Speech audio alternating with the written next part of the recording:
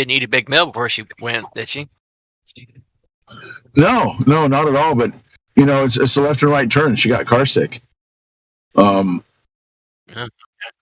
know. I personally, well, I went for a drive with a professional driver in his car on that same track, and I got to tell you, man, I felt kind of nauseous going around the corners.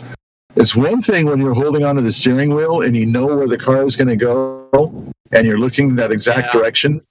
But when someone else is in control and all you're doing is holding on, it's like it's a different story. When I'm driving, I feel like I'm one with the car. You got to, you're 2 feet on 2 feet on the pedals. You got both hands on the steering wheel, and it's just like with a car with a little bit tighter suspension, you can feel every little bump in the road. So I thought somebody had something to say. Okay, Kevin E. I'm assuming Kevin Hart. So I'm trying to get a big tip on this one. Yeah, I was gonna say that G-force sound like kind of a misnomer, because when you think about it, all you're doing is you have a machine or a mechanism which can change direction very quickly. You yourself, not being a part of that vessel, you're just in that vessel. You're still going the same vector, so you feel that pull when the vehicle you're in changes direction, but it's not like a force. You get what I'm saying? Yeah. It's kind of as a matter of fact, they describe it exactly as what I'm trying to say: a pseudo force. Well, I just know that it was referred to as G-force going around the corners. How many gravities you were pulling? Like when you're pulling forward, how many times? So like, if say gravity is supposed to be a factor of 10 and you're accelerating and you're giving it a factor of 20, that'll be 2 G's. And some of the turns that some of the turns there, we were taking, it was like 3 G forces with the little meters that you put in the car that shows it. But, how could that be gravity? Because supposedly gravity is, a large object pulling a smaller object towards it. And I was on the road, car seat on the ground. Wait a moment. Go ahead. Well, I've got to step out for just a minute, but I'll be back in 2 and 2.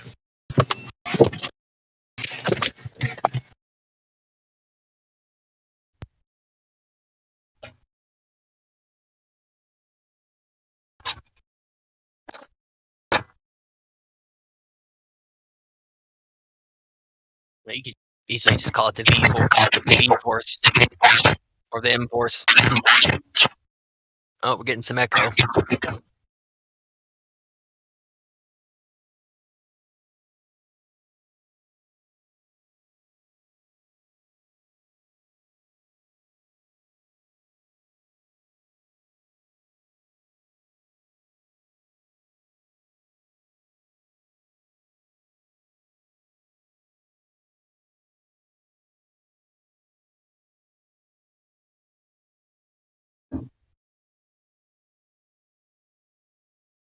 Echo. Oh yeah, it's still there.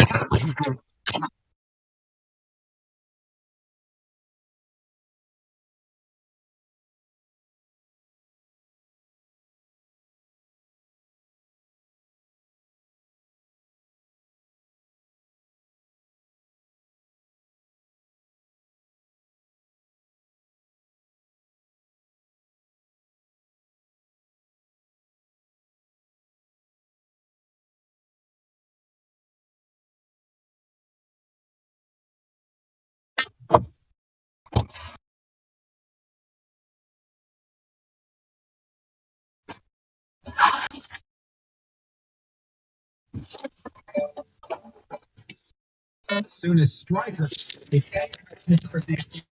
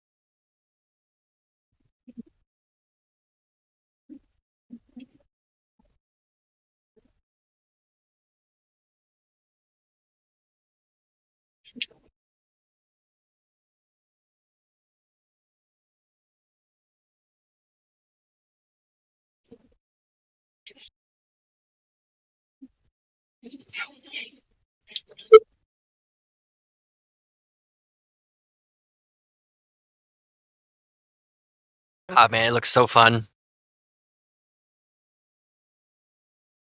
Oh, Willow Springs? Yeah, I'm watching a whole 14-minute video. He's in a C8, 2020 C8. Ah, okay. I think I knew who that was too. Red. Yeah. I think I see some he got that when it first came out.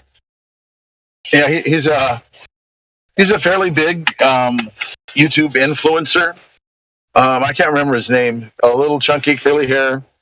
And he has his own company of some kind. I forget the name of that too.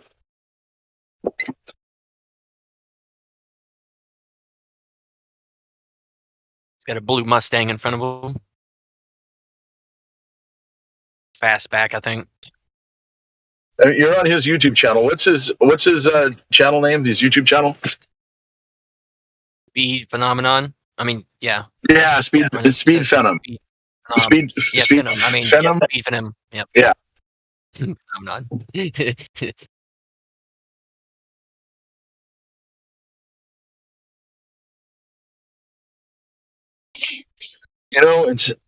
I found it fascinating how I've seen people start out on YouTube and just have one cause a YouTube about, and they get enough video hits to make money off of it and be able to go ahead and buy another car and upgrade.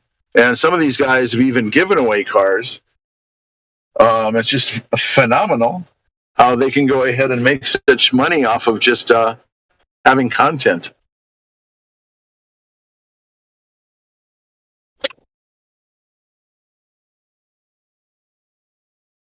Uh, 174K on subscribers.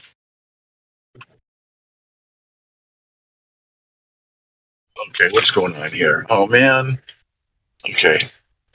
People are blocking up all the lanes. They want to make a left turn, and so they're blocking up 3 lanes, all trying to squeeze into one lane, and I'm trying to go straight and get around them.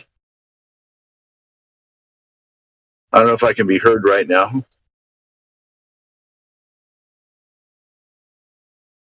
But if I can, I'm underneath a freeway in downtown Los Angeles, and there's at least 1, 2, 3, 4, 5, 6 tents where people are camping out on this side of the street.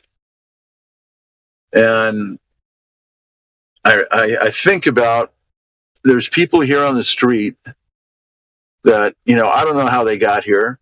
I don't know if they wanted to be here, if they had a problem with drugs, or they, lost their job or whatever, or if they grew up into this environment. But I look at all the money that's shot up overhead and landing out in the ocean, all the money that they spend on all of these adventures that they go to, and how many people down here just really need a warm place to stay and a meal to eat. And it bothers me.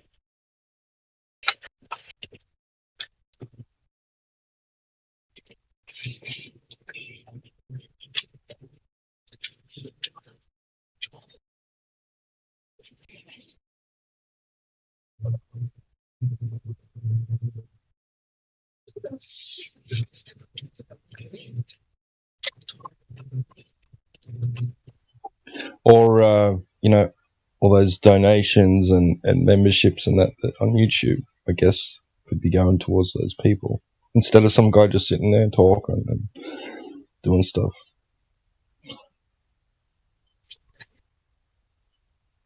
I mean, there's literally people on YouTube, they just sit there and they just talk, and people donate money to them and support they're living off it. They're not doing anything, they just talk. Well, it's interesting you should mention that. A couple of days ago, my wife and I went to the store, and there's a gentleman, he's probably middle-aged at least, and he's outside playing a guitar right out in front of the Smart & Final, with his guitar case open, and I tossed him a couple bucks I had. So, but I think about there's some people, I've probably driven by, today alone, probably at least 2 or 3 people that when you're stopped at a stoplight, they'll try to come up and hit you up for some money. And the guy that's playing the guitar, I respect because he's trying to do something for it. It's like, hey, let me at least entertain you here. But the people that just come up to your car, here, give me money. It's sad that people have to be in that position. They have to say, give me money. But I do have much more sympathy for somebody that's actually going to try to do something.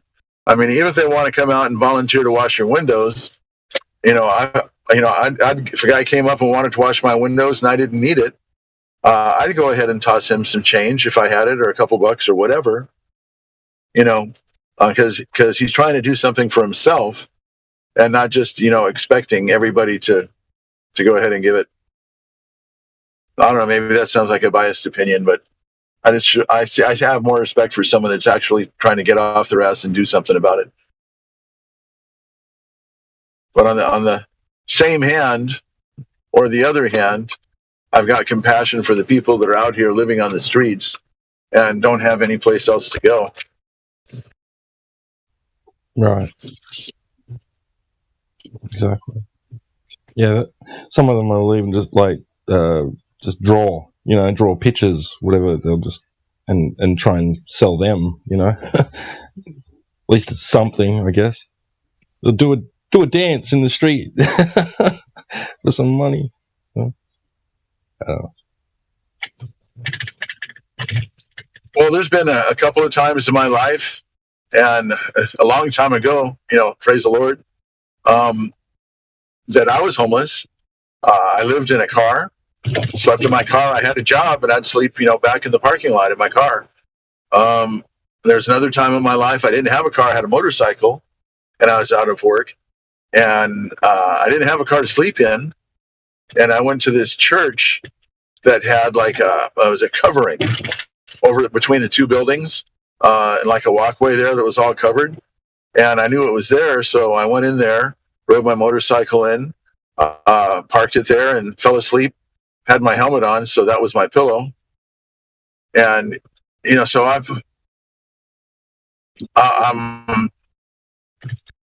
I'm just like anybody else that stuff can happen to. But I didn't let it get me down and say, okay, well, I'm just going to stay here on the street and try to beg for money. I went ahead and did whatever I could to hustle up some work and pick myself up. Not that, I deserve any brownie points or anything, but I didn't give up, and I didn't know, now I never even thought why I didn't give up, but maybe the reason I didn't give up is because there's a force greater than me that didn't give up on me. And, that's, who knows? That's another subject for another server.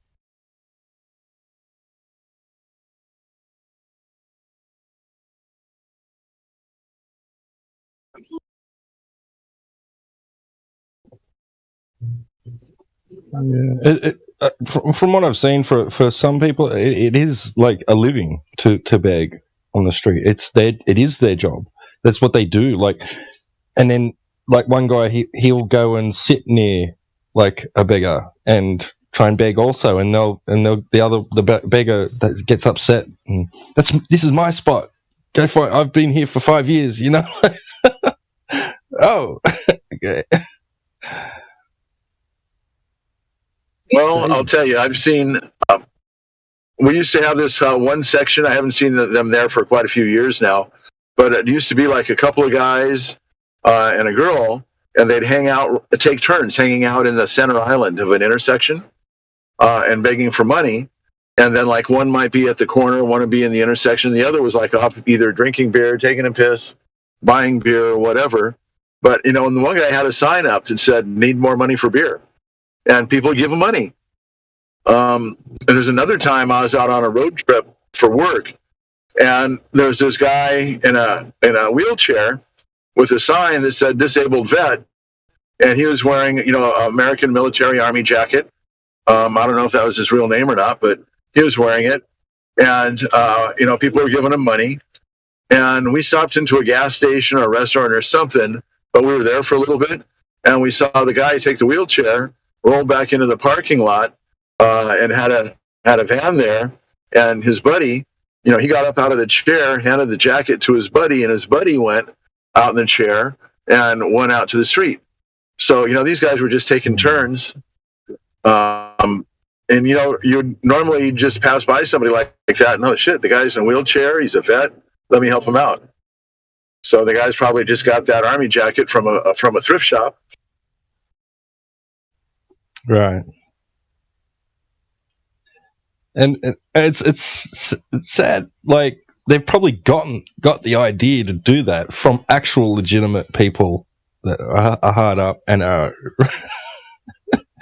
on the street, hoping someone gives them a few coins,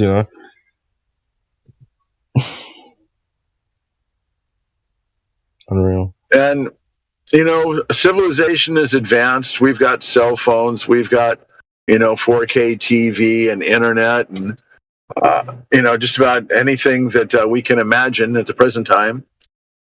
But if it was, if we weren't quite so civilized where we had to depend on money and currency, and could just have your own piece of land and grow your own food, and if you were inclined to grow, animals or raise animals for nourishment, I could never kill an animal and clean it and stuff. That'd be a little bit more than I'd want to do.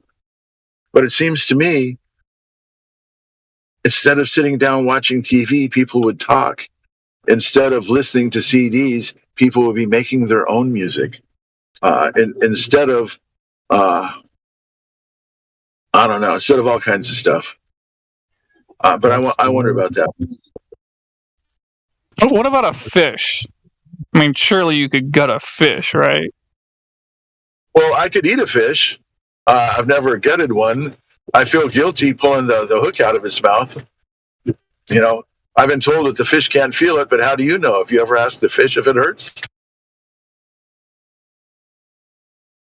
Well, at the very least, they're more likely the least sentient of the creatures we eat. Well, I do like a crab. I do like shrimp. I do like lobster. And those are pretty much like bottom dwellers. So I guess that makes me a bottom dweller because they say you are what you eat. It might make you a cannibal, too. Crabs are cannibals. Well, on Thanksgiving, my wife tells me that I can't eat turkey because that would be cannibalistic. But you'd have to be old enough to know that turkey was an insult.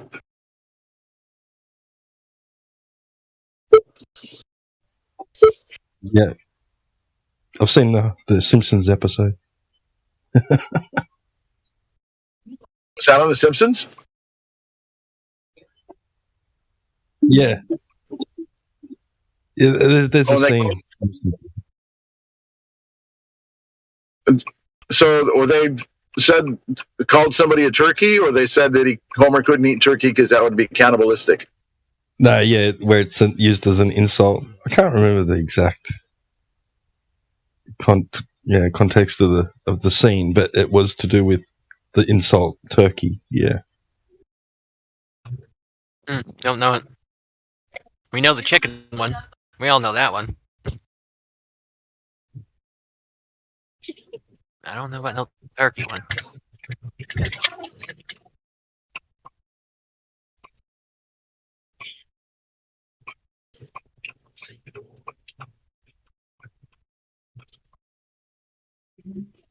All right. Just had not a bad intersection, just a real busy intersection where I had to make a right turn and then instantly be over 3 lanes so I can make an immediate left. And it was crowded, full of people, and I just happened to get a break in traffic where I could squeeze over, and there's a big diesel truck behind me, and he left me enough room to get in, so I'm sitting here waiting at a signal so I can finally get on the freeway. So today was a good traffic day. And in front of me, I'm looking at this big, huge cell tower. It's full of 5G antennas. That just gave me a creepy feeling. It made me not be so happy anymore.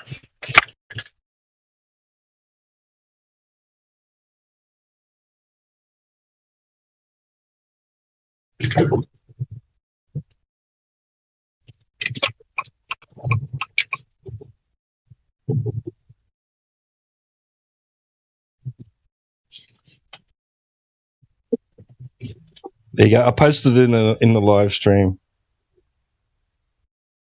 The turkey is a dumb person.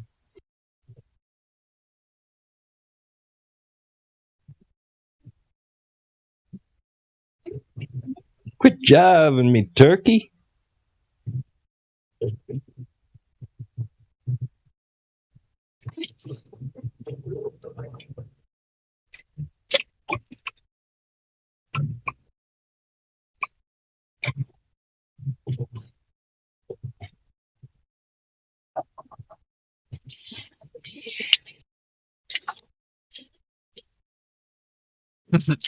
Yeah, that's good.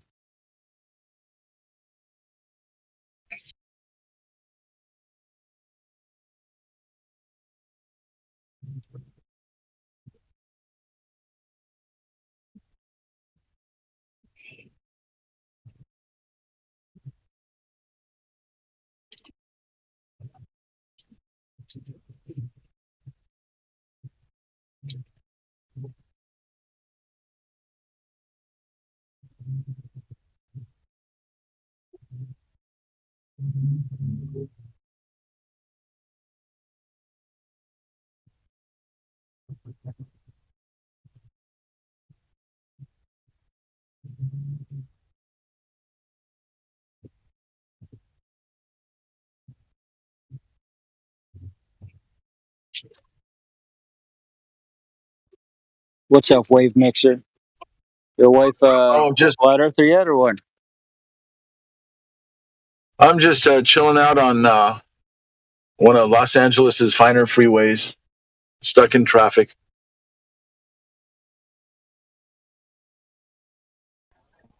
You know what I. So I'm not sure if that's me breaking up. I thought I heard somebody, but they were breaking up real bad. Yeah, we didn't hear anything. You know what I think, guys?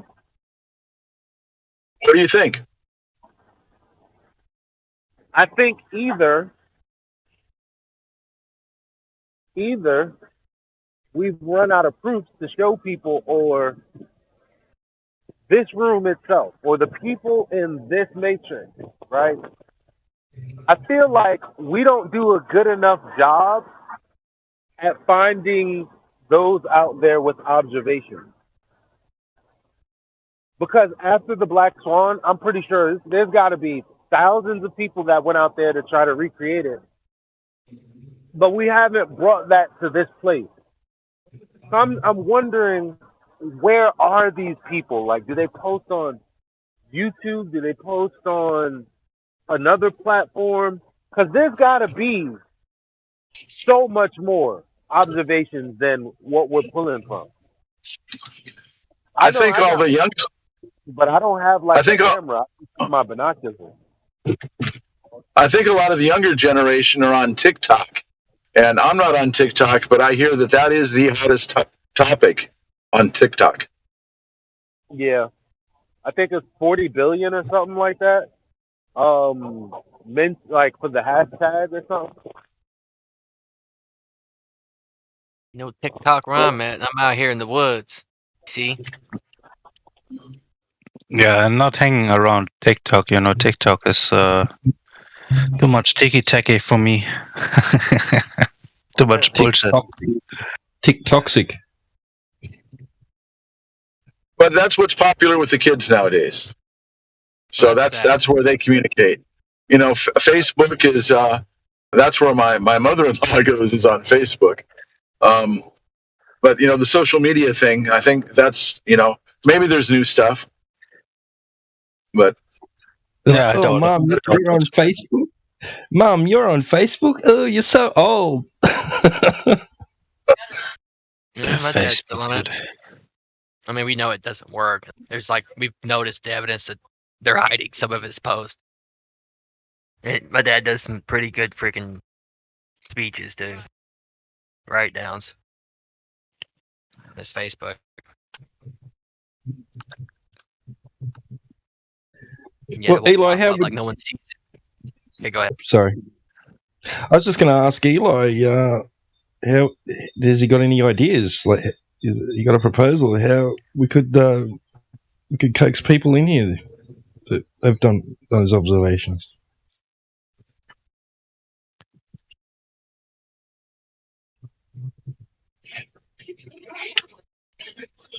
I mean, there's not much to it to our naked eye, unless we find something that we somehow can spiritually connect with them, despite Bible verses and such. There was a girl in here last week, Sandra in the desert or on the Salt Lake or something like that. I don't remember her exact name, but she was in here last week, and she was going to go out and do an experiment. What kind? I think a long distance photography. It's like I don't know, it's on a Salt Lake or something. I don't know all the details. I was driving home listening. I wasn't really talking to her and could only pick up part of the conversation.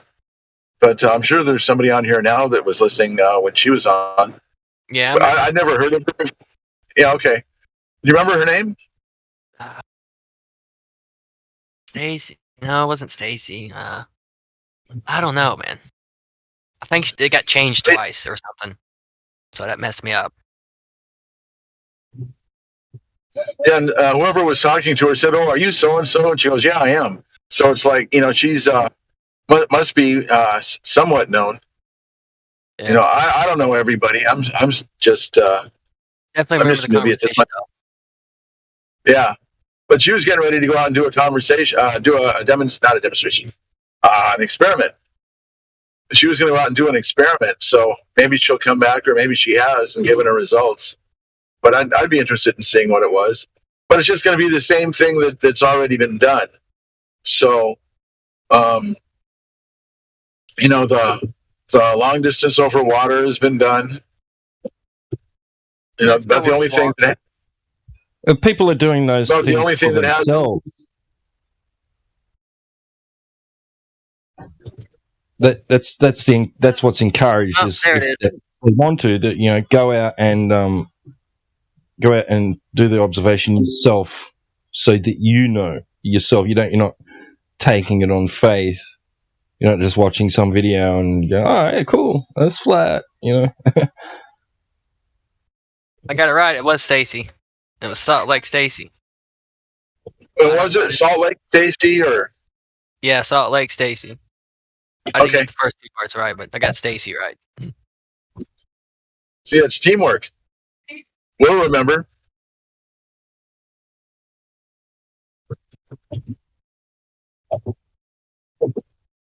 Yeah, remember. All right, man. The freeway's moving fast. I'm going a massive 46 miles an hour in a 65 mile an hour speed limit zone. So I'm doing well. I'm no longer stuck in traffic. I got regular problems. That I couldn't tell who that was. It was very distant. It almost sounded like Dead Air Dave back in the way back background.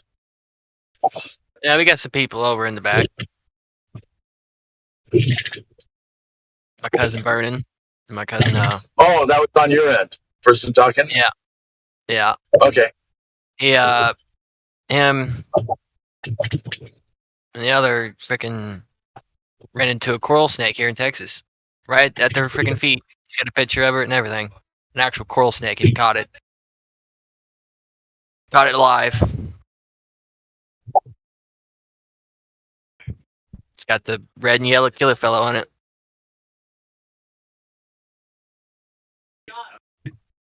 It's kind of rare in Texas, but he's caught like 3 of them in his life in Texas. You can sell those and not sell them and get some money for them for the anti-venom, supposedly, I think. So they can convert it to anti-venom. However they do that. The venom. Well, for an occupation, I don't think I'd want to hunt down snakes. I don't think I'd want to be a beekeeper. Oh, bees are friendly. So hats off. Well, yeah, they are. They are. But sometimes they might get a little scared. And the bees are really freaking out right now. They like to get high too, like we do. So there you go. Give them some smoke. Hey, they got a buzz.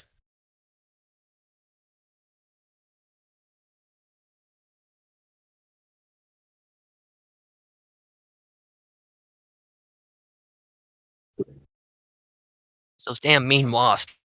That's those little shitters. Oh yeah, because they don't just sting you and die. They come back and sting again and sting and sting and sting again, and then call their friends over.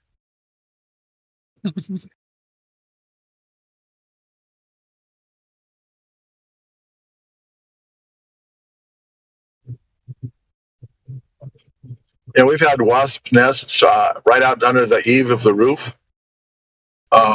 We go out in the yard and you can see wasps, cruising around there and stuff. Take a walk around the house. We found it. So I got some of that wasp spray and got up like 6 o'clock in the morning when it was still cold and they weren't moving around yet, and hosed the shit out of them. Oh yeah, we deal with them out here and down there. There's like 1 or 2 or 3. That's the way to do it.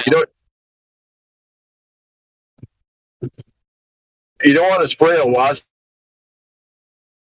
Yeah, we get special because It also so bad.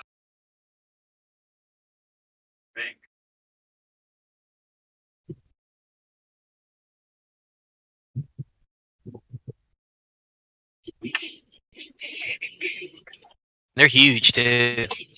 They're bigger than from where we moved from Alaska. They're bigger up here for some reason. You moved from Alaska? No, on Alaska. You live on Alaska, Texas. There's a place in Texas called On, O-N, Alaska. Oh, okay. Yeah. So we moved from there, but I grew up a lot of my life there. Are you still in Texas now? Oh yeah. I'm up here in Anderson County now. As far as it goes. I've been through just the bottom tip of it. I've been to South Padre too. We've been there. Been to San Antonio, Bronzeville, South Padre one, all the way down at the tip. Across that bridge that goes over, really tall. Been across that. Been in the beach. Been in the water. Felt a little bit of a riptide and went back on the beach. Don't want to feel that again. That's within the nets. I felt a little bit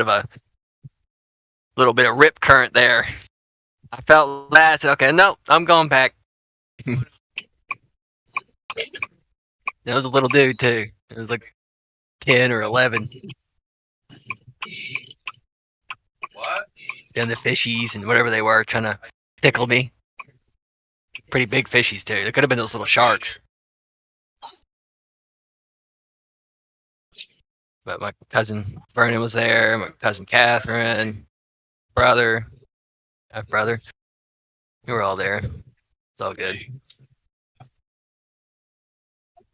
Bunch of pain. Sometimes it's pretty blue, and sometimes it's maybe brown and sandy ocean water. It gets so rough, it stirs up the sand on the gray day, so it looks kind of ugly.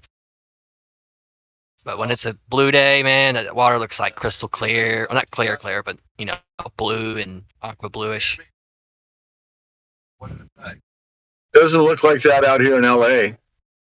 If I had straight west, I hit like Santa Monica Beach, and I don't know if you ever seen might have seen pictures of the pier. There's a Ferris wheel and stuff like that there, but that water, it's always murky and ugly looking. Yeah, You know? there's certain conditions. Like I've noticed that with the beaches and stuff and environment. Even that has a condition to it. Environment, the ocean on the beach. How rough it is down there. It's going to stir up more silt and sand, make it look murkier.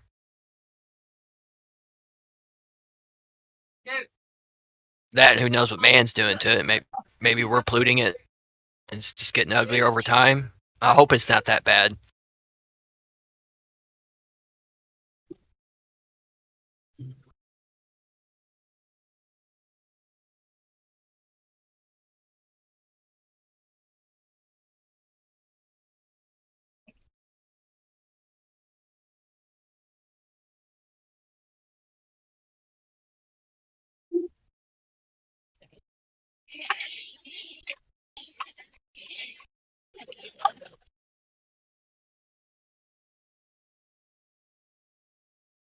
They're all stuck together in apartments. I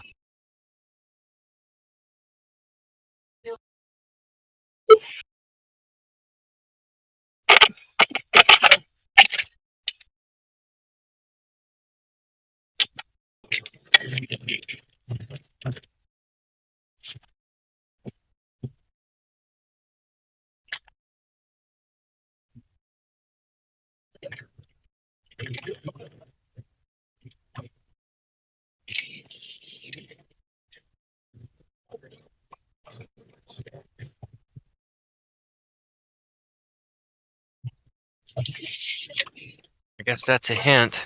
Helio's smashing watermelons right now. Oh wait, no, it says comment at the bottom. I didn't scroll all the way down. Brits are weird.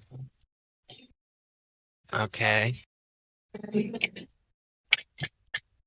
sure if this qualifies as weird, but maybe a little weird because you just wasted a very delicious watermelon. Potentially. Well, I can't see he was out there, but you just mentioned Helio. So howdy, Helio. Good afternoon to you. Yeah, he's in here. Am I in here now? Yeah. The only reason I brought that in there is it's a comedian from the 80s and early 90s. It's a guy named Gallagher. He had that was his. I stole his joke. He said, "Why do they call them apartments when they're all stuck together?" And at the end of his comedy skit, he had what did he call the sledge-o-matic. Yeah, and it's like people would go to his comedy show and have like big plastic sheets that they'd hold over there because he just start smashing shit. It's like, oh, we have a watermelon and we have a whatever. He just starts. He has a sledge-o-matic. This is part of his shtick. I mean, just look him up, Gallagher. I'll find a YouTube video. Anyway, that's a backstory, all right. Yeah, it's fun stuff. He's a really good comedian. Anyway. And I remember it's been a long time ago, but then his brother started taking the show over for him. Oh, and his last name's Gallagher too. Oh. He did the same bit, but it wasn't him, it was his brother. Well, I haven't seen his brother do it, but I don't know, I guess I don't think he could be him, but maybe he's as funny, but we'll see. I mean,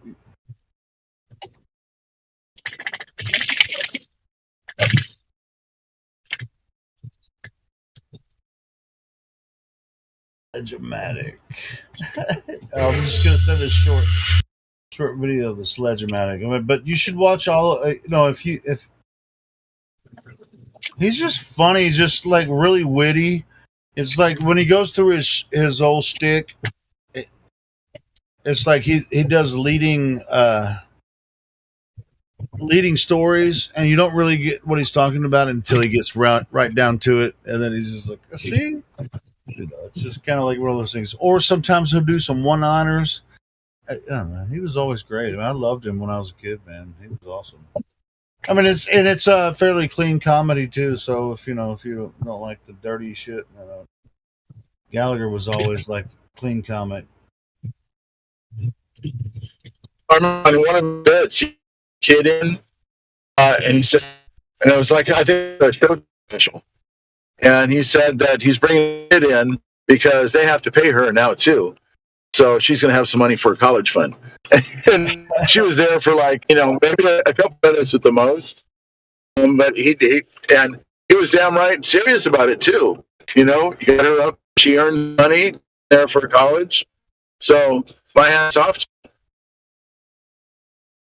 Gallagher, man, I mean, it's just like, as far as like honesty on stage, I think Gallagher, man, like looking back, and a lot of other, other comedians around that time, it's just like you could be more honest, whether it was dirty or clean or whatever. But Gallagher was a clean comic, man, but it was always funny.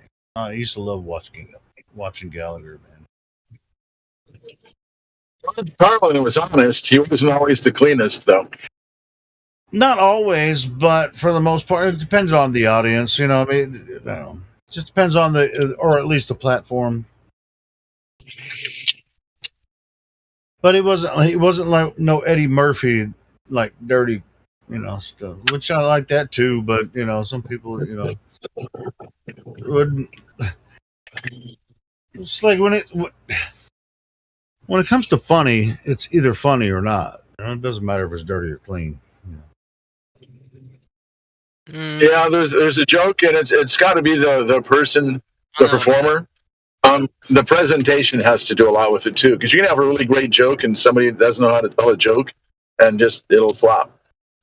Yep. I find the clean and intelligent ones the best. I watch Dry Bar Comedy, which they have in Utah. It's hosted at what they call Dry Bar in what's the name of that city in Utah? They don't, it's. I mean, a lot of comedians go there, but they know when they go there, they're not going to tell their dirty jokes. They just go there. But it's Salt Lake City. No, it's not in Salt Lake City. It's in starts with a P. Polo, something. Provo, yeah, it's in Provo. Dude, I'm gonna share the channel now. If you like some, it doesn't matter if you like clean or dirty jokes or whatever. It's one of the biggest. I love the comedy that comes out of that Dry Bar. Hold on, find it. But it's a really good channel, man. They have a lot of people come through there.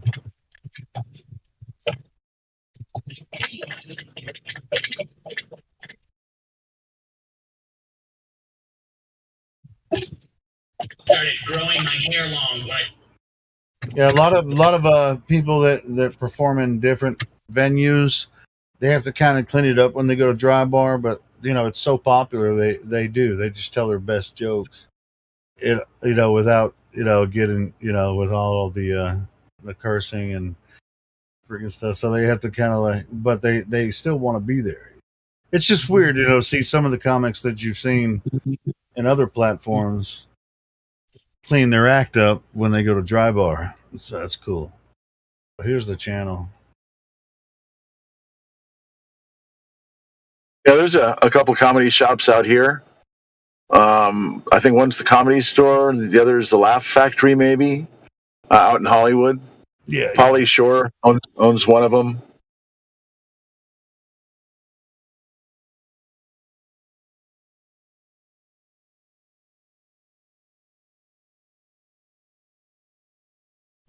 I've got a Magic Castle out here too, and it's a place where they do magic. You have to have an invitation to go there. And they have different magicians appear at different times. But, sometimes the famous one will be there, sometimes somebody that's newer that you haven't heard of.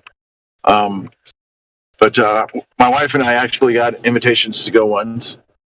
So we went. You just pay for your dinner, still, but you can't just make reservations and show up there.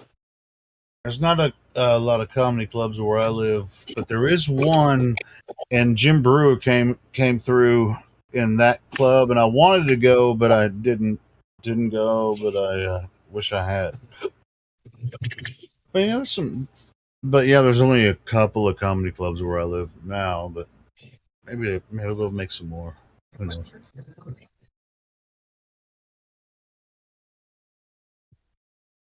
Hey, Wave Mixer. By the way, if you like comedy, have you seen that newest Jim Breuer stand up? I mean, he just put it up like 6 months ago. I have not. Jim Breuer, you said? Yeah, you got to watch it, bro. Holy shit! I'm not familiar with him. But if you do me a favor, send me. He's the guy. Send me a DM with a link to it because I'm driving right now, and by the time I can finally get to look at that message, it's going to be. Sure, I'll send it to you. Yeah, cool. Thank you. And I'll send it on the live stream voice text so you guys can watch it too. It's you're going to be glad that you. It's called "Somebody Had to Say It."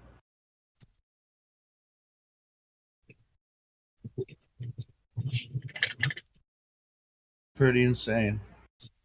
But he was in what was that movie with Dave Chappelle where like Dave was stealing the weed from the government agency? He's playing a janitor. What's that movie called?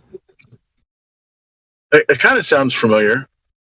Yeah, but anyway, he was in that movie with Dave Chappelle, and they were like selling the weed that they got from an experimental government weed thing where Dave Chappelle was playing the janitor.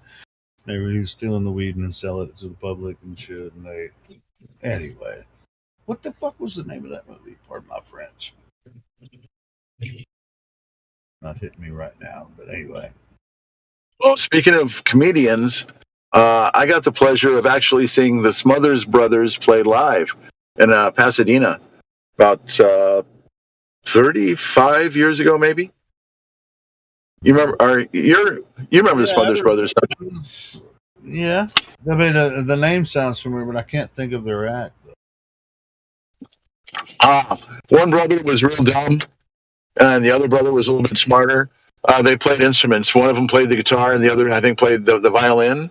And they do songs and stuff. They had a couple albums that came out, and they had it was a variety show, but they were also comedians.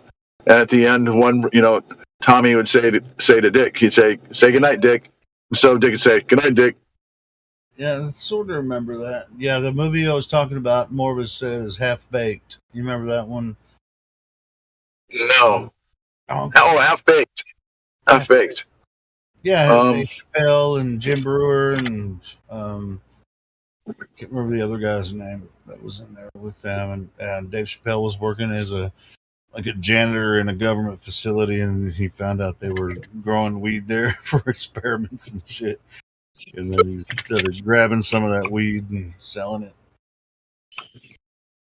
So I've got to make a quick stop here real quick. I'm going to send you the link to Jim Breuer's special. And all right. I'll be back. I'll be back in a minute.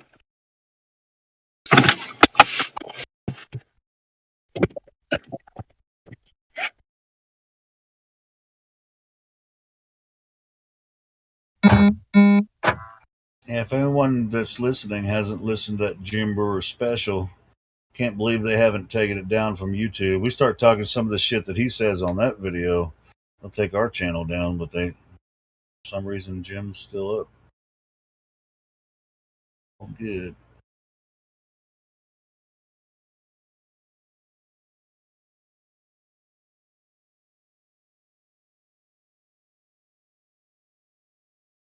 He had a Conspiracy Music Guru on his he did an interview with him on his podcast about a month ago. In fact, I'll share that too right now. If you haven't seen it, Jim Breuer talks to Alex Michael, Conspiracy Music Guru. Maybe something.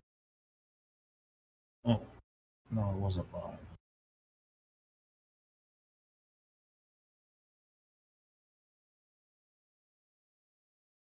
Maybe it was live. He doesn't do a lot of live stuff.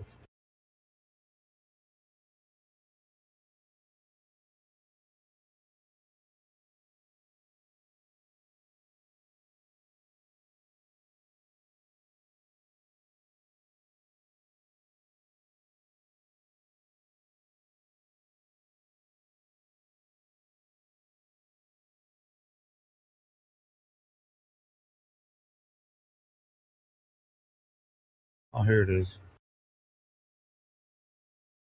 That's an intro video when he was going. Oh, this is it. Here, I found it.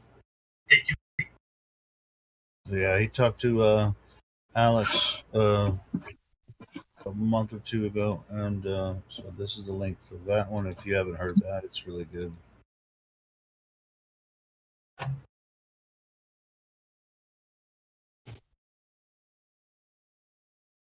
So I got a question for you, Dave. You've got a good, strong voice, and you come across really clearly. What are you talking on? Are you talking to me or Dead Air Dave? Oh, Dave. Oh no, you're Helio. I'm sorry, damn it. I forgot who I was talking to. We're both from the South, but yeah. Yeah, both of you have. He's got more of a country accent than I do. But he's Kentucky. I'm Arkansas. Right. But anyway, I'm sorry. But as far as the microphone, I have an old Blue Yeti. I mean, it's just like I think this Blue Yeti is like 10 years old, but it's still holding up. You know, and I've heard that the people like the old Blue Yetis better than the newer ones since they got bought out. The circuitry inside's a lot different. But I've heard a couple of comparisons of the old one next to the new one, and the quality of the signal coming out of them, I couldn't tell the difference.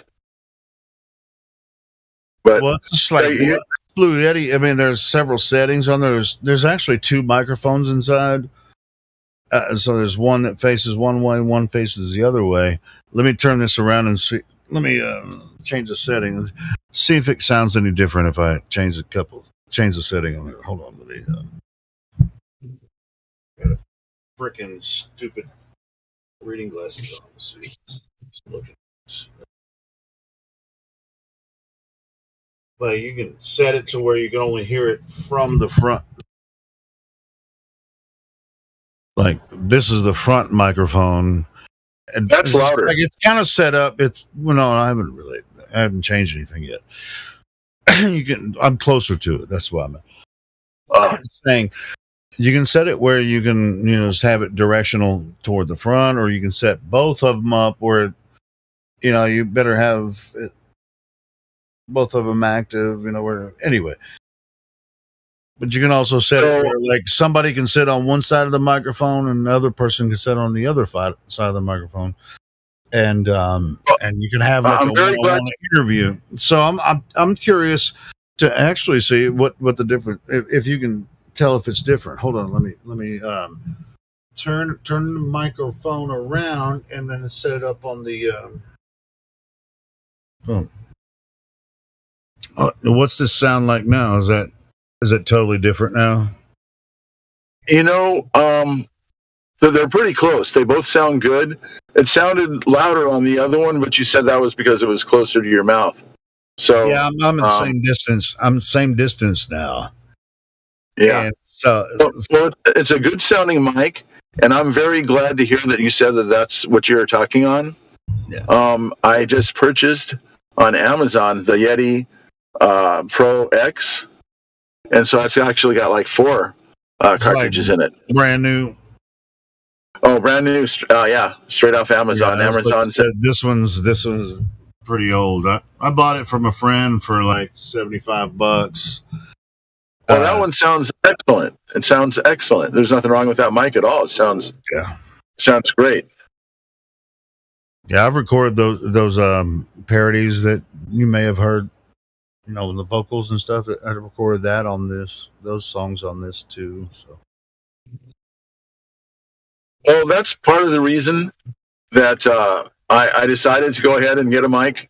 I've been known to have a little bit of creativity in me, and I've been doing silly little parodies since before Weird Al Yankovic came out and started doing it. Maybe he was doing it at the same time, but when he first came out on Dr. Demento, I was already doing that stuff, and I thought, oh, this guy does weird stuff too. But, he had, all the music and stuff going to it, and all I had were just the lyrics that I'd sing different to the songs when I'd hear them. But anyway, so yeah, I bought that mic. It's supposed to be here tonight. Well, so I can't wait to hear you on it, man. That's gonna sound cool. Well, what I've been talking on when I'm at home, I've got this little headset, just a USB headset. Yeah. So I don't know how well that sounds, but I know that my wife, if she has the TV on in the background, I can't really hear what's going on with that because it's just like one ear, I think, or no, maybe it's both ears. I don't remember right now. But anyway. Well, I mean, you have your audio settings set up right because we're not hearing the TV bleed in through your microphone. So, well, I'm driving right now, but sometimes she has been there. I usually talk when she's not there because she gets kind of bent out of shape and stuff about the whole FE thing. Oh yeah, and so it's talking about that before. Yeah. So if she's gone, I'll go ahead and listen in and talk. Sometimes I'll listen with my headphones on. Hey, but I don't really do that. I'm going to take this phone call. I'm getting a phone call right now. Hold on. Take it.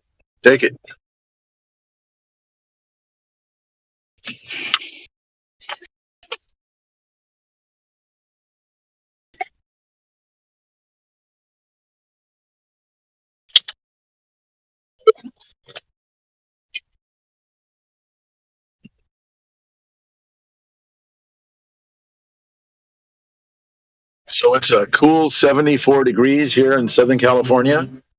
No clouds to be seen. They've all dispersed and blended in.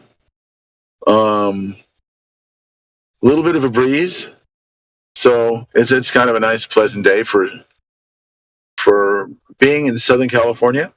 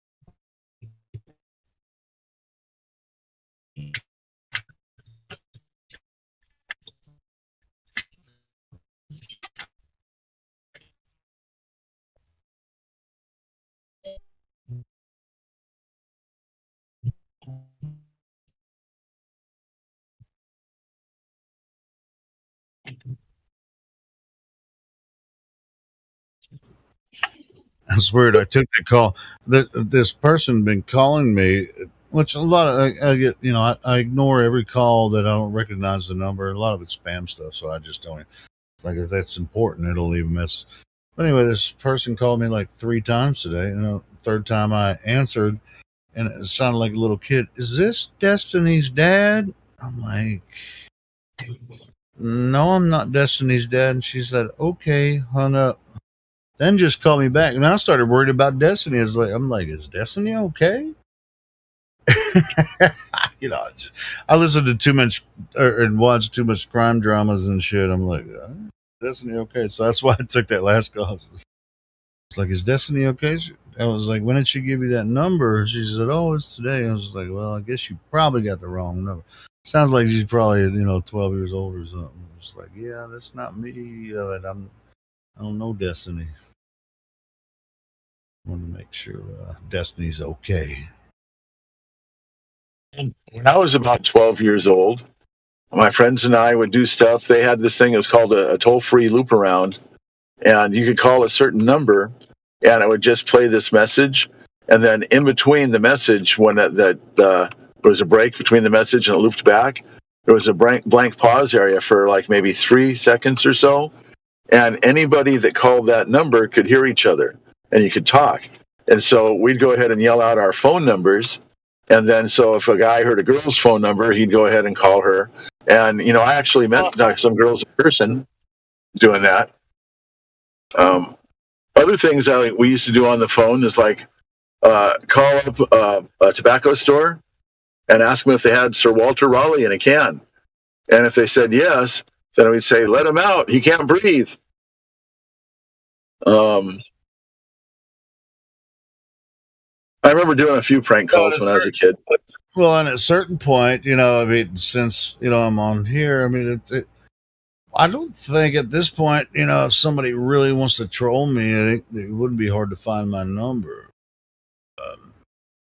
I mean, it should be, but it's like, at a certain point, I'm like thinking somebody using a voice changer to freaking troll me. They can troll me on here. I'm all here all the time, so fucking troll me on here. Don't fucking call my phone. Who knows? Yeah, I've been checking out some of that new AI technology and the stuff where you can just take a sample of somebody's voice, and then from there you can go ahead and type or even talk into a system, and it'll sound like that person that you sampled their voice. Then they got the AI that'll, and I heard about all this stuff here on this Discord server.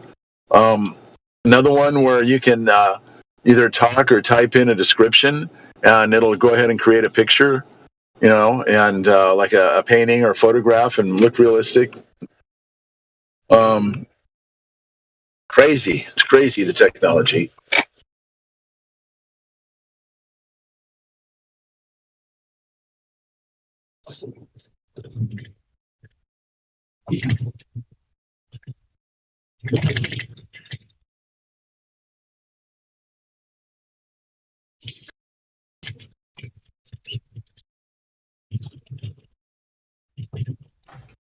It's a strange world, like Mark Sargent says, right? And Mark Sargent's a strange dude, and he admits it, and so am I. Strange. Well, I am Mark Sargent. I'm just so I got to meet him a couple of months ago. Did you? Actually yeah. I never got to meet him. I've talked to him through email a couple times, but no, he's actually on here too. So he's pretty cool guy, as far as I'm concerned.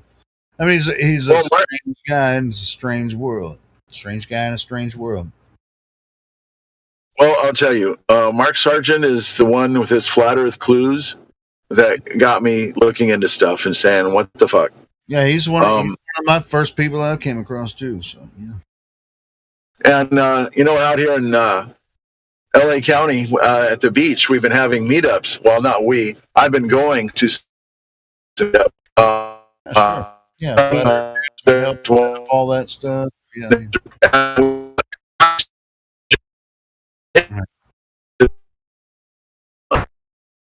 Yeah, you're breaking up for a minute. For a second. You're still breaking up. Okay, I was roboting real bad. Yeah, that's cool. Or you were, one of the two. No, it was you. But anyways, we flew. Yeah, I was going through a little valley right there, bad reception. You know how those satellites can't get down in the valley. So, we brought Mark Sargent down, and I thought it was great. I was looking forward to being able to spend some time with him. And, I got this biofeedback machine. I'm new to it, and I wanted to share, with everybody else this neat technology. And I was offering, I was just going to do it for like a little bit just to go give a demonstration. And all day long, I was giving, biofeedback scans and, helping people find problems that they had and try to, do what I could to send some positive energy to get their body back in tune. And I didn't get hardly any chance to see him, like only a minute or two, but I got a good picture. It's a picture. I've got Mark Sargent standing on one side of me, and I've got Renee, the person who was hosting the party, on the other side of me. And it was kind of like the beginning of my journey when Mark Sargent first opened my eyes to the end of my journey to where I brought my P1000 over to Renee's house last summer. I saw what I, shouldn't have been able to see because it's too far away. And that's when I said, okay, everybody said, check it out and prove it for yourself. And I did. And, I came, now I can say, I know. I can say, I can't tell you how big the Earth is. I can't tell you if there's an ice ring there. I haven't seen any of that. But I can tell you that I can see a hell of a lot farther than I'm supposed to be able to see. Across the ocean, right? Across the ocean. Across the ocean. So flat, level surface. Yeah, I've never done any tests like that because I live in Arkansas. So, well, you know what? But I mean, I'll tell you, man. I'm trying to think of the largest lake in Arkansas. I think maybe. If you ever come out to California, miles wide, but it really, I don't need to do a lake test or an ocean test to know it already. Obviously, because I've been doing this for several years. I mean, it's not like this isn't a belief of mine. Yeah.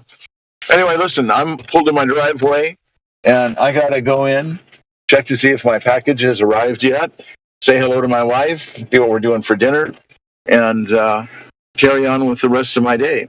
Hey, but thank you very much for letting me. If you need some help with your sound settings, setting up your Blue Yeti, freaking let me know, bro. I'll help you out. Sounds good. I'll do that. Yeah, we can do personal call and I'll help you set up your Blue Yeti right, man.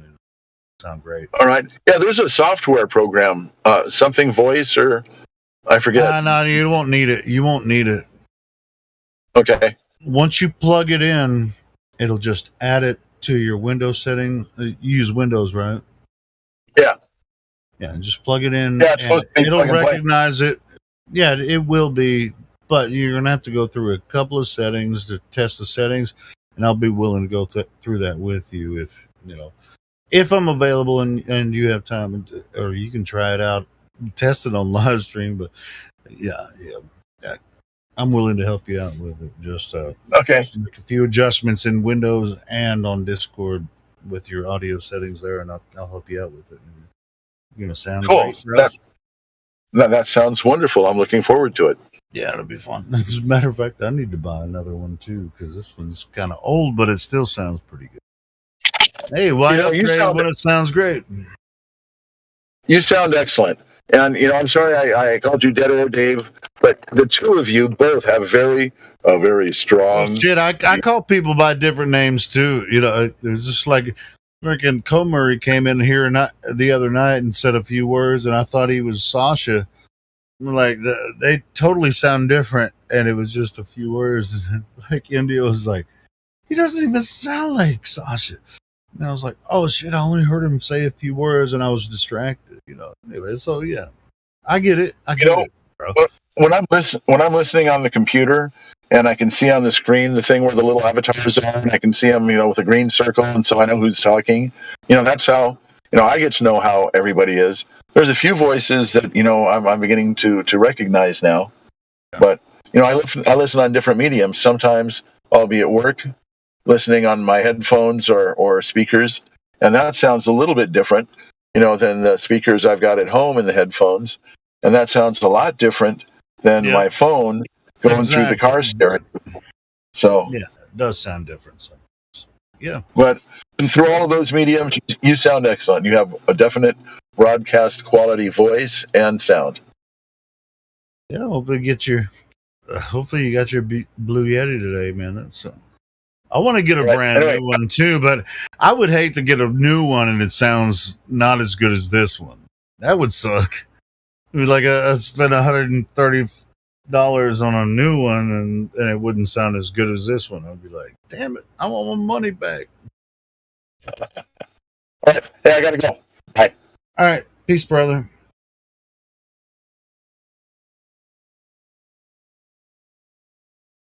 Hey, I'm gonna go smoke. You guys take over. Are you there, Miggy?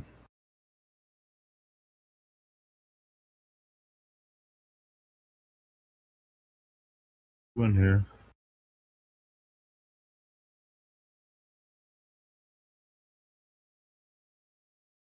Timbo, T-Dub. I know you guys are talkers.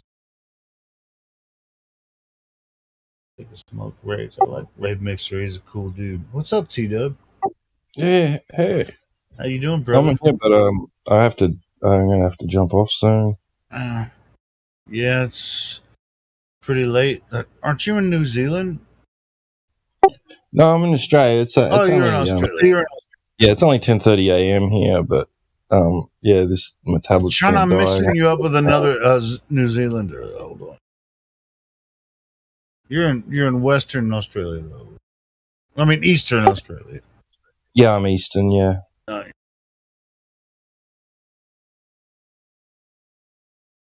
think who was somebody was in here from New Zealand.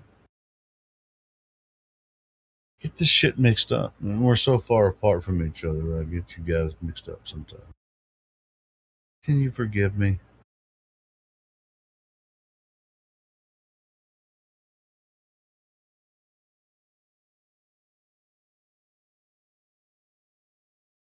Coming to say hi, but I have to jump out. Boom. All right. Who's that? That was you. I came in to say hi, but I have to leave. Oh no, I've been listening. I've been listening for ages and just piping up. We all do this shit. It's all good.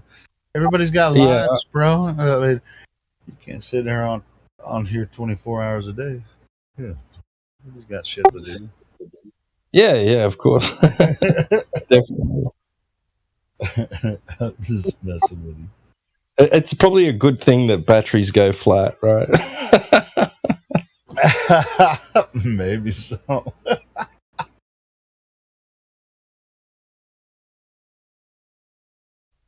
Yeah, I don't know. Yeah, if I was on a PC, it might be different.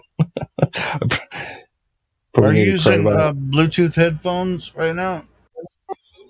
No, wired at the moment. I was wired? using. I mean, that microphone sounds pretty good. So we were talking about microphones earlier. With the wired microphones, I mean, a lot of times those little pinholes sound pretty good. Yeah, man, this is a cheap ass thing, $2 special. What? Fucking A, bro. Crazy. Yeah, I've got a pair of they're like $30 or $40 earbuds, and they're terrible. People say, "Oh, stop it, block their ears." And then, I was saying earlier, my lady found a earbud. It looks like a pretty good one. It's actually got it's the buttons are inside it. You just touch the sides and it does stuff. And I don't even know, how it works. But I used it, and it was better than my other ones. But this is still better than that. Even still, it looks like a really expensive. Like $2. The ones you got that right now that you're talking about only cost $2. Yes, sir. Holy shit! It sounds way better than my I rarely talk on my Bluetooth headphones because they're shitty. Well, but I only buy them for listening while I'm at work and stuff. So I rarely even talk over them. I'd rather talk in front of this, this Blue Yeti, of course. And so it's just like a hit and miss sometimes when it comes to like Bluetooth headphones.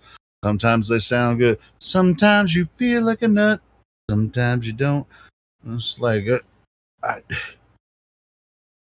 mean, you're always buying cheap. If you buy cheap shit, you never know if it's going to be good or not, Right, yeah. No, the Yeti sounds good. You sound crispy clear. Well, your $2 headphones sound pretty good, too, so who knows? Speaking of bad microphones, am I roboting? You're not roboting, but you sound like you need to put your microphone closer to your mouth, Dave. Well, it's hanging in my car thing, and I'm currently operating my motor vehicle. Oh, motor vehicle. Yeah, well, don't take your hands off the wheel, Dave. So how do microphones work on a spinning globe? I'm curious. That's a good question. Are we talking about sound waves? Those are very local. I think we're talking about sound waves at this point. It does kind of sound like you're on a CB or something, Dave. I'm half expecting a well, if you're inside of a vehicle and you're connected to your Bluetooth inside the vehicle, then there's a microphone located either above your head or somewhere on the dashboard, and then then it's reflected back. Now my phone's sitting in a little holder thing. It's like 4 feet away from my face, so I sound like I'm on a CB. Breaker 19. This pig pen. This here's Rubber Duck. Hey, Rubber Duck. Rubber Ducky, do you have an ability to connect your Bluetooth to your car radio? Is there a microphone built into your car? Yes, there is. It's even worse than this. Ooh, okay. Well, okay. You've already tried it. All right, cool. Yeah. I just wanted to make sure. I'm sure you have. I'm not taking the piss out of you. I just want to make sure you already tried it. Meanwhile, many of our fellow humans continue to persist in the belief they live on a spinning globe. Isn't that hilarious? They can't even figure it out how to do like it kind of reminds me of the Star Trek thing while you're traveling in a car. Just like, I'm over here, and you just tap the little Star Trek thing. It's like Dave Hinkle here. It's just like they could be like freaking 200 miles from each other. They just freaking tap their Captain Hinkle. It'd be like orbiting the planet, Captain Hinkle. What is your? And then they have the array. You know.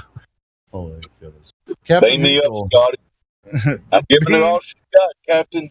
I'm 4 or 5. They can't even figure out how to make a simple pinhole microphone work good. Now, some of them have, but I've bought some. That's not even a word. I've bought some more expensive pin. Go ahead, Dave. That's a Southern word. I was just saying it. I guess. I mean, if you look it up, there it's accepted. You know, in the Urban Dictionary or even in the Real Dictionary. But I've bought some pinhole microphones that work good, but it's very seldom. And just like that's why I always ask a lot of people, just like I was asking Tito, I was like, man, are you speaking on a pinhole microphone? And it sounds really good, you know. So I'm like, bro, just roll with it, and just roll with it until you get something else.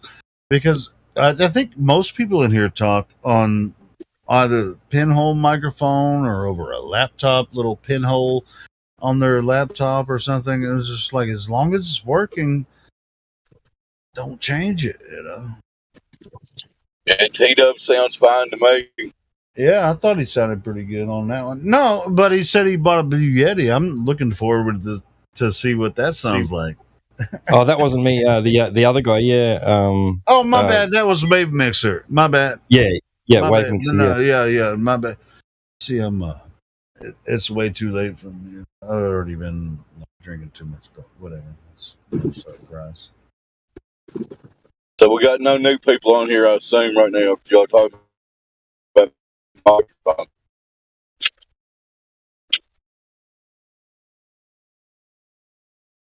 Well, let's go over what is your favorite Chinese pinhole microphone cheap headphones? I didn't even know the name of this. You wouldn't be able to, because there's so many mock pinhole freaking microphones from China that everybody buys, you know, off of freaking Temu or freaking, you know, all the eBay or whatever. It's just like everybody has their cheap ass freaking headphones, or even sometimes you can pay $200 for some freaking iPhone earbuds that still sound like shit. And it's just like, well, you dumbass, you're gonna probably lose one of them, and then you lost $200, or at least lost $100 because one of them fell down the fucking sewer. I buy the neck bands because I'm famous for losing the little buds, you know. So I have a little package, and they recharge.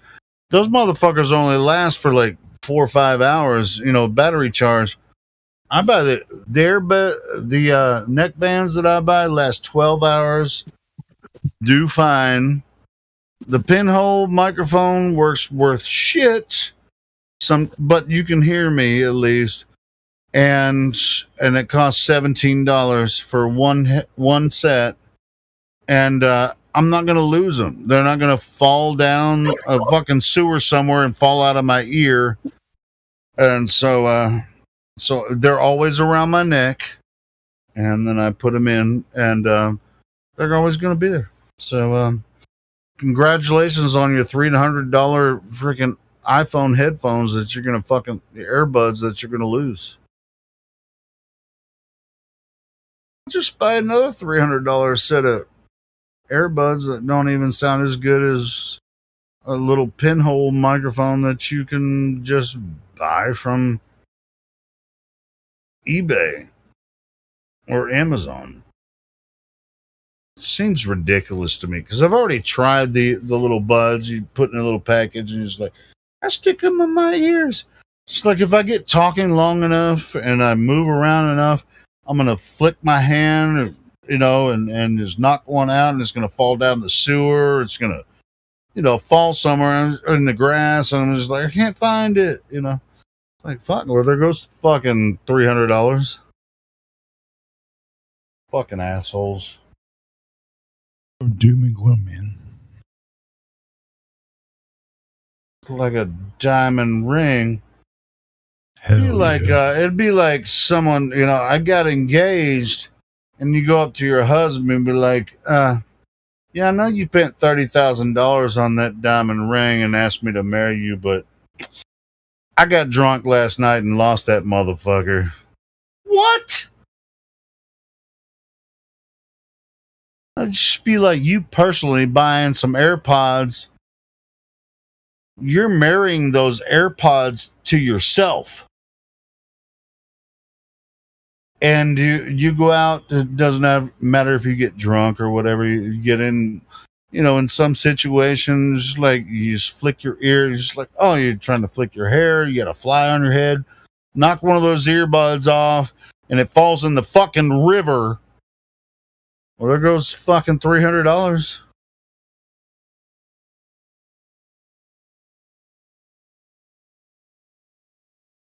You're walking across a bridge and you're just like, a little freaking fly flicks you on the head. Boom, you knock your earbud out. Boom, it falls in the river. Boom, $300. It's like, damn, you ain't recovering that fucking earbud, are you? Or are you going to dive off the bridge and try to find it? And is it even going to work after you knock it out of your ear? That's why I use the neck band buds. Even though, that's old shit. It's just like, dude, that's why I did the trial run on the earbuds with the cheap shit. Every single time I lost at least one of them. And it was just like, and the battery life is total shit. So yeah, I use neck bands. These neck bands that I use, they're freaking 12-hour. Listen to you fucking assholes talk all day long on the neck. Hola, muchachos. Hola. ¿Qué pasa? Everything. Everything. How do you say everything in Spanish? How do you say everything in Spanish? Todo. Say it again. Todo. Todo. Coda. No, with a T. Todo. Todo. Yeah. Oh, que pasa? I know that means what's up. So todo. All right. Nah. How do you say nice? Man, I need to holler at you, Helio, and live stream too, real quick. Real quick. Oh, no problem, brother. You mean on voice? On voice? Yeah, just hop over there real quick. Sure, no problem.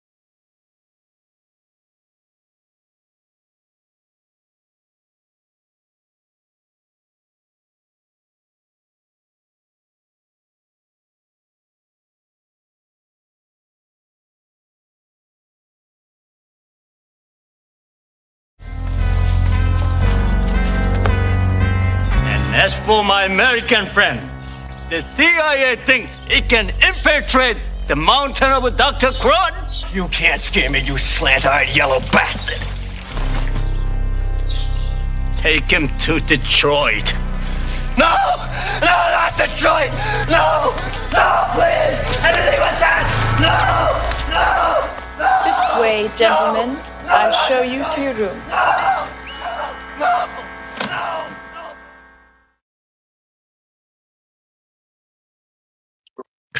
What's about Detroit? What do I need to understand about this? Oh, Detroit's a shithole of America. It's not a place you want to be. You can buy a house for like $500. That's because what? What? Yeah, nobody wants to live there. It's not going to be a nice house. Probably not inhabitable right off the go, but yeah, they're actually like getting rid of streets because the auto industry isn't in Detroit anymore. So like, it fell into you know, it's a hellhole. Okay. And that movie was made in the 80s, so yeah, it's even worse now.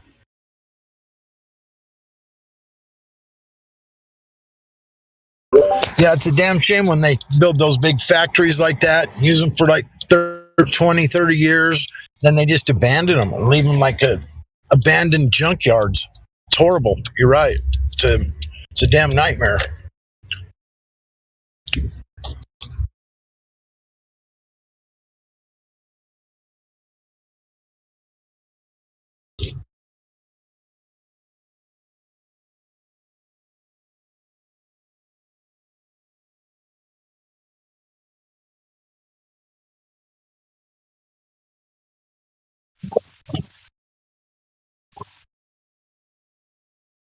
If I'm not roboting, I know one good thing about Detroit.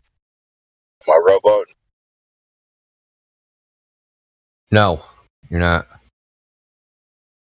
So one good thing about Detroit, it's a city that is not.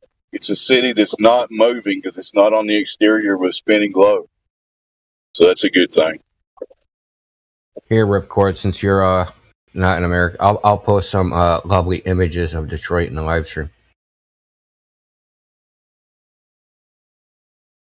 Okay, that looks.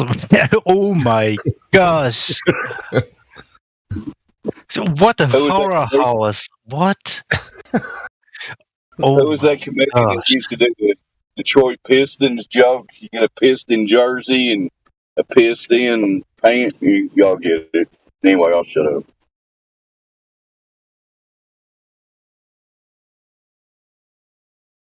Yeah, they actually started like ripping up, like, you know, a city usually expands, like they'll build new streets, right? Detroit is actually taking streets away because they don't want to have to provide sewage and lighting and all the things. It's costing too much money because no one lives on the streets. So they're just like rolling it back.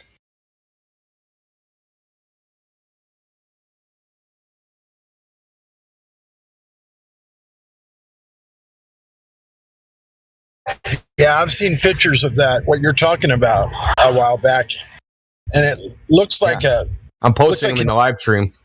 Yeah, okay. It looks like a graveyard, or I mean, like I don't know what to say. It looks like an abandoned, like, ghost town or something, some places. But not in a ghost town, and like a abandoned, well, I guess an abandoned manufacturing plant left in the city, and it's just like a haven for homeless people to hang out,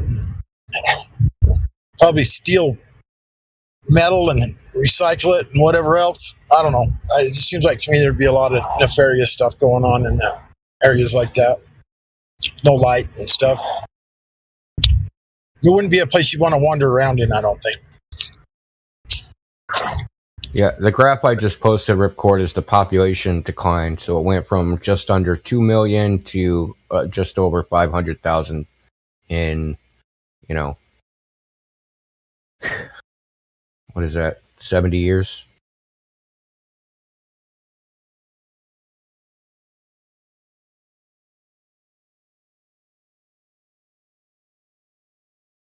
was trying to think of good things about Detroit. The only thing I can think of is Eminem is from there. But is that a good thing? I don't know. Well, I heard. Well, put it this way: other rappers say, like, you know, top rappers say that he has the most talent out of any rapper. Period. Because he started freestyle, right? Rap battles or whatever. So like he can just like on the fly, just like go off.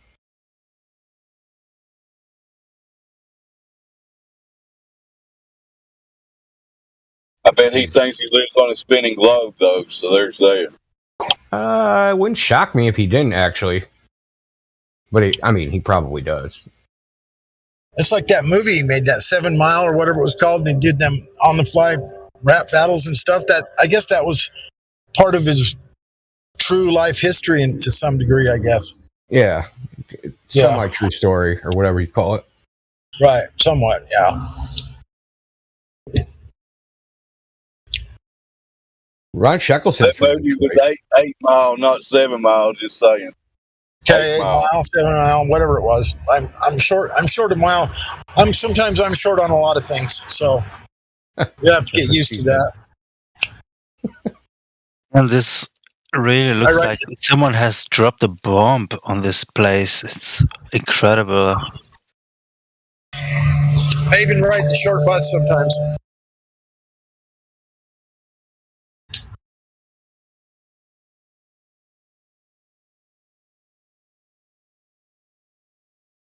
Homes.com. Max price. I'll put it on max price at $2,000. Let's see what I get. Oh.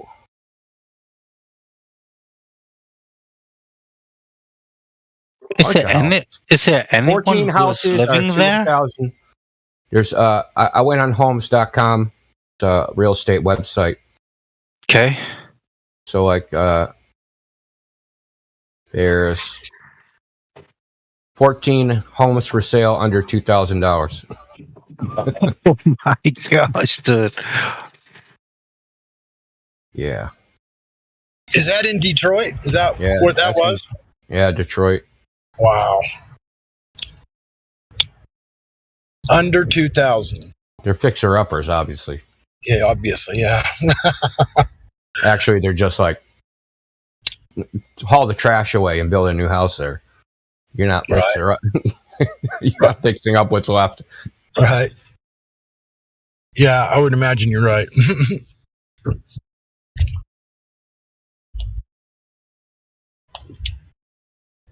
I've been looking at land for sale all across. There's like 1 acres here and there with no down payment, or $500 down payment, $100 a month.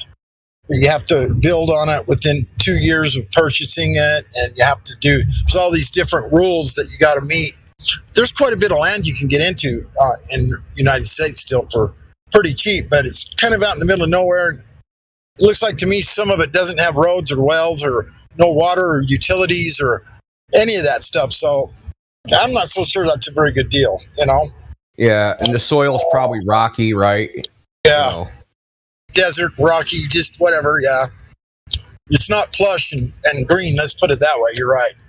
You know how farms, I don't know how it is out in Utah, but like farms in New England, old farms, like the boundary will be like some wall, right? A rock wall, almost like if you go out, not like where I live, but if I go out in Western Massachusetts, there's rock walls all over the place because they used to be farms. And those rock walls are there because they take a rock out of the field where they want to farm and they basically build a wall. So like places that are really remote, if you want to farm there, you got to remove all the rocks, man. And that shit is not easy. That's the rule. They want the rocks removed. That's part of the rules. Well, I mean, if you want to farm, right? If you buy some land and you want to like grow stuff there, there's rocks there naturally. You know what I mean? You have to get rid of them all. Right. Yeah, I know.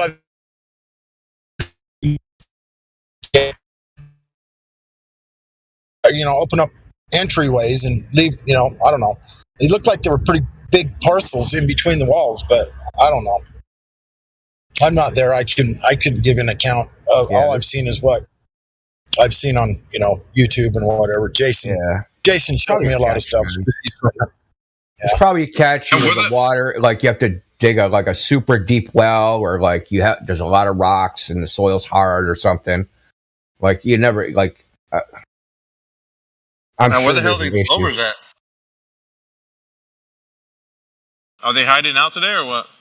Yeah. I don't know. They're scared. They're scared. They're drooping. They're licking their wounds. We usually get at least one crazy nut for the day. We haven't had a crazy nut for the day. Well, yeah, we have. They're in lobby, dude. Oh, who's that nut you were talking to that I talked to for a second about it, like not having a model or like not believing any weird model? Tell me, the map is not the territory. That guy. Oh, shit. He's got a weird name. It's pretty long though. Is he legit or just being nuts? He kind of like when you left, he kind of caught on. So it was like, well, shit. He got it, man. Because I was telling some other shit about satellites, and we're going to like how the ISS doesn't make any sense just on the face of it. I told him in comparison, a bullet flies out of a gun at 1,000 miles per hour. They say that stupid thing is flying around 17,500 miles per hour. Come on. Do you think that people would be existing in a tin can that would fly that fast? Like, that's not even logically consistent, man. That's like cartoon world, That's some shit you see where the coyote's strapping a rocket to his back. That's ridiculous. You don't. That's not even. It's not in the realm of reality to say some shit's actually flying like that. And then the vacuum of space, where they say it is, that's even worse. Oh, you forgot. It's in the thermosphere. Remember? We don't bring that up anymore, but they say it's in the thermosphere, which is 4,300 degrees, right? So 4,300 degrees. It's like an oven. Or even worse than an oven. But yeah, worse than an oven, man. I mean, there isn't material that could withstand that type of heat. Well, there is. That's a bunch of bullshit. It ain't aluminum. It's not aluminum. Yeah. I know that. So that's. I mean, just logically, that's not even capable of withstanding the temperature up there. But just on the face of it, man, it's not even real. So, I mean, But yeah, he was afterwards. He was like, "Oh shit, yeah, you're right, man. You're making a lot of sense." I was like, "I mean, you could just look on the face of it, man. It's all stupid. Like you don't. I mean, you don't have to believe the story. You just like it's not even real, just based on what they're telling you it is." Then there's the hot and cold side, right? That problem. Like on the hot side, it's 300 degrees, and on the cold side, it's like minus 250. Yeah. What could take that temperature gradient? Nothing. Like nothing on Earth. And the explode. And the fluctuation in between, that's stupid, man. There's no way. Well, think you got say you have like a Terminator line on some piece of the ISS, right? The part that's in the shadow is like negative 200, and the part that's in the sun is positive 300, and it's separated by like a half a millimeter. Okay, and think about this: rapid heating and cooling. Either way. What happens to materials when they're exposed to the rapid fluctuation like that? They explode. Yep. Explode, causes the reaction is an explosion, and you and I both know that's like the. So if something's that hot and it flips over to getting super cold like immediately, there's no way, bro. It would just not. It would. That's stupid. There's no way. Yeah, Matt. Well, think about it like this. Okay, I heated in something up to 300 degrees, and then I poured like liquid nitrogen on it. Yeah, that doesn't go so well. I put cold water in a grease pan and see what happens. When it's boiling hot. Dude, I've accidentally left the pan like on the burner, and then like smoking and shit, and then you put it under cold water. Forget it, the pan's done. It just the whole pan will go and just warp. Yeah, it warps, dude. Why'd you do that for? You were testing some shit out or what? No, just I wanted to stop smoking. Oh, guys in the kitchen. I get. Yeah, you just like I'm sure you've done it before, dude. Like cooked tens of thousands of times. Occasionally you fuck up. You're like, God damn it, I left that on for like. Were you watching the game or what? You're probably. I don't know. I haven't done it recently. You're caught up arguing with Zanuck or some shit, huh? Like stupid fucking Zanuck. Like shit. Well, Zanuck would come in his firefighter outfit and put it out. Yeah, he's probably the fire captain or some shit. Yeah, he can't be a regular firefighter. He has to be like No, he couldn't. He has to be the lieutenant of the fire department. He's like, yeah, I was, for like 2 years, I was a fire chief. I was a Dalmatian trainer. Like the fire chief from what's it? Live in Living Color. Fire Marshal guy Bill. from In Living Color. Fire Marshal Zanuck. Yeah, that's what he's like. So Stupid as Zanuck, dude. I swear. Yeah, most of the crazy Globers are in lobby today for some reason. You know, they come in, they got their little new account icon. They're probably people that have been here in the live stream or whatever. They're sick of getting their torn up. Bro, I'm about to switch shifts, dude. All the good shit happens at night. yeah, it's hard for me to stay up that late, man. I haven't cracked some skulls in, it's been a minute. You're on the Dogs West are Coast. What do you cancer, mean stay up late? Oh yeah. Used to. When it's 4 here, it's like midnight there, man. Yep. That's too late already. Oh God. Sonny's up at the crack of dawn. I'm up right before the sun rises. Every morning. I'm gonna head back in, man. Y'all keep it entertaining, man. Bring some Glovers there and smack the shit out of them. Was All that right, your we're break? gonna try and like cuff someone. Cuff them to the live stream. Hey, Miggy, was that your lunch break? Nah, it's my first break. My lunch break right. is at 10 o'clock Central Time. Just remember, Hopefully levels. somebody... Well, I was gonna say, man, just remember, levels curbed and so are lines of sight. 8 o'clock my time. Yeah. Oh God, dude. That's the hook, man. You gotta tell those. Oh, and plumb lines.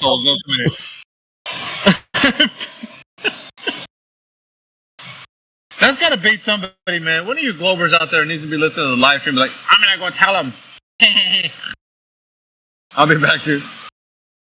Yo, it's the globe model is that crazy. Plumb lines are curved, horizontals are curved, lines of sight are curved. Yeah, you can have. What the hell are y'all talking about? You could have level on a curved surface. You could have horizontal plane on a curved surface. Really? When? What cartoon did they fall out of? I mean, literally, it's a cartoon logic. If you go with the cartoon logic, you're never going to lose because it fits perfectly. Think about it. All that shit that they're making up, you could just put it in a cartoon and it would make perfect cartoon sense in the cartoon logic. Problem is, it doesn't actually exist in reality. It's kind of a big deal. But if you don't know if you're 100%, you're not 100% sure you're even sitting in your chair, then I don't know. I think you might be on the wrong server. You might want to go on the server with the title of something like "How I Can Relearn to Use My Senses."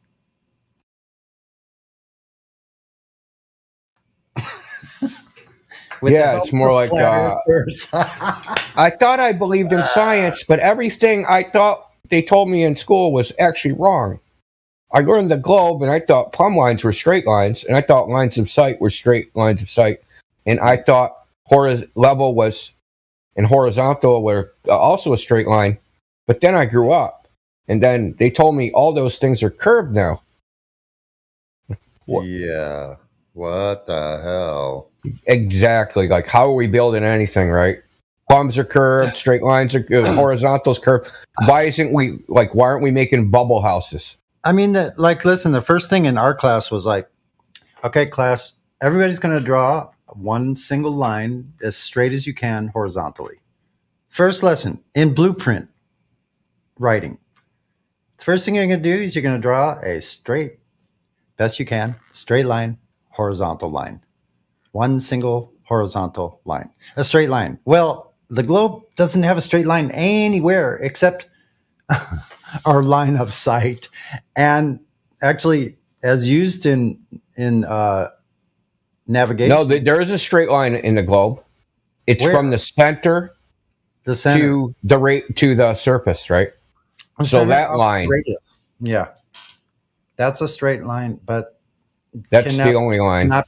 Has never been measured, and obviously, objectively. Well, hold on, that's not even right because the plumb lines are curved. That can't be a straight line either. Hold on, I got a graphic for this in live stream. Yeah, I mean, it's like this, like, okay, so how can you put this? Earth is like holding all the water horizontal. Water doesn't stay horizontal and level on any curved surface unless it's contained. So where's the containment on this ball? Because it seems to me that sooner or later you're going to be at 10 degrees, 45 degrees, 90 degrees. You're on the side of the ball. How are billions of tons and gallons of ocean water staying there sideways? I think you don't even need to argue that it needs to be contained because each element has its own assignment on law. You know, it's like even if we would not have life on Earth anyway, water would be horizontal anyways. Yeah, exactly. And every element has its own, of course. That means that every horizontal water that's level, water, which it always achieves this level, no matter where it is. So any elevation, any type of terrain, you put that thing in a container and level it, and that level is the same parallel. Those lines of level are all parallel to each other, like we talked about before, just as all the sea levels at every location on Earth. So what this means is that up is the same up. As far away as you could get from each other on this flat plane and have something pointing straight up vertical, all those vertical lines are all parallel to each other, and all the horizontal lines over the ocean water are all parallel to each other. Sea levels. So at every sea level, the up is the same direction up for everyone at the same time. Yay! Nah, man. Someone's up can be my level, can be my horizontal, bro. It depends. Someone's up can be my down. There is no up. Maybe I need my own horizontal. Yeah, exactly. That's what they do. So if Globers were honest, if someone fell down, you wouldn't say get up, you'd say get out. It should be. Because wouldn't it be off to the side somewhere? Because they only have in and out, right? There's in towards the center or out, right? There is no up or down, so you don't say get up, you say get out. Yeah, or something. Yeah, exactly. It sounds so stupid because it would all be different. It is stupid. Everything would be different.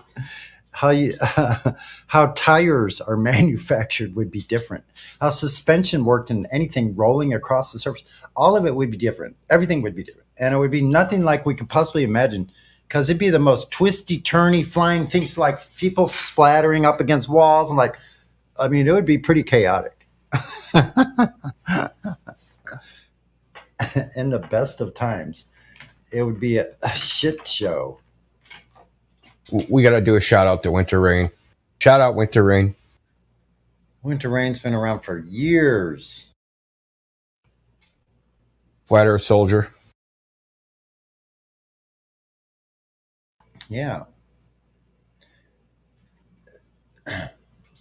She's actually a soldier for Jesus, but Yeah, you can call her Flat Earth Soldier too. Wasn't she? She was on ODD Live when I think that's where I first met all of you guys. I didn't realize it. I didn't know anything about Discord for a really long time. So you guys were already on Discord for a couple of years. All I knew about was the live chats. So that's all I did. The original server in the beginning was called ODD TV until ODD didn't was like, I can't spend time here. I got too much shit going on. Yeah, that's what. So we changed the name. Yeah. But I mean, listen, he was never in the Discord. But when he he came in once and like he talked to us for a few hours. And then like it's like he came back and he's like, I really, this is cool and shit, but I don't have time. He didn't ask us to remove the name or anything like that. But it was just cool that he like gave us that like respect and shit. So that was cool. I didn't know that. So you guys were already on the Discord, and I was just on the live chat all the time. I never didn't even know about the Discord. I was Discord ignorant. So that's cool. That's because that's why when I first got here in 2019 now? Holy crap. Has it been that long? Yeah, probably. 2020. Yeah, August 2020. So coming up on 3 years. Wow. That's pretty intense right there, that it's been already 3 years that I've been on here. It's crazy. It seems like a lifetime, or it seems almost like a decade or something. As far as like information, like pass through, I don't know how you describe that. Pass through of information that giving out information, man. That's all. Mm-hmm. Good information, not just like, brainwashing dogma, dude. It's information that, like, for me, I'll just describe how it was for me, that like the things that I already inherently knew inside of myself, like being a machinist, being a sailor, being a carpenter, and all these other things that I've chosen to do at different times, it solidified all of those things that I really inherently sort of knew inside, that this is the way things are on the ground. Like, I choose to be a pretty natural living person. Like, I try to live where my feet are. I can get kind of lofty in my mind. I can get lost in my head sometimes. But I generally try to stay there, where my feet are planted. And so those things immediately were like solidified. So it not only solidified this idea that I already pretty much knew, that we live on a flat and level plane. It was just never said. And the other part, as far as like space and all that, was like just separate. That was all just like intellectual banter.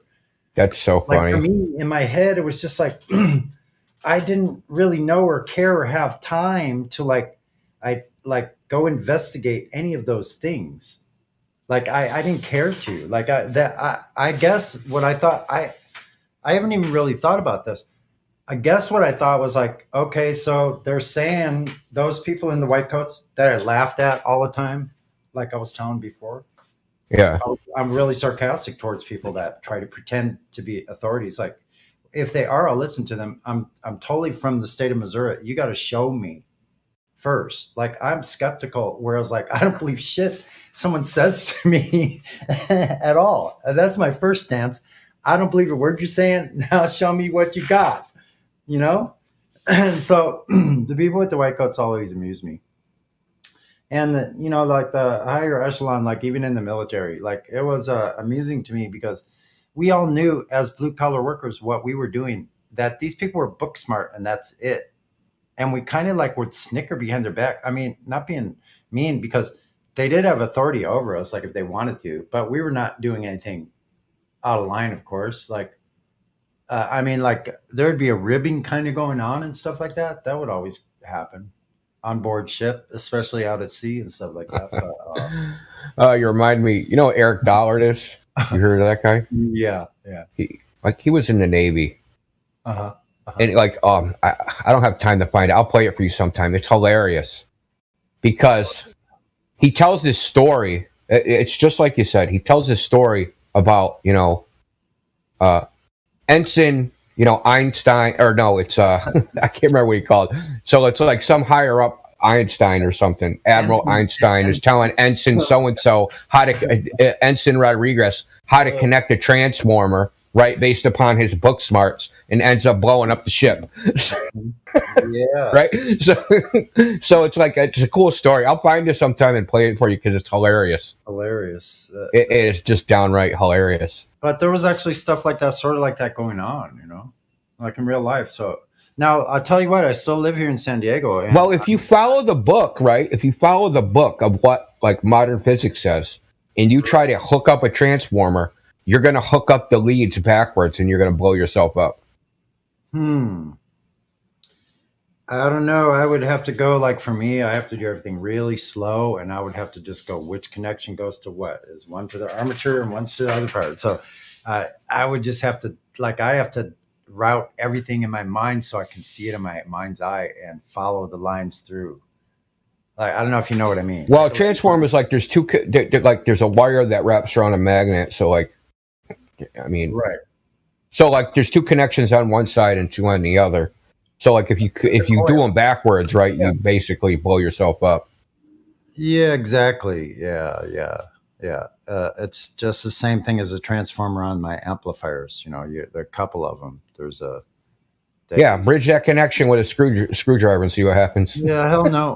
Yeah, because there's after it goes through rectification, it's providing almost 400 volts of DC. That's direct current.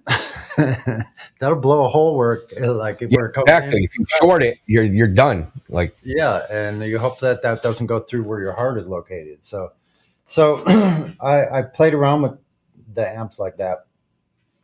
But like when I'm doing things like that, I have two setups. I have a voltmeter on both things I'm looking at, and I'm basically checking a difference in voltage, and that's telling me where the bias of the power tubes is, just on that, because a certain amount of negative voltage makes a more positive voltage go more negative, right? Simple stuff. So yeah. So if I can provide more resistance to the cathode, and I can provide more negative draw on the anode's voltage, and it brings it down. So that difference in voltage is how I can tell how the bias of my power tubes are running. Interesting technology, eh? So that power transformer, yeah, those are badass. You don't want to get get a live one of those. And then there's also the other the sound transformer, the one for the speaker, the speaker transformer transforms the pulses into something that that can be amplified through the speaker. Well, think like you're saying, like, people, they experience things. So, like, okay, so you say you see Chicago across Lake Michigan. Okay. The average person just doesn't think anything, right? They just think, it's a big ball. It's like, I can discount that experience. And then you have, like, the Southern Ocean sailing guy, like, someone wrote that up and typed in it. You could see mountains 300 miles away. Yeah. Not thinking, holy shit, that's way impossible, right? It doesn't even register in their mind, right? That, like, hold on. This conflicts with the Earth is a globe of 3,959 mile radius. Yes. They've never thought about it. That all their experiences are against that proposition. Yeah, listen. I even sailed in the Caribbean, perfectly clear, the clearest weather that you could ever possibly see above the surface of the perfectly smooth water on the ocean at times. Like, you could see every little ripple from a bird, like, from way off. So, like, that's what kind of makes me sad a little bit, is that doing all that sailing out there like that I don't really know how far we probably were seeing incredible distances. I think the furthest that I can remember that we knew we were 90 miles offshore, we could still see the shoreline and this was off of Nicaragua. We could still see, we were 90 miles offshore. Yeah, that's pretty crazy. That's far, man. That's a low piece of land too. It doesn't starts out real. So I remember seeing their little mosquito boats running around back and forth with the big binoculars we had. I could see them going back and forth across the beach, like running up and down the beach from way off. So how high is the deck of the ship off the water level? That one, that's like me, 6 foot. Probably I would be like 10 feet above sea level. That's it? You're in, what are you, in a small boat? Were you in a small 51-foot sailboat? Yeah, a 51-foot catch, a 2-masted sailboat, a big kind of dumpy one, a big wide, like fast downwind, but yeah, no, a luxurious sailboat. It was actually pretty fun. But we had troubles like you do in situations like that, man. 4,000 feet of curvature and 90 miles. What? And 90 miles? 4,000 feet.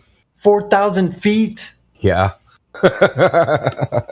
We literally probably saw land more than 100 miles offshore. I'm saying we probably did. I used to, because coming up. Dude, you probably seen a lot more and we're just like, yeah, you weren't even paying attention. No, we weren't paying attention at all. We were just trying to get to the next place. So if we saw it, we just said, we saw it. Okay, good. Now we have a sighting. And then you start heading for something like that. Well, plus you have your tasks, right? You got your duties that you have to perform. You're not like sitting there just gazing off the, the side of the ship all the time. Work to do all the time. Yeah. Yeah, that's what I mean. Like, you only have like small increments to do actually like even look off the boat, right? And like, you can see off the boat, but you're not looking. Well, you probably saw there's probably stuff available for you to see all the time that would have busted the boat. You have to wash your own clothes, do your own cooking. Like we fished when we could, but that was only when you're at harbor, So like when you're out at sea, you barely ever have time, except when we were coming down Mexico, down Baja, we had plenty of time to fish. But you just, I could smell the island before I saw them. Like when we were coming up to Haiti, I could smell the campfires and stuff. I couldn't even see the island. I could smell it first, which is really pretty. And I remember that part. Yeah. You could smell the towns, because when you get into a town like that, like these are like third world countries. Most people I know have never been in mercados in Central American countries like I have. Like, that's so funny, man, that you say that. In Panama City, like one of the most ruthless like cities you could ever want to be in, you'd never want to be there alone. You would get your pants basically torn off like from the pockets, like this little. These are from like children. We're like thieves, like, so you had to go in 2s and 3s and 4s. You had to go with groups of people. So I've been in places like that. And I'm like, so yeah, Sonny, and you sailed fast. Now think about like Columbus, right? Like how long did it take him to sail across the Atlantic? Yeah, it took him. He probably smelled Ireland like 200 miles away, because he's been at sea for months, man. Yeah, only smelling the open ocean. Yeah. Even the faint, like, because you like when you smell a certain odor in your environment for a long period of time, as soon as some other odor enters your environment, you become hyper perceptive. Exactly. So there's all kinds of things happen when you're out sailing, and none of them can be happening on a globe because you couldn't possibly see that far. That's why they call it the line of the horizon and the line of sight. Those two lines are straight lines, absolute. Those are absolutes in navigation. That's where we start from. It's all curving. There's no curve anywhere in there at all. So the Glovers want to keep saying that there is. Well, why don't they bring the information? Don't we keep asking them for it? If they're saying like, okay, Sonny's wrong, he's never navigated, it's go fucking cool. Okay, show me where I'm wrong then. Show me where they're using the globe and they're not using the right triangle in navigation. Please show me. If you guys could even figure out what the purpose of navigation is, because apparently you still think that flat earthers made it up or something to measure the distance to stars.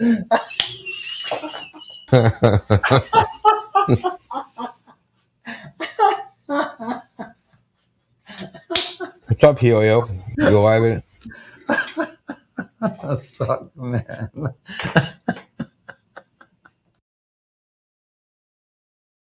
I never had such a good laugh. Man, I had a question for Helio, and I can't remember what it is. God damn it.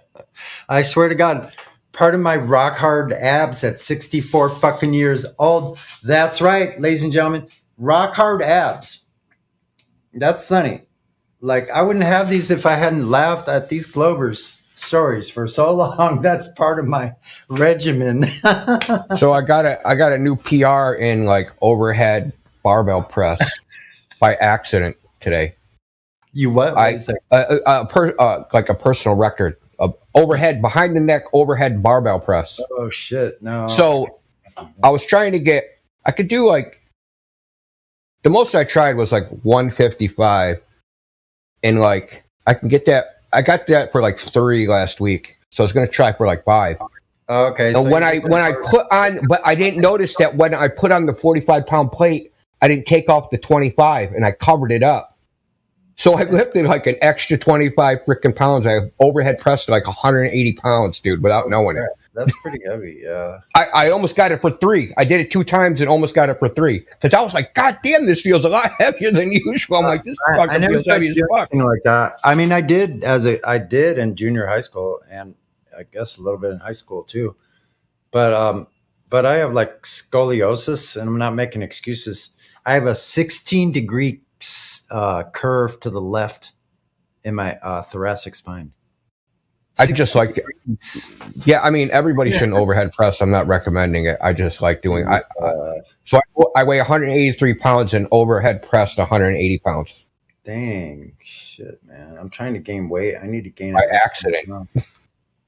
I'll try and do it next week, and like I won't be able to do it. I won't even get close because I'll know the weight's on. Weight 185, like that's like the heaviest I've think I've ever weighed in my life is maybe a little more. It could have been 187, but 185. I'm like 183. I fluctuate between like 183 and 178, somewhere in there. I'm in that range all the time. Around 6 foot.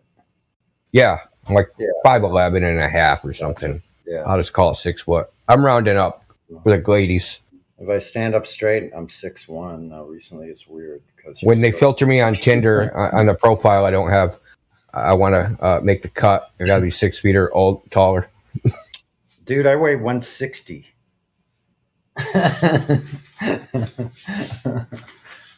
Too fucking skinny, man. I'm eating as fast as I can. 160 is fine, dude. That's a good weight. I'm trying to get to like 175. I tell you what, I'm fast as hell on my bike now. Like at this weight, like.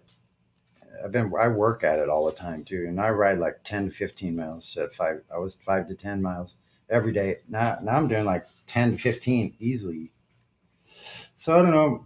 It's all good. Yeah, I got a little excess body fat percentage. I'm probably at like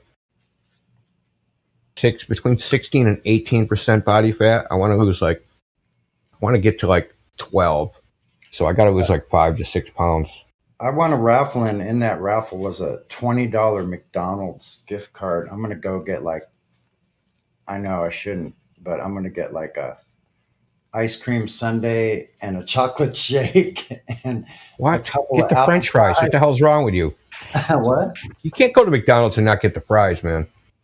The fries? The fries. Oh, the French fries. Actually, that's right. The fries are, even the onion rings. The fries are good, though. Yeah, it's the only thing I can eat at McDonald's. The fries the weirdest one though, because like, did you ever see that experiment where like the guy he took a bunch of stuff from the McDonald's menu and put it in like a bunch of glass jars? Yeah. And like the French fries was the only thing that never changed. Like all the burgers eventually, like over a long period of time, like over the course of like months, they got mold on them, but the French fries never had mold on them. I don't know what's up with the French fries, man. They're not natural. Let's put it that way. Must be some kind of special sauce in that oil, I guess, huh? Or the potato, man. Or both. Wow, yeah. I see a horror show comedy coming up in my mind's eye there. The potatoes, Yeah, so all you people listening out there in YouTube land and everywhere else, you can trust your own eyes. Yep. You can trust your own eyes. You can trust your own experiences. Start paying attention. That like this was, where we start. We started at, we're just giving out information. The average person, we're giving you information that you probably already possess. Mm-hmm. We're just alerting you to the fact, right, that you've probably had these experiences yourself. Where you saw something you weren't supposed to, if Earth was a globe, you weren't supposed to see that. Well, you saw it anyway. Yeah, and we can help you with the numbers, like we all know. But if you don't, it's easy. You don't have to believe in magic. You don't have to believe in optical illusion. Take a death, man. Your shit's fucked up. I'm sorry, dude. Yeah, no, like your like feedback or something was weird. Sound like you're pulling the jack in and out of the. Yeah, my baby did. I'll try to make sure she doesn't.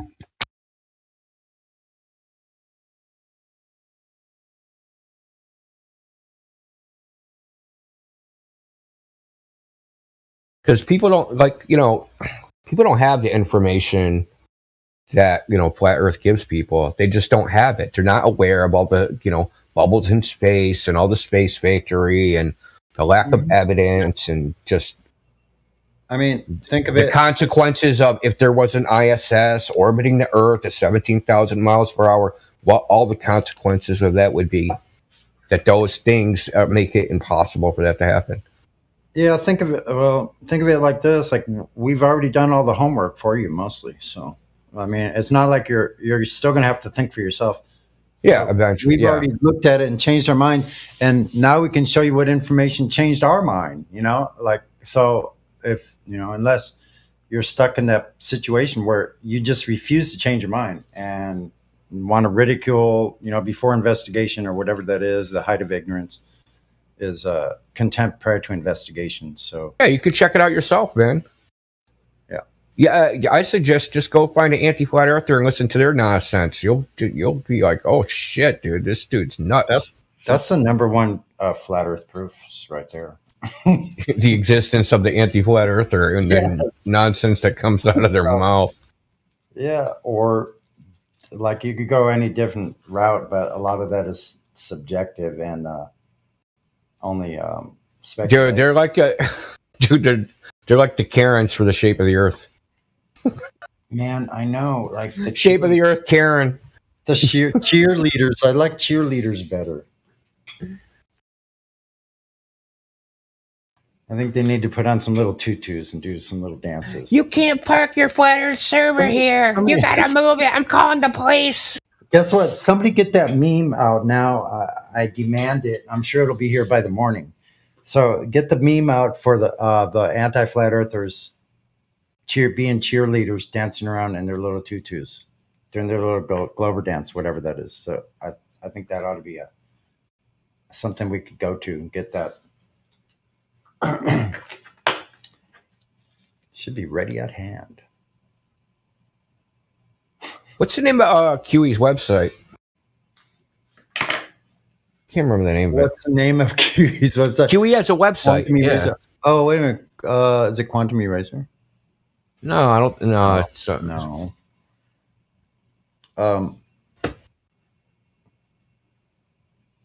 Let me see. How would I find it? Yeah, hold on. It's right here.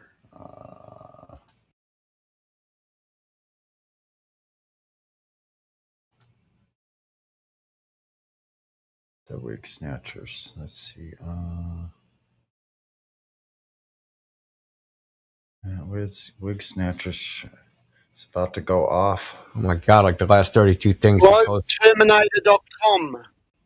Oh, Globe Terminator. Thank you, man. Thank you. Yes. Yeah. Thanks, man. Appreciate it. No worries, buddy.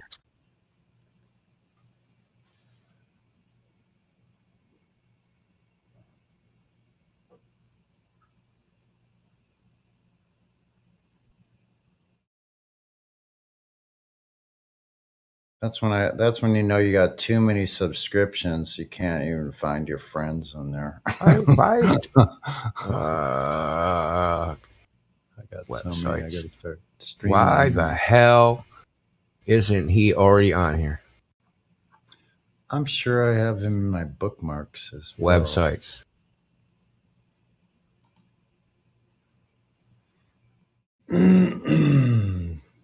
If someone hadn't hacked my other freaking login, I don't know how they did that. There it is. Comes right up. Yep.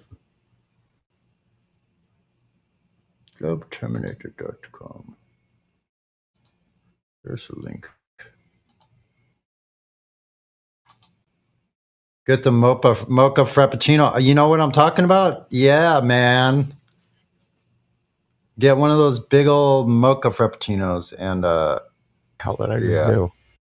I'm gonna get some fattening stuff. I'll probably get a whole meal and eat the whole thing, but I don't know. I hope I'm not sick tomorrow from eating that. Oh well. Need to get the calories in one way or another. Oh, shoot. So I'm going to read from this just because, haha, if anybody's listening out there and that's funny. YouTube land. This is Kiwi's website. This is one of his flat Earth proofs, and it is one of the reason I thought of it because I was thinking about what is my favorite flat Earth proof, and it's got to be the Bolivian salt flats, man.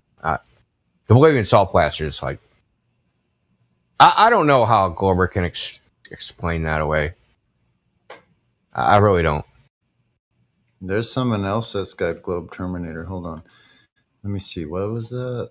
According to the heliocentric, sun-worshipping, spinning ball, space monkey religion, I'm going to try to do this in Kiwi's voice.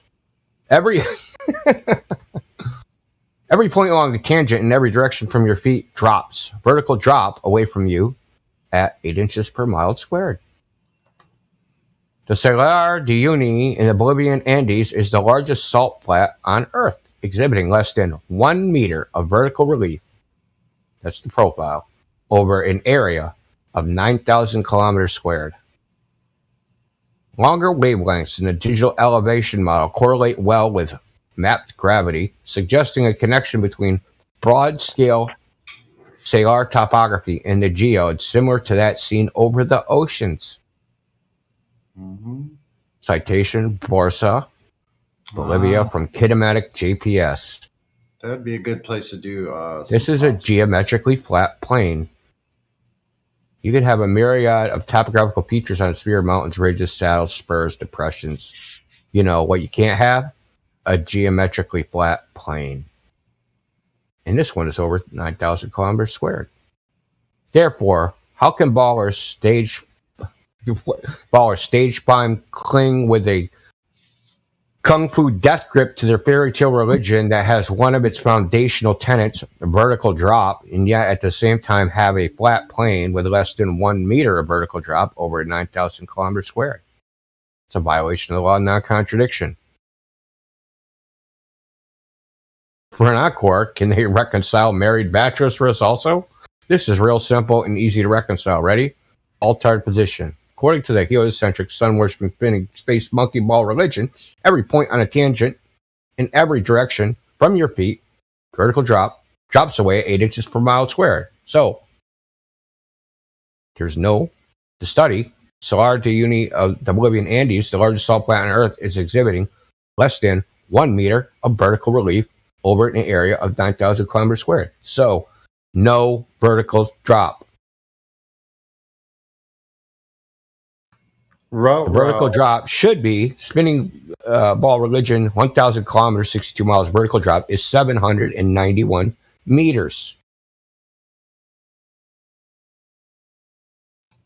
Alice in Wonderland is more tenable than the Baltar spinning space monkey religion. The prosecution rests simple. You live in a fairy tale. The end. Yeah, that's a good one. The Salar de Uyuni. That's a really good one. I'd love to see that place someday. Yeah, that one. Yeah, I think the main, at least to me, the main thing is the reflection, man. You can't have a reflection look like this if the surface of that water is curving. It's not possible. Isn't that called specular reflection or refraction? Yeah, specular reflection, technically, yeah. But see, okay, so if I measured that cloud, right, I'd measure angles, right? So that, if I measure the size of features of the cloud, this feature would subtend this angle of 0.03 degrees in this feature, and then the whole cloud would be some number of degrees. Well, that's looking at the cloud directly. But when the image of that cloud reflects off a curved surface, those angles that I'm looking at directly get distorted. They can't be the same angles. So we're going to see that as a distortion in the reflected image. So we can look at the reflected image and we can look directly at the cloud in those images should not match. They should not be symmetrical. They should not be quote unquote mirror images of each other. They should be mirror-ish, but not exact mirror images. If you look at this, these are exact mirror images without distortion.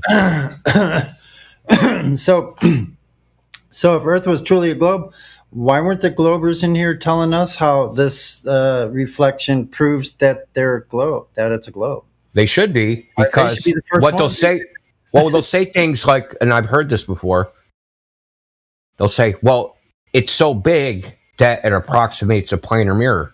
Well, if you go do the math, in 200 feet, in just 200 feet distance, right, on the globe, that is within the angle resolution limits of our eye. So angular difference, 0.02 degrees, and a ball of 3,959 mile radius is 220 feet. Yeah, it's only 220 feet. You can see for miles, right? So the distortion. So you got to think it's the amount of distortion or angle or the amount of distortion in one part of the image versus, or one part of the reflection versus the other part of the reflection, and then we're comparing that to what we see directly. So if we only saw 200 feet of it, we could even resolve that difference. And if the horizon was 200 feet away, but the horizon's miles away. Yep. So the distortion is a multiple. Like if you can see, say you can see 6 miles, 6.9 miles, according to them, 1 degree is 69 miles.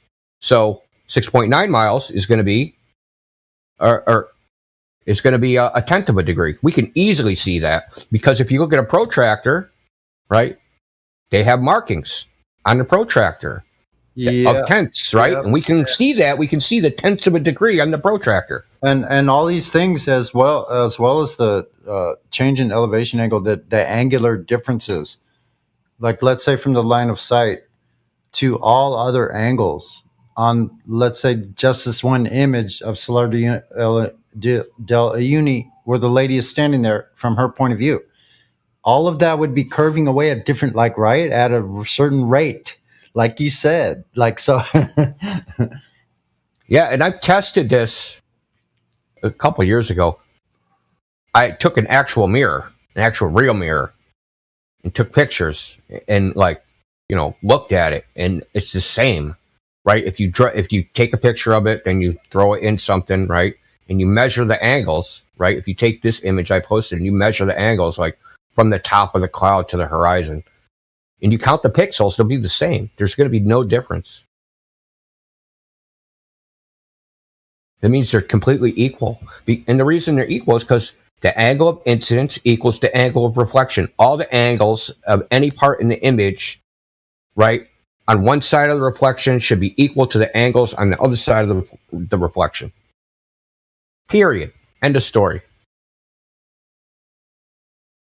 Unless there's distortion.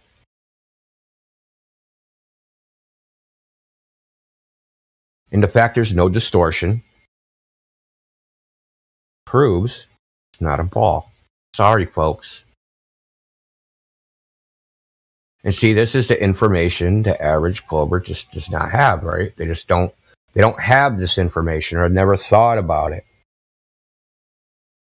And you can fact check it. Go on Wikipedia, ask ChatGPT, go ask Google. Is the angle of incidence equal to the angle of reflection? Fire up a geometry program, draw all the angles, try it on a ball, try it on make a simulated freaking globe Earth.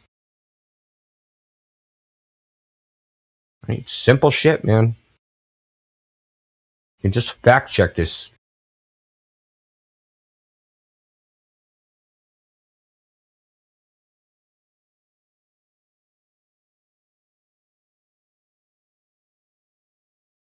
So I want to compare and contrast us versus their nonsense. Right? I got to find something. So USA Today did a series on Flat Earth, man. Flat Earth fact check.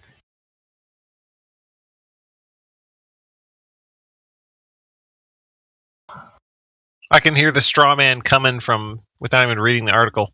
Yeah, hold on. They're doing some bullshit with their come on, man.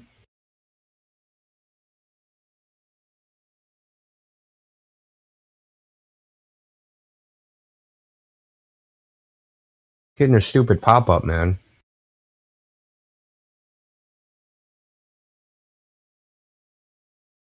Oh yeah, straw man immediately.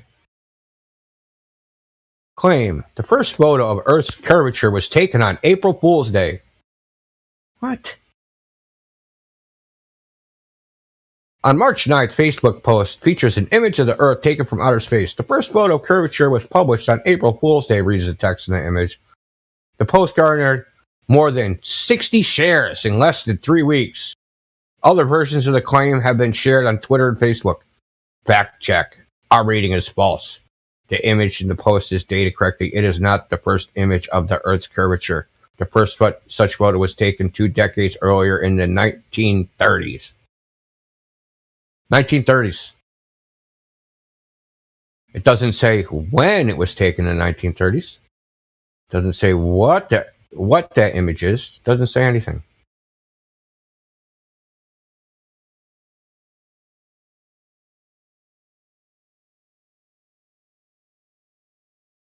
First photograph that demonstrates the Earth curvature was taken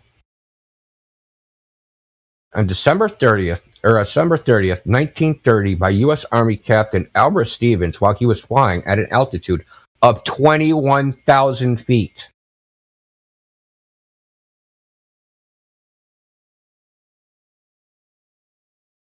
You heard that right. That's lower than a commercial airliner. That's lower than Mount Everest. That's lower than the peak of Mount Everest.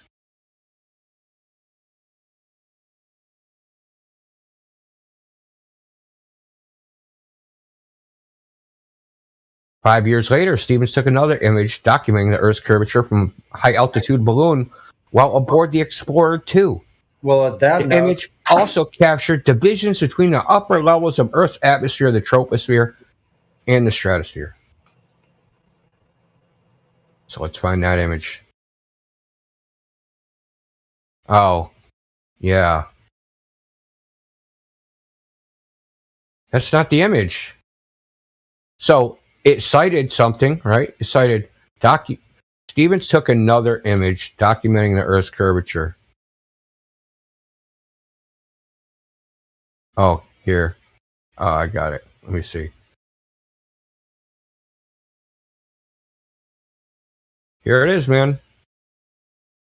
I'm going to post the image. This is the image from 21,000 feet that proves the curve of the Earth from photography. Oh my gosh. Yeah, boy. That's it right there. Yeah, because they had such good optics back then, right? That's why. Look at that.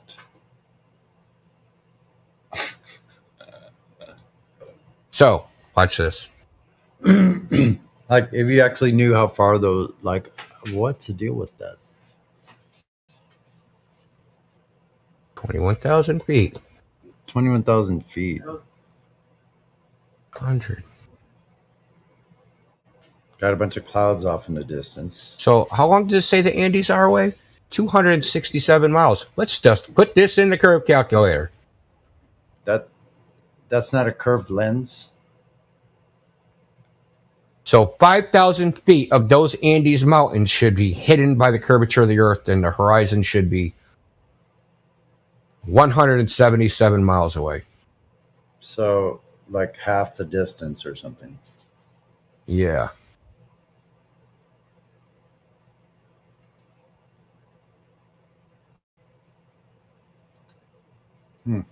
Someone needs to tell Neil deGrasse Tyson that someone captured the curvature of the Earth from 21,000 feet. Yeah. What's up with that, Neil? The next one is the V2 missile. which is absolute cap, dude. I know. Flat is ever.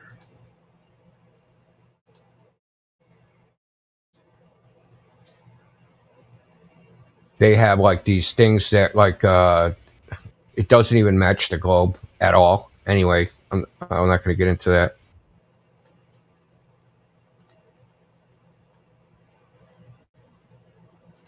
Our fact check sources themselves. USA Today, December 7th, 2022. USA Today, December 20th, 2022. USA Today, November 7th, 2022. American Physics Society, Laser Interferometer Gravitational Wave Observatory. Laser Interferometer Gravitational Wave Observatory. NASA,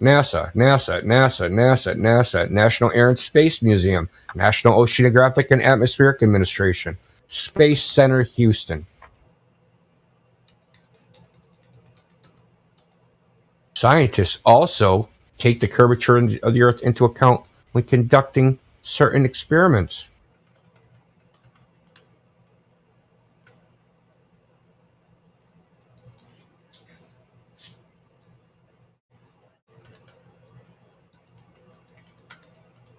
Why is this stupid shit doing this?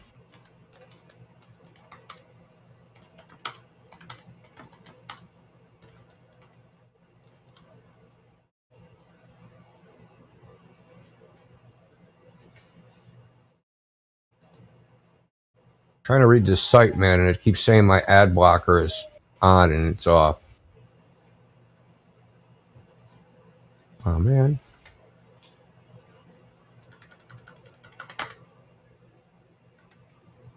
The claim, laser tests show bodies of water are level, which proves the Earth is flat. Scientists have ample evidence to prove the Earth is a sphere, but some social media users claim to have devised an experiment showing the Earth is flat. The post shows a green laser beam projected over a body of water. This also includes a diagram of how the distance between straight laser beam and the water below should increase as the beam travels further away from its source as a result of the curve of the Earth. The Earth is flat, water at rest does not deviate from level, claims a November 27th Instagram post. But the claim is false. Scientists say the post logic is flawed, and that laser beams in uncontrolled conditions are not a reliable way to prove Earth's shape. That's because environmental factors can cause a laser to bend or reflect, especially over water. Furthermore, scientists said that experiments utilizing laser beams in controlled conditions and on a larger scale than the diagram in the post actually proved the Earth is curved.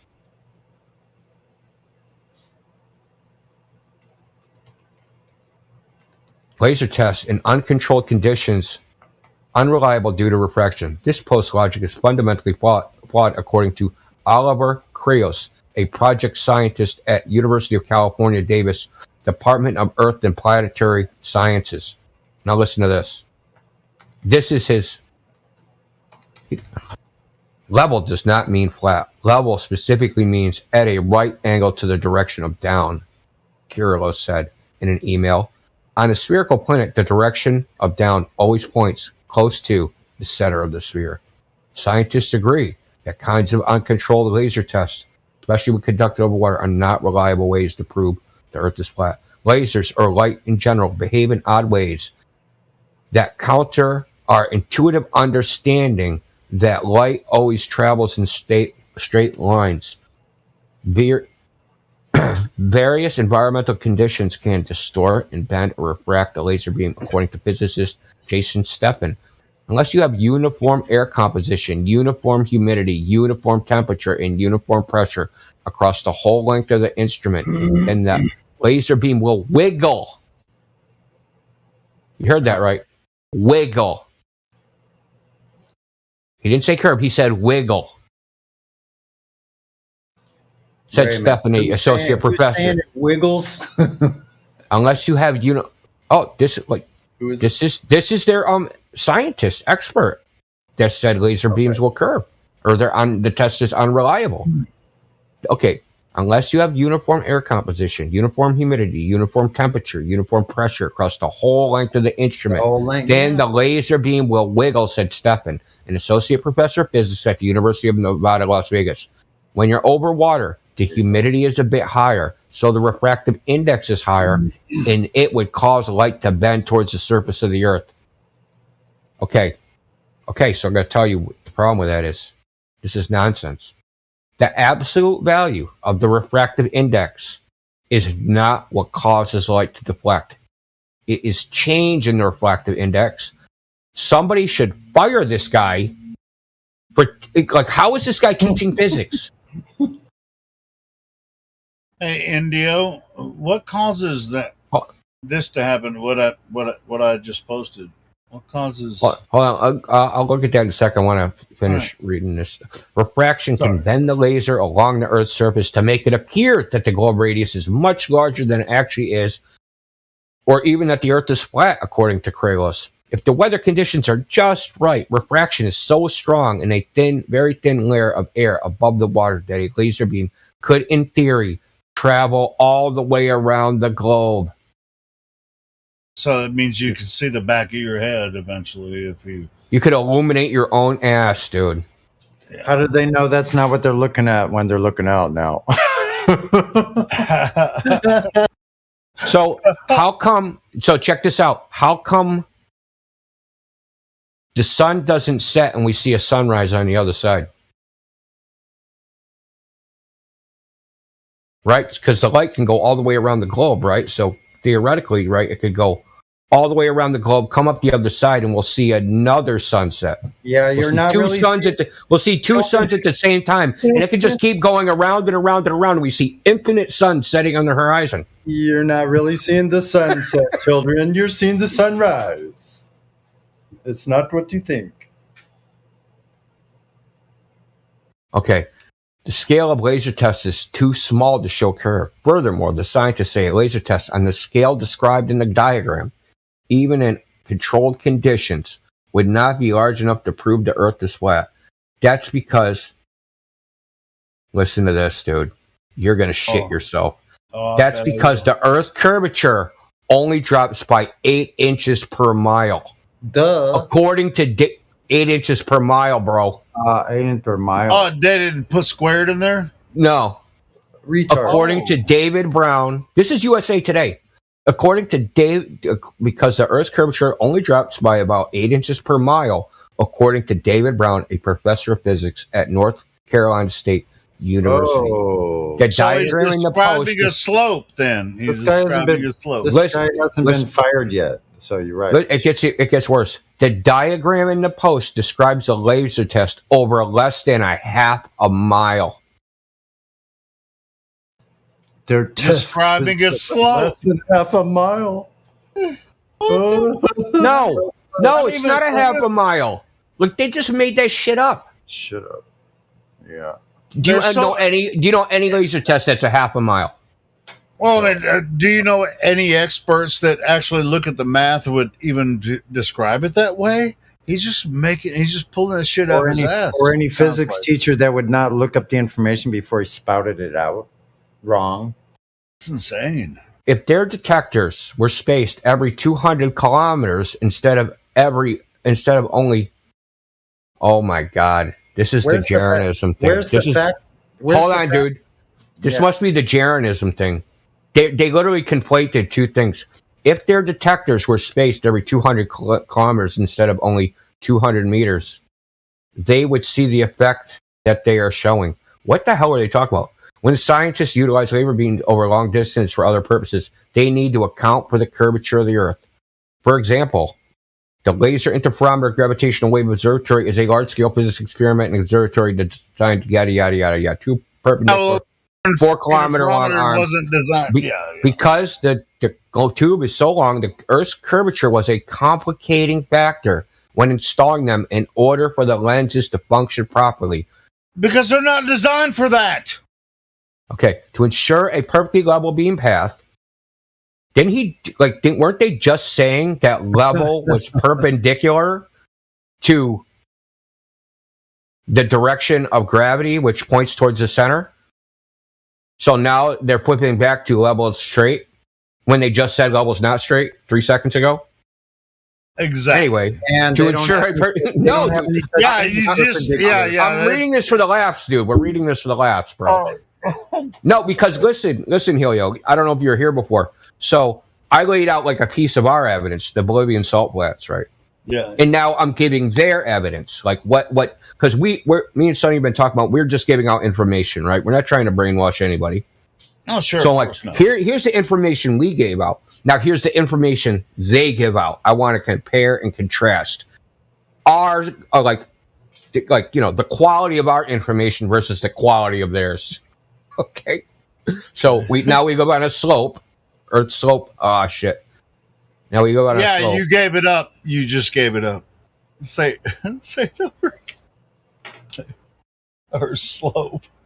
It's an Earth slope, man.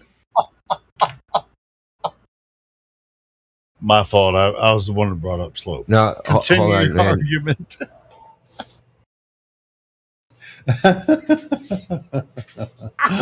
Helio. I'm like, Yeah, but 8 inches per mile is just a slope. But when you add the square in, then we're talking about something else. It's per mile square. Sorry, Indio, I interrupted. No, it's fine. I'm having problems with the site. Okay, my bad. this is like hitting the pinata. It's so silly, man. It's just so silly how much they want to defend the nonsense. But anyway. They'll just make up anything to defend the globe in any way they possibly can. It's like, what new information have we come up with? They said, okay, so it says it wasn't enough for civil engineers to smooth the level path and assemble each arm's tubes in a straight line, whatever the hell that means. Based on our research, we rated the claim false. That laser tests show bodies of water are level, which proves the Earth is flat. Scientists say the claim is built on flawed logic. Scientists agree laser beams in uncontrolled conditions, especially over water, are not reliable means to prove the Earth's shape due to atmospheric refraction. Furthermore, scientists say the tests outlined in the post are not large enough scale to show the Earth's curve. They never claimed it was unreliable. USA Today, like, you heard what I read, right? Yep. They never, no scientists that they quoted claimed it was unreliable. They said it wasn't long enough. Yeah, it was the religionists that made these dumbass articles. Tatum had 3 points going.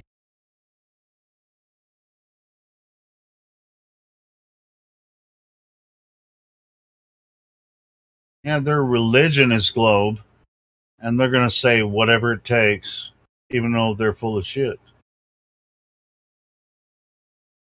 They really have no evidence for their claim. When, people like us go out and buy a $50,000 laser and shoot it across a lake and pan it across a lake and prove that lake is flat as shit, Maybe they still don't buy it. Maybe we should start a campaign. Think of a claim for the Globers. Think of a claim. Anybody? Can you think of a claim for the Globers? Globers need a claim. Can anybody think of one? Because they don't have one. Actually, well, the globe is the claim, because to everyone that lives on Earth, looks flat as fuck. Yeah. Now I'm gonna post like this is the image that they were talking about. Does that look like a quarter or a half a mile, a half a kilometer? A half a kilometer is like 1/2. In miles, it's probably A half a kilometer is 1,600 feet. Does that look like a 1,600 feet laser shot? I don't even know where this is from, quite honestly. Way longer than that. Is that the Balaton shot? I don't know. I don't recall whatever that is off to the left. Like, is that a ship or a dock or something? I don't know. I'll find it. I'll use like So that's the side of the something. dock. I see where they're at. I get it now. I mean, they can claim, that's CGI, just like we can claim their CGI. Definitive information is. But rarely with the Globers Zero match come is down shit.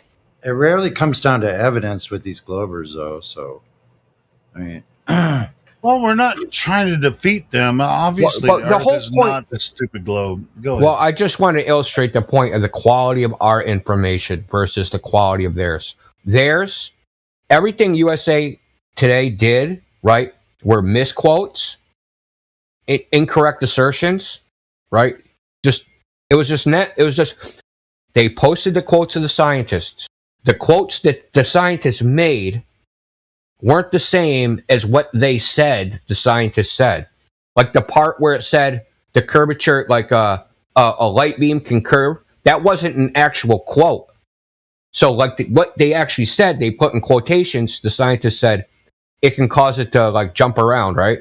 So what you're saying But is the part where they said bend around the curvature of the Earth and frickin' go, in theory, go out on the Earth, that wasn't even an actual quote. It was not in quotation. Right. So the reporters reported something that the quote unquote scientist didn't actually say. Exactly. All right.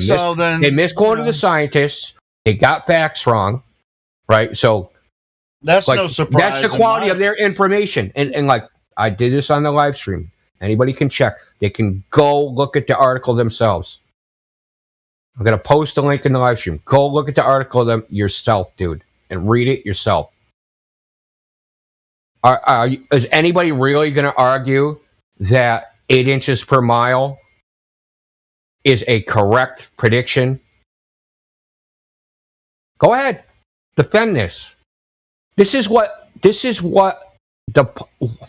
Hey, India. The question is, this is the quality of their information. This is what the public is getting. Right. The frustration is real. As a matter of fact, I mean, this might be a comparison, might have nothing to do with it.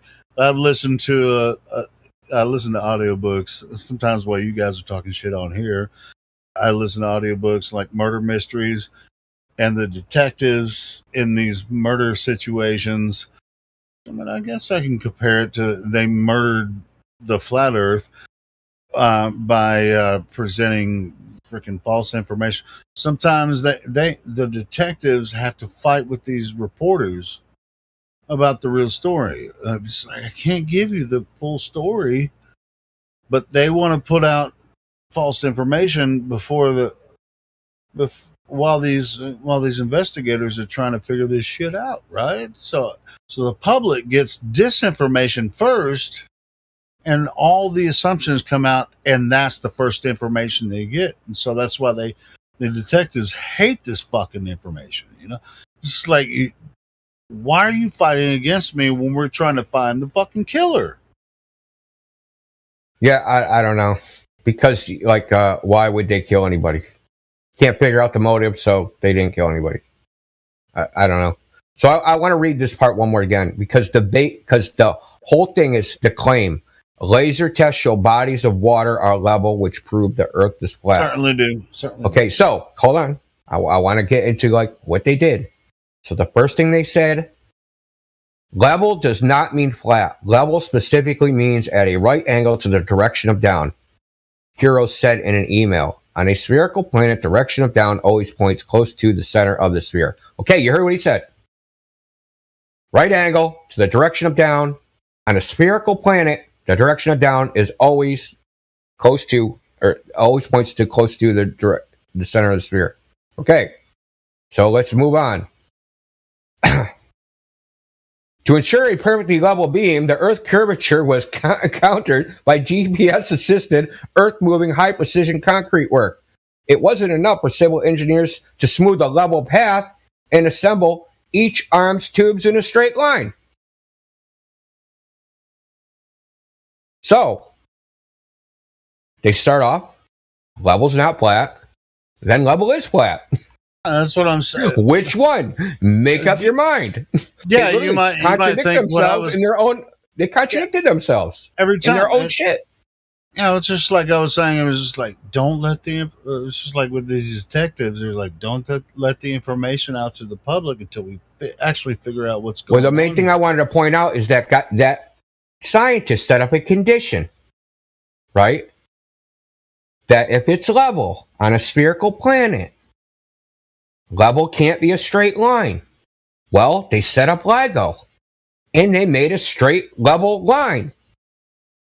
That means it's not a spherical planet, because you said that can't happen on a spherical planet.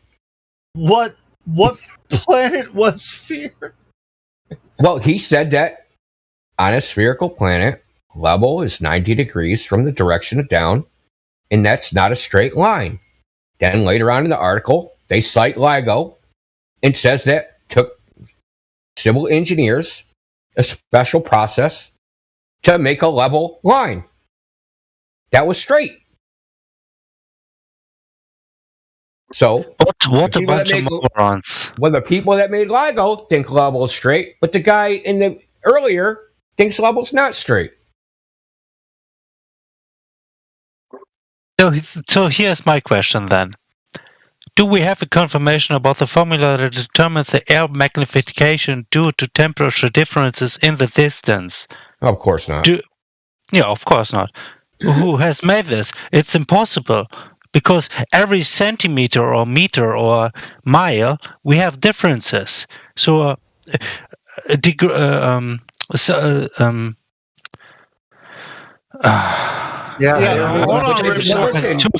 jumping too fast. Those differences average out over time. Yeah, and certainly it always averages out to whether you believe it or not. Like no, Ripley. What I'm saying is, what he said is, the image of something will dance around, but it's dancing around its average value. That's the true value, right? Sometimes it's up, sometimes it's down, sometimes it's left, sometimes it's right. But if you make an observation over a long enough period of time, you're going to get the true value. Yeah, it's like the Goose Bay. Is it the Goose Bay? What? Like that? It's Skunk Bay. It's a Skunk Bay. Yeah. So it's the same thing. And this is what actual laser testing, this is what empirical testing of refraction has revealed. I can cite like 10 papers where they went out and tested it, and it oscillates around a value, right? Certain times a day, it's like the oscillation is larger than other times a day. Like in the time it's worse is like at noon, right? When the sun is directly cooking everything, right? But the times it's least is like right after sunset, right after sunrise, and right after sunset. So when the sun's not in the sky, you get the least craziness, right? And when the sun is at noon, you get the most, which makes sense, right? Doesn't it come basically down to principle? Or I mean, it's just like with all these observations from Earth, like people that believe we're in a solar system are going to look for little nuances when you know, like some of these tests that we've done across Earth, and say, well, this is why I think the Earth is a globe. But really, they don't think the Earth is a globe because of these nuances. The thing is, they already think the Earth is a globe already, and they're going to argue with you for hours on end about these nuances. But they're just going to go ahead and believe that the space agencies and NASA and the government and all that. That's not the real argument. They're just going to argue with you because they really just believe in it, and they don't really have any evidence for it. We can do this, and we should, and we are going to continue to do it, but they should realize that's what they're arguing against, is their own religion in the belief of something they don't have. They don't have any evidence for it. Unless they believe in the space agencies, and if they have any physical evidence that those guys are speaking truth and they went to space and showed the Earth from space, you know, that's on them, and they can believe it all fucking day long. If they have it, show us. Show us.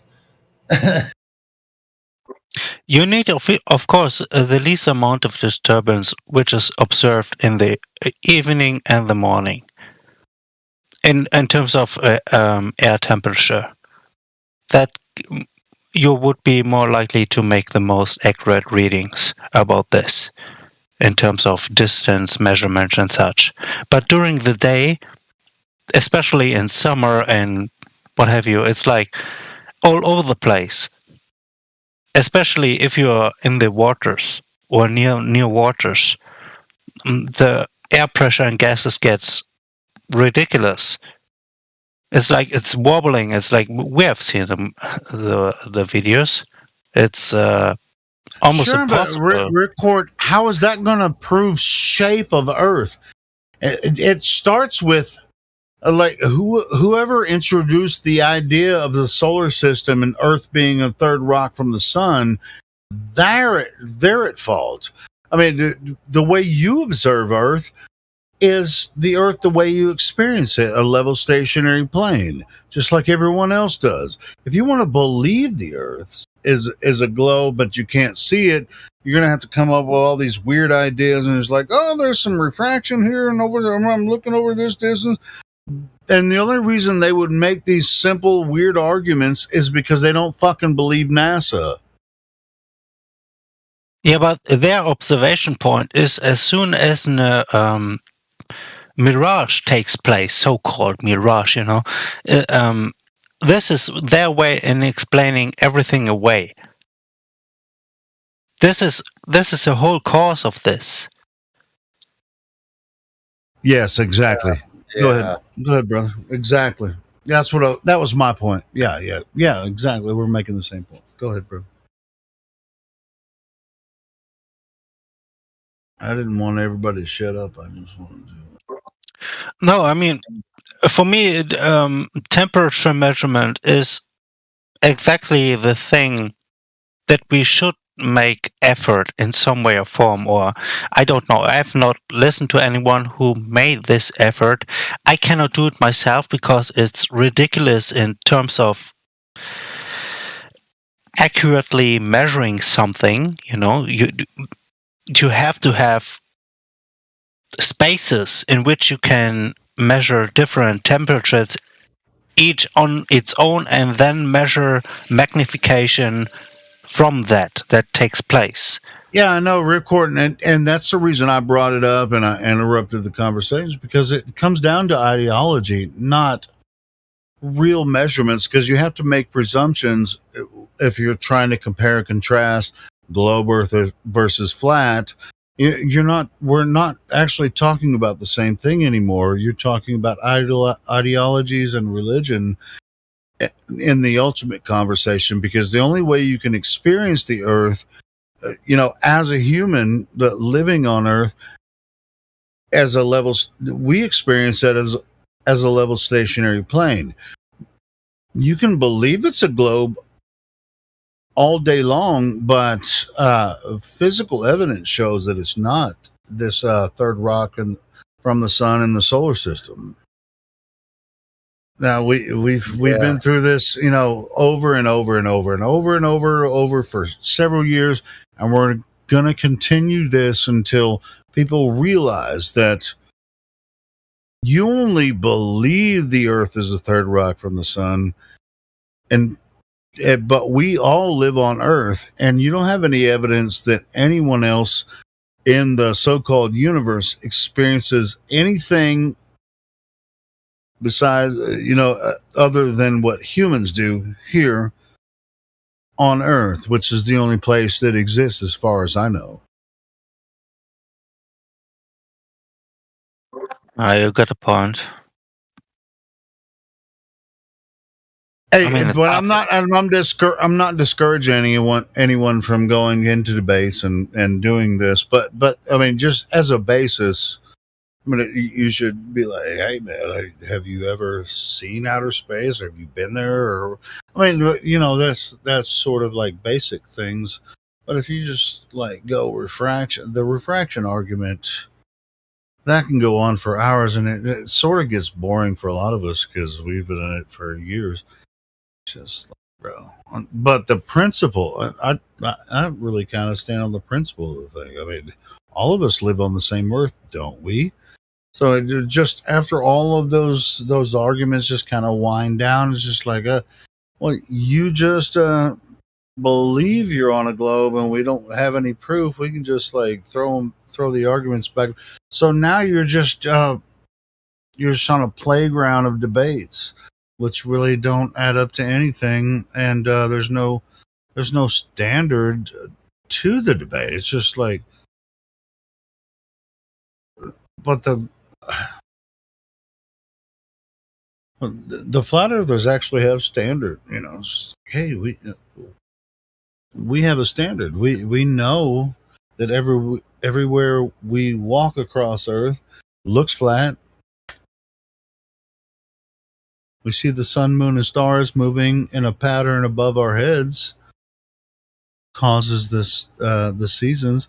Now they have a model in the solar system that they say causes the seasons, but in practical use in their model, you can pretend it's true, but it really doesn't work out physically because they can't actually prove that it actually exists physically.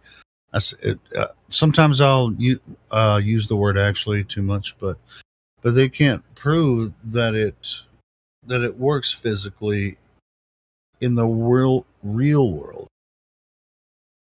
As a matter of fact, these months and calendars were figured out long thousands of years before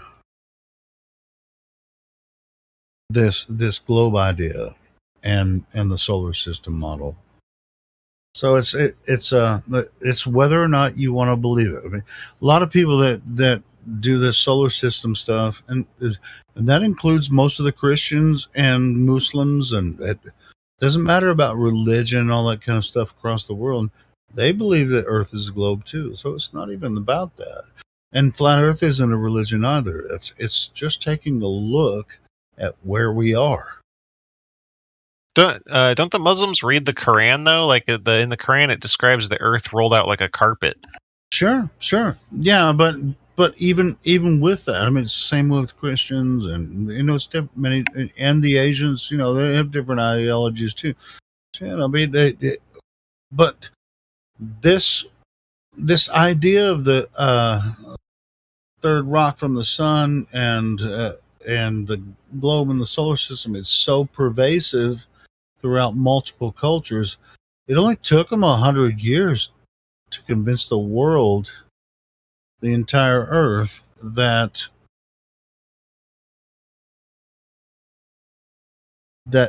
true. Yeah, maybe even less than that. Less time. Yeah, I mean, it's through the media. Yeah, go ahead, Sonny. Like it literally more after World War II probably than anything. So that's only like the last 6-70 years. Yeah, they use wars to discombobulate everybody. I mean, I mean, it's always been wars and everything. So they just put everybody into different cultures, and it's like, well, they disrupt cultures, and then they put everybody in a certain area, and governments take control or whatever. Yeah, it hasn't even taken that long to convince everybody that we're in a solar system, which is absolutely not true. So we're trying to help people understand that you can think for yourself. You don't have to be under the government mind control system.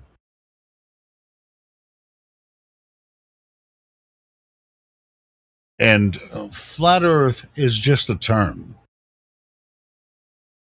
Well, you mentioned previously that in terms of observation, they measure everything that is based on gravity or magnification or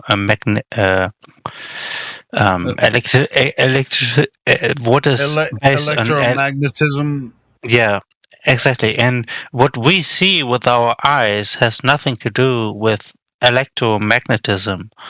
Sure, you can't see electromagnetism, but you can measure it, and that's only measured from Earth as well. You don't measure it from outer space. Yeah, assume as you apply force that takes this force inwards. I mean, I'm just making determinations that are making more complicated. That turns it into something that acts like a force. Yeah.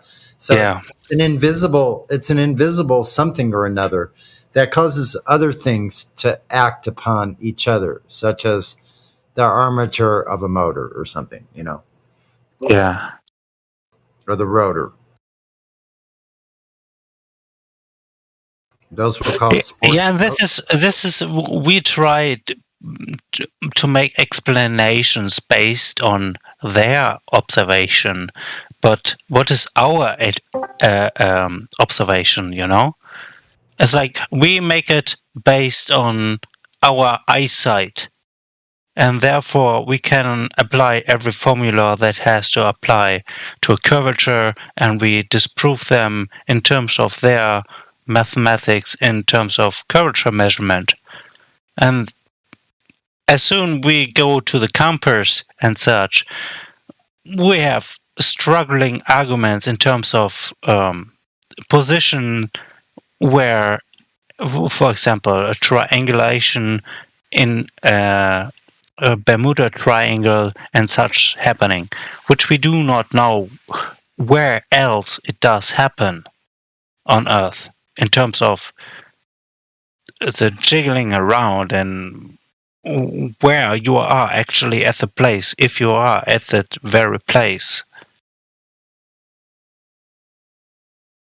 And that's why I previously asked about 1.5 hours ago, do we have any places that those triangulations of Bermuda Triangles do happen? Because I do only about one place, and this is the Bermuda Triangle. It's the main place we always thrive to. If there's one place that has an anomaly, then we should look more into it, why it is the case.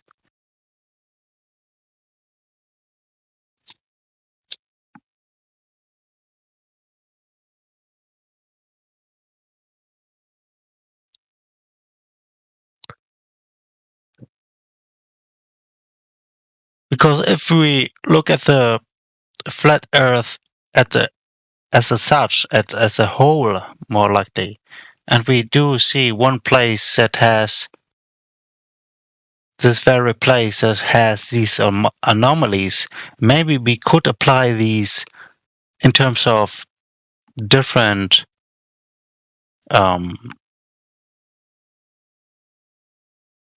places around the Earth in terms of mathematics. It's like there has to be a logic to this.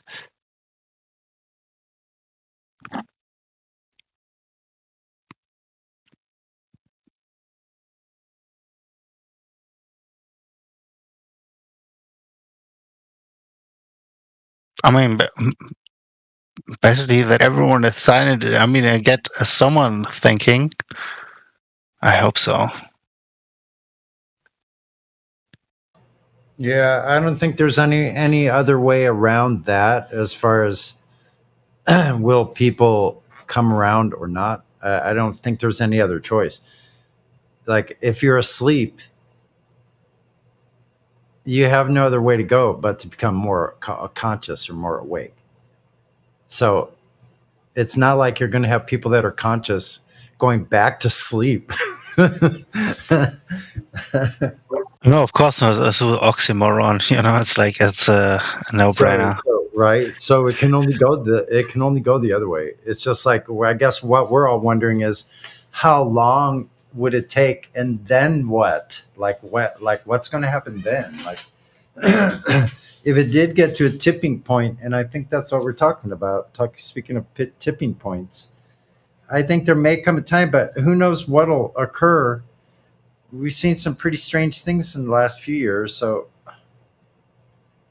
I'm fully prepared that they want to keep us amused or occupied, let's say. Keep our attentions. I mean, to be curious, I'm very, very curious about how they do measure the alignments of stars even thousands of years behind. When you look at Stellaris, for instance, the measurement Stellarium, it's incredible how they can align this. And when they can program this, then they do know how everything works. Do not get me wrong, they do know how everything works. But they put it in formula. Yeah, in the celestial sphere, They do, because those are elevation angles from a horizontal. All they're doing is projecting it down onto the surface as well. That's what they're doing in all of those. They're just trying to project it down to, but they had to start to get all those elevation angles of all those luminary bodies and how they travel over us. They had to use a horizontal to get the elevation angle.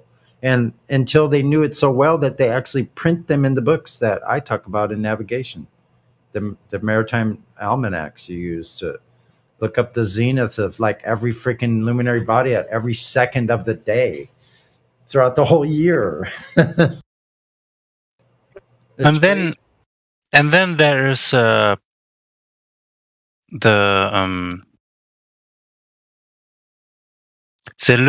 Lucifer scope, or what is it called? Yeah, the one in Arizona that's owned by the Vatican, right? Yeah, I mean, why do they call it Lucifer? For God's sake! Well, why do they have a viper inside the freaking one of their little cathedrals? Yeah, of course. It's a no-brainer. They worship snake worshippers.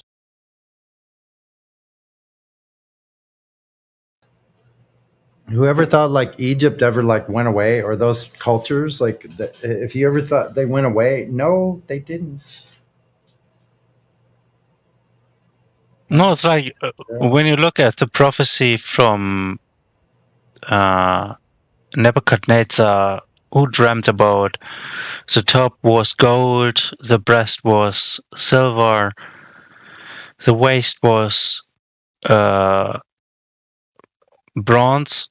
No, not bronze. Yeah, or bronze, and the legs were, I guess, iron, and the feet were iron mixed with clay. Hmm. So I love people that say iron. It sounds like it reminds me of Norm Macdonald. Iron. That's awesome. God, I love Norm. What do you mean by that? It reminds me of a stand-up comedian called, he's dead now, but Norm Macdonald, the legend. Hmm. Are you from Germany, Ripcord? That guy died? Yeah, Norm died. I have no idea. Oh my God. Sorry, I didn't know that. But I just understand you say iron. I understand iron. We don't. Iron. He used to say iron. Yeah, iron. Yeah. Iron. Now I'll start saying it. Iron. We say iron. I guess it sounds more British. Iron.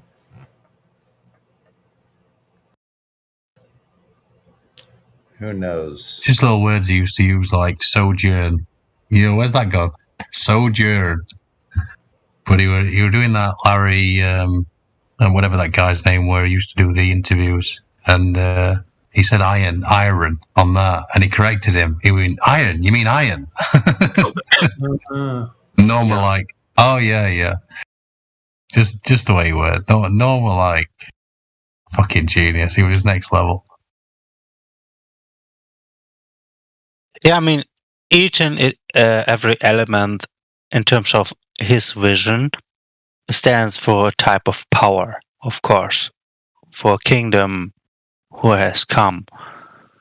And right now, I definitely see that the Roman Empire is going to crumble, and therefore they make effort in uniting everyone, which would be then the clay, which would be formed.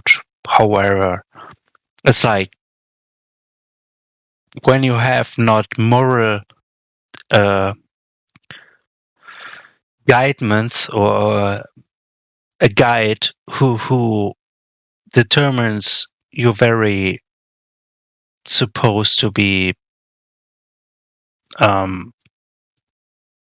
I think you're talking about Daniel's interpretation of Nebuchadnezzar's dream. Is it Nebuchadnezzar?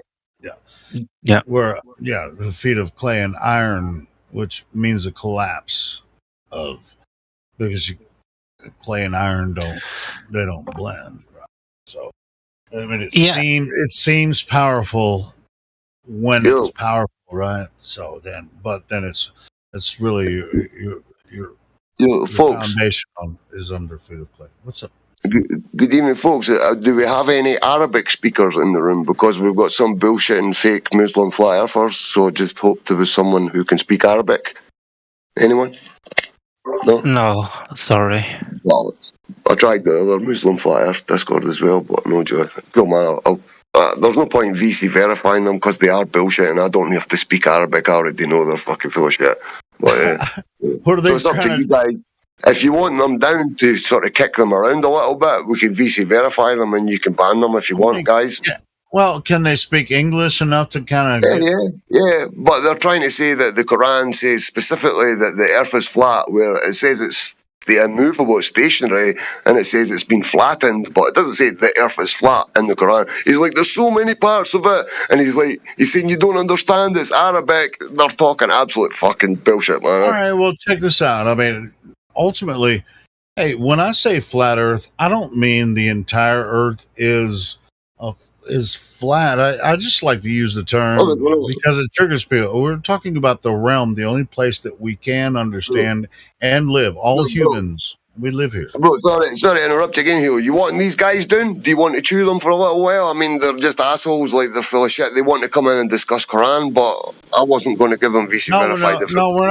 We're not going to talk about Quran in here. No. Nah, but just if you wanted to kick them around for a minute, right? I'll see if I can get another customer for us. Flyer. Back in a sec. If they want to talk about the science and stuff, yeah, bring them in. But if they want to just discuss Quran all night, that's not this. It's not this room.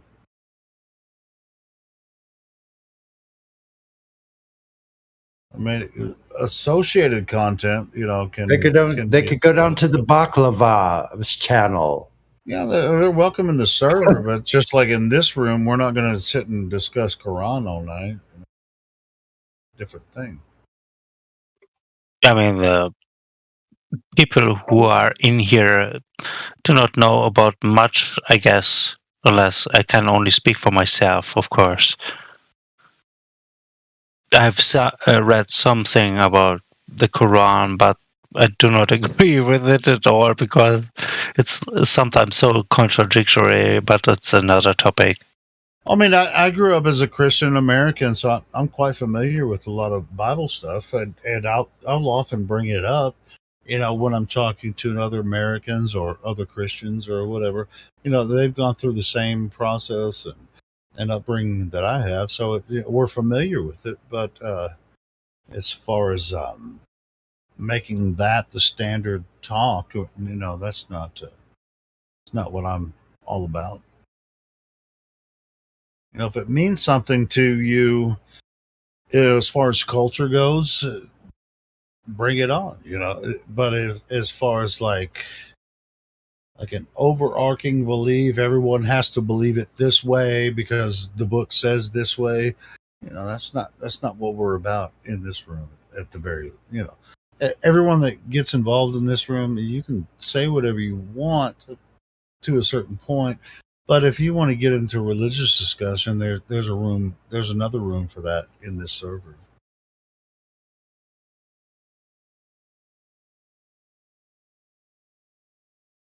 I can talk about the Bible all night. I'm pretty familiar with all of that.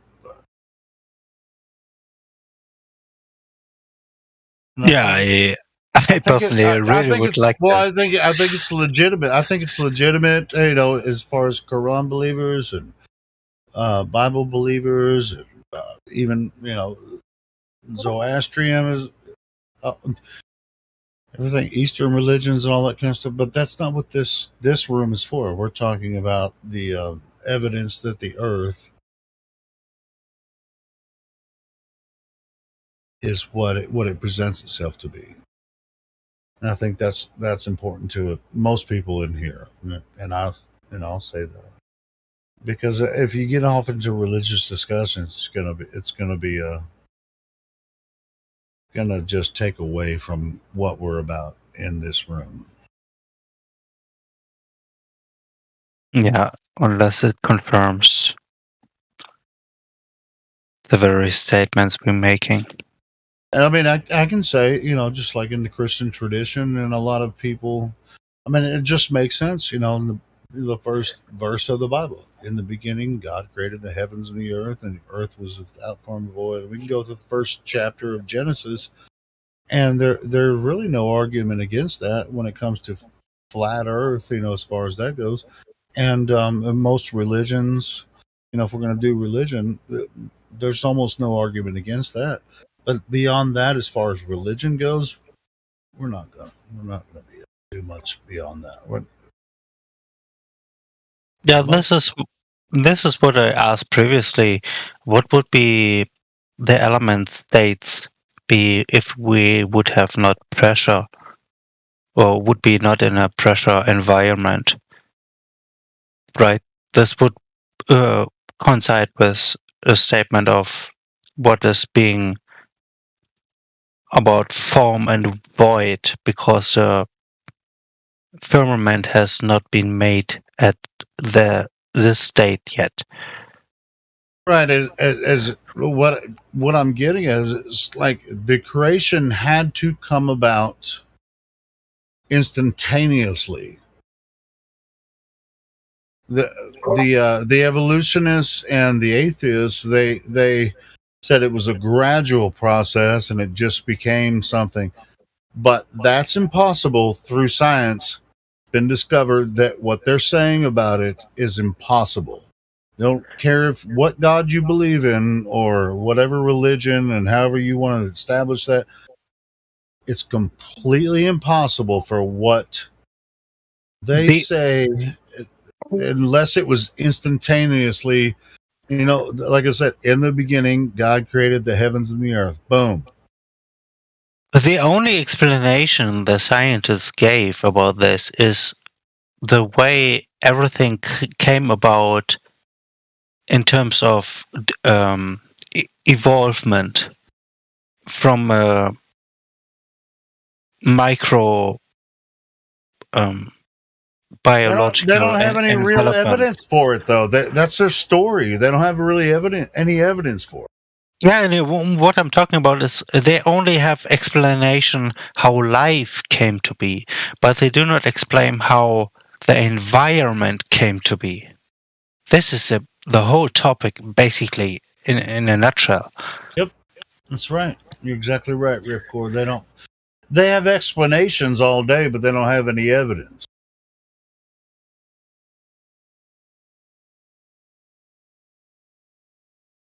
And you know where they claim their evidence comes from? The Big Boom.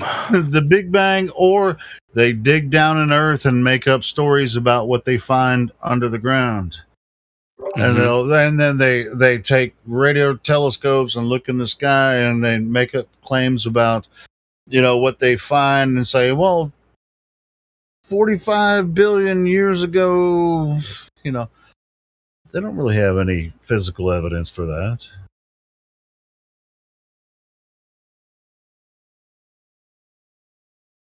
Especially when they make claims about stars and freaking galaxies that are trillions of miles away. Freaking far 1 trillion miles is. So we have a newest, Salt Lake Stacy. Yeah. Hello. My mic's finally coming through. For some reason it doesn't always work. But yeah. I remember talking to you, Salt Lake Stacy. Yeah, last time you talked to me, I was on the roof.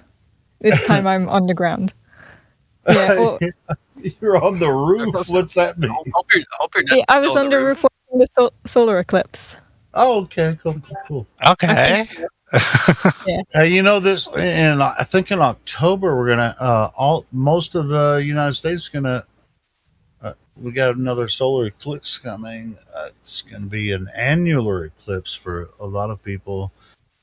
Yeah, you'll have to watch it on my behalf because I won't be able to see it from here. Yeah, it's going to be mostly viewable. I think Austin, Texas is going to be under the entire annular eclipse. Anyway. Anyway, here in my town, there's been like this hot air ballooning national competition going around, and I've been volunteering, and I've been like just being a really enthusiastic person about it. Like, yes, I get to help out in the hot air ballooning. Maybe I'll get a free flight. And somehow I managed to squeeze my way onto a hot air balloon flight for one of the tasks I was setting up. And then we only went about 300 meters high, according to the guy who was piloting it, which would be 100 feet, he said. And obviously you're not going to see any curvature from there. But I said, I was just sort of teasing, and I was like, hey, how high do I need to be to see curvature?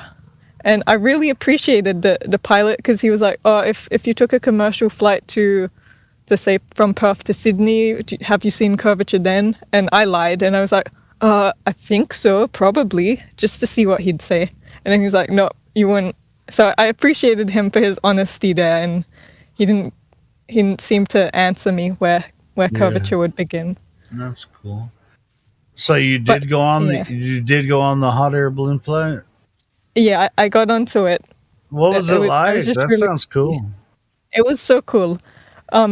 My main, like, how it felt, like, just looking at it, the main thing I'd describe it as is it looked like you were looking at, like, some small figurine table of someone making the world. Like, obviously just due to perspective, because you're so far away from everything underground.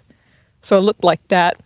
But then at certain heights, you weren't, like, I was only 300 meters tall. I mean, like, in altitude, so it wasn't. So you were in a basket at the bottom of the balloon. How many people were with you? This was small. There was 5 of us, and because it was like sort of a competition balloon. I wanted to sort of nag the pilot about some stuff, but like I felt like I was disrupting like the peace. Everyone was really quiet, and I didn't want to like ruin their experience by just being sure. Yeah, but what was I going to say? Oh no, I've forgotten. But it was really cool. That's why you nag them, and then you give them some peace. Yeah, I mean, do it afterwards. You'd be like, all right, so did you guys see the curvature? No, I'm just playing. No, but peace you did of ask mind him about knowing that. you're not spinning. So you launched in a hot air balloon and went, you said what, how far above the earth did you say? 100 feet, so very low. Or was it 1,000? Whatever converts to about 300 meters. Yeah, about 300 so like meters. What you'd see in That's like a little over 100 mountain. feet, but that's all right. Yeah, like a small and then hill. you came back down, and it was everybody's like,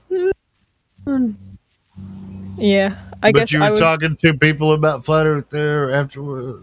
You're not going to see curvature. There is no such thing as curvature. But anyway, the thing is, it's my first time volunteering, so I don't want to come across too headstrong, and just sort of like, wading through the waters at the moment. But then there was this weather guy, and I was sort of pressing on about, these clouds, what are these clouds? And he was like, oh yeah, they're like the cirrocumulus clouds. And like I was like, how are they made? The ones which look really artificial? And he came up with like, oh yeah, it's just like formed because of like ice particles and blah blah blah. And I nodded, but I didn't really take in much of what he was saying. But, I can be a bit, try and prompt people to think about things. Sure. Yeah, I mean, it's kind of weird though. But they have new names for clouds that never existed before. Now, are they teaching that stuff in schools now? And these? Well, I never learned about clouds when I went to school. I did. I mean, it was nebulous, circumnebulous, not. Well, I mean, I may have like had one class lesson about clouds, but like out of the memory the next day. To dangle the bait in front of them. Oh, sorry. Cumulonimbus. That's what I was. Anyway, but as far as it's like, there you go. See, Ethergrass fixed it. You see that? Oh, we got America in there too. I got a guy in black just going, really? Thanks, Ether Gris.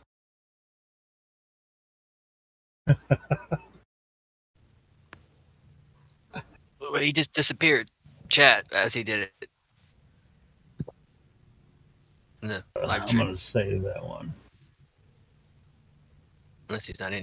He's not in here yet.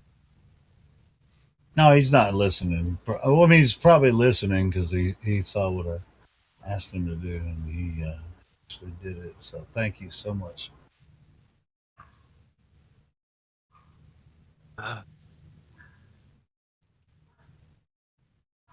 Clicking the wrong shit. But anyway, so you in a hot... I've never been on a hot air balloon fight. That would be fun. Yeah, I mean, it's hot air like... balloon fight. Flight or fight? Flight. She went up with a group of people on a hot air balloon, and she was chomping at the bit to talk about flat Earth, but she was holding back, which I probably would too. You know, depending on who I was up there with. You know, if I didn't know them or you know, if they're yeah, don't want to be thrown off overboard. Yeah, it's just like, let's see how. You ever heard of gravity? Boom! Yeah. Oh shit! I don't want to go there. I'm just playing. But yeah, I was just really lucky. Very low sweet character. I was really lucky because it was a free flight, and I was just helping out with the target team where we set up like X marks the spots for the hot air balloon competitors to drop a marker onto. And then one of the events was get the hot air balloon I was in, that's the hot air balloon or the other competitors have to follow, and then that one lands, and then you set up the target where it lands, and then the hot air balloons which are coming, they drop their targets onto where you've landed. And then the guy who was like the leader of the target team setup, I'd been involved talking to him and stuff because I was part of the team. And then he's like, we need one more person. So there I'm waving my hand, me. And I'm the youngest one volunteering amongst a lot of older people. So they were happy to give me the opportunity to take their place. So what did really it feel like? Like just like, so is there a captain? Do they call him the captain of the they call them pilots. The pilot, and they handle the hot air, and they just do the torch inside the balloon. Yeah, and I guess there's a lot of ropes which they might control and stuff, but I wasn't really watching him, so I didn't pay that much attention to what he was doing. Yeah, because you were waiting for that shit to lift off, going, "Oh, I think I might throw up." I was pretty calm. I was thinking, okay, there's no need to be scared. It's fine. It'll be fine, and it was. But yeah, it was a very humble sort of experience. Like, it's not something I like when I came back down. I didn't really want to boast about it. You know, I would say, yeah, it was cool, but not something to just like gush on and on about. But, you know, just nice, humble thing to experience. I don't know. It's kind of like if, if the pilot didn't know what he was doing, you might end up crashing somewhere. So, I mean, it's like if you're brand new to it, it might be like, oh, God. You sure we're going to actually be able to put this back down on the ground? Yeah. Well, he did. He managed it. It was a bumpy landing, but that made it all the more fun. Yeah, that's what's up. That's really cool, Stacey. It all happened so quickly. Like 1 minute, I was just thinking I'd set up a target underground, and the next minute, I'm gonna be on a hot air balloon. So I didn't even have time to get my camera. So, which was kind of good not good in the sense I would get like an infrared camera and try and like. You're not going to capture anything from that high up anyway. I mean, except for just like anything just you can capture on top of the tallest building in Sydney or anything. Yeah. But anyway, I didn't have time to get the camera, which was probably a blessing because it meant I just spent the whole time taking in the view rather than getting distracted. Having fun. Yeah. Yeah. It's cool. I'd love to do it. I'd love to be on a hot air balloon. It's just like sometimes I think about I'd do skydiving. Oof. But I would do skydiving, but I don't want to do it. You have to do it tandem first. That's just like seems to me like a pussy move. So I want to do it by myself first. This is like as long as you get it saying right. My fucking parachute's not going to work if I do what you told me to do? Fuck that. I'm just like, tell me to pull the ripcord and pull it. I don't need you to hold on to me. I'll jump out of the goddamn airplane. Yeah, so I've been hanging around a lot of pilots, so getting some pilot acquaintances, which is pretty cool. Like they're very like sharp with their knowledge on like the weather, the winds and clouds and all that, which is just a cool thing to be aware of. So I'll try and learn some things off them. Ooh. So you're talking to pilots? Ooh, that's gonna be good stuff. I want to hear some more about that. Bring him the pie. Bring him a pie. Bring them a pie. Bring them a pie. Pilots. Your mic's a bit low. Your mic's a bit low. I'm struggling to catch what you're saying. I didn't know where I was going with that. Okay. I don't know either. Since you've met some pilots but you haven't brought up Flat Earth to them yet. Yeah, not yet. That's pretty cool. Pick and choose your battles. Yep. Just like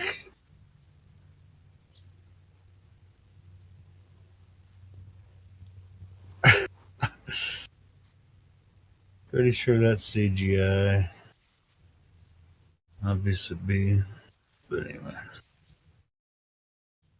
And recently, I came across an old page or 2 pages of writing I had written probably like a year and a half at least ago, where I was writing about why the logical standpoint is to think you need like to have to prove curvature. And so I read it. I thought, oh yeah, my logic's pretty good. Like it hasn't really deviated since like the 2 years ago. I got the logic and I've had it down since then. And so I read through it, made a quick video about it, and then I was thinking, what do I name the video? I could like say something about like proving the heliocentric claim, but then I thought, no, I'll just use the term flat Earth. And like the moment I posted it, I just got trolled by so many, like not really that much, but like for the amount of views I get, like so many, probably just only like 6 or something, but a lot for me, of globe trolls, just like, wow, they totally trolled me. The energy they have to just like finding whenever the flat Earth keyword is uploaded to YouTube. Yeah, bro. We were just talking about that earlier too. It's like flat Earth doesn't mean you know everything about flat Earth or globe. But I guarantee when you go in a room and you're going to know a room of globe earthers, you're going to know more about their globe than they do.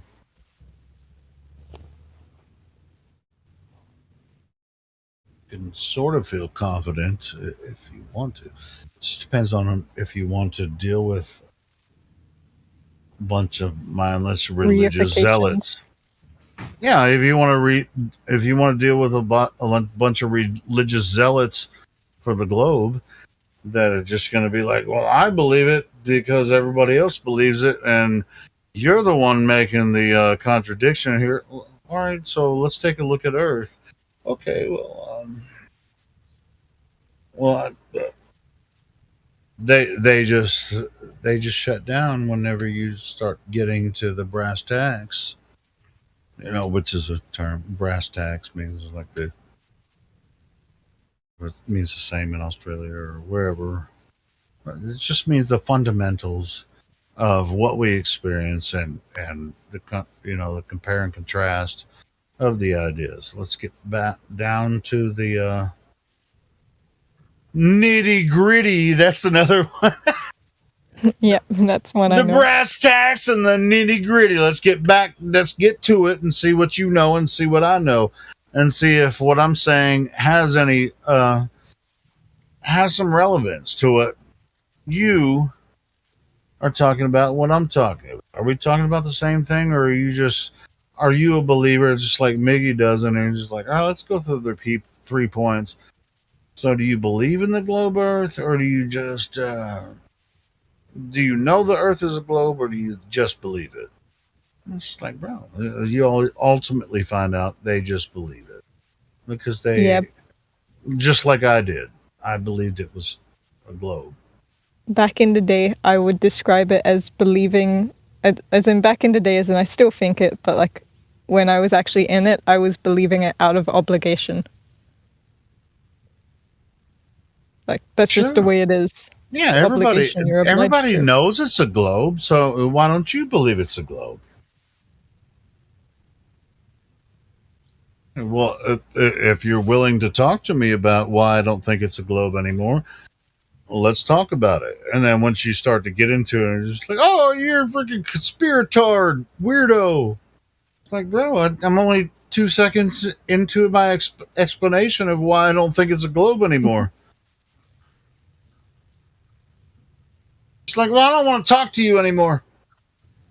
Well, you're the fucking weirdo then. Yeah, that's why I'm taking my time, not going full on flat out to the pilots just yet. Yeah. Still want to maintain some relationships and that's while I kinda can. smart. Kind of smart. All right, guys, we got 30 minutes. Let's get some Globers in here. Globers, where are you? Have you talked to Stacey before, Miggy? I've heard her music. Pretty awesome. I heard her other hit too. Did you just make that other one just recently, Stacey? I had that on the back burner like for a year and a half too, and I thought, oh, I should actually like post it. So, Hey, your yeah, music's that was an pretty old good. one. I like your music. It's kind of catchy. Well, it's sort of stolen, but as in the music part is stolen. I just make the words. But yeah, thank you.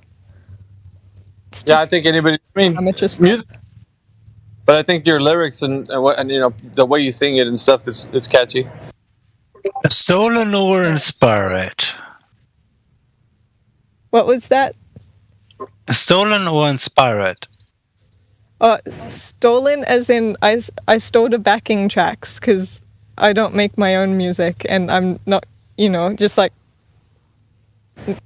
copyrighted. What'd you do? Did you grab some? Yeah, rip it off YouTube and put my own. Yeah, words just like to it. free form music, free backing tracks, and then put some music. There's nothing wrong with that. Yeah, I'm not asking for money or anything, so it's just personal use. You just having fun, making some cool stuff. Nothing wrong with that. No, it's cool. I like it. Good flat earth tune. You've probably heard my music, Stacey, or at least on my Helio Skeptic channel. I made a lot of parodies that I just took the karaoke tracks and sang over them. Don't think I've listened to you, so maybe I'll listen to one or two. All right, I'll listen to it. Or, yeah, I'll send you a link. But yeah, but I do have a lot of original music out there, but I've done some flat earth karaoke stuff. Parodies. CB in the chat. What's up, CB? Where's everybody at? Everyone just chilling now? Having a relaxed time or what? Yeah. Yeah. Well, I woke up at like 5 a.m. and was like setting up hot air balloon targets in the cold. So now that the sun's come out and that's finished, I've just been sitting in the sun warming up. Did you get in the suntan? It's 5 a.m. It's 10 o'clock here in Central Time. It's not 5 a.m. anymore. That was like 5 hours ago, but took a while. Where are and you? I'm now Are just you, like, surfing in the really? sun. Wait, what are you asking? Sorry, couldn't hear. Where are you in the world? Australia? Yeah, Western Australia. Aren't you And guys going winter time over there? It's getting closer to winter, but the sun's still here, acting like it's not winter. Just a nice sunny afternoon. Well, it's not afternoon yet. But yeah, I learned that there's three of the circumnavigating hot air balloon flights started in Northam, which is the town I'm in. And so I've actually been mapping them out and haven't mapped them out fully yet, but it will probably be interesting just to see the flight Mickey, paths. did you miss her story earlier about her going on a hot air balloon flight? No, I was listening because I'm listening. You know, I'm working and listening, but I can't get on the mic. Just want to make sure. But yeah, she you know, it sounded like you're kind of snuck your way on. Well, not snuck your way, but you worked around the balloons and somebody. Yeah, worked my charm. You batted your eyes and like. You know, have you ever seen that cat from Shrek? You know, like when he does his big old googly eyes, everybody's like, "Aw!" Like, oh, can I go on your balloon flight? That's basically what I'm doing. Hey, Helio, could you pull that off though? Was she done? Could you bat your eyes and like ask to get on a balloon? They'll be like. I mean, not in the same way, you know, but I can be influential. I can work my way in, I can work my into. What can you? Oh, your voice, huh? You're like, excuse me, maybe lady. with my voice or you guys like, need some I would actually pick out somebody in the crowd that's already in the crowd or in the group of people and be like, get cool with them, and I can get cool with the other guy. You know, but it's not the same way a lady does it, you know. Yeah, Stacy just turns on the old charm and that's it, man. Dude's like, oh, by the way, there's an extra spot over here. Thank you, kind sir. Yeah, it's a lot easier for ladies, I think, but yeah. Hey, man, that's not fair. Yeah. Well, it's okay because, you know. Yeah, we don't mind. Men don't mind. I don't mind that shit. Like, yeah. That's why, like, men like us would be like, yeah, okay, let the lady in, man. The dude's all like, the wife's in the background like, hey, honey, what about me? Like, oh, you'll get on next time. Oh, I just like, I'm going to take her up because, I mean, you've been up before with me. You've been already up before. You already done this, but, you know, she hasn't, so let's... What a slime bucket, yeah. Helio's laughing because you know you've been doing the same shit. I ain't done that shit. Freaking man, dude. I just know how the shit works. That's all I'm saying. We know how it works. I'll do it a little bit, but I'm not too pushing. Yeah, that's the way I am. I mean, but you know, it's personality. I mean, it really kind of works. That's just the way it is. Some things will never change. Yeah, that song. But don't you believe it? You remember he says that in the song too. Yeah. Oh, but don't you believe it? It's raining over here in Iowa, folks. What the hell? It rained like crazy yesterday in Arkansas. But you're not. I mean, as far as legit, I mean, it would take a long time for me to drive to where you are, Mickey. But you know, as far as weather goes, been some crazy. Hey, no, speaking of Stacy's songs, you know that song "Did Get Stuck in My Head"? How you sing it? He's a Helio, or you know, like that little beat that you got going. That got like that replays in my head because ever since they played it, I think Helio liked the song, so he was playing it one morning, like back to back. He's like, dude, I just really like this song. So he kept playing it over and over, and it was like, I had my earbuds in because I was at work and I was listening to it, and I was like, oh, it's stuck in my head now. So I didn't even know the way it goes. Can't even remember that song now. It's crazy that your friend Stacy, like even though you made a song for the guy, like and he's like still a helioer.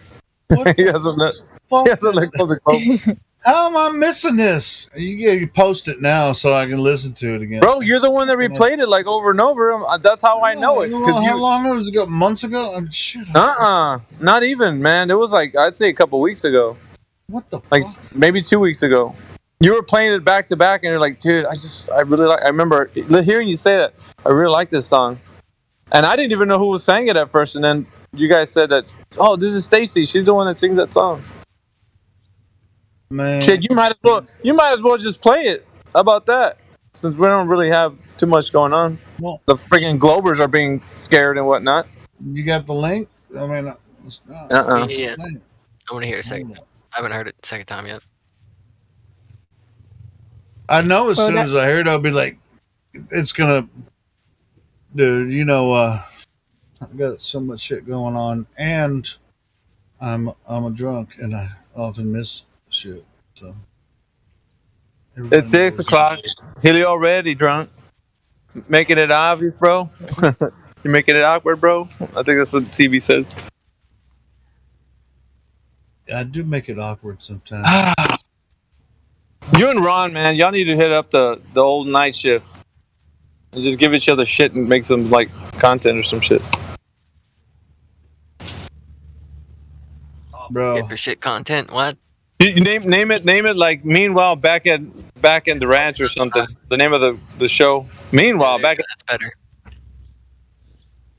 Well, it's just like sometimes we have to hold back on the live stream. But if you really want me to get crunk, you don't want me to get. You don't want to get crunk, bro. You don't want me doing it either. You're gonna turn this shit up to 10 and shit. Yeah, you don't want that. Hey, where's the link to the song, bro? I don't have the link. I thought you were going to send me the link. Stacey, do you have a link to your song? I'd have to look it up. If you just search "My Friend Is a Glober" on YouTube, that should all right. be the link. Now it's starting to sound familiar.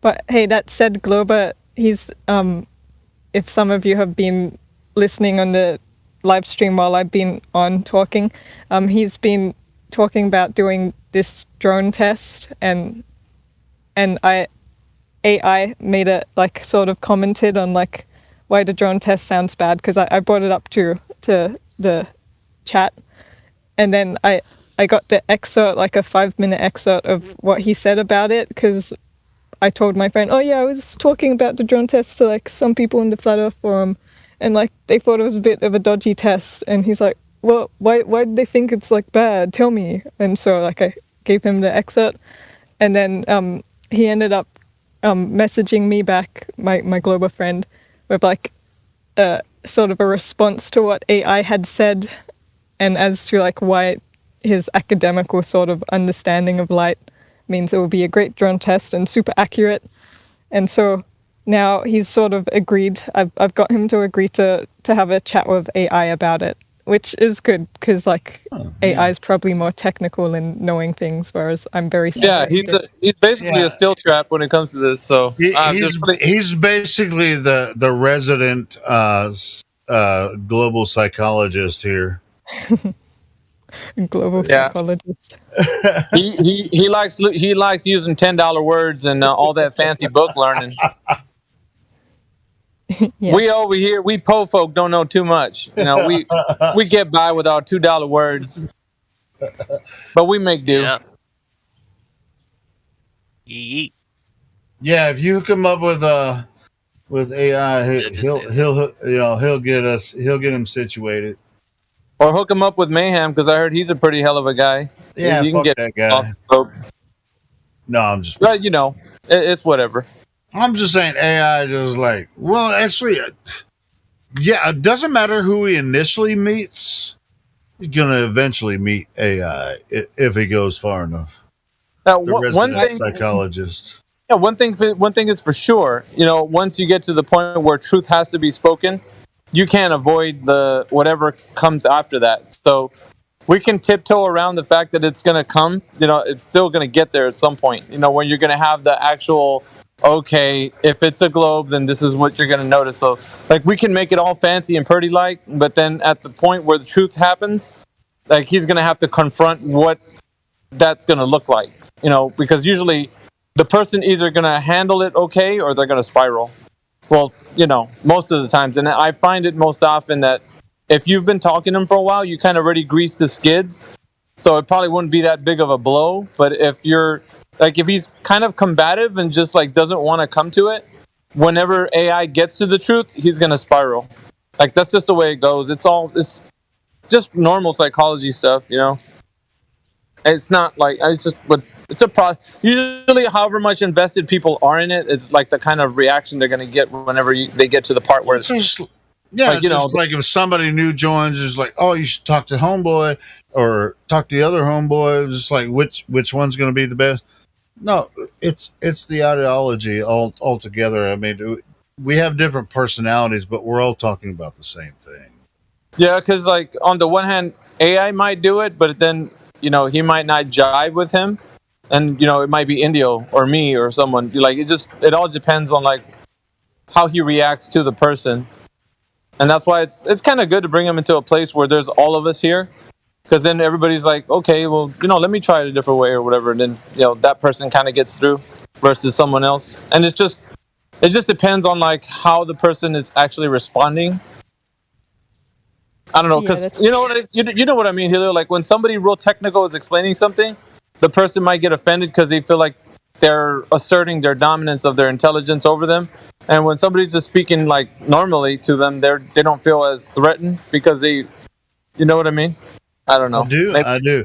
Well, that's just like I was saying. I mean, we could have a freaking, well, we can't do it in here necessarily, but like we were saying, we can just have like a total roast shit show and everybody have a lot of fun, but you might come out at the end to like with people just coming in and going, oh, I see what you're saying, because I can say a lot more than I actually can say on the live stream. You know. Hey, Helio, before I forget, remember I was telling you I talked to Sonny about that one thing?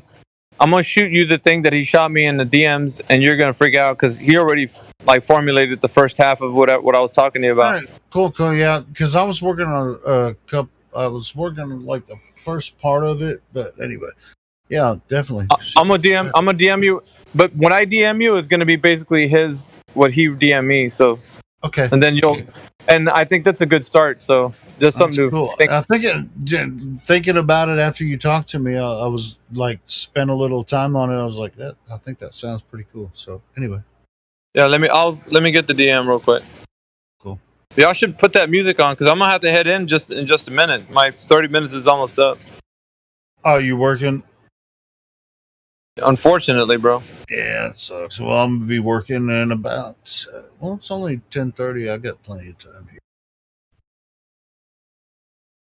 As long as I go to sleep before midnight or 1, I'll be good.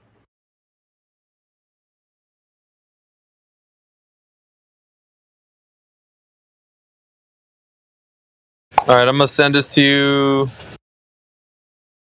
Hey, second. Did you get my message, Stacy? I'll have a look. That's cool. I just have a thing where I have to push to talk, so when I'm looking, I can't actually talk. Okay, well, don't worry about it. It's just it's just a link to my playlist on my channel with my old music from the 90s and stuff. You can listen to that later if you want to. Okay, I will. I do like Flat Earth songs, you know, it's just... Well, even those aren't if they're Flat not Earth like songs. me. That's my original stuff from okay. the other day. Yeah. I'll still listen to it. Yeah. Yeah, he goes hard, man. He really does. I'm guessing it's sort of like rock. Yeah, it's rock music. Yeah, it's heavy metal. Do one of those loud screams like you used to. Though. Yeah. Yeah, it's just like, yeah. I mean, I don't Like play. power My metal voice sort of? sounds deep on here, but yeah, I sing. I'm actually a tenor, so as far as singing goes, I'm a tenor, but speaking, bro was in a hair that means. He was in a hair band back in the days, man. He's a headbanger's ball kind of guy. You know? Now, did Don't your be- hair don't look be like modest, the don't be modest. ISS girls with hairspray? Yeah, don't be modest. I know. Let everybody know, man. You were a badass back in the day. She's my cherry pie. You remember that? Yeah. Cold drink of water, such a sweet surprise. Good, make a grown man cry. Sweet cherry pie. I knew you were gonna do it, bro. I grew up on that. Hell yeah. Get me started, man. Don't get me Hell started. yeah. Where's Ron Shackleton at? Anyway. But yeah. But I can also do opera too, so don't even Oh, cool. I was trained to sing opera as well, so Okay, you can just belt one out for Stacy because she hasn't heard you sing it. So, Yeah, do it. I want to hear some opera. just belt one out, one. That's all. Well, I didn't like opera, so I had to do it for when I was for a brief period when I was in college before I dropped out and tried to be a rock star. Let me think. It's not operatic. I can even sing rock songs in opera. Let's see. Think of one. Cherry Pie. I don't think that would be a good one. Let me think.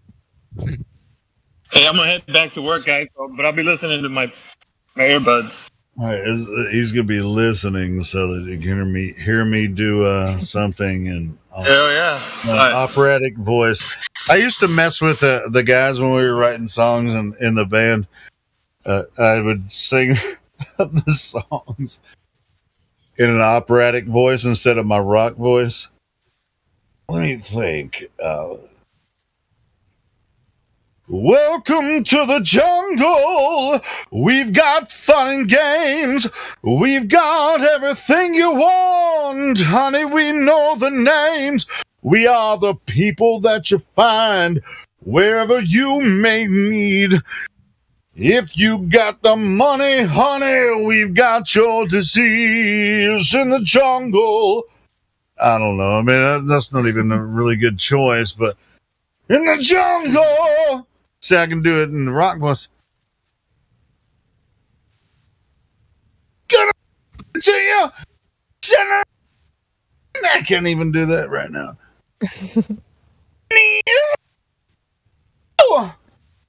I want to watch you bleed. Am I breaking up? Yeah. Yeah, it's probably because of the back. Because when I sing, it's really loud. I have to back up from the microphone. But anyway. Yeah. Yeah, I sing really fucking loud. So. Well, I guess Welcome that's the to way the jungle. do it. You can be like, welcome to the jungle. We've got fun and games. We've got everything you want. Honey, we know the names. We are the people that you find, whatever you may need.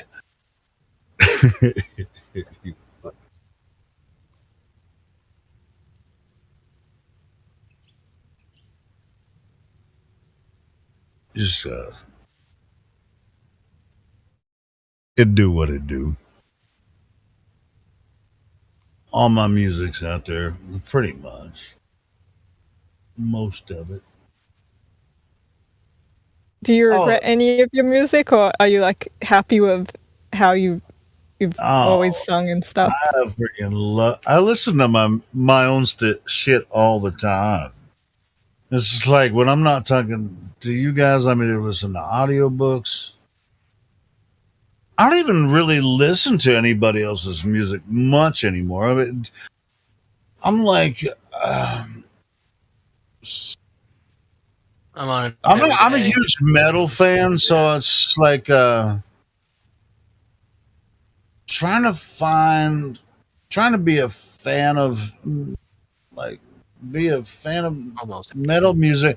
I'm just like I'll be 50 this year, so it's like I'm trying to like newer metal bands, but I can't find one that has really impressed me. in the past several years. So, like when I find a band, I'll only listen to that band for like a year. I'll just listen to that album. If I had a good album, I'll listen to it for at least a few months or maybe close to a year. Depends on the album. I'm a weirdo when it comes to that kind of stuff. So it's just like, I'm going to either listen to you guys talk shit all day, or I'm going to listen to an audiobook, or I'm going to find a really good band. This is like one of my favorite albums that came out last year. The new Exodus album that came out last year. Freaking brilliant. And those guys are older than me. Freaking brilliant.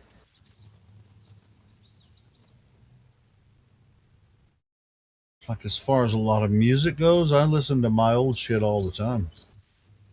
I mean, and I don't even consider it to be like, oh, you're just narcissistic. No. It's good shit. You guys should listen to it. You don't have to if you don't like, like old school grunge or metal shit. You don't have to listen to it, but I like it. And I don't know why. Well, I know why it wasn't like Hollywood level freaking rock star shit, but at the time, I felt like we were going to be rock stars, but I see why it wasn't Hollywood now, looking back, because you're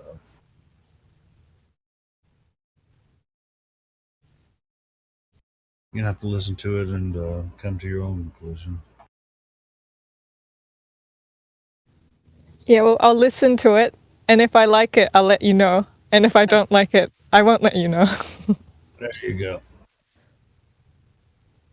Well, if you like rock and roll, it's good stuff. That's all. I mean, if you don't like rock and roll, you're not going to like it. So,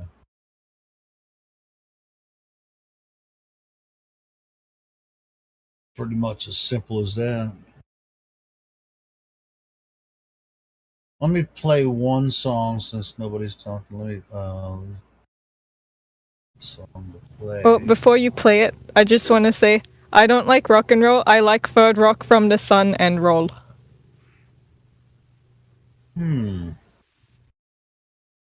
Third rock from the sun and what? Rock and roll, third rock from the sun and roll. It's a pun with the heliocentric model. Oh. Because the Earth is the third rock from the sun in the narrative. Well, this the music I have on my channel, my originals are on playlists, so it's like the whole album. But I'll play one of my parodies. You said you haven't heard those yet. Let me play one of those. Yeah, do that. I'll like to hear it.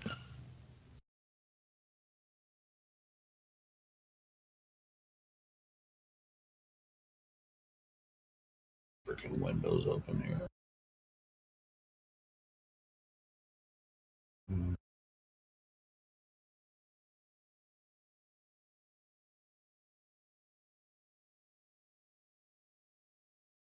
Yeah, I did a parody of Ozzy Osbourne, the Monkees.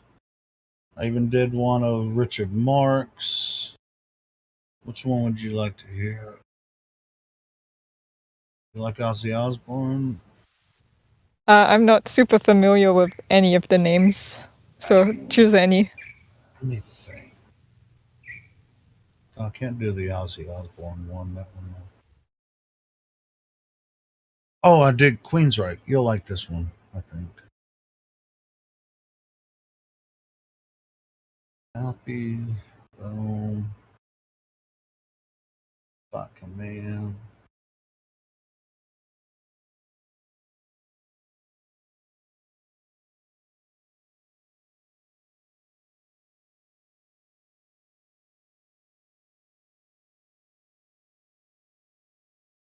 Hopefully this works. It doesn't always work on the command, but let's see.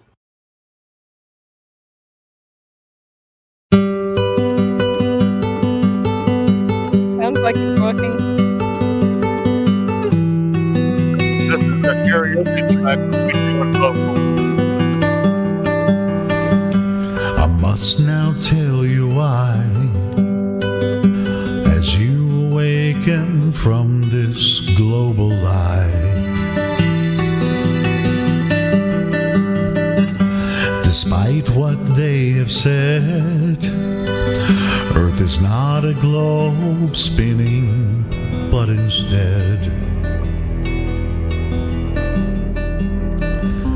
they mind tricked you to steal your plane, as someone close to you programmed your brain. But why? So clear this is, improve your stance. Space is fake, we are contained, their scheme is over.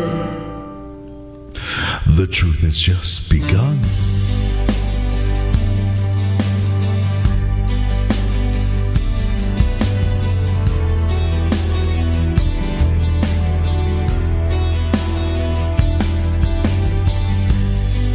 There's a place up in the sky, a pathway for the moon and stars at night.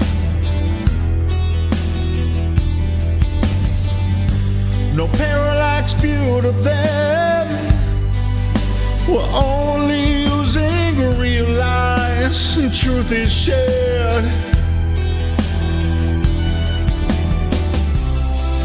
Earth's a place that doesn't turn, so face your fears, believe your ears, no motion do they find.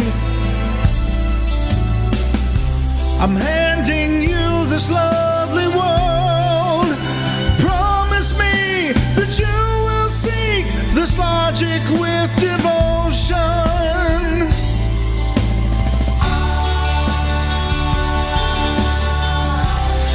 I truly see your point of view. I'm gonna teach you how to prove.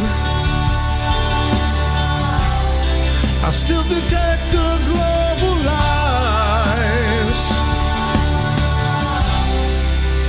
as I explain to you the lies that you do not see.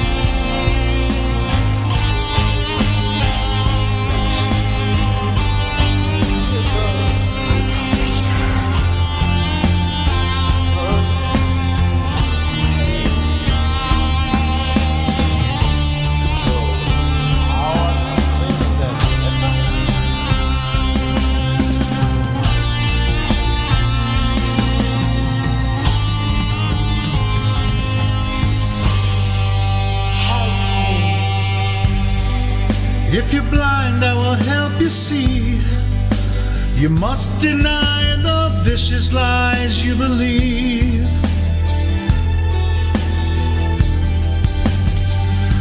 What draws you here, my friend? Come listen now and let's fly to truth end.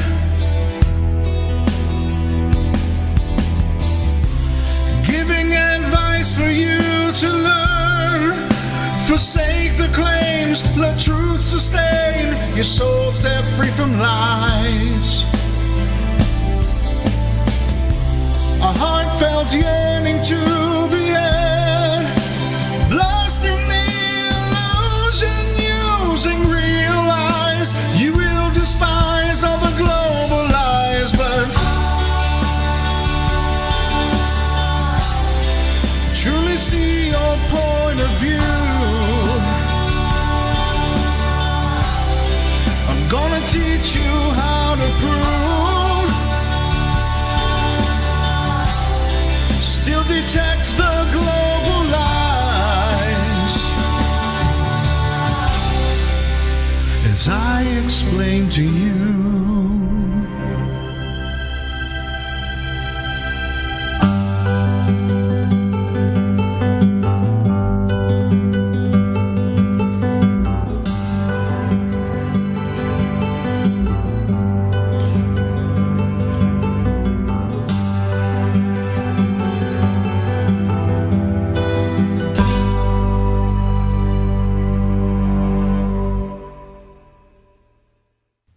Nice.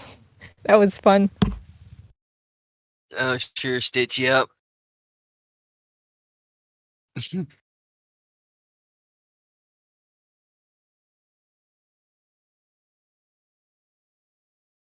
Really good.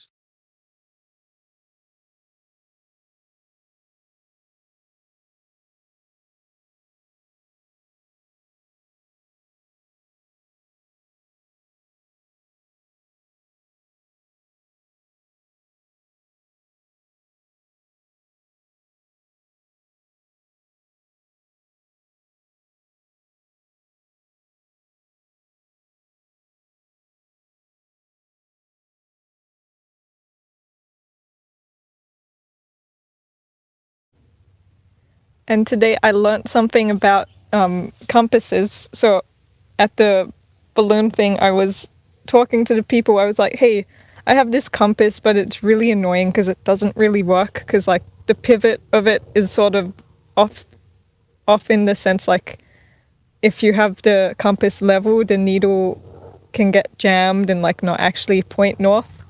And then one of the guys was like, oh, there's actually this thing in like because, and he explained to me how it works on a globe, and he was like, oh yeah, like the compasses in the northern hemisphere are different to the compasses in the southern hemisphere because of like some globe explanation.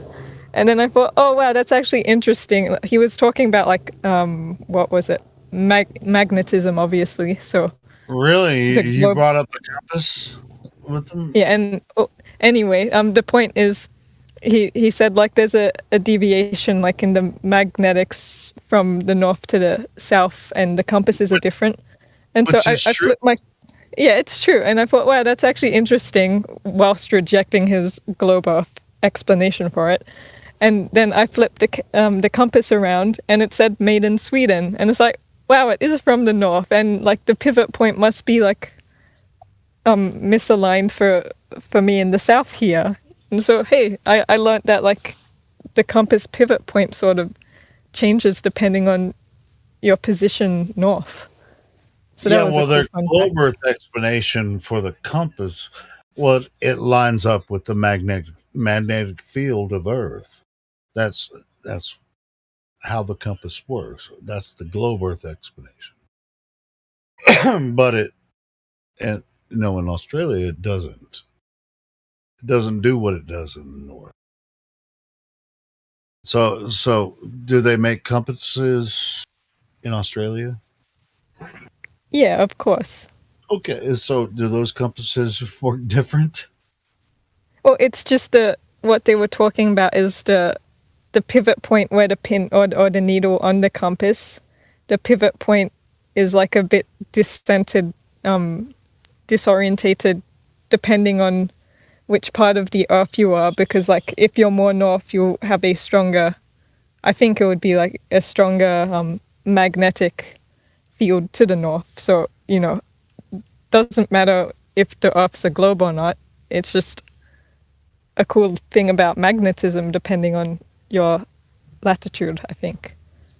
And so I thought that was a cool fun fact. Yeah, it is cool. Yeah, because that's absolutely true. Even, I'm not sure. It's like on the globe, imagine making a compass that points north, but if you're south of the equator on the globe, wouldn't you have a south pointing compass that would at least work the same way, since it's supposed to be equal? Maybe like, yeah. I mean, even if it points north or south, it sort of would work the same way in my mind, as far as their idea goes with this globe. But if you have a compass made in Sweden, then you take it to Australia. I mean, what are you going to do with that? It's like, oh, the compass is acting weird. It's like, well, it's supposed to be pointing north, right? I mean, that's basically what they say about a compass is the orientation is north, right? And it's following the magnetic field of Earth, right? Mm-hmm. Which goes from south to north. I don't know. It's a weird explanation.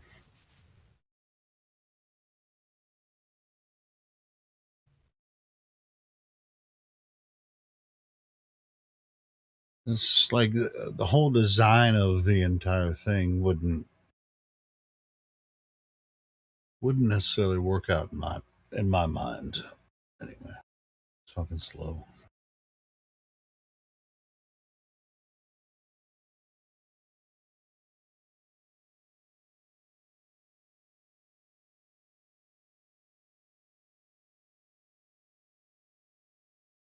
Lies that you do not see.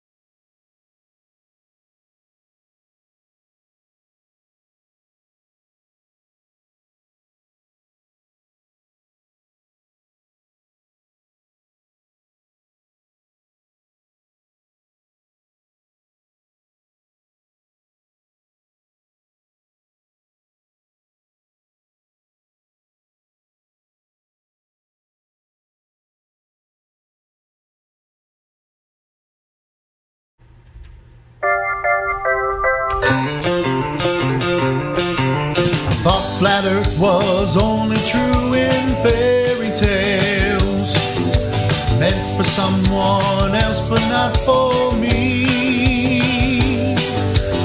The moon landing on TV, they really went, just trust me. They showed us what the Earth looks like from space. Then I saw the globe, now I'm a believer, and not a trace of doubt in my mind. I think it's real, but I'm a believer. I couldn't prove it if I tried. I thought globe Earth was more or less an obvious thing. The more I see, the less I understand. They couldn't be lying, there's too many involved. There is no way that this is fake, 'cause I saw the globe, now I'm a believer. Not a trace of doubt in my mind. I think it's real, but I'm a believer. I couldn't prove it if I tried.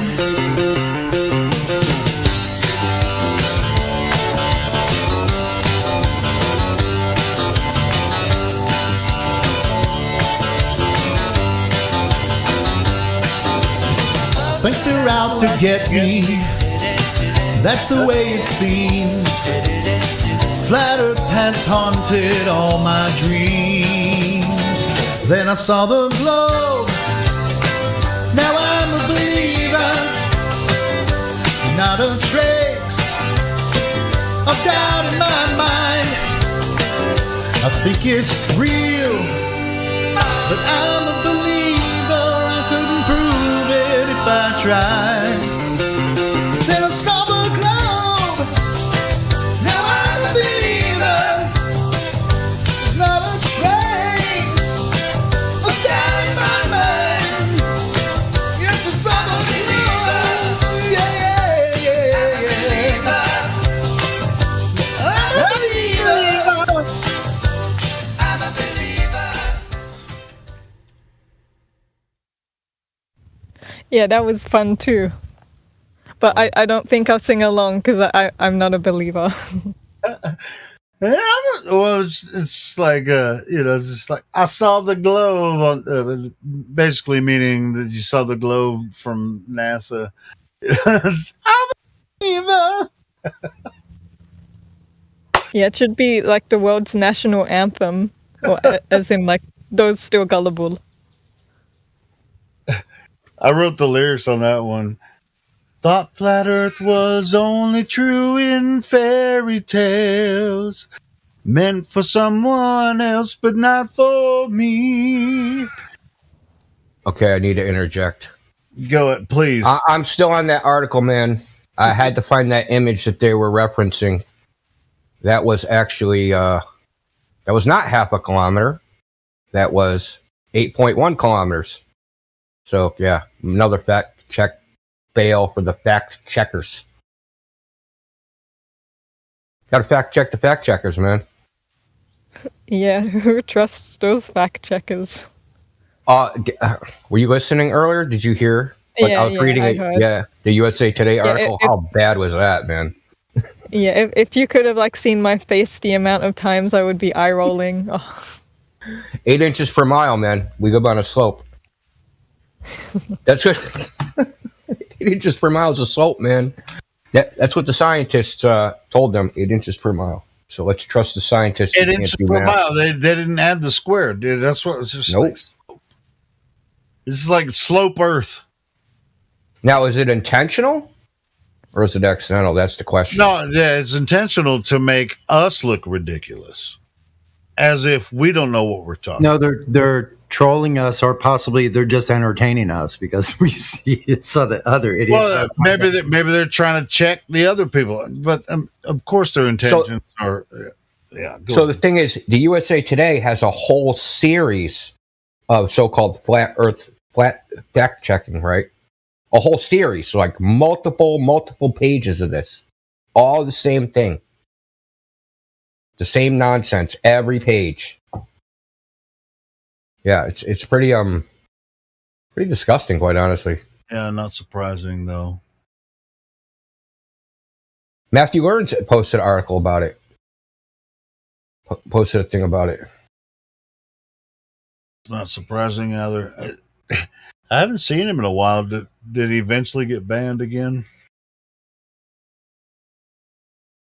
Didn't you ban him? I didn't. Way back, dude. He's been banned. He doesn't need to be here anyway, man. Yeah, like he's got the same old song and dance, man. We heard that too. I'm pretty sure I've banned him and unbanned him like 3 times, but.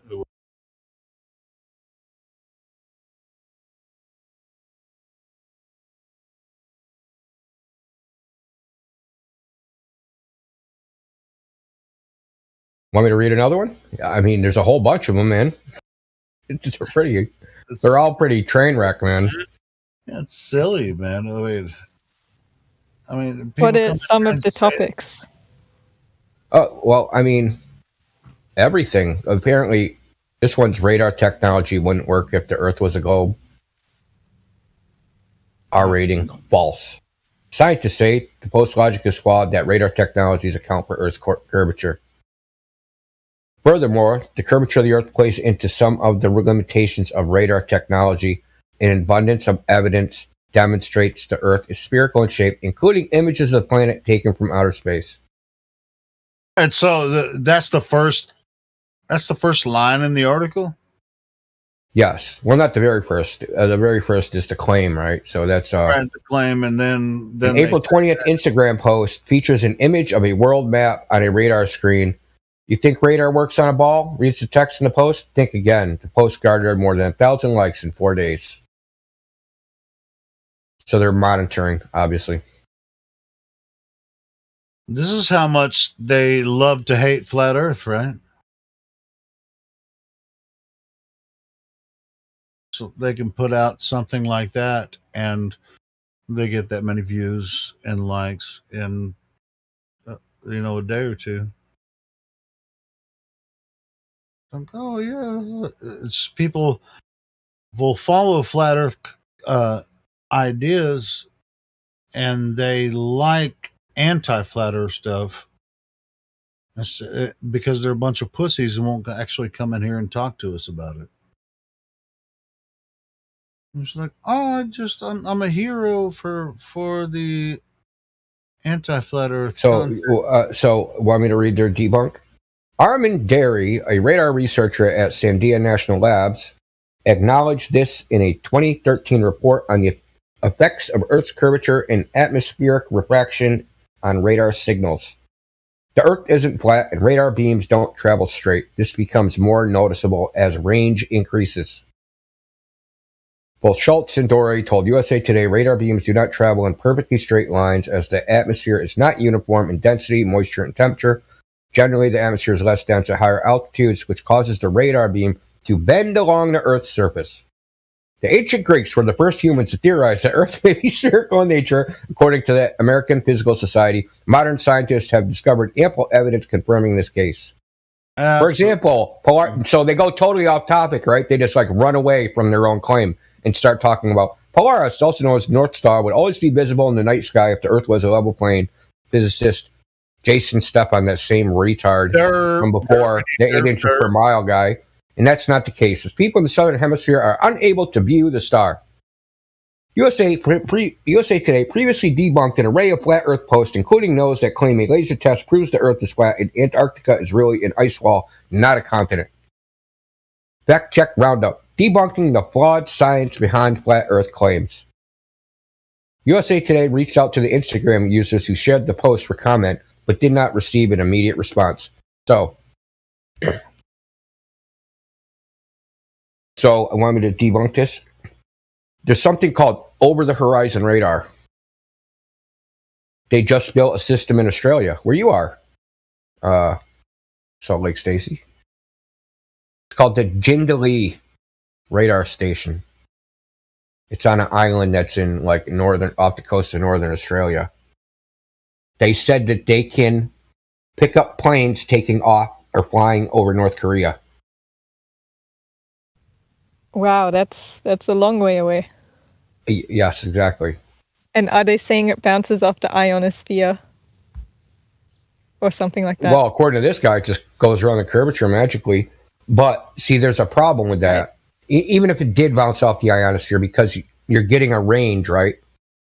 So the path to the plane and the return path can't possibly be the same. No, of course not. Yeah, exactly. Because one is going up into the air and the other one's coming down through the air. And if it gets less dense, that curvature of the ray would be different going down versus going up. Yeah, not to mention. So you wouldn't get an accurate reading. Yeah, right? Because what they're doing. Weakened. Yeah. Well, because of timing. That's what they're doing. Yeah. How long does it take to get a radar bounce? They time the signal. And with refraction is actually the so-called slowing down of light in the medium. So they wouldn't have a formula to apply because they don't know what the refraction is. And then if it bounced, right, so you got a double bounce, is it bouncing off the same place in the ionosphere or a different place? So you have a different length. You're going to have a different length going there versus the bounce, and your range won't be correct. So it's all horseshit. The United States and the Soviet Union, or Russia now, they have their own the United States scrapped theirs. And then they partially reinstituted it to pick up like drug dealers off the coast of Maine or whatever, trying to, ship drugs in through Maine for whatever reason they would do that. That was their excuse. As if the government isn't involved in bringing drugs into every country. But anyway. Well, I mean, these are the people that don't have government approval, obviously. They didn't pay their bribes. So they didn't pay their fucking drug taxes. So they have to be arrested because they didn't pay their bribes. Yeah. So in the live stream, this is a coverage map of the U.S. over-the-horizon radar. As you can see, this covers Europe. Over-the-horizon radar. So-called over-the-horizon radar. It covers Europe. What the fuck? A good portion of Europe at that. So that's 4,000 miles right there. Where's the origin of the radar? It's in Maine. It goes all the way down past. Dude, that's like all the way down to fucking Atlantic. Dude, look at this map. It goes down to Brazil. And on the other side, it goes all the way out to Hawaii. Oh, yeah, I believe it. That's about right. I've seen something like this before years and years ago. So their claim of, can only go so far. The curve of the Earth is in the way. All this stuff. This guy is nonsense. Just crap. He's just saying stuff. See, these guys. See, if you work with a certain radar technology, that's what you know. So if you work with like Doppler radar or weapon systems, you're trying to do a specific thing. But these over-the-horizon system, it's called OTHB. These systems had a different purpose. So he probably doesn't know about them because their purpose is to pick up like there was like an armada of airplanes coming at the United States, or ballistic missiles or whatever, right? It's right. They're trying to fly at low altitude. It's an early warning system. Yeah. Just from reading that initial, just that post right there, it says, thanks to the unique design of the OTHB, can detect low altitude. They're talking about low altitude readings. And this is, I'll post the thing. This is how they say it works, like this. It bounces off the ionosphere. And then, no, see, they only show the out path, right? What's the return path? Think about it. What's the return path? It can't be this. Has to be something else. Yeah, certainly can't be that. Yeah. I mean, just like even the general understanding of radar, what I know, you get radar bounce, so, and the simple understanding of radar, just you put out a signal and then you receive a signal back, and then you have the radar bounce, and just like in a submarine, it was like that's when you get the beep. Boop. So I'll read from like the wiki page. This is actually a quotation from Radar Fundamentals Part 1 and Limitations Imposed on Radar by External Factors.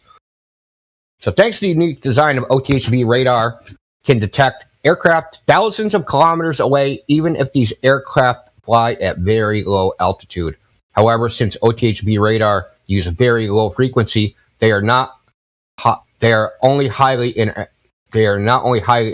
but also require antennas with extremely large, and the height of each antenna is often as high as 50 to 20 meters, while the whole radar array often between 2 to 3 kilometers long. However, the receiving and transmitting array need to be separated and stationed about 150 to 250 kilometers away. So think about that. They're both they can't even see each other. They're both on other sides of the ball, right? There's a hill of water or a mountain of something in between. Right, them. They have to separate them far apart so that there's no interference, but they all balance. Is that what you're saying? Well, what I'm saying is, how are they getting a return signal, man? Well, they obviously are. So I'm going to post the image of the OTHB. But it wouldn't be accurate if they were too close together. So here's a picture of the antenna in Maine. Gigantic, obviously.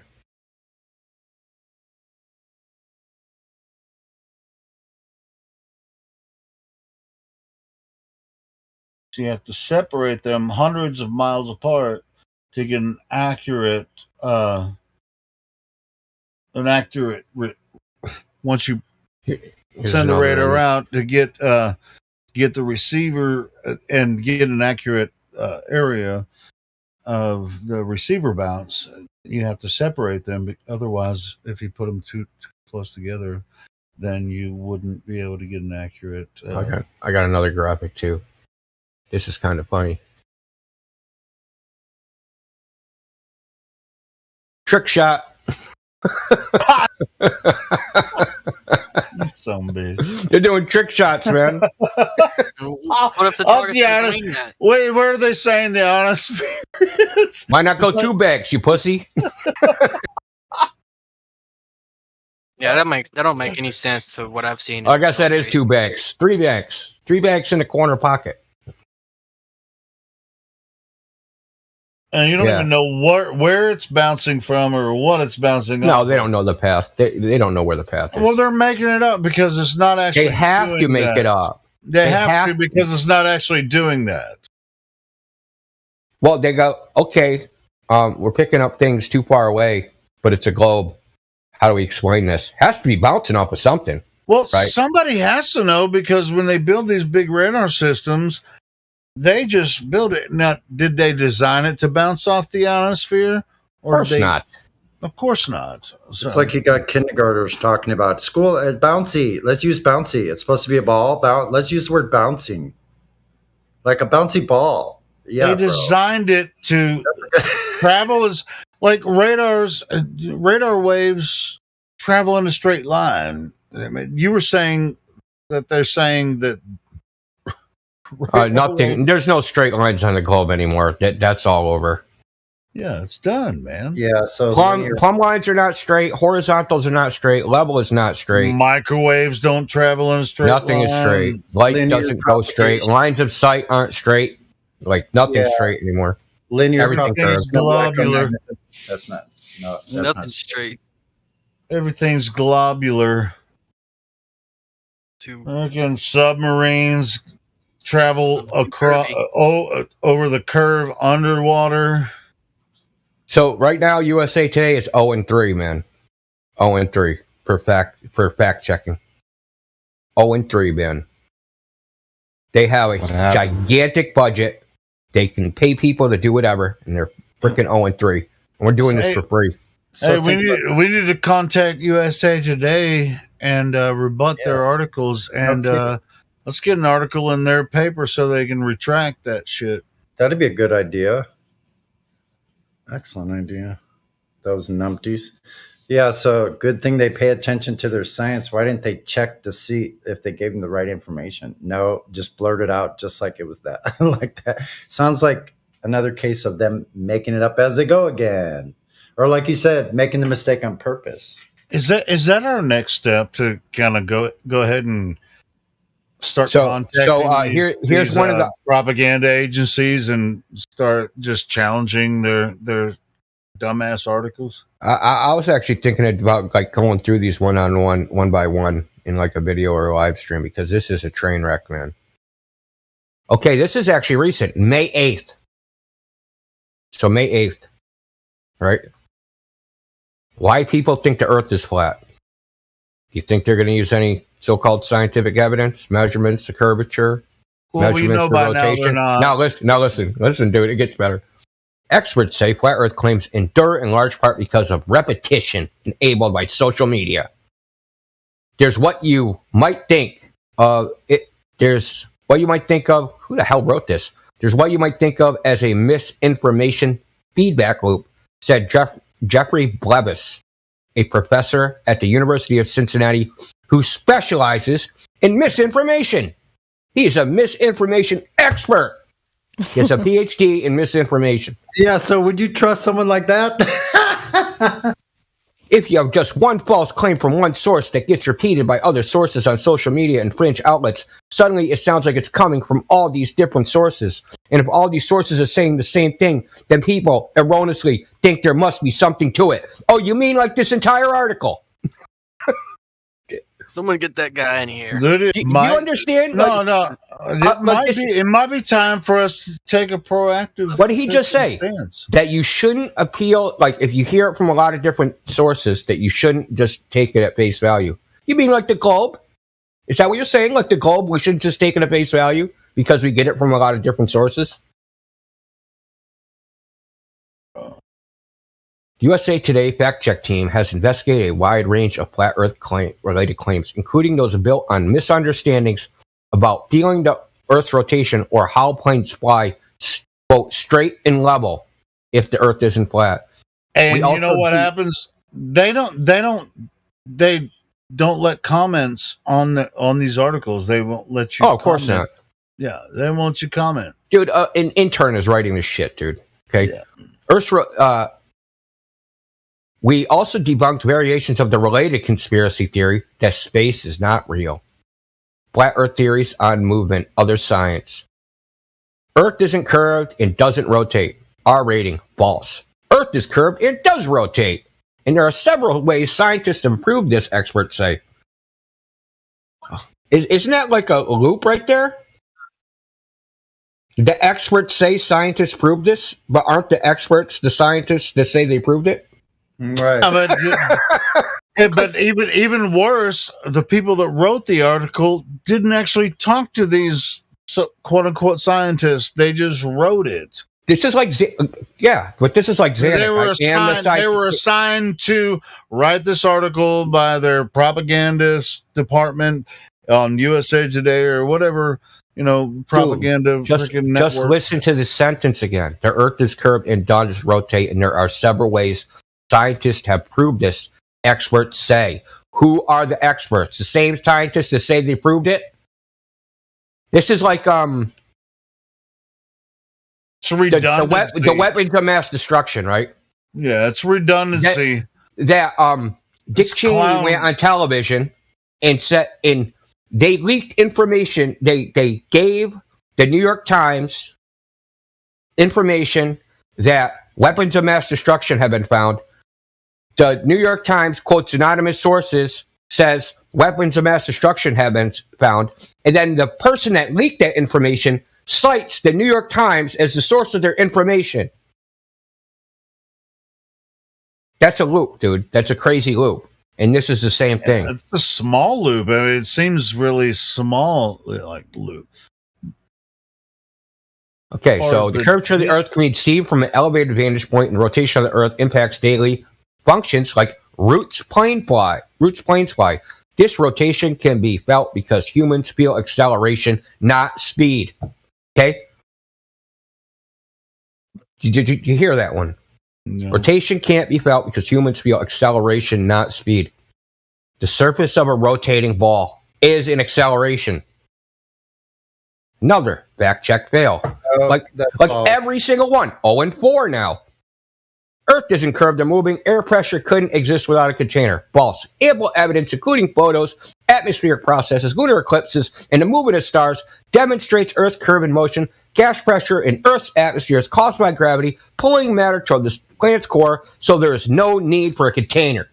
Yeah, let's bash them to death in the first part. The vestibular system has a system in your inner ear that detects inertia, that when you're sitting still, any kind of movement, motion, speed, yes, you feel it. What the fuck? Okay, now here's a straw man claim. A compass wouldn't work if Earth is spherical. No one ever said that. Antarctica is an ice wall that surrounds the flat Earth. No one ever said that. Or at least satellite imagery shows the shape of the continent, which is not an ice wall around the world. Explorers have circumnavigated the landmass, and people visit it every year. The ice wall concept is not realistic from a structural perspective, experts say. Well, Al Gore went there, so, come on. And what structure? From a structural aspect. Al Gore and the Pope went to Antarctica, so, it's there. Important. That's important, the structure part. They said from a structural standpoint. What structure? Right? They already said Earth's a ball, and it is spinning because it is a ball. Like, weirdos. Man, this is bad. The Earth is flat because cities cannot be upside down. False. Gravity pulls objects to the center no matter where people or cities are located on Earth. There is no true up or down in space. Okay, I'm about to get sick from all this. Earth's oceans have no elevation features, are in a container. R rating false. The ocean surface has topography due to currents, underwater features, and other factors. Ocean water is held onto Earth by gravity. Gravity seems to be the running god of the gaps, right? It just solves all problems. Sure. Hey, or he did the radar technology one? Oh, go ahead. No kidding, but when you were like reading through it, my chair broke. That's how terrible it was. So now I have to stand up. Sorry about that. That's gravity. Woozy and tired.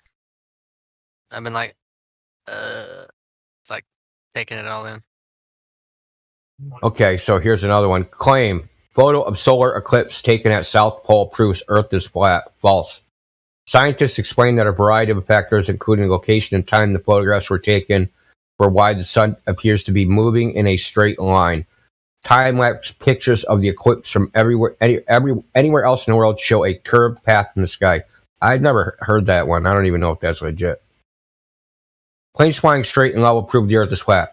That concept doesn't mean planes are flying in a good old straight line. It's a technique that involves flying at a consistent altitude in the same direction.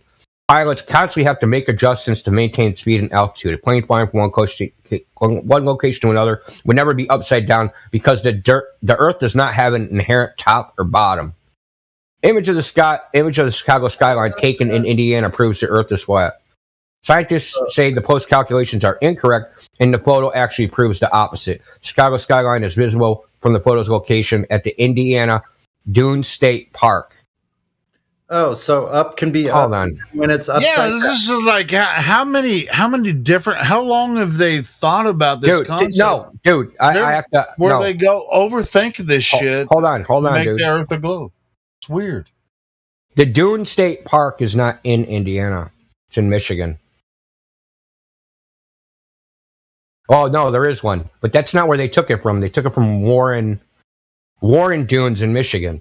Is the Chicago skyline? See if I can find the image. Direct link.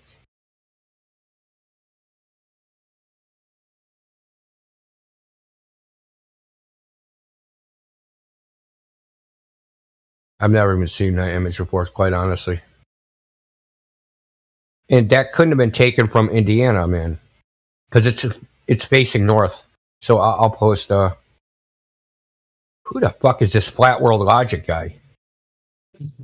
Yeah, from Indiana, it would have. No, there's just like all these are from the same Instagram post of this dude, Flat World Logic, and this is stupid because there's no way this could be taken from Indiana. Indiana is south of Chicago. Southwest. Yeah, so check. Well, wait till I post the image, dude. You're gonna be like, "What? How did you take this?" Chair rip. Yeah, I've had those experiences with those chairs. How is the sun setting behind Chicago if you're south of Chicago? Think about it. Yeah.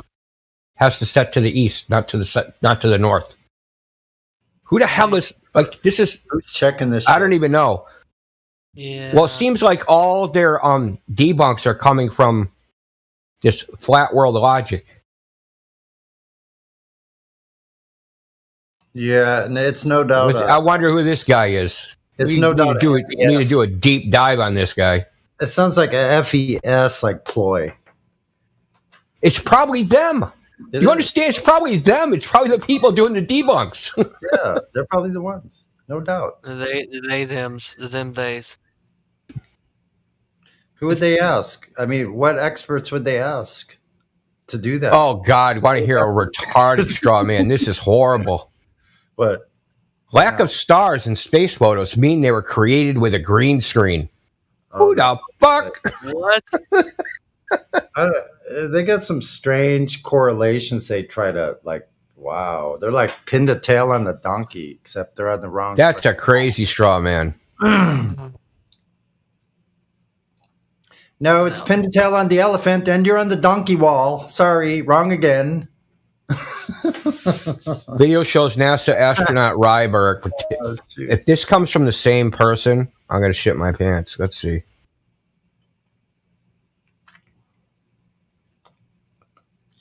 It's an Instagram post. It's from Max Payne Griffin.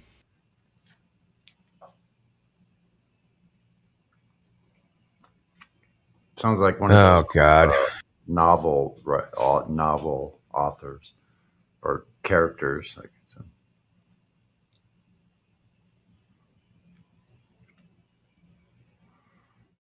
Okay, now this is a straight lie. Space is a hoax because astronauts don't train in a vacuum chamber. NASA astronauts train in both vacuum chamber pools and vacuum chambers to prepare for life in space, according to NASA spokesman. That's horseshit. No, they do not. We'd sure like to see that. Why don't they do a public showing? I want to see a demonstration of their space suits in a vacuum, please. May I? And maybe let's just add in, just for fun, for giggles, the temperature changes we were talking about at the same time. Let's just do that. It's simple. Use the same amount of shielding these craft allegedly actually have. Put them in a place where you go as close to vacuum as possible. Awesome. All set. They should be fine. Then change the temperature from 300 plus to negative 300. It should be no problem. I mean, they got this covered, right? See if we got any evidence of this. Their source was some sort of airlock training. Let me see. Let's see if we got any video of airlock training. No. It's probably underwater. It's airlock training, but there's always a person in the shot that doesn't have a spacesuit on. Uh-oh. Yeah, uh-oh. Oopsie daisy, we forgot. It's kind of like showing the fourth wall. Speaking of fourth wall, I should go back and watch room. It's kind of weird, man. I never understood room 237. I think I'd be ready to understand it now. Finally, after 7 years. Oh man. Different appearance of launch sites on Moon, Earth, proves space isn't real. That doesn't even make sense. That sentence is wrecked. Look at this. Look at that sentence, man. That's crazy. Oh, sorry, Stacey. Go ahead. Yeah, my battery's low, so I'm going to have to go off. But nice talking to you all. Yeah, I hope it was entertaining. Have a nice evening. Yeah. Have a nice day. A nice afternoon. Yeah. Whatever day it is. Yeah, we never know when we're talking to you guys way out there. Yeah, I'm from the future. Way out there. That's right, man. She's from the future, man. Already tomorrow. Like, no one, we can't top that. Hey, don't forget, we're going to have Apollo landed on the moon a day early, man, where she lives. we're lagging. Yeah, she's in the future. We're lagging behind a whole freaking day. Okay, see you, everyone. Don't forget, there's going to be an That's why we can't keep up with y'all. There's going to be an annual. Yeah, we can't keep up. It's going to be an annular eclipse in October.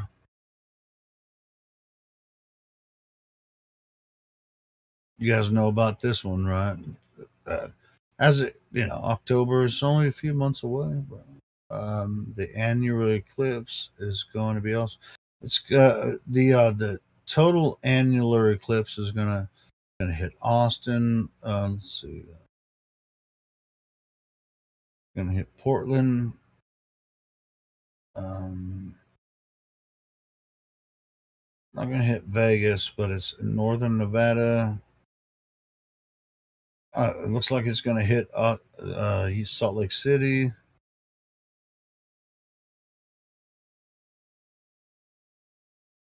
Mexico, Austin, Texas. But we'll be able to see it in different portions. We won't see the entire annular eclipse. I wonder if NASA funded this, because look at this, man. Can't afford a trip to space? Hold on, dude. I gotta take a picture of this, man. This is train wreck city, man.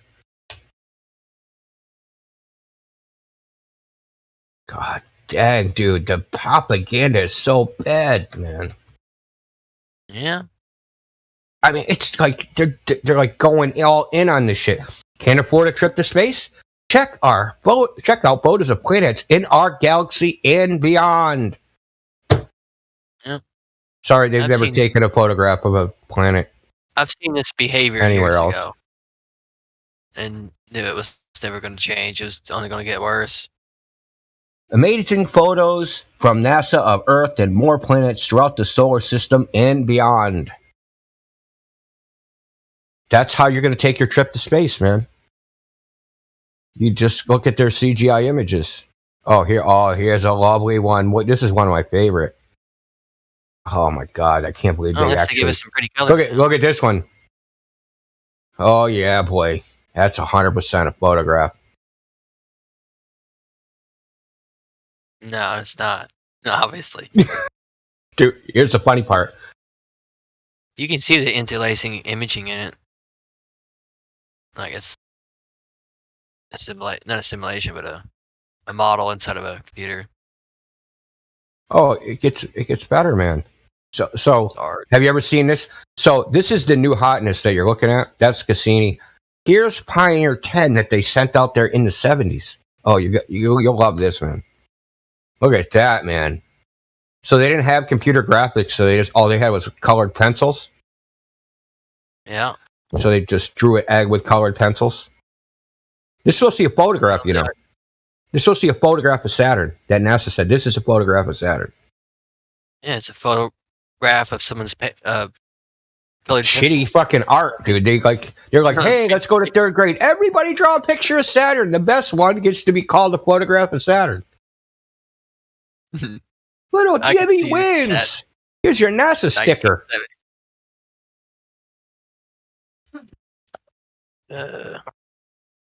Something else.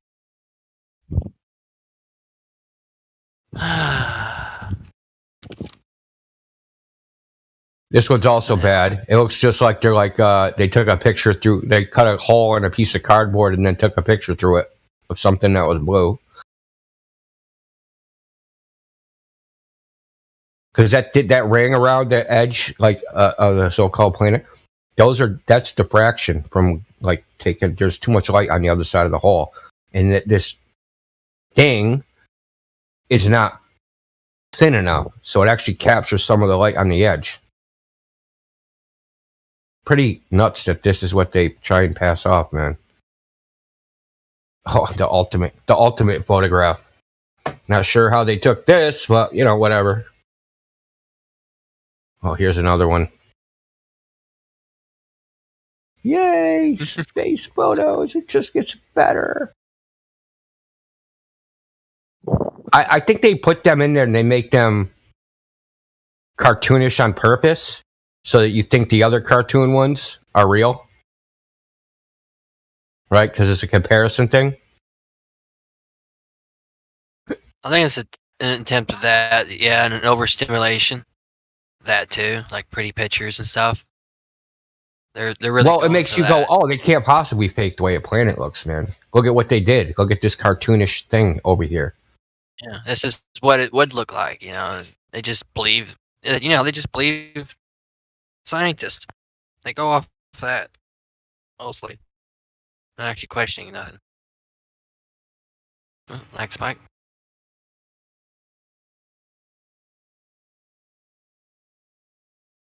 Can someone send me a map of all the UK military bases in Antarctica? What the flying fuck?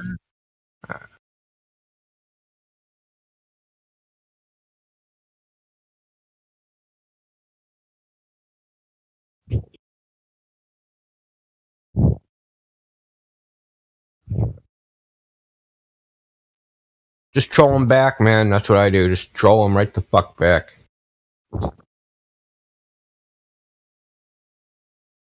I don't think the USA Today ones are worth reading any further. Is there more? Just so many. It seems so silly, though. I mean, just like... So here's something else I noticed. Something like 95% of the people that they claim are scientists for these debunks are from government agencies. You notice that? Or they're either work for the I would just say propaganda agencies instead of saying whatever. I mean, work for the people that make the articles, or they're consultants or whatever. They directly make money off the idea. Yeah. Like directly. It's not like not like they're making money for spreading truth or anything. You know this. Well, I mean, think about it. Oh, the Earth is flat. Okay, you're fired. Do you think they're going to say the Earth is flat? They'll literally lose their job, like instantly. Earth is flat. We don't need you anymore. Flat as I'm broke. We don't need you anymore to tell us how frickin' radio waves bounce off an ionosphere. We're just going to go with the simple thing. The Earth is flat and it's line of sight. Sounds about right. You're making it too complicated. Sounds more likely to be refraction, boys. Like just the fact that we see it because it's there sounds too. It's like too easy, too coincidental. No, that's too complicated. Too many any math equations to explain it. Wait, no. It's just like if you see it because it's there, that's too complicated. We have to make it more complicated. No, or it's not complicated enough because they need like extremely convoluted fucking nonsense, gibberish, fucking waffle, man. Yeah, no, right. Like the more nonsensically fucking waffle-ish, then that's better to them. Like if it's out with their ability to comprehend it, and it looks like it's got loads of squiggles and lines and like numbers and asterisks and whatever the fuck's in a mathematical equation. As long as it's like mind-bogglingly complicated looking, then it must be true, man.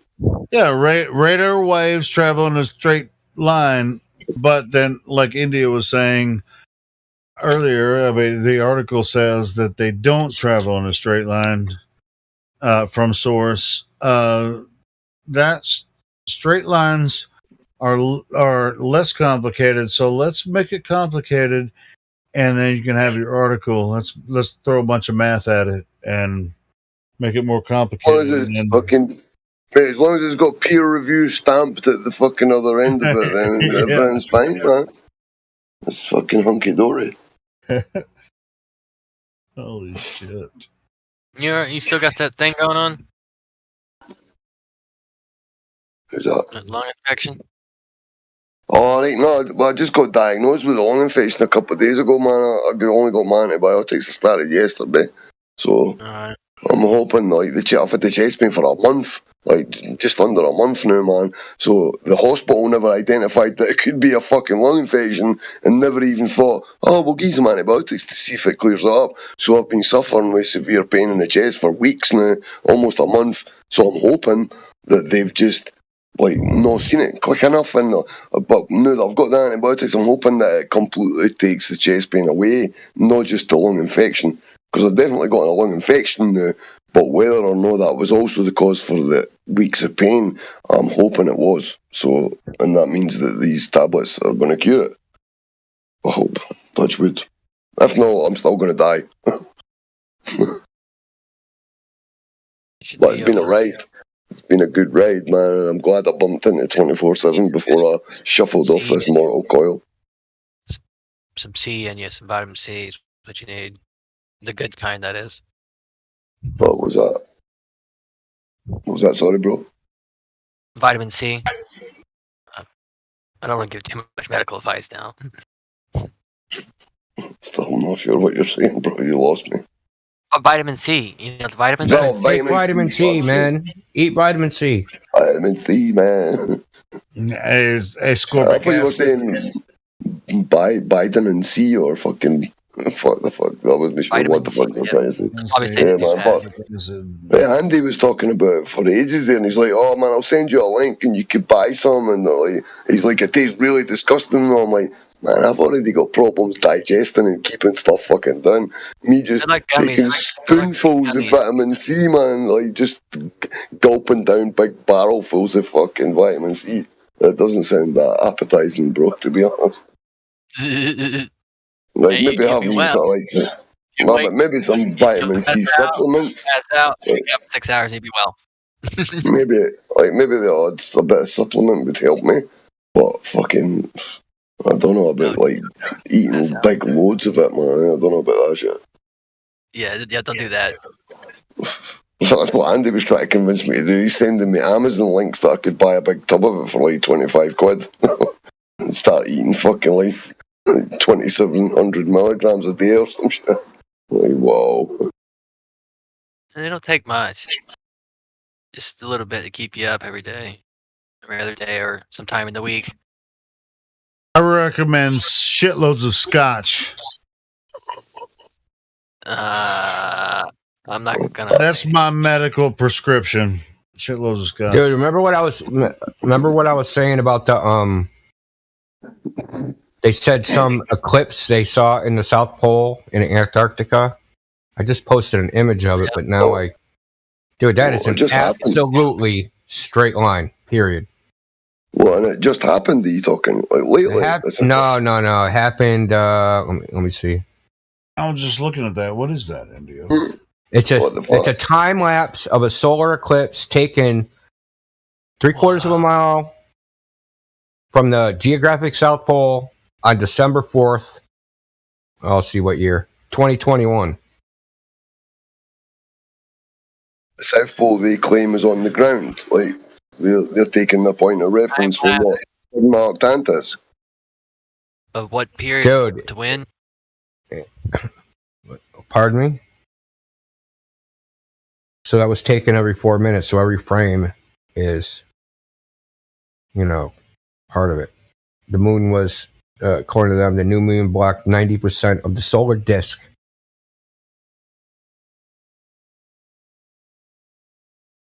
The last eclipse. But, right, I put a box, right, because the bottom line of the box, right, if you look at this fixture, obviously they leveled that, right? Yeah. So that platform it's on has to be flat. And that ain't going to change with perspective. You can't see the horizon, so I can't use the horizon as like to orientate it, right? As a spatial reference. So I just make a line across the eclipse and then drag it down, man. It's all perfectly flat, man. I started dead center on the one on the left and ended up dead center on the one on the right. This is a box, so I can't like skew it. I can't like go off at some angle. Wow. Yeah, exactly. So are they claiming Sigma Octantis is the geographical South Pole? Or are they talking about a point on the ground, point of reference on the deck? Listen, Panto, this fucking shit can't happen on the globe because the sun has to arc. Because it has a tilt, remember? It wobbles. It has to arc, man. The sun arcs in the sky. It goes up and then it comes down. It takes an arc. And this is an absolutely straight line. Think about it, man. It's an absolutely straight line. It's wild, man. It's obvious. Here, I'll get to actual, what they say the eclipse path was. Let me see. I've never heard of it, maybe just because I've not looked for them or some shit. But I've never heard. I've never heard that eclipses. Is that a solar eclipse? They're saying. So how the fuck? Maybe it's the background. Yeah, this will work.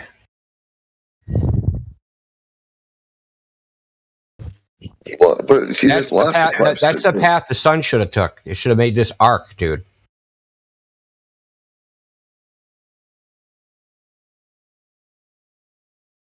See an arc picture.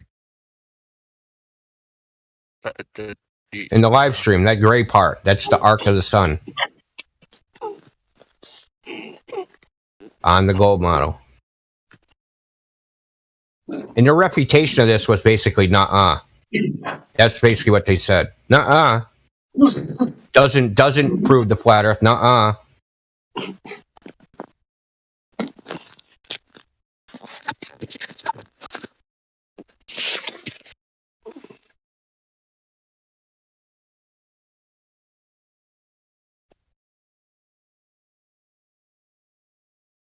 Oh my god, look at this shit. Just found this. Oh man. This supposedly happened in... Is that the Ring of Fire, supposedly? That's supposed to be from Antarctica. So, sun, moon, I'm trying to figure out what the date was. But did they not just say there was the last eclipse that happened, or just lately that there was a Ring of Fire and it was going to be visible from, was it Australia or some shit, which is impossible according to the globe fucking model as well? Or? That happened in 2003. Oh no, I'm talking about just one that supposedly just happened. I was saying on the mainstream media something like, this is going to be visible from such and such, but it's impossible, but it's something atmospheric, fucking whatever the fuck, another refraction. November 23rd. That last picture looks like it happened in Unity 3D. Yeah, I found the web page where they're all at. So, That looks a bit as good as NASA's normal fucking special effects. That looks like the same fucking guy made it. well, here's the thing: a solar eclipse on the horizon is impossible. It's geometrically impossible, just like the Selenilian. They can't line up, dude. So, imagine you had an apple and a freaking baseball on the ground in a line, like on a freaking curb. If one is closer to you than the other, one can't block the other. You understand? You have to be right at its level. But because it's on the horizon, right, that's not a straight line because there's a horizon dip. Remember? There's a horizon dip of 0.2 degrees, right? 0.02 degrees. Then that's going to intersect the moon at a point, 300,000 miles away. But if you follow that line, that's not where the sun can be. Right? If you follow that line up to 93 million miles, the sun can't be there. Because the sun, earth, and moon have to be in a line. Right? They can't be in a line relative to the horizon. It's not possible.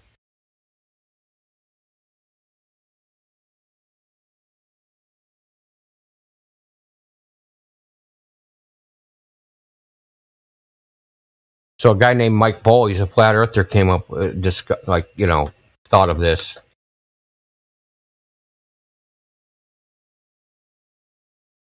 It's the same with a sunset eclipse. They can't be on the horizon. They can be anywhere else, but not on the horizon. That's weird.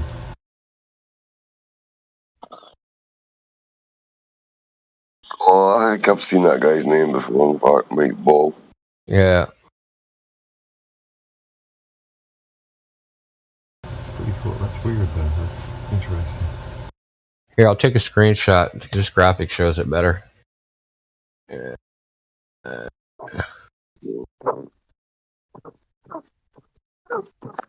So look at this graphic. So the white line goes to the moon, but the sun's 400 times farther. So the blue line is the line of sight to the sun. They can't be in each other's way and be lined up. They can't be in a line and be blocking each other. So for the moon to be blocking the sun, it has to be up a little bit. It has to be in. But the thing is, this gets worse because this isn't actually to scale. So the moon is like 30 Earth diameters, but the sun is something like, 20-something thousand Earth diameters away. So it's way farther. So they actually tested this. Damn. They tested this physically. So they did this physically in an experiment. Him and what's his name?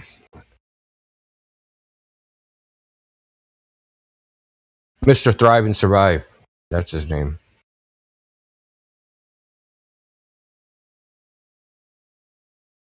So I'll actually find it. That's good videos, that Thrive and Survive one. I've seen a good few of his videos that were quite nice.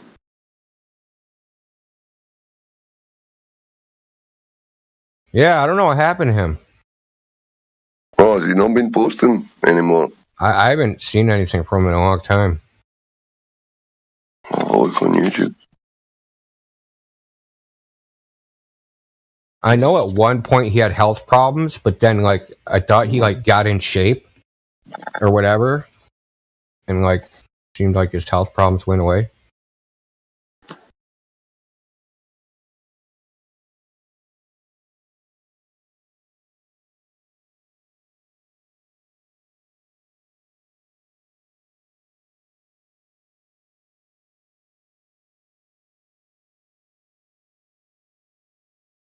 Yeah, I used to watch him a lot when all this took off.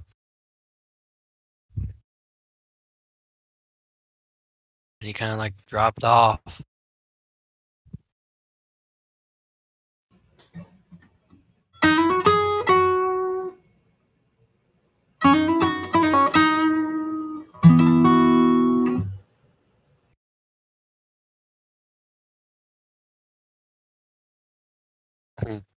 Searching for Mr. Fry and Survive, and it's not coming up. And I'm sure he definitely had thousands of subs before, I think. Oh yeah, dude, he was one of the biggest channels. Quite honestly, Yes, he was. At least fucking channel's gone, I think.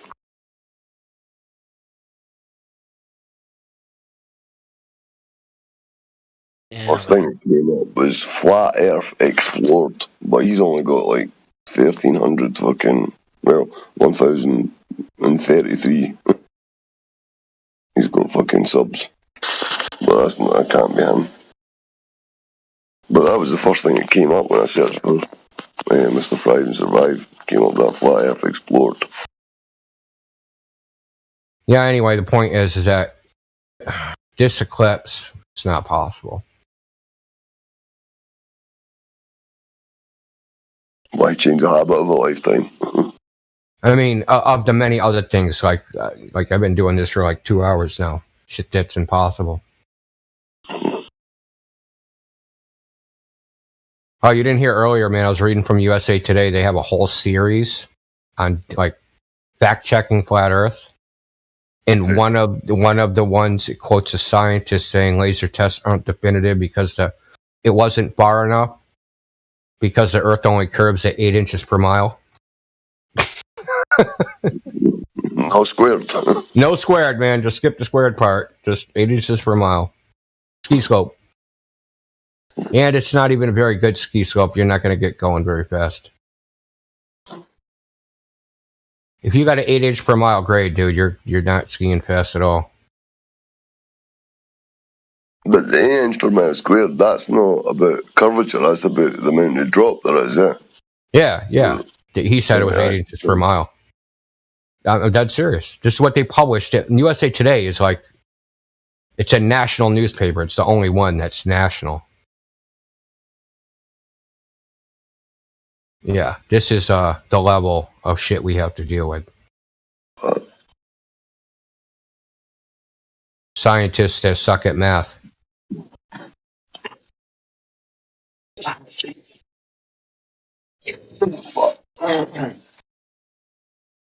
Apparently, also, this image is supposed to show curvature. I can't really figure out where the curvature is in this image, but whatever. This was taken from 21,000 feet, and USA Today claimed that this is the first image of a round Earth ever taken in the 1930s. Yeah, dude. But they forgot to, mention that we shouldn't be seeing the Andes because this is in Argentina.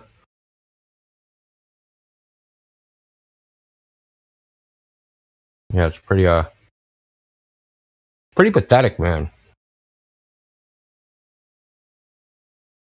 Then they said the laser test was 0.5 kilometer, when it was actually the one they were talking about was 9 kilometers. It's just like train wreck after train wreck, man. It's like I don't even know what to say.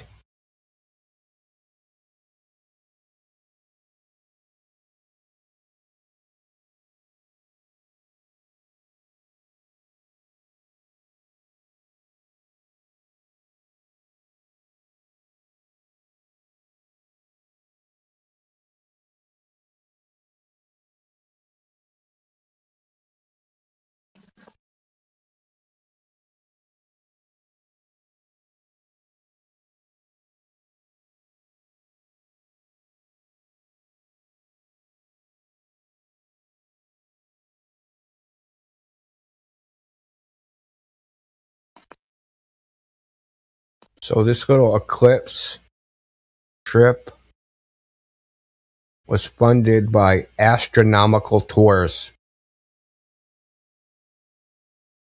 Oh boy. Got a little airplane going on.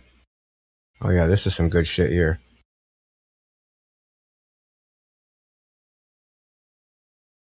The fucking shit people waste their money on, man. Yeah, nice picture of a seagull, dude. Paid fucking $500,000 to go take a snapshot of a seagull.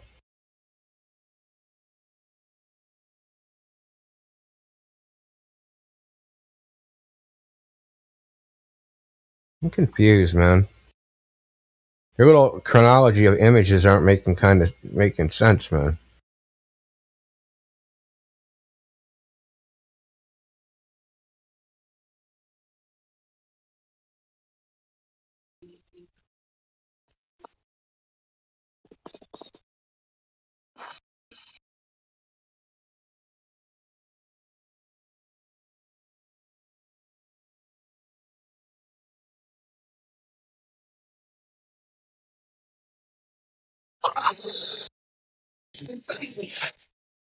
What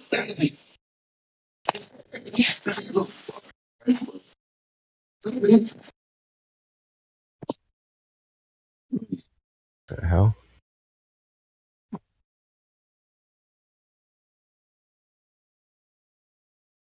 Dude, these pictures, this shit's an absolute clown show.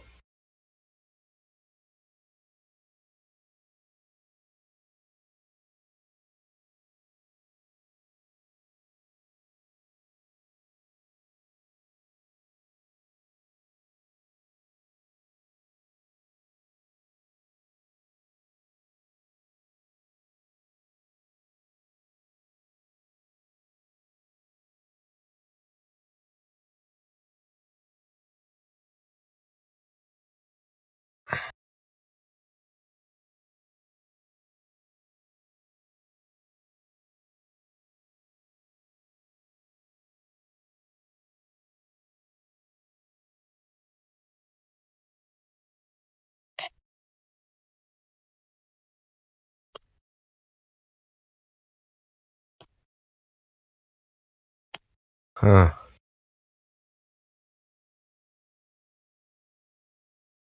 Fred at moonglow.net. Sounds like an unbiased witness. So what else has Fred got on his little moonglow.net site? Is there any Star Trek shit? LinkedIn you're talking about? Oh, no, I'm looking at the guy that took the eclipse pictures. Oh, right. See what else he's got going on.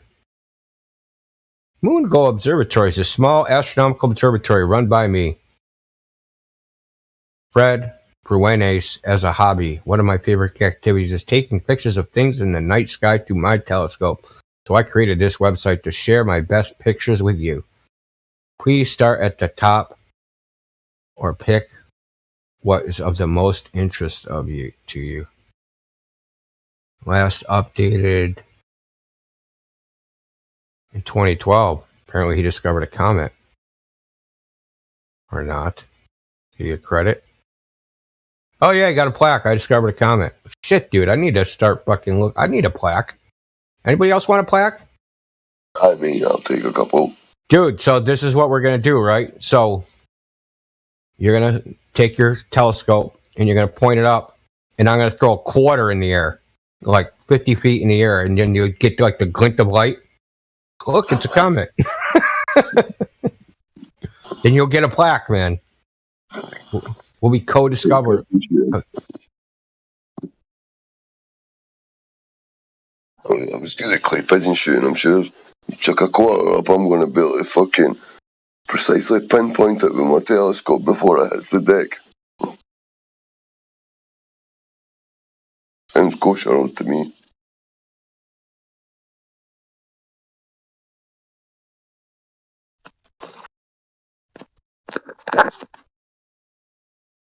Freaks.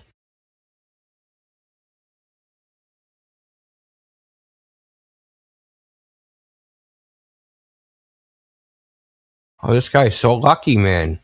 He caught an Aurora Borealis from frickin' San Diego, man. This guy's just the luckiest dude on earth, man. San Diego, California is on the Mexico border. Seeing the northern lights from frickin' Mexico? Come on, man. Come on, man.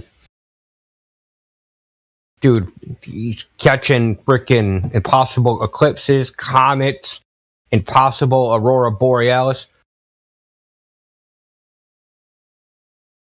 Oh, man, he's got a movie of Mars, man. Jesus Christ, man. Is that NASA Fred, the Saros cycle expert? No, this is a different Fred. Maybe it goes with the name. Fred Bruenes Astronomy. Yeah, he's a very lucky guy. It's got to be a Fred thing. Yeah, gotta be.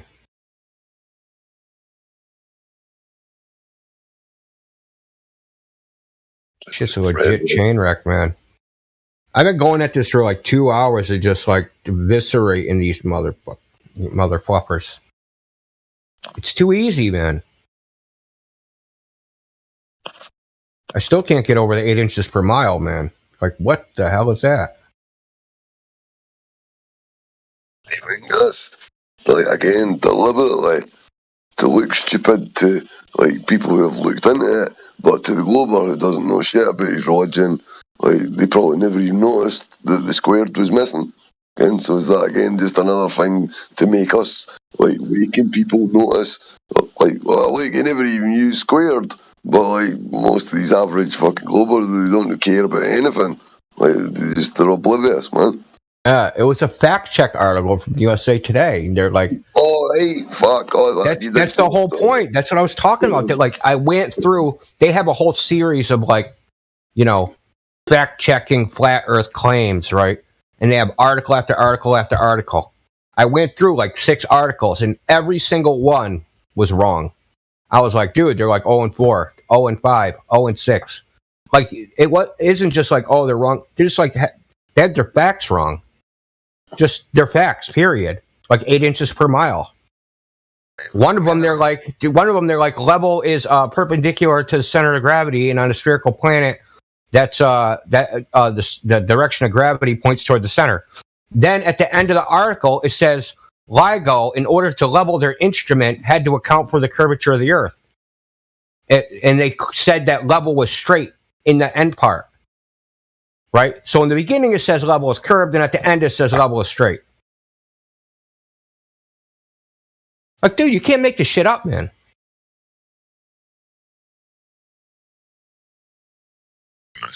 Fuck. Dude, I'll read it to you, man. No, I was going to say, maybe fact checkers don't, like, dude, an intern must have wrote that shit. But like maybe they don't use fact checkers when they're actually making their own bold statements. Like maybe they just fact check other people's, but when like they don't really care to check it when it's their own shit because they just think their shit doesn't smell, so they don't need to fact check their own fact checking stuff. So here's the claim: Earth is flat. Water at rest does not deviate from level. Claim December 27th Instagram post, but the claim is false. Scientists say that the post logic is flawed and that laser tests are uncontrolled conditions, blah, blah, whatever. I'm not even going to read that part because I read it before. Okay. The post logic is fundamentally flawed according to Oliver Coriolis, a project scientist at the University of California, Davis Department of Earth and Planetary Science. Level does not mean flat. Level specifically means at a right angle to the direction of down. Coriolis said in an email, on a spherical planet, the direction of down always points close to the center of the sphere. Okay, so let me scroll down to the bottom. This is their debunk. So you heard what I just said, right? Now here's their debunk. For example, the Laser Interferometer Gravitational Wave Observatory is a large-scale physics experiment observatory, The experiment comprises 2 perpendicular 4-kilometer-long vacuum tubes with laser beams running through them. So here's the quote. To ensure a perfectly level beam path, the Earth's curvature must be countered by GPS-assisted earth-moving and high-precision concrete work. It wasn't enough for the experiment civil engineers to smooth a level path and assemble each arm's tubes in a straight line. Now they're saying level straight.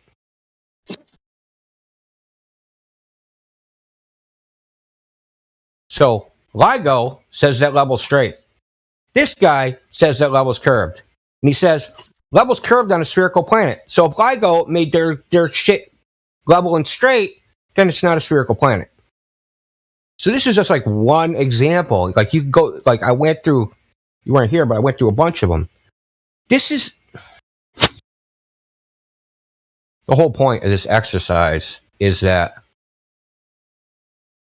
compare and contrast what they do and what they say and the accuracy of their information versus the accuracy of the things that we say. If we make one tiny mistake, every goddamn anti-flat earther on YouTube will talk about it for a month. They make mistake after mistake after mistake after mistake after mistake, and it's like it never happened. Nobody utters a breath.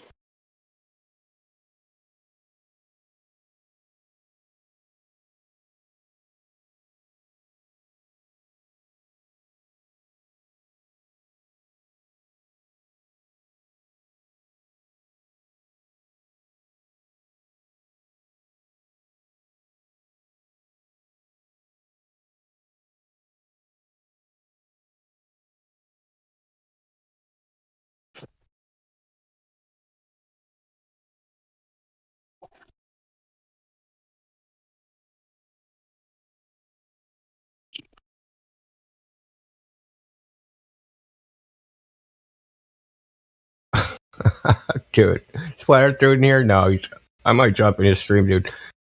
Dude, that's an awesome thumbnail. Remember painting these cards as a kid? Yeah, me neither. That's hilarious, man.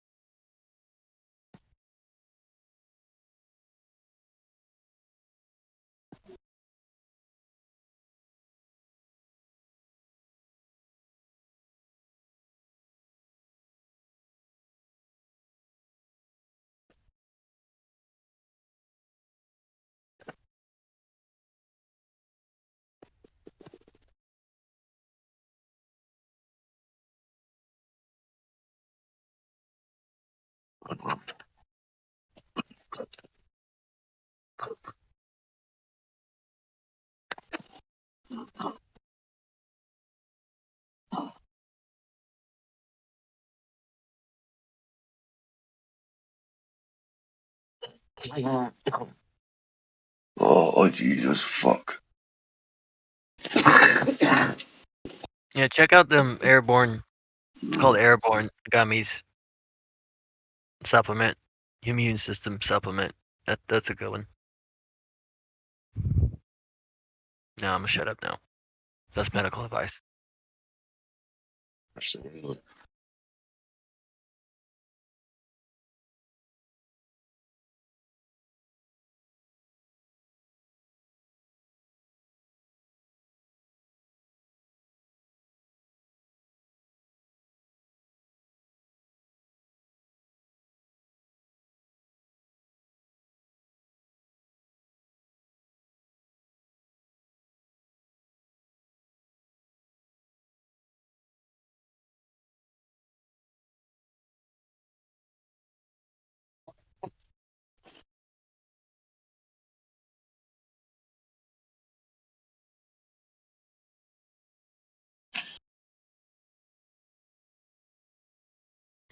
Got to go to the doctor from like 8 hours, man. It looks like I'm not gonna get any fucking sleep.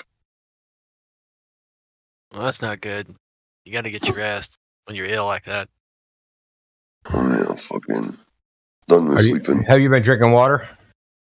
Nah, not really, bro. No. So check this out, because I never drink water, man. Like, ever. I fucking hate water. Like, you've never seen somebody that hates water as much as me. I hate that shit, dude. Well, Indio, But get those little packets, those little fruit packets you pour in there, like apple crisp. Those are really good. That's what I do with my water. Yeah. Well, what I'll do, I'll take Gatorade and I'll like cut it by like 50%. So it's mostly water because it has to have some flavor to it. I can taste water. People are like, oh, you can't taste water. I can taste water, dude, and it tastes like shit. Sorry, but what I've come to find out that if you're dehydrated, it's hard to sleep. I had a really hard time sleeping for like this happened like toward the end of last summer, and it was really hot, and I was like and I was working out and super dehydrated, and like I couldn't sleep. I was like getting like 2 hours sleep like every 10 hours, and then I found out that like being dehydrated, it slightly elevates your heart rate, not a lot, but a little bit, so that you can't fall asleep. So I basically drank 32 ounces of water, and I passed right out, dude. I couldn't believe it. I just fell right to sleep. So maybe just drink some water, like a couple cups of water, and maybe you'll pass out. Maybe you're just dehydrated. No, bro. Oh, no. Maybe you're anxious. Maybe you got anxiety. Well, I mean, I've already got anxiety issues anyway, like Indio. But fucking, like, I've had a month now of fucking severe chest pain, bro. And then 3 days ago, well, 2 days now, I've been on antibiotics for a lung infection. So I'm hoping that when I was at hospital weeks ago, well, over a week ago now, like, because I've got 4 weeks now almost in total, I've had chest pain, but I've been going through fucking some heavy duty shit, so it technically could have been caused through anxiety, but then if I've had these antibiotics and I've been started on them on the fucking highest dose of them, I'm hoping that because when I went to hospital over a week ago, I'm hoping because they never said, oh, you might have a lung infection, there's antibiotics, see if that helps. They never even identified it as a chance. Did they x-ray you? Did they x-ray your lungs or do anything? Nah, well, fucking... Oh my god, dude. They were talking medical about malpractice as far as I'm concerned. No, they were saying if I need a CT scan, that I'd have to go to the doctor. But they says because it's not life threatening, because you're basically not on the floor in agony, fucking rolling about crying, and I was like standing, kind of like I was in pain, but I was able to walk and shit like that. Yeah, but what's the point of giving you antibiotics if they don't know what it is? Yeah. No, but they never like questioned that it could possibly be a chest infection. So when I started coughing out phlegm. Are you like anything? Not back then. Not when I was in the hospital, or not in the previous week or so before that, week or two. Oh. But since, for the past 3 days, I've been coughing up, and my chest pure is full of fucking liquid, man. So it's definitely. Do you have a pain like in your ribs, like under your rib cage? Do you have any pain like that? Well, bro, it's from like say underneath my right pectoral muscle to through the back underneath my shoulder blade, Like yeah, from front dude, to you back. probably have something called pleurisy. My friend had it. Well, that's what So I like the looked up. liquid builds up between your lung. It's not in your lung, it's outside your lung, right? But it's in between like the cavity in the lung. It's like almost like I don't want to call it a cyst, but it's like a buildup of fluid, so that every time you breathe, it pushes on it and it fucking hurts, dude. And it will make it hurt go out. It'll make, because all the nerve endings are connected, it'll make pain go through your back. But then I never had. It'll also hurt your neck, and that's another thing that will cause pain on the front and back like that. If you get a nerve pinch in your neck. I've got damage to the thoracic one, the T1. I've got what the doctor. Well, no, fucking one sec. Well, if you got thoracic damage, like, dude, why are we even having this conversation? Get your ass to the hospital. Yeah. Well, I did my thing. I prayed for you.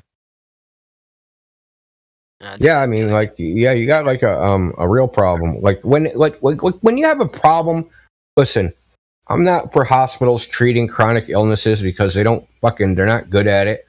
But for like acute mechanical problems, right? So like broken bones, amputations, like you said, disc bulges, things like that. That's fine. I mean, they can fix you mechanically, but like most of the time. But it's just the chronic illnesses. Diagnosing those, they're not too great at. Infections too. Yeah. That's why I would classify that as. So there's like acute versus like chronic. Acute injury is like, getting hit by a car or freaking falling off a bike or something, right? So the injuries associated with that you would go to the emergency room for. Conditions that you would go to the doctor for, I don't know about that.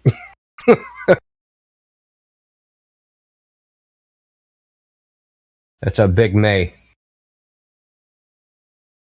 Are you taking care of yourself before this? Element? Ancient? Like, Panto, man. Panto's a walking fucking wounded, man. He's fucking, you don't take care of yourself. No, but you know, man, you gotta stay up on your immune support, vitamin stuff, supplement. Well, part of his problem, he doesn't eat any protein, so he's going to have lots of issues right off the bat. Dude, you have to maintain your protein level, especially as you get older, man. Yeah, you need, yeah. Doesn't matter where you get it from, you just have to get it, man. It's just eggs. Gotta get it in, eggs. So, protein, like your muscles are a, what the hell do they call it? Muscles are part of the endocrine system. So the endocrine system is the hormonal system. Mm-hmm. Your muscles are part of that. And if your muscles degrade, then your endocrine system degrades. And then you degrade. Because your hormone levels won't be correct. Won't be optimal, let's put it that way. They'll be all right. They'll probably be within a range. But that causes other long-term effects, side effects. Your hormones are all fucked up. I know he ain't going to go exercise or lift weights or anything like adjust himself, but, in lieu of that, you can eat protein and, stave off bad health a little bit.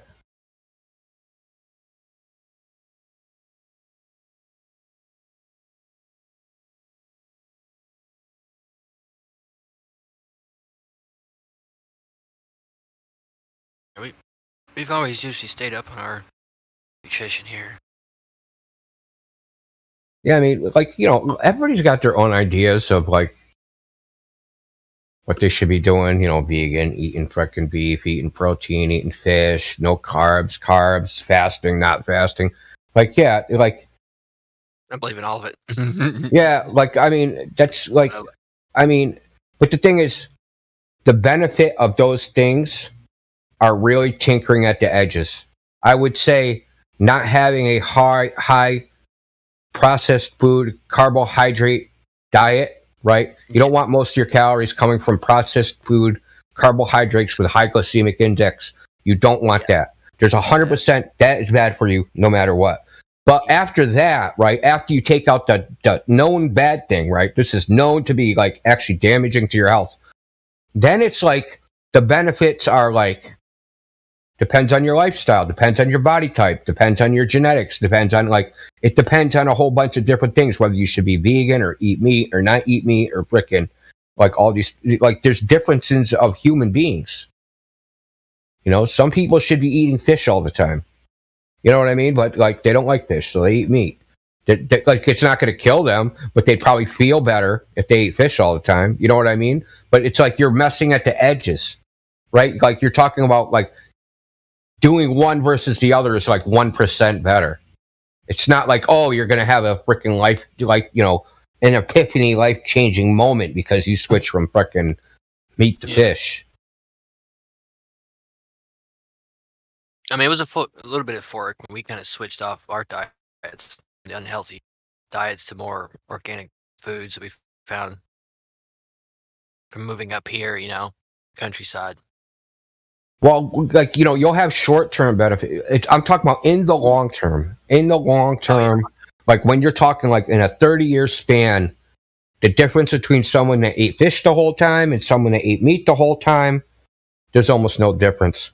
Now, being vegan versus not vegan, they'll be the same for a long time, but as you get older and you get what's called you have your muscles naturally start degenerating. That lack of protein, if you maintain that, because as a vegan, it's hard to get enough protein. If you maintain it, then you, as you get older, then you start getting the bad health effects, right? But it's not cumulative. It's not I was a vegan for 50 years, so now I'm gonna my muscles are gonna fall apart. You can reverse it at any time, right? You could just start eating protein because protein synthesis is happening all the time. You'll have suboptimal physical performance because from eating not eating enough protein, and you have a greater risk of breaking bones and blowing out your fucking kneecap. But other than that, but long term, there's a very little difference. Well, India, I meant to ask you before, but I couldn't connect there for some reason. See that pleurisy shit? My friend had it. But is the cure for that just doses of the strong antibiotics, or is it some other fucking procedure? Or I don't think there is a cure for it. I think it just goes away over time. Oh, right, or it doesn't. I can't. So this happened a long time ago. I think at the time I was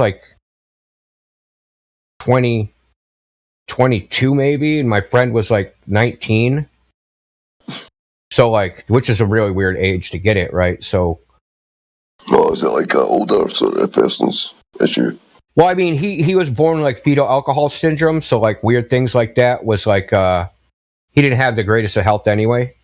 You know what I mean? He wasn't even though he was 19 years old, he was I wouldn't call him sickly, but he he had problems. He had problems, man, because I said, he was born with fetal alcohol syndrome, so he had his teeth were fucked up. You know what I mean? He was I don't know how to describe it. If you looked at it, you're there's something a little bit weird about this guy, his body shape. He wasn't disabled or anything, but he just not perfect, not perfect. But he ended up with pleurisy at 19 years old, and it was. I can't remember if they gave him anything. It's too long ago, Panto. Dude, you remind me better of my friend's medication, fucking from 30 years ago. No, just I got a good memory, dude. It ain't that good.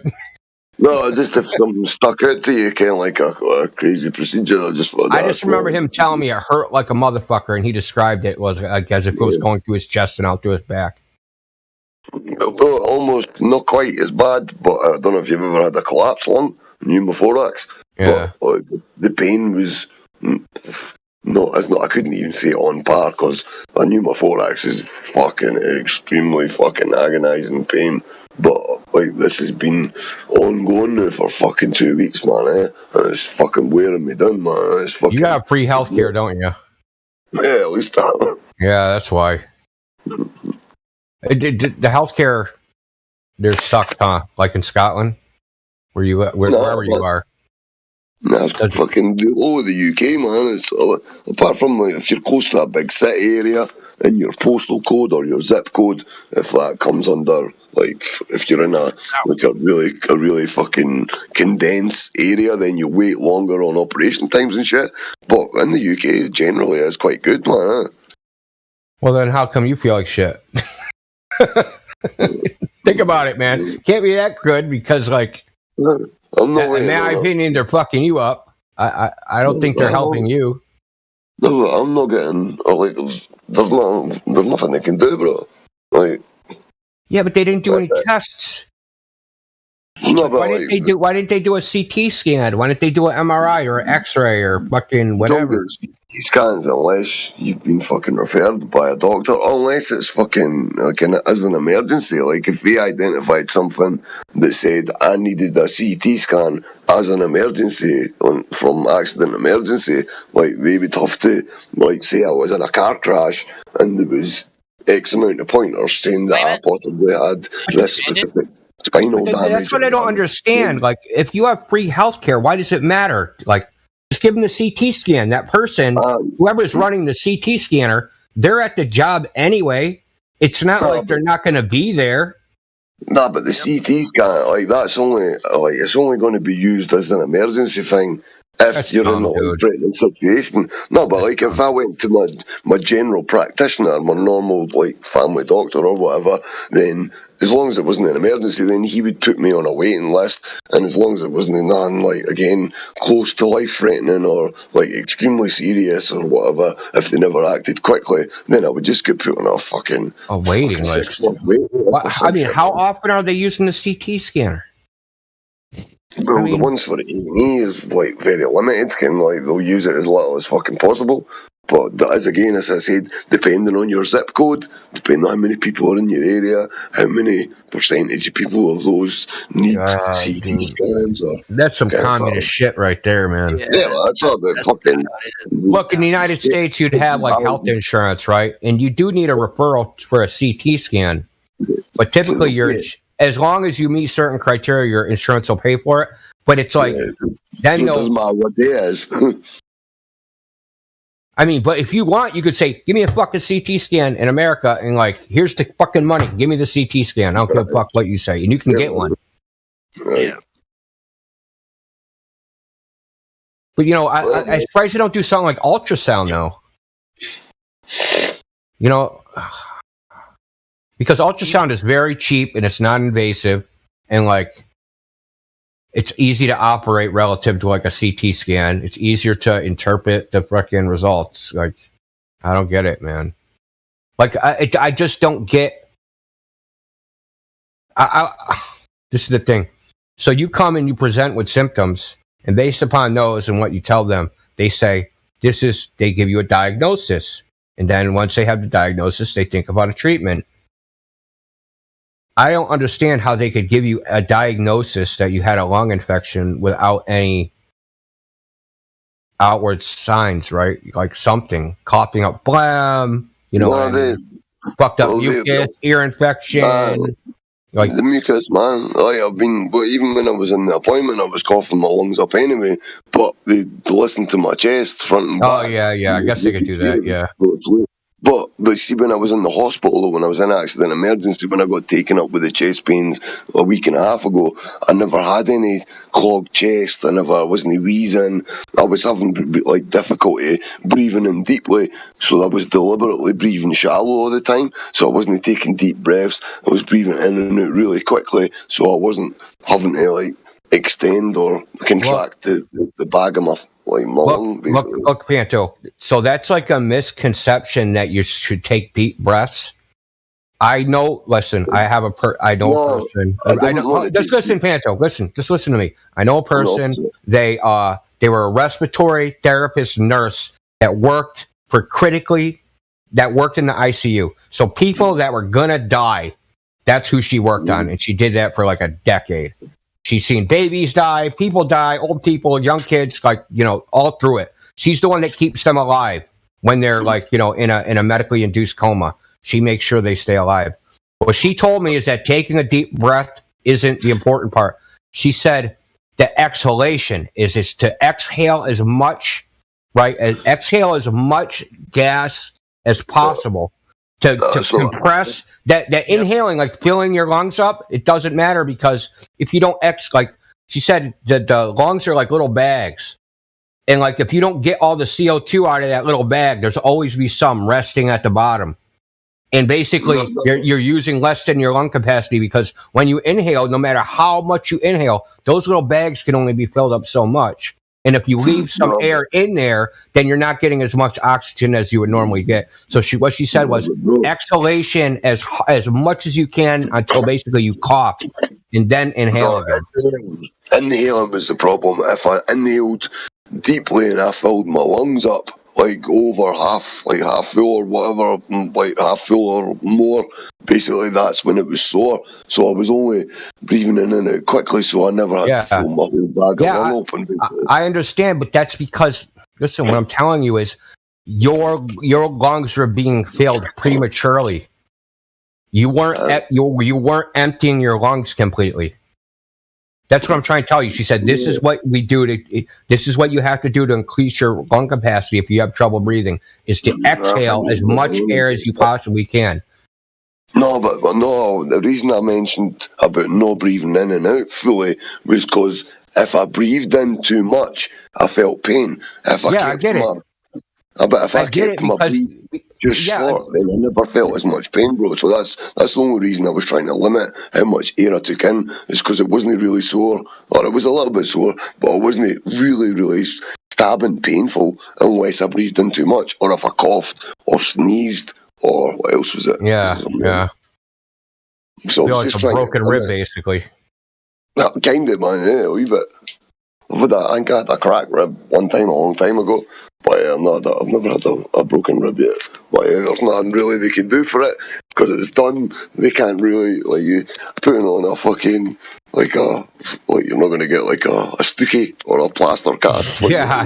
Chest, like fucking a whole chest cast. Yeah, it's really nothing they can do. The good thing is ribs are the fastest healing bone, so I mean that's the good part.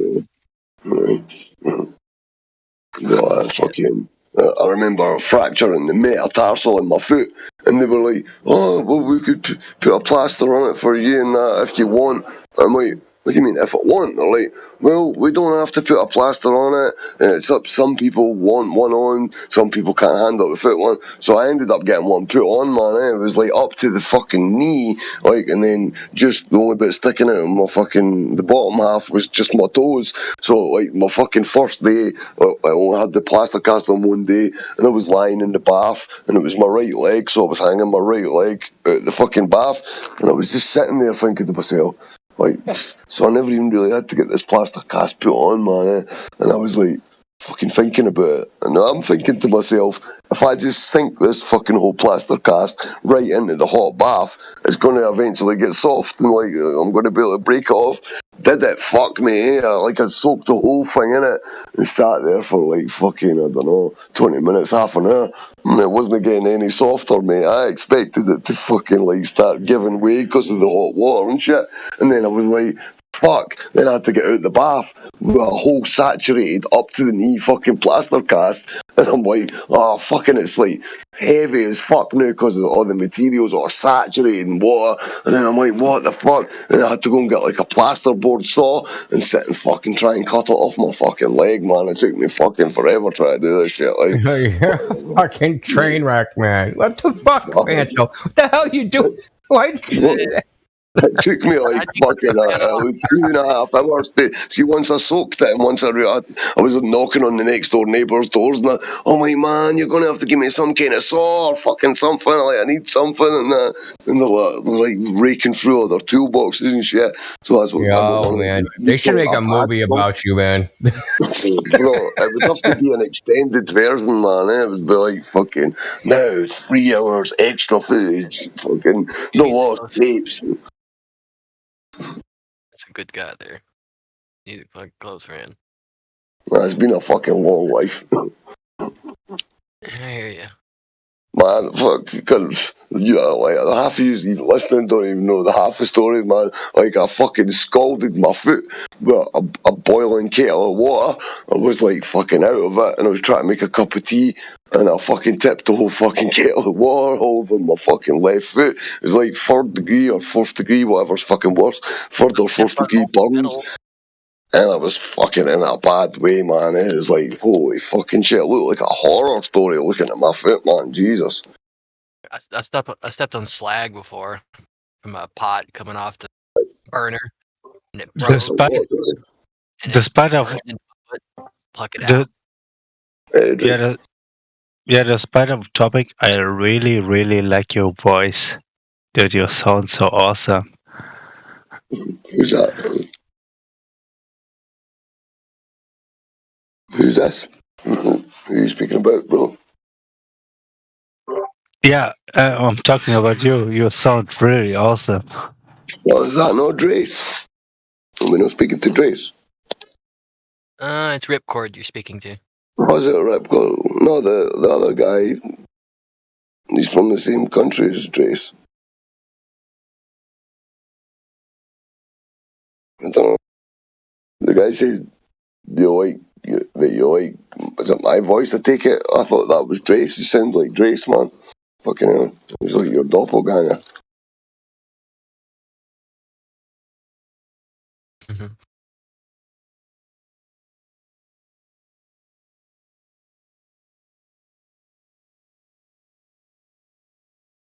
And then I can read a book for you. Like I'll give you the going rate for audiobook fucking readers. Like I'm sure I could sell you some of my dulcet tones. Mm-hmm. But my voice is really husky because of this fucking lung shit. So it's not quite as husky as this usually.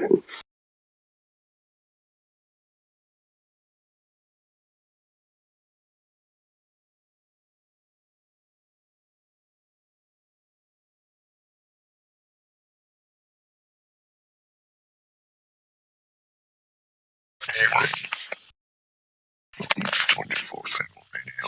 Please don't open your mic and join the crew. The floor's yours.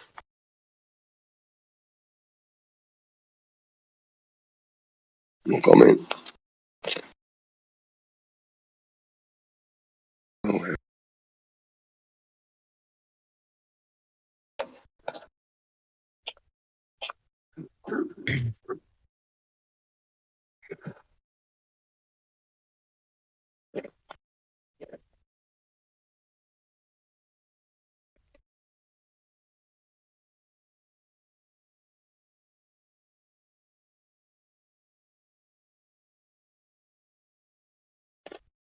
Wild. What's it burn? That's what it is, you know.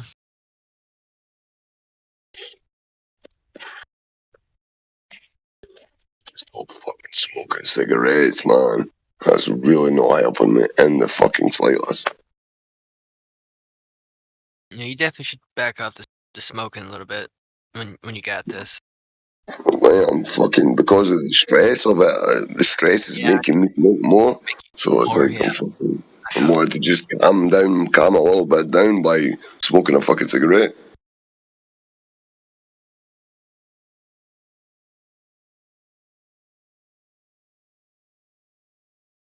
I think sometimes when I did, I would of course I have to make my cigarette. I would just take a hit or two, and that was enough.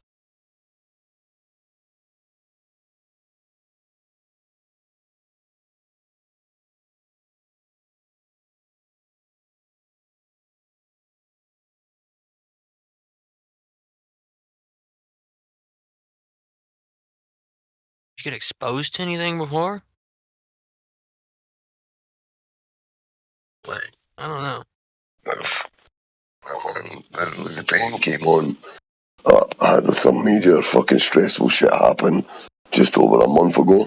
I got scammed on a fake, or at this point it was only one fake tenancy, so I got scammed for fucking 1,800 quid on a fucking fake tenancy, and it was obviously got anxiety disorder anyway, but obviously that was fucking, I was quite stressed in my mind, I was fucking freaking out.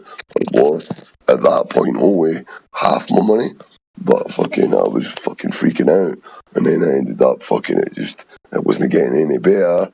I never had any indications of a fucking, like a, you call it an infection, but I was fucking freaking out, I was stressed out my fucking tits, and then fucking I decided, because it was like, it was really bad for a few days, and I was fucking like ready to cry constantly, man, and so I was like, fuck it, I phoned the non-emergency like number, it's called NHS 24, and you call them, and if they want you to come to hospital, they'll send an ambulance out for you, but they won't send a blue light, so it's not like sirens and shit like that. They understand that you're not life threatening, but you do need medical attention, and they put you in a queue or whatever. So when I got up to the hospital thinking like I'm gonna at least fucking find out something, got there, sat for hours, saw the fucking doctor. She fucking said there was nothing else that she could do, and because I'm not basically lying on the ground dying, that I couldn't get a CT. I would have to, because I said that to her, I was like, can I not get some kind of CT scan? I'm 100% fucking sure there's something inside my lung.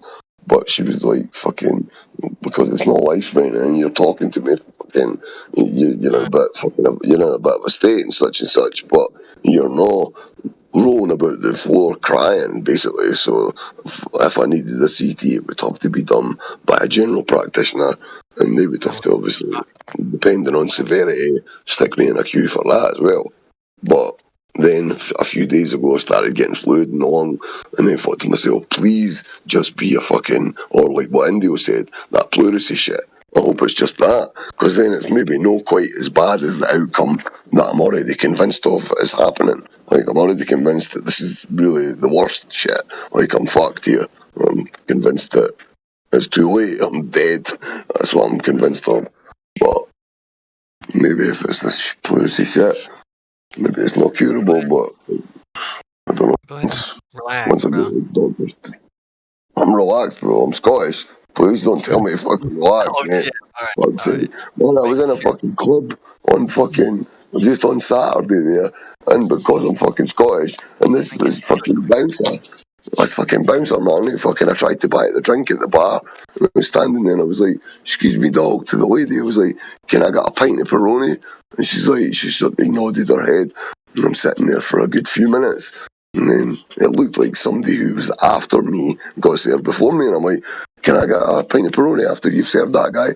And she's like, she just sort of nodded her head, and I waited a few minutes, asked again, and she sort of looked behind me at the bouncer, and the bouncer came from the corner of the room towards me, and he put half a glass of water down on the table, and he's like, mate, I think you need to calm yourself down, drink some of that water, and then you'll be alright. But just calm yourself down. Everyone's going to be alright. I was like calm myself down, mate. Everything's going to be alright. It was like he was fucking like giving me a pep talk or something, and that I was like out my head on drugs, and I needed to calm down and take a breath and take a drink of water. And I'm like, mate, I'm fucking perfectly calm. I'm fucking Scottish for starters. And I'm fucking perfectly calm. All I'm doing is dancing around, and they're like, you need to drink some water because you're not going to get served any more alcohol. And I'm like, mate, I've had fucking 4 pints of beer, mate. I'm fucking not drunk. I'm not under the influence of any drugs. I'm perfectly fucking calm. I'm perfectly fine, mate. And they're like, well, you're not getting served any more alcohol until you calm yourself down. I was like, what the fuck are you talking about, bro? Calm myself down. The amount of people that tell me on Discord, look, mate, I think you need to calm yourself down.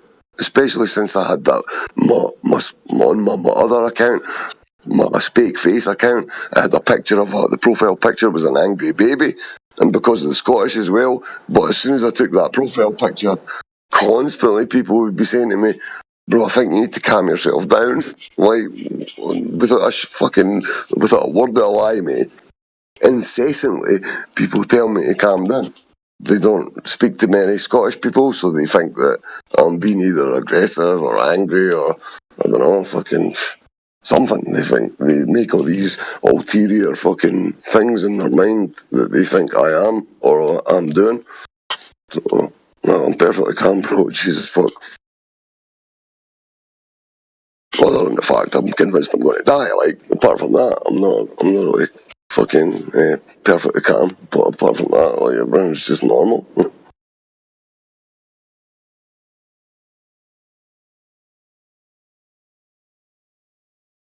Get me?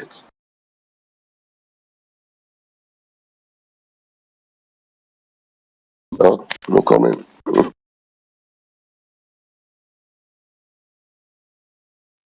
I like Peroni. That's a good one. Oh, it's 5% at least, or is it like 5.2 or some shit? I just like that crisp taste of it. It's quite mellow for a 5% beer, because some 5%ers, they can taste a little bit shit, a little bit. They're a little bit stronger than what they really are. We have a new guy in here. I think he's new. New enough. G Godseeker? Yeah, okay. I'm guessing. Oh, dude, he's been here a while. He ain't new. Dude, why are you still VC verified after 2 years? 3 years? What the hell?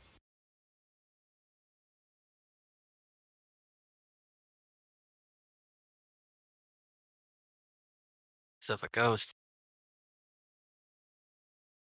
Ghost. He's another guy that's gonna open his mic and then complain.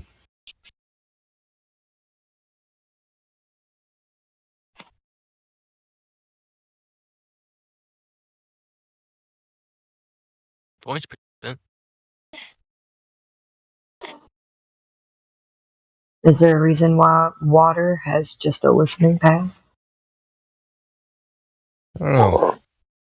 Water's pretty level. That's what I heard. Level-headed. Who's what?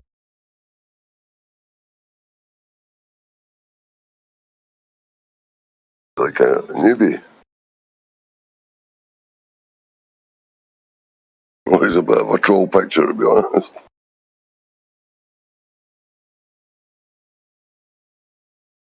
Water. Did you try unmuting him and do it? Oh, water? Water has perms. Oh, how's it going for? He's talked before. He said he's a flat earther, so. Just says a listening pass. Well, water, I unmuted you, bro, if you want to speak. I thought you were a newbie. But if you want to gain yourself VC verified, talk to us for 5 minutes and get a role if you want. Water. He's talked to us before. I didn't know he wasn't VC verified. He seemed pretty chill. Well, water, you've got the chance to speak, my friend, if you want to.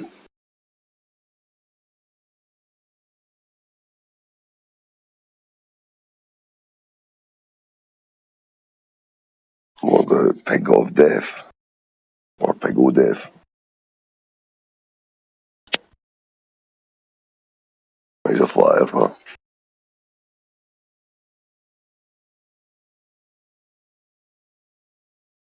Oh my god, this is great. What is it? Just watched a video on Twitter, man. There's like three chicks. Actually, 1, 2, 3, 4, 5 chicks all just swinging and punching each other, like in the building, like in front of a storefront. Just like a cop just walks in, he has one of the cans of pepper spray, the aerosol can, just sprays them all and just walks away. And they all just break up, right? He doesn't have to do anything. They all just break up. Like, what the fuck? No, is it one of the big cans of pepper spray? The big huge? Yeah, the cans, the aerosol can, dude.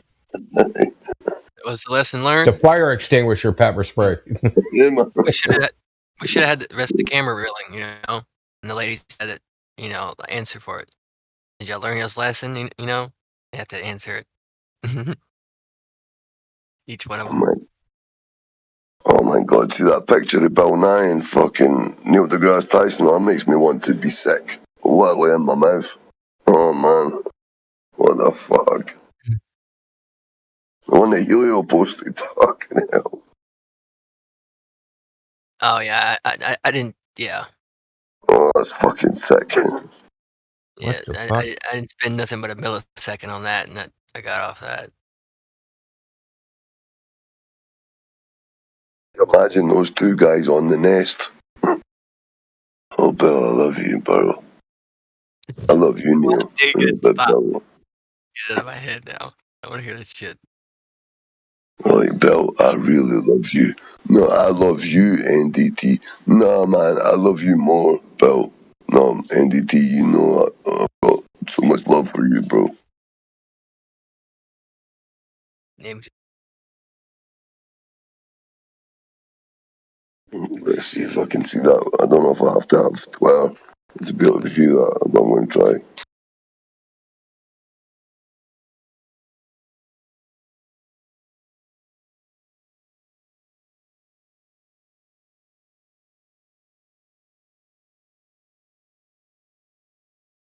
Holy shit. All those bitches are wild. Get well though from that shit though. These bitches be crazy. Oh shit, man, that's like a blanket spray. Quick. I had to lay down. Try to gather the wicks and shit.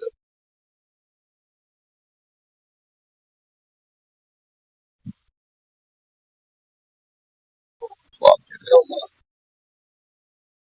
First of all, you should be laughing at how many wigs were on the ground. That's the best smells I've ever.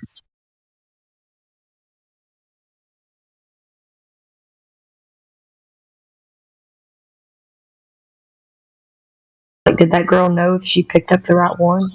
Being pepper sprayed?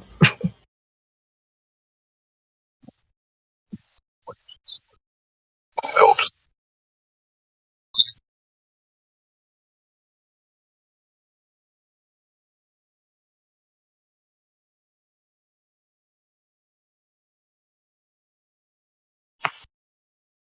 I think I'd rather be like shot in the arm or shot in the leg than sprayed in the face with that shit. Like, just a little flesh wound, that'd be enough.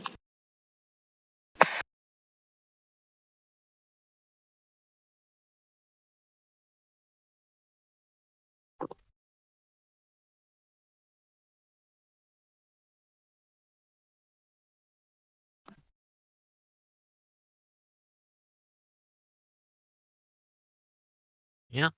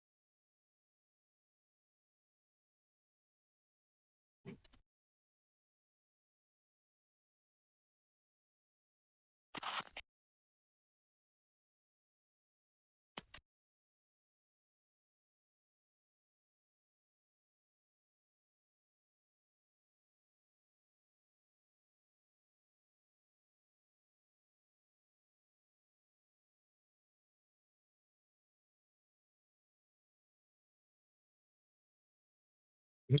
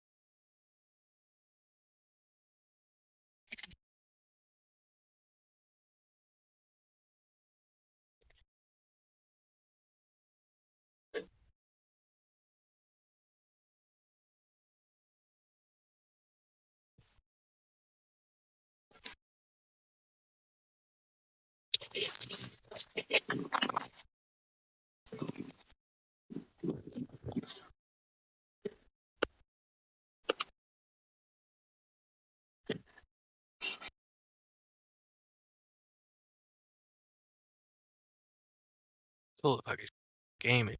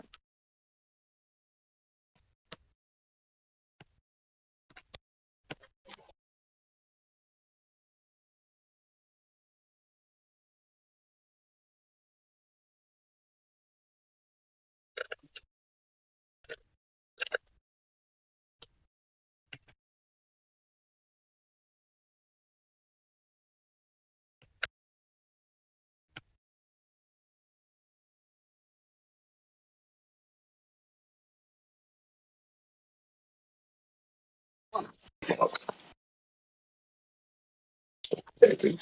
Am I still on the live stream? Or is there anyone at all there?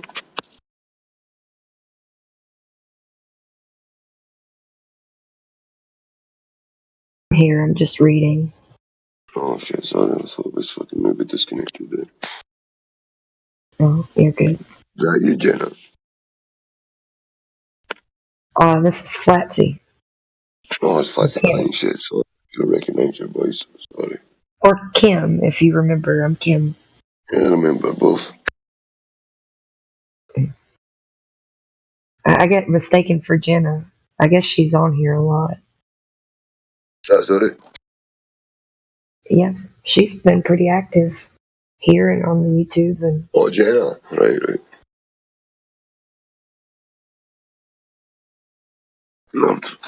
Not been in much over the past, over a month. yeah, I've been away a pretty good bit myself. It's almost a month to say the fucking least. No, I'm fucking convinced I'm fucking dying, I've got to see the doctor today, this afternoon, so I'm hoping he's going to send me for a CT scan. I fucking hope so.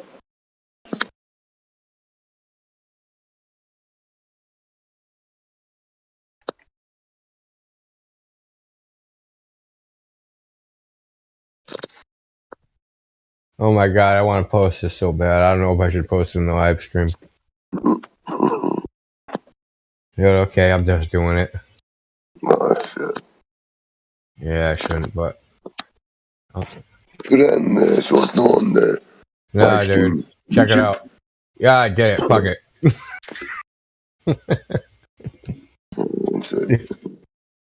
That's too funny, man.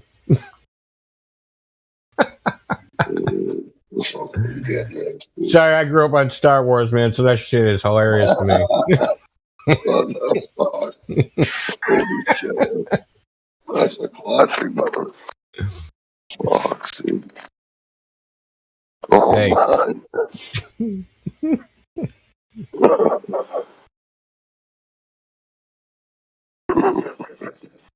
Can't stop looking at it. He's hot. She's hot. Sorry, I just misgendered. I misgendered trans solo. Some pair of knockers, bro. They're like fucking. They look quite out of shape, man. The right one's definitely bigger than the left one, for starters. See what we call them in Scotland? Joiners, nail bags. Or maybe Don't you get arrested in Scotland for saying bad stuff about, like, you know, those other people? For saying what again? Sorry. I said, don't you all get in trouble and, like, arrested and thrown in jail for saying stuff about, like, the rainbow community? Not yet. Not yet. I almost got arrested, like, for mispronouncing a manager from a store called Poundland. It was like, it used to be... Oh my god, you can't make that up. Poundland? Poundland, mate, but it should be getting its name changed, I would imagine, soon, to like £3 or £2.50 land, because there's still some shit that you can buy for £1, but compared to what it was a few years ago, like it's like a quarter of the size of what it was, or it's like you have to buy two and you get the other one for £1 if you buy the first two for fucking like £2.50 or whatever the fuck. So it's like it's not really Poundland anymore. But yeah, man, I went in and fucking I think I asked about a USB charger or a USB-C or some shit like that, and fucking he said something and it was like really silly. I can't remember what it was, and I went, nah, bro, don't be crazy, bro. Anyway, he pointed to his chest and his Poundland badge. Obviously, because he's trans, he's allowed a fucking, or he's part of the LGBTQ or whatever the fuck. He pointed to his badge, which instead of a standard Poundland badge, like what every other fucking Poundland member has to fucking, or staff member has to wear, his one was a rainbow one, and he's pointing at it. And I'm like, like looking in his eyes, looking down at his badge that he's still fucking like quite aggressively kind of pointing at, and I'm like, what, bro? He's like, do you not see this? And I was like, what do you mean, do you not see this? Like, I see it, you point to your badge, yeah, man. And he's like, can you not see the rainbow? It was like the advert for Starburst. Touch the rainbow. See the rainbow or some shit.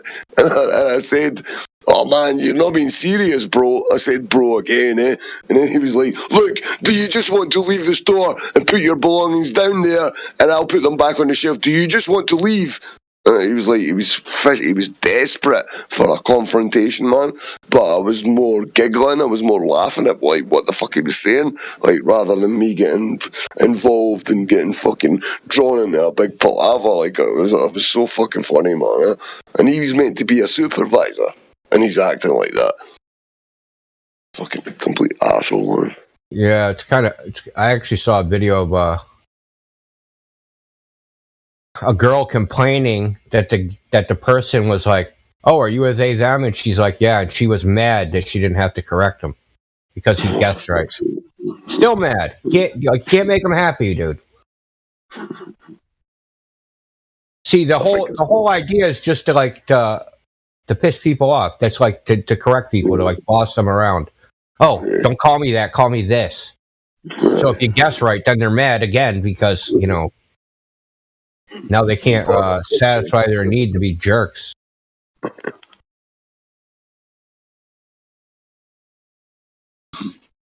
Did you misgender me? Oh no! Oh, you never misgender. Did you not misgender me? Like what? Did you assume my gender and you were correct? How dare you? How dare you be correct about my gender? You're supposed to be wrong so I can yell at you.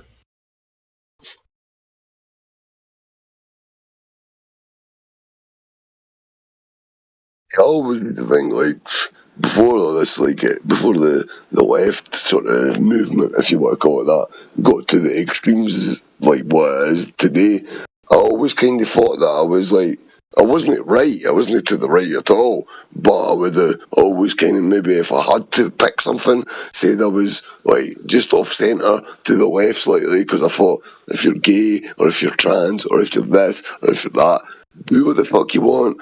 I don't really care. As long as you're not putting your utensil in my drawer, then I don't really care. So I always used to think like kind of was a little bit like to the left because I thought, let these people do what the fuck they want. Let them fucking complain. Let them do whatever the fuck.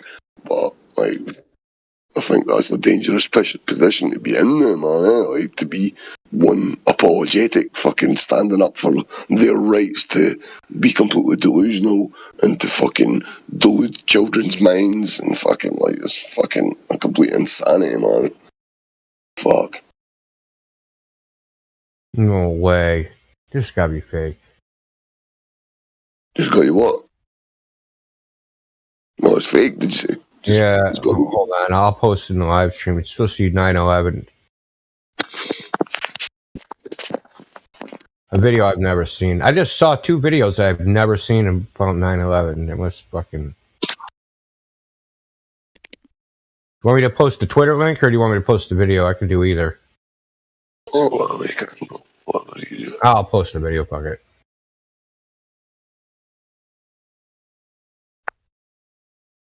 Okay. Oh shit! I got a GIF here. I didn't know that was a choice. It used to be a choice. No, I won't do it. I'm gonna do the freaking video. Download.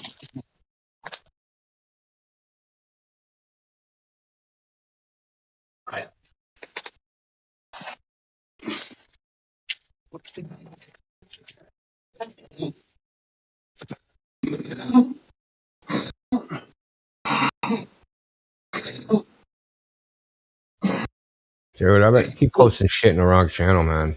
I just gotta stop.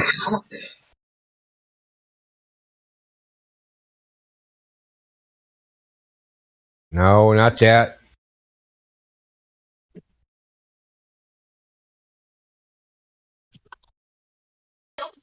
This video and another one. Hold on, it's another one I've never seen before.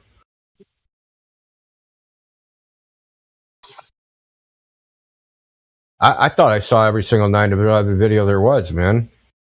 Like footage, like from the place or whatnot, man.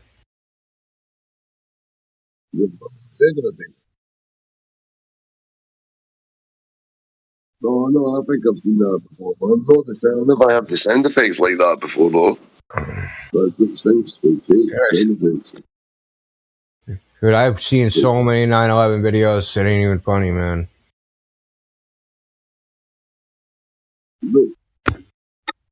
Where's all those black parts on the glass?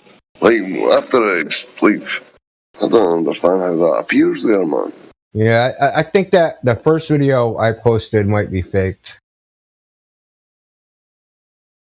Is that supposed to be the other side of Building 7? That's supposed to be Building 7, but I think like the little explosions, I think they're digitally inserted. But that's the opposite side from Building 7 when it collapsed. That's the black side. Black.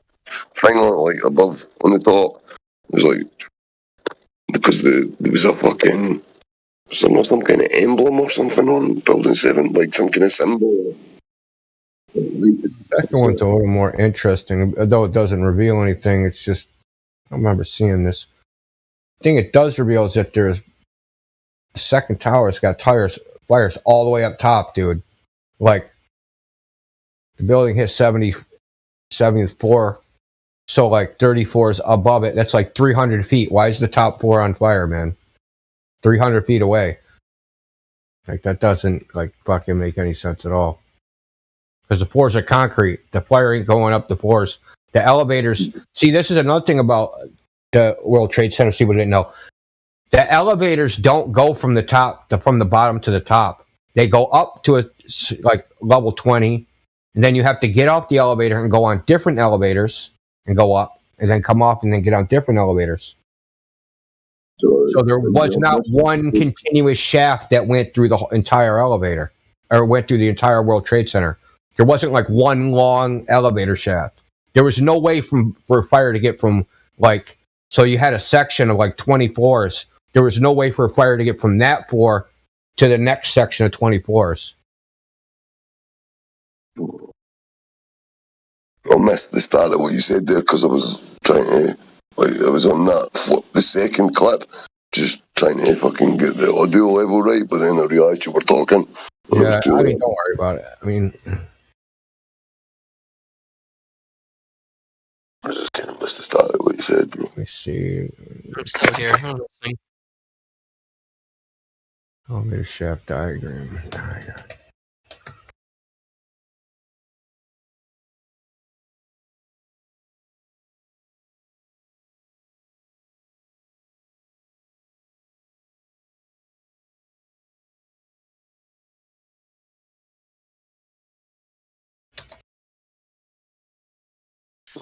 Oh, fuck, man, Jesus. God damn.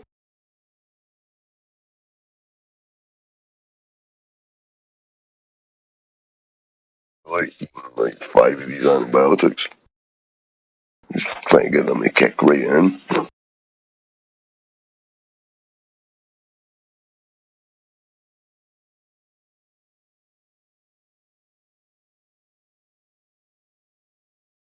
What now? 5 of them. Don't take too many. You're supposed to take them as prescribed. Oh, the first day. When I got them the first day, I doubled on them, man. I was only to take one, but I took 2. It was just a kick to the system I needed. Well, I was only joking. Fuck, I'm going to take 5 fucking antibiotics. But I've gave up both of them, man. This is like fucking like 48 hours now.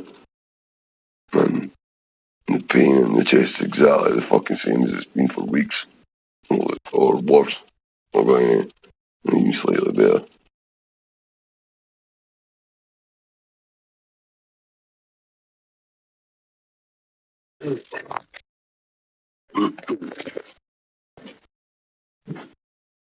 Nasty.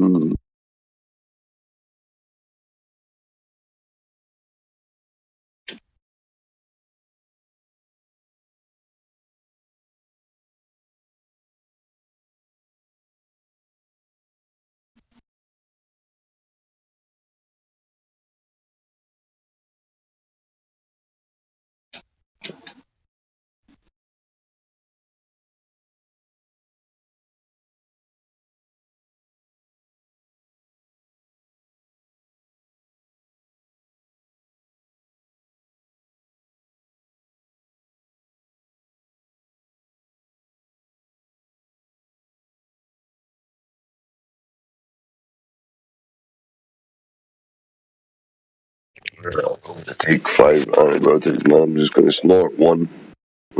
So that'll increase the dosage, sort of thing. So if I snort it, I'll be sound. It'll be perfect, man.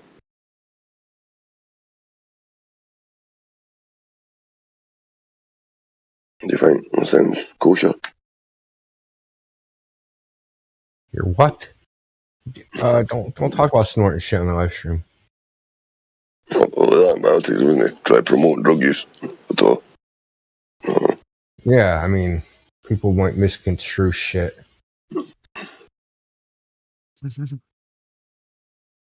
I personally don't care what you do, man. You can fucking do whatever you want. That's fucking. I kind of do. Bro, Okay, you can funnel goddamn boxed wine. I don't care. No, the amount of fucking hard drug shit I've heard getting discussed in here as well over the fucking years. Well, a load of times I've jumped in, but usually they jump right back off it again, kind of it's like it's a drug bomb dropped and move on to something else.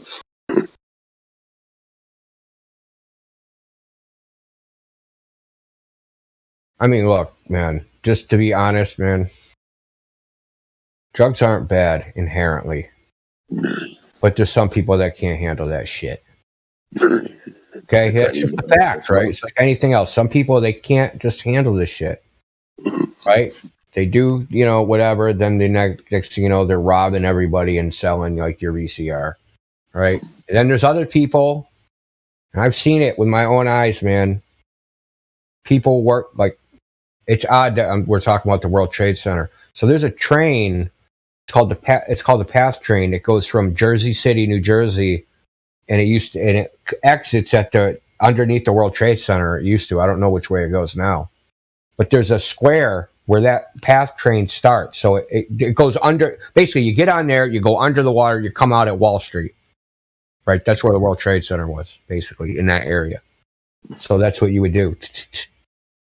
So every morning, there's like these benches in this place called Liberty Park, full of drug dealers. Okay? And people wearing like $8,000 suits will walk through this park and buy drugs to do, right? So every day, so they can take drugs and they can handle them, right? Because they got a job and they're doing their job and they show up to work every day, working, like 100-hour work weeks or whatever the hell they work, and they can handle their shit. There's other people that can't. And they're never they just can't handle that shit. It's like anything else. That's why it's stupid to make them illegal, because even if you make them illegal, the people that can't handle their shit will find other things that they can't handle. Right? It's a what do you call it? It's almost like a death wish. Right? They don't I wouldn't say they don't want to be alive. They don't want to get with the program. Let's say call it that. I don't want to get with the program, and I don't blame them for not wanting to get with the program. But there's levels of not getting with the program. Plus, you can always find a fucking different program to get with, at least. Yeah, exactly. Jack shit. No programs, no TV, nothing. Yeah, it doesn't mean you have to get wasted all day. You don't have to get that far away from the program. You can make your own program. But you know what? That program is also part of their program. And that's what people don't realize. That's part of the program. It's to just get. You don't think the government makes money off of the black market and crime, just like any other industry. It creates economic activity, increases GDP. They tax the people that are in the prison industrial complex, right? Those workers. They tax the employee. They tax the nation to build that infrastructure. So there's a lot of economic activity associated with crime and all that stuff. Then there's probation officers and companies that do drug tests, and like there's a whole. It's probably like a $10 billion, maybe $50 billion industry, right? You think they're just going to go, okay, drugs are legal, let everybody out of the jails that's in there on drug charges. Now drugs will be cheap, and now nobody has to break into houses to pay for drugs because now they're super affordable, right? Now instead of like paying like, $30 for something, now it's $2.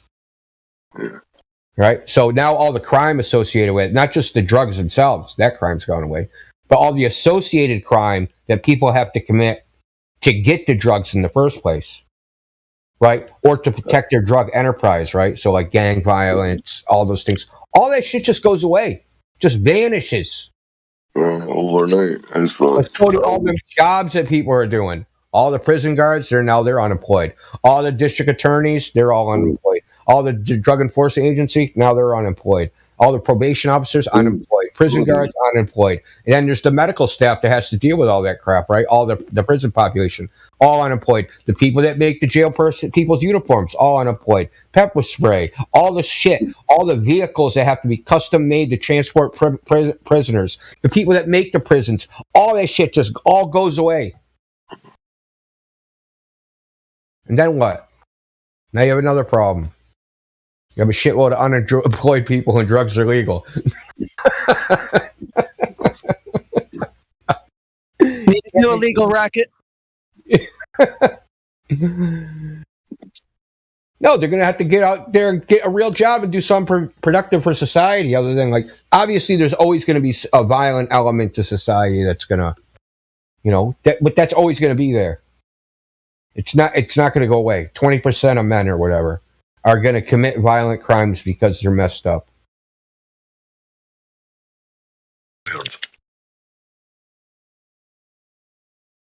But it's the other people, right? The people that, I know in America, I don't know what it is now, but 30% of the people in jail were in on non-violent drug offenses.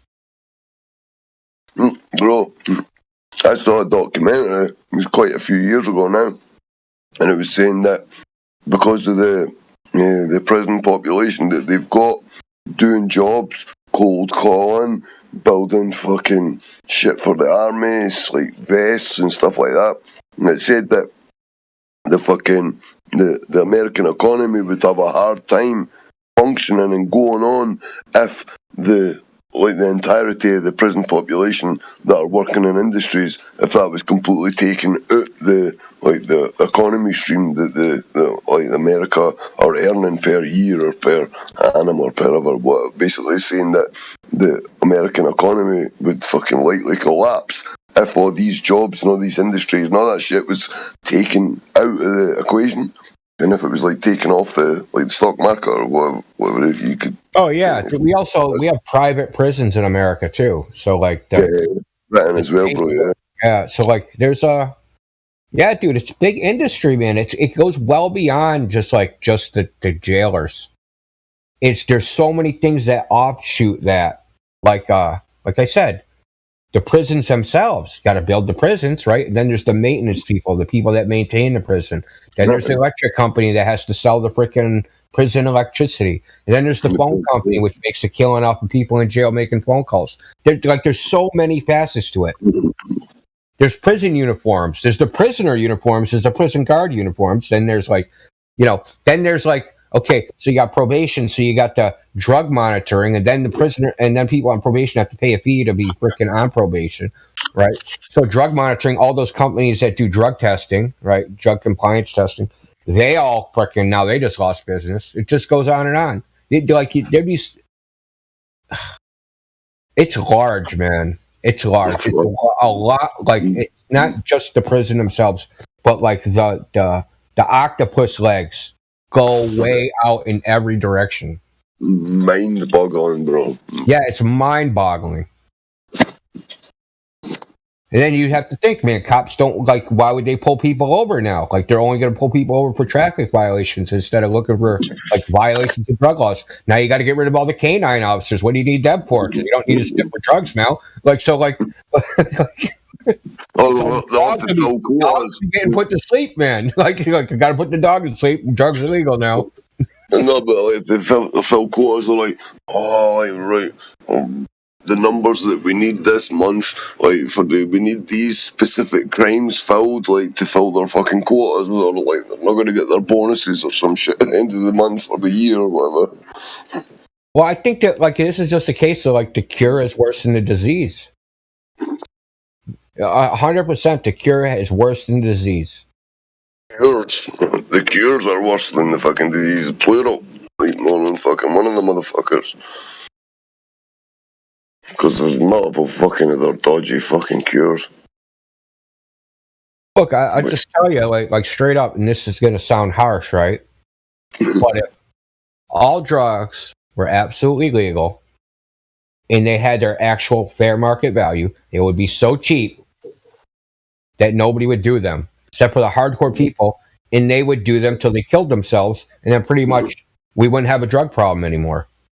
Because the small percentage of people that are like, I'm going to do drugs, because some people just do it to rebel or whatever, but like there's this percentage you're just going to get fucked up all the time, no matter what. And those people end up ODing, and they won't be around anymore after like 10 years, right? And then you'll have like maybe 0.001% of the population even messes with it. Percent of the population, what? Sorry, you cut out just at the end of that sentence. Only 0.001% of the population will even mess with that, as opposed to like whatever it is now, 3 million daily cocaine users and 50 million people taking opiates and. Oh, I saw a fucking statistic. It was like the numbers of people that have died, fucking.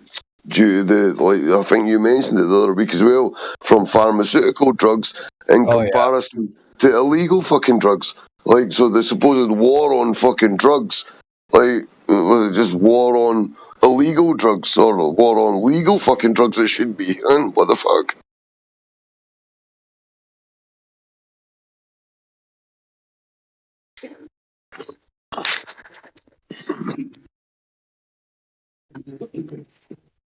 Aye, man, I'm not getting any fucking sleep till I go to the fucking doctors now. Like, that's fucking what? 7:30 in the morning? Oh shit.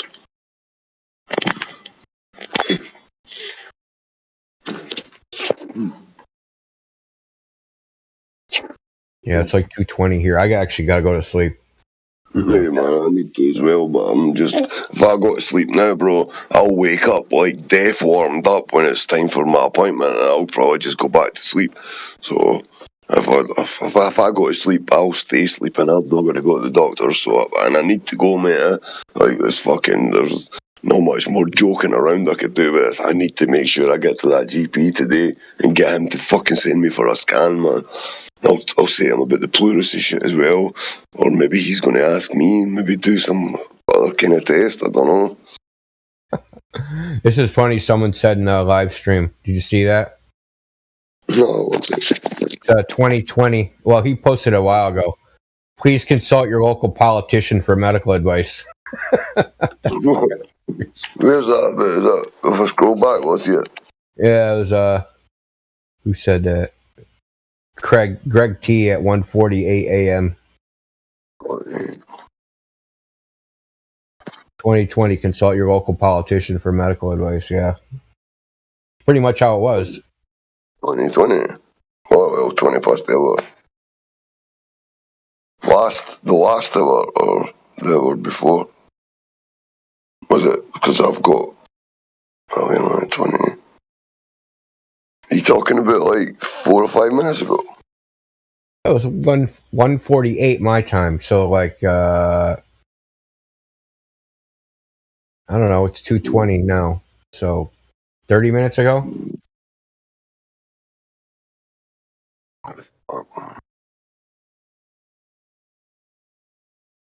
Greg T, man. Tag me in it, bro. And the reply or some shit. Says don't listen. I didn't see that. Like 20 past. I'll check an hour ago. Anyway, I'm out, man. All right, brother. Hey, good luck at the hospital or doctor, wherever you're going. Yeah, hopefully it should be all right, man. I'll let you know, man. If I'm dead, I'll try and like haunt you in a fucking some spooky reincarnation or something. I'll try and come back and fucking fuck you up. Well, hopefully that don't happen. You just get a hot nurse, and Ah, man, there we go, man. I've lost my shyness. See, because I've been thinking I've been on death's door, and I've just been like brazenly going up to birds and saying, "What's your name, beautiful? Can I get your number?" And I've ended up with like 4 numbers over the past like week or so, because I've just been like not giving a fuck and just been really brazen. So, man, like, even if I get cured and they're like, no, there's nothing wrong with it. It was just the fucking infection. Hopefully I'm now in this new zone where I'm not shy anymore. I'm not like a wee shy fucking what you call it, snowflake. Nah, man. So I'll keep plodding away, keep plugging on. All right. I'll see you later. Good luck again. Right, no worries, bro. Thanks, man. Much appreciated. Well.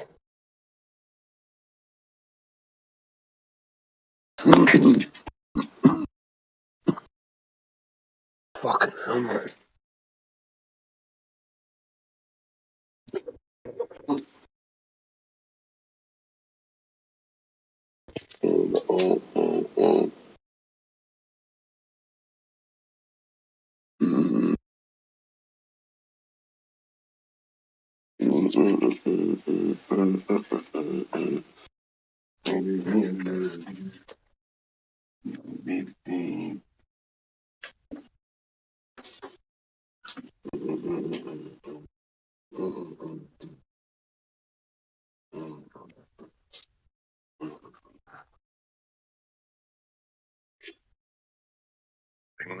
Say my name.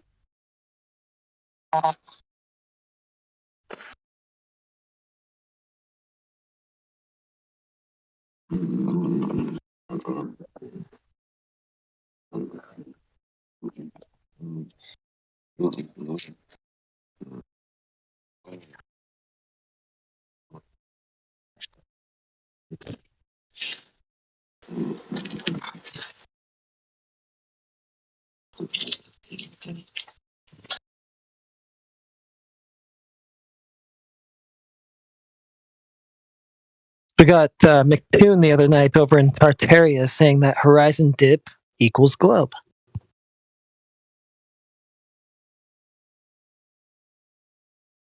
Who's that heretic? What's that? Who was that you're talking about, bruv? McToon. Oh, McToon. He's a special little youngster. Yeah, if the horizon dips, then it's a globe.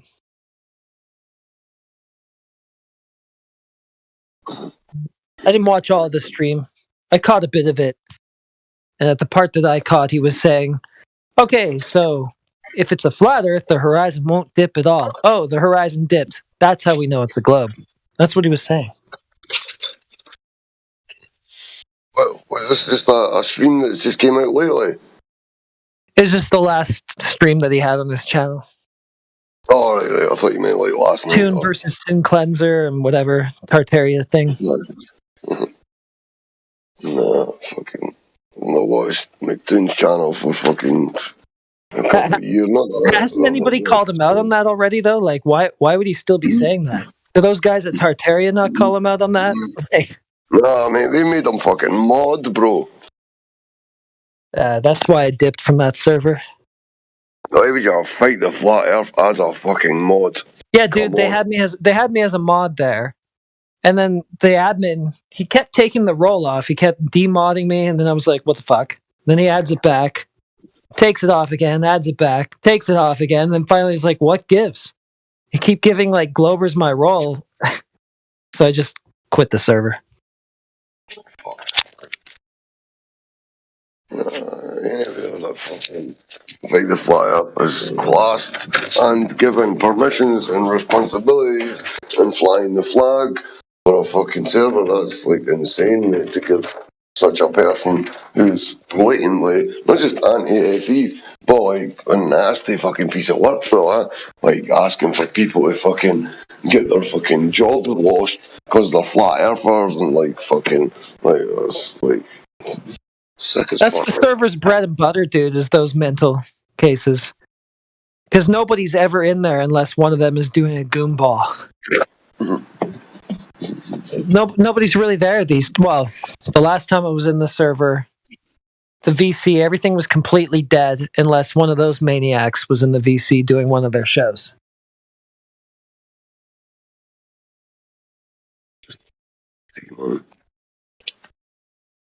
And they just regurgitate the same nonsense over and over again. And I don't know, it doesn't seem like the crowd there is really even equipped to handle it. Don't really understand why. Because there's enough in there. There's enough people in there that know enough about the arguments, have been in it long enough to be fucking on the ball and be fucking quite fucking. What a pathetic straw man, though. If it's flat Earth, the horizon's not going to dip. Where'd you get that from? Based on what? What flat Earth are you talking about? Like, how did you get? You know, what are you talking about? I always had the caveat that when like about dipping us, when like the horizon appear, always had appears to rise, so it's not actually rising because sometimes they'll like to jump on be hyper specific about a fucking part of a sentence that you've said. Can go like, well, the horizon doesn't rise to eye level. I'm like, no, it just appears that way. It's not actually doing it. It's just fucking an apparent thing. You got to caveat fucking every single fucking thing, or they just jump straight on that fucking portion of a syllable that you've not been 100% grammatically fucking correct with. Like fucking focus on it. Fucking. But why would there not be a slight angular dip? Because the horizon's just where surface appears to meet sky. Surface, for the most part, is going to be below the person's eye level. So why would there not be a slight dip? The horizon is literally not in the same physical plane as your eye, the same horizontal plane as your eye level.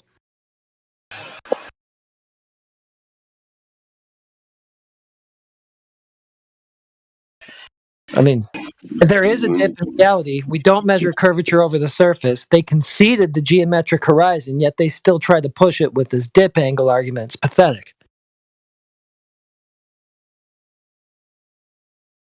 So it's not geometric. They tell you that. They tell you you're not looking at the geometric horizon because there's all this refraction going on through the atmo. Right? But then when you measure an angle to it, now it's geometric again. You're not seeing the refracted one. You're seeing the geometric one now. Like, dude, fuck out of here. Because these refracted phenomena, they tend to move to places where they're not and try and move away from places where they are. Yeah, but they're back to saying it's where it really geometrically, physically is for the dip angles. They're trying to have the cake and eat it too, every which way, and nobody in that server seems to know what to say to them about it. Bro, they need to have their fucking cake and eat it, man. Surely you knew that. I mean, their cakes are always refracted as far as I see it, man. Or unless they don't need to be refracted, and then they're not. But if they need to be to fucking bolster the globe religion in their minds, then they're quite happy to accept them. But then if they need them to move, then they're just apparent and like you're not really seeing anything, and there's no way of actually physically telling anything that you're seeing unless you need it to directly measure. And then that's perfectly acceptable and that's perfectly fucking doable. Yeah. Yeah, they already told us that the horizon isn't appearing where it actually is geometrically. So once they say that, they can't take dip angles to it and say, oh yeah, that's the geometric horizon. You already told us we don't see that, dude. You can't go back to that. The horizon's out for you now. You folded on it. Refracted. It's the apparent horizon. It's 10 times further, 30 times further than where it physically is according to you. Right? And you can't use it anymore. Yeah. Yeah, well, once they say refraction, they can't use the horizon anymore. Dip angles to it are irrelevant because it's the same refracted horizon that you conceded on that is not appearing as the geometric one that you claim. So, can't use the dip angle to that same refracted horizon, you know. Sorry, folks. Yeah. And they just let him whistle past that. I don't get it. And where did they get this thing? There shouldn't be a dip anyway. Based on what? Like, let's see what you accounted for to come to that conclusion. Why are you even saying that? There should be absolutely zero angular dip to the horizon. It's just a thing that they say. It's just a straw man that they give no basis for and then go, okay, flat Earth disproven because there's a slight angular dip. And I said there wouldn't be one. Yeah, but based on what?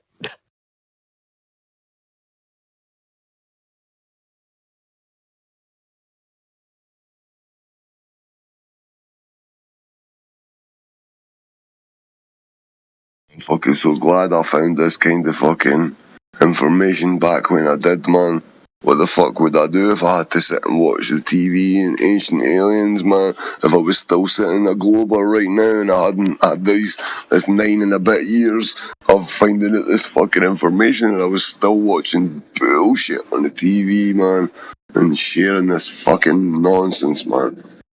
Like, I might not be lucky, like, medically wise, but I count myself fucking lucky every time I think about the flat earth and the fact that I managed to fucking fall over it all those years ago, man. Fuck. You got in there. Made it, man. Fucking made it. It was a harder wake-up call for me. I mean, my sister got into it, like, in the OG days, like 2015. And she was trying to flat smack me then, and I was like, oh, man. You know, I had the same sort of Glover response that they all do. Except I wasn't triggered. I was just like, oh, I just don't know about that, basically.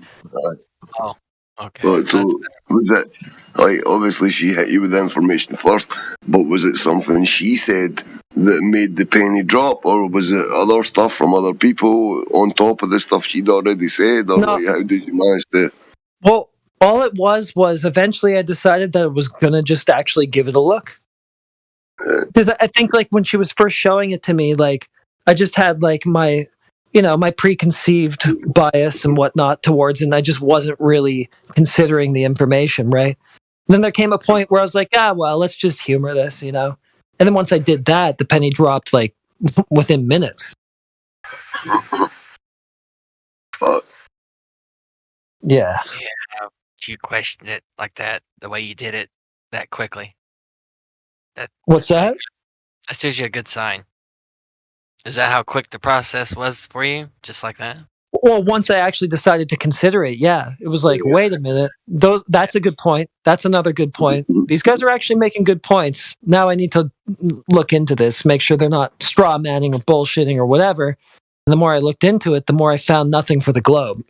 So... I take it, did you have to go to your sister with your sort of tail between your legs and say, I'm sorry, you were right, I was fucking wrong? Well, not really, because I was never, like, toxic about it. I was always polite and stuff. I was like, yeah, you know, that's interesting, but, you know, I just still had, like, a hard head towards it, you know? So I never had to do that, really, but at this point, I know tons more about it than she does. You're a tough one, huh? Is she still involved in the discussion? Heretic's the secret tough one. Sort of. I mean, she's kind of milquetoast about it, to be honest.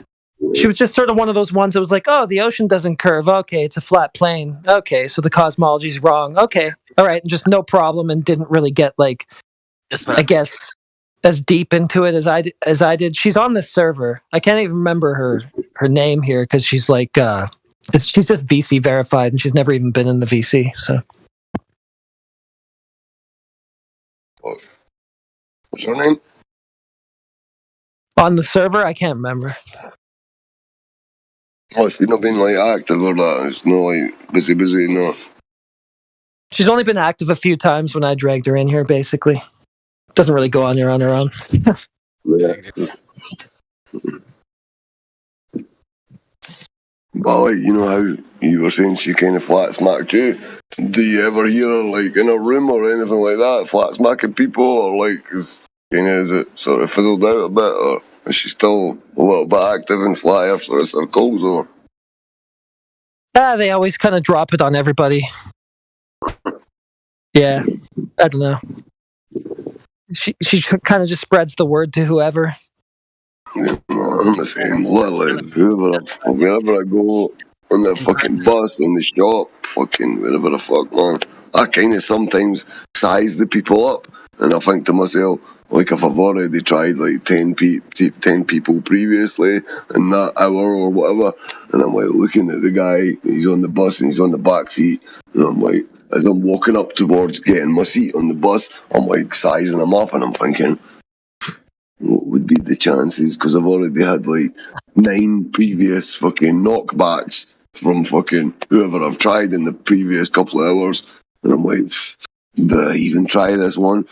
His facial expressions don't really tell me that he's going to listen to me, and I'm like having all these different iterations in my mind of how it could go. Well, I could say, what does he look like? What kind of clothes is he wearing? Is he wearing like a fucking death metal t-shirt, or has he fucking got a football top on, or has he got a newspaper in his hand? Like, I'm looking at all these different things in the environment and thinking, is it even worth it to try this time? Like, I'm going through these contemplations in my mind that are fucking, like, nobody would even fucking contemplate in the slightest, like, that ever got on that same bus as me, but I'm going through all these fucking multifaceted, fucking, really intricate fucking bits of conversation that I think I could possibly have with this complete fucking stranger. It's like, fuck. Oh fuck, man, keep trying, man, keep fucking asking questions and keep fucking going, man. Keep on keeping out. If it seems to me like they've got like a shield up, you know, I don't even bother with them. Like if it's the type of person that's just gonna reject it completely, you know, that's just gonna put up a wall and be like, nope, yeah, forget it. I'm not gonna waste my time. Fuck me, man.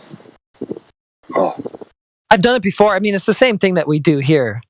If they have that kind of hard-headedness to it, they're just not going to accept the information the same way I didn't the first time. Just wasn't ready to do it, wasn't ready to entertain it. So it doesn't matter what you say to a person in that state. It doesn't matter how much sense it makes. They're just not going to, give it. They're just not going to give it anything.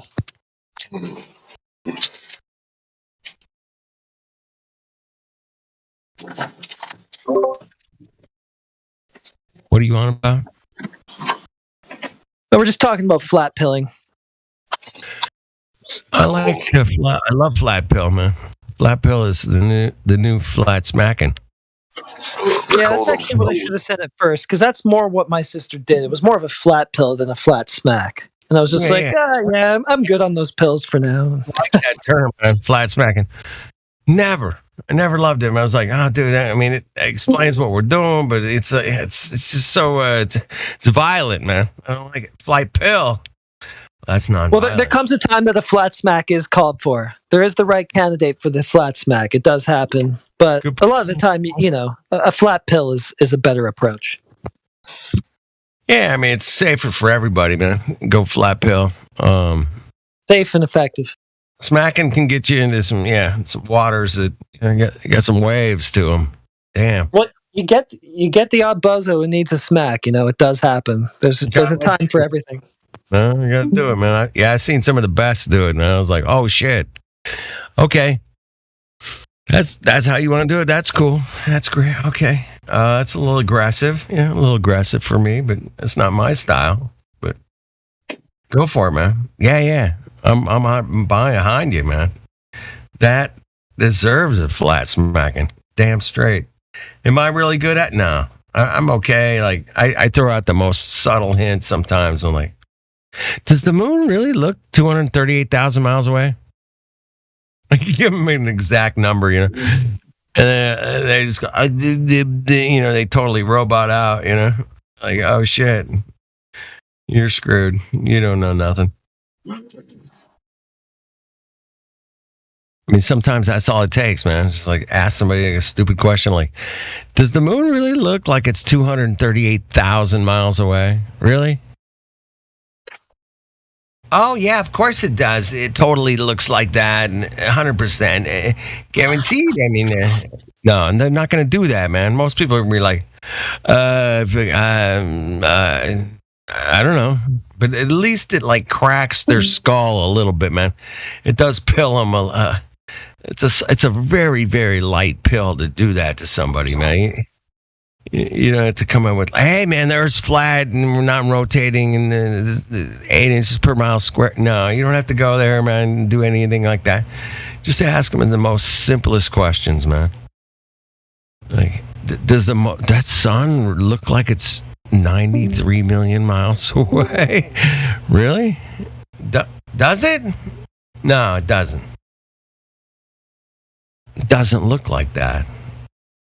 Well, what does something that's 93 million miles away look like? How do you know? How would you know that? When it references the sun, and that's just because they said so. So how do you know? They said so. Just because they said so.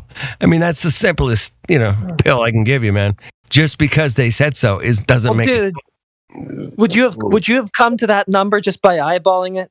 No, I mean, I would be like 122 miles. I'd be like, I don't know, fuck, yeah.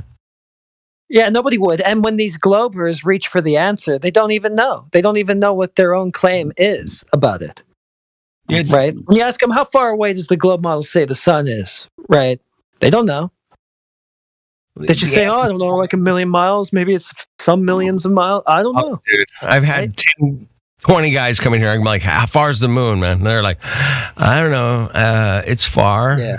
None of those guys would have reached those numbers on their own. It's all just lore that's been given to us. It's all lore. It's all information. It's like, oh man, that's how far it is, and that's it, man. Trust us. That's it. That's you can't go there or anything, but you know, trust us. We got it all figured out. Mongos, how dare you? Figured it out. We made a bunch of assumptions and figured it out. Don't worry. Don't worry, man. You know, I went to school for this, bro. I mean, we got this. Come on. I graduated with a piece of paper, man. I got a piece of paper right here. It says, what I say is the truth. You can't handle the truth. You can't handle the truth. Yeah. What I say here is the truth, and that's it. You know? Oh, okay. Okay, I got to go pick up the kids from the soccer practice and take them to their music lessons, and then, yeah. Music. Then we got to do some homework when we get home. Yeah, what a shit show, man. Put people through that system, man. It's horrible, man. Disgusting. Yeah, anyway, there's got to be a better way, man. I'm not saying I got it figured out, but certainly the way they're explaining things, man, has some serious holes in it. Serious holes, man. Holy shit.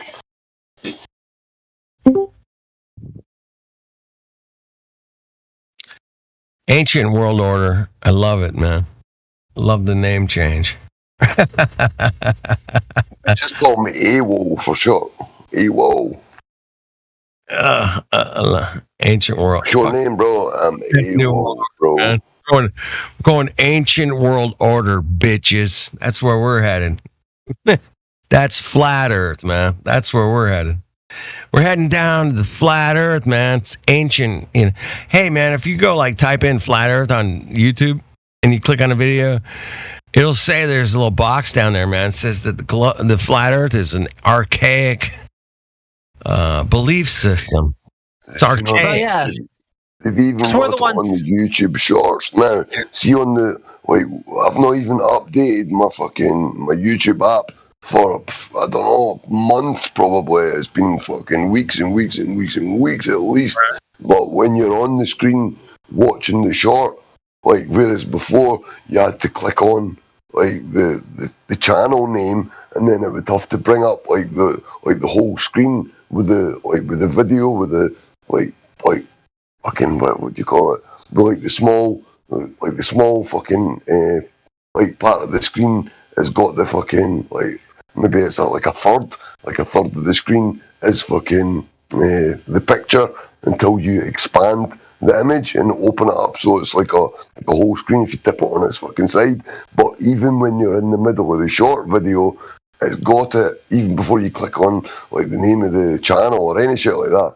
They've already got Flat Earth as an archaic fucking blah blah blah. They've already got that just on the bottom line of the screen. And that, as I said, man, I've not done any fucking updates. So how the fuck they were able to actually establish this new fucking look and the new Flat Earth archaic bullshit up on the YouTube Shorts? Like how they've managed to do that without an update, I'll never know.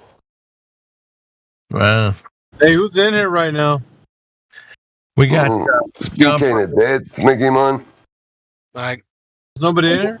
No, you know. Yeah, no, just chilling. Bunch of regulars. I was looking in called this trying to get someone earlier from the lobby, but it's been a while now. Not really done much. I mean, just been sitting. We got Dr. Loogie, man. He's a skeptic. I need a Loogie's a skeptic? Yeah. Yo, Loogie, man.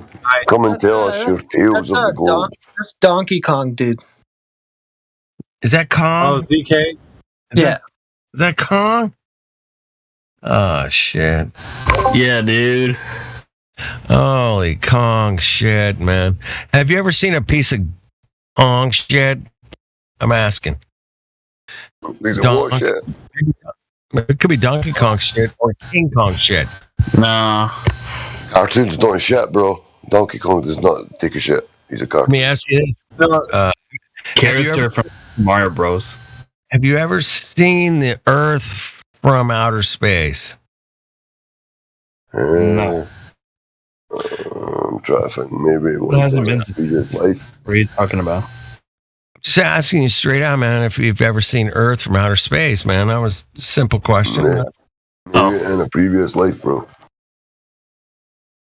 With your own eyes, man. I mean, I'll clarify that a little bit deeper, man. With your own eyes. As I said, bro, in a previous life, there is a possibility this could have been the case. Okay. Panto, you sound like shit, man. What happened? Lung infection, bro. I remember I thought I was already dying of some kind of lung tumor or some shit. Oh, it's been like 4 weeks in total of Bro, stabbing chest pain. You've been in a bad... 3 days ago, I noticed that I had fluid on the lung. Went to the doctors, I got put on antibiotics. I have to go back to see the doctor again today. Hopefully, I'm gonna get a CT scan ordered. But my lungs are fucked, man. So I think I'm on the way out. Yeah, you sound like you're in a bad way, bro. You've been dealing. As long as I've known you on this server, you've been dealing with shit all this whole time, bro. Like it's been one thing. It's one thing after the other. Like your foot was. Remember that time your foot was jacked up? Like you were. Fuck. 4th degree or 4th degree burns. Whatever's worse, 3rd or 4th. That's what after because I spilled the cup of the kettle of boiling water all over my fucking foot. I don't know, man. You've been in a bad way for a while. Well, physically, not much has changed for a long time, apart from obviously when I burnt my foot. That was a bit of a fucking accident, a wake-up call for being out my fucking head and trying to make fucking tea at fucking 4 o'clock in the morning, melted. So, like, fucking... But this is the worst, like, physically I've had, like, any kind of medical issue that I've had. This has been the killer. This chest pain for the past month, like, has been fucking torture. But then I thought, like, I went to A&E like a week and a half ago, and they never even mentioned, oh, you might have a chest infection. That's what's causing all your pain in the chest. So fucking, when I went to the other day when I realised I had, like, wheezing, it was, like fluidy sounding, like, clogged up to fuck. So I got an emergency appointment with the doctor. and it was a nurse. It was like a practicing nurse I saw. So now I've got to go back and see the head doctor for the surgery. So I'm hoping he's going to authorise me to go and get a CT scan, man. I hope. But I'm hoping that antibiotics. At least they'll be able to see with the CT scan. They'll be able to see like what's going on inside if you have fluid or whatever is going on. But bro, they would see that anyway. But I'm just saying, man, like you need to. No, but I'm hoping because I got put on these antibiotics, bro. I'm hoping these are going to be the cure. Because for the past month, I've been convinced that there's something inside my lung and that it's fucking some kind of tumor or fucking something. I've been thinking the extreme worst case fucking scenario because it's this is acute though. This what it sounds like. It's acute. It sounds real cute. Like it sounds like if it was something like that, it would be a gradual kind of like a progression. Like you'd be dealing with it for for most of for a while. It would progressively build up, and then this is just something that just came on real strong, like all of a sudden. I've always, for years of on and off, I've had intermittent chest pain because I had a pneumothorax. I had a collapsed lung. About fucking 20 years ago when I got jumped off all these dudes. I went down to see my obviously ex-girl nowadays, but my girlfriend at the time, I went down to see her and she wasn't in, and I had to end up fucking waiting on the bus to go home. All these dudes piled in the bus stop, tried to steal my alcohol. My cousin ran away and fucking left me. I just looked up and I could hear these bottles of beer chink, chink, chink, chink, and I'm like, what the fuck is that noise? And it was my cousin running away from all the guys who had just piled in the fucking bus stop. So he's going chink, chink, chink as he's running away to leave me to either lose all my shit and run away from them or stand there and fight my fucking self and fucking fight for all my stuff, basically. But he ran away and fucking left me, man. And I ended up fucking hospitalised with that. But since then, like, I've had fucking on and off chest pain on the right hand side, just where I got the fucking tube put in and the blood drained from it. So it's fucking, like, I've always had chest pain. That sounds like, I didn't know you had that, man. You don't think that it could be related to that in some way? I mean it could. It sounds like be, but fuck, like, but again, if it was, well, when I went to the hospital, accident emergency a week and a half ago or whatever it was, they claimed it's muscular. But if it was muscular, when I'm smoking, because I'm still fucking smoking even though I'm in severe lung pain, when I'm smoking, it makes it worse. I'm in more pain when I breathe in, when I take a puff of a cigarette, than what I am when I just breathe in fresh air. So obviously if it was fucking a muscular problem, it would be no change whatsoever to me inhaling smoke or inhaling fresh air. So it's obviously not fucking muscular, man. Yeah, or there would be no change. But it wasn't a lung infection. Similar pain effect. Well, Indio just mentioned pleurisy. He was saying that pleurisy is like, man, it sounds like a cyst that's filled with pus that fills the area like in your side, and it feels like your whole the pain runs to your back from your chest, like your lower chest. That's what he was saying about the chest. The pain is because my pain goes from on my right hand side. It goes from underneath my pectoral to underneath my shoulder blade at the back. So it's kind of like a fucking 9-inch nail, like a hammer going underneath my breast. And then it's coming out underneath my fucking. Cysts actually can develop anywhere, Panto. A cyst can develop anywhere. That sounds like really fucking hellish, but I'd accept a cyst rather than what I expect just now because I'm convinced that there's a tumour or a growth or some kind of fucking something. Well, I mean, that's already that's a. What happened? Slow down, you're smoking for a bit. It's easy to tell somebody who's been awake, barely eating for a month. Like, basically, I've been in severe chest pain for a month, bro. The only thing I've got left is fucking smoking, man. It's the only thing I've got to do. Well, yeah, Panto's Panto's a grown man. If he's gonna keep doing something, he'll do it. If not, he'll quit on his own. Like, I mean, obviously he'll do it if he doesn't want to, or whatever. Do it, but just try to like slow yourself down, basically.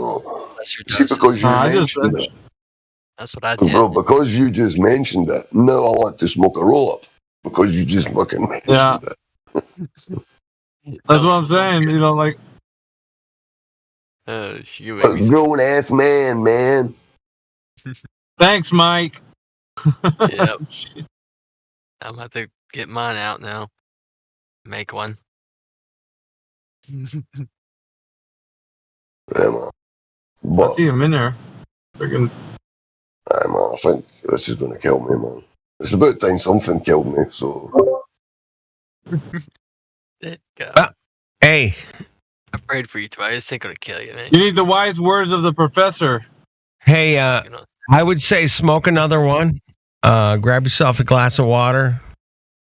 And Definitely drink your water, yeah. big ass drink of water, man. Not just some like little pussy. No.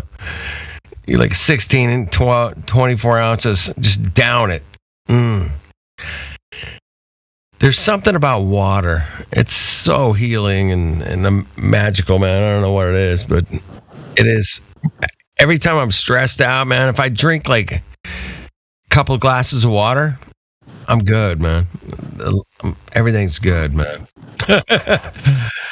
It's weird, man. Try it. Don't believe me? Please don't believe me. Except for I put apple fruit powder in mine. Next time you're like feeling stressed, drink 2 glasses of water, and you'll be like, see how you feel. Not for the stress I've got, bro. I would have to be vodka. I take a couple of pints of fucking vodka, that might take my stress away. But nah, fuck. I go with vodka too, man. I like vodka. Yeah, look. That's the only thing. The only liquid that's going to take my pain away. Maybe whiskey, but definitely no water. Try the water, man. Just try it, man. Not saying it's gonna work, but just try it. Nah, man. Like, drinking water is not going to clean the inside of my lung out. I'd have to like breathe it in. Might fuck it up. Yeah, you're right. Might fuck it up, man. Might add too much liquid to your system. Yeah. I mean, I've been like, because like I'm fucking drinking bottled water in the city. Fucking like since I got back to the house last night, I never had any water left apart from the little bit that was left in the kettle. So I've been just drinking milk since I came back. Milk? Milk is actually really terrible for acute respiratory problems. Yeah, milk's kind of anything else to drink apart from very mucus. Yeah. Apart from tap water, and tap water is poison. So. I'm sure the bottled water ain't that bad there, is it? I mean, we drink bottled water here. No, but the shop was shut, bro. When I got back, all the stores were shut. So I was unable to buy water. The only water I had was the little bit that was still in the kettle. So that's why I've been drinking milk, because it was the only liquid I had. Yeah. Okay. Got it, man. That's the only thing you had to drink, man. Drink it. Hey, man, if the only thing I had to drink was vodka, man, I would drink it. I promise. Or milk or whatever, man. I'm not going to drink my own piss, man. Not going to happen, right? No. Give a bash. I've heard of people doing that, but that's weird, man. Kind of weird. It's meant to have all the fucking, like, if you're already ill, supposedly, this is what these advocates for piss drinking say. They say that your body's producing all these antibodies specifically tailored to whatever your underlying medical issue is currently or previously or ongoing or whatever. Hey, man. Stem cells, fucking whatever the fuck else, man.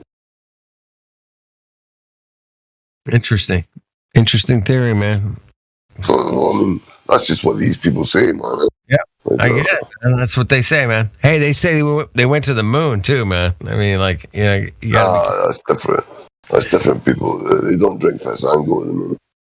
I guess it's not synonymous. Yeah, I've Just seen anonymous. met people, man. They drink it right out of the drain, man. I'm like, whoa, man, that's heavy, bro. Right? Oh, wait, wow, okay. And drink it out of the drain. Knock yourself out, man. What am I to tell you? What's wrong? Well, these people fucking, they keep a hold of their piss and they age it. But they fucking put it in barrels. Yeah. And they stick wine. What the hell, man? You got like a big wine glass, a big one with a big wide sort of neck, and they put their nose in it, and they're like, yes. No.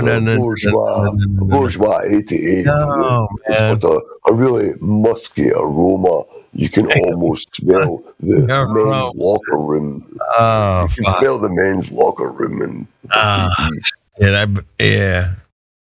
So you don't have any way to filter your water at all? You don't what, sorry? Do you have any way of filtering your water? Yeah, do you have a way of filtering? Oh, well, I mean, I was, what do you calling it? I was distilling water for a period.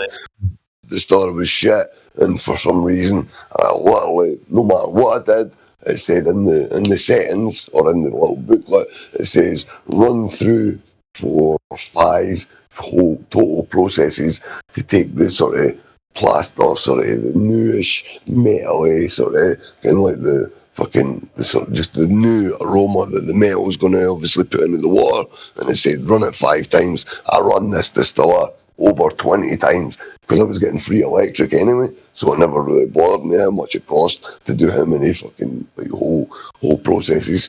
But literally, I run it like 20 times, man, and for the life of me, I was unable to get the dodgy taste out of the fucking water, man. It just would not go away. I had the charcoal filter. I had fucking. I have a filter underneath my sink and a filtered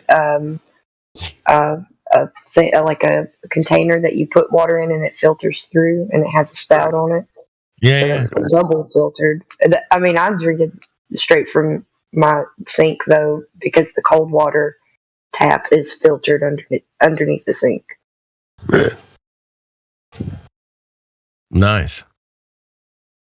Thanks to my husband, because I have a wish list. I even have I want a distiller. But heck, if you have some activated charcoal, just take the tap water that you have, put some activated charcoal in it, and that'll do the best.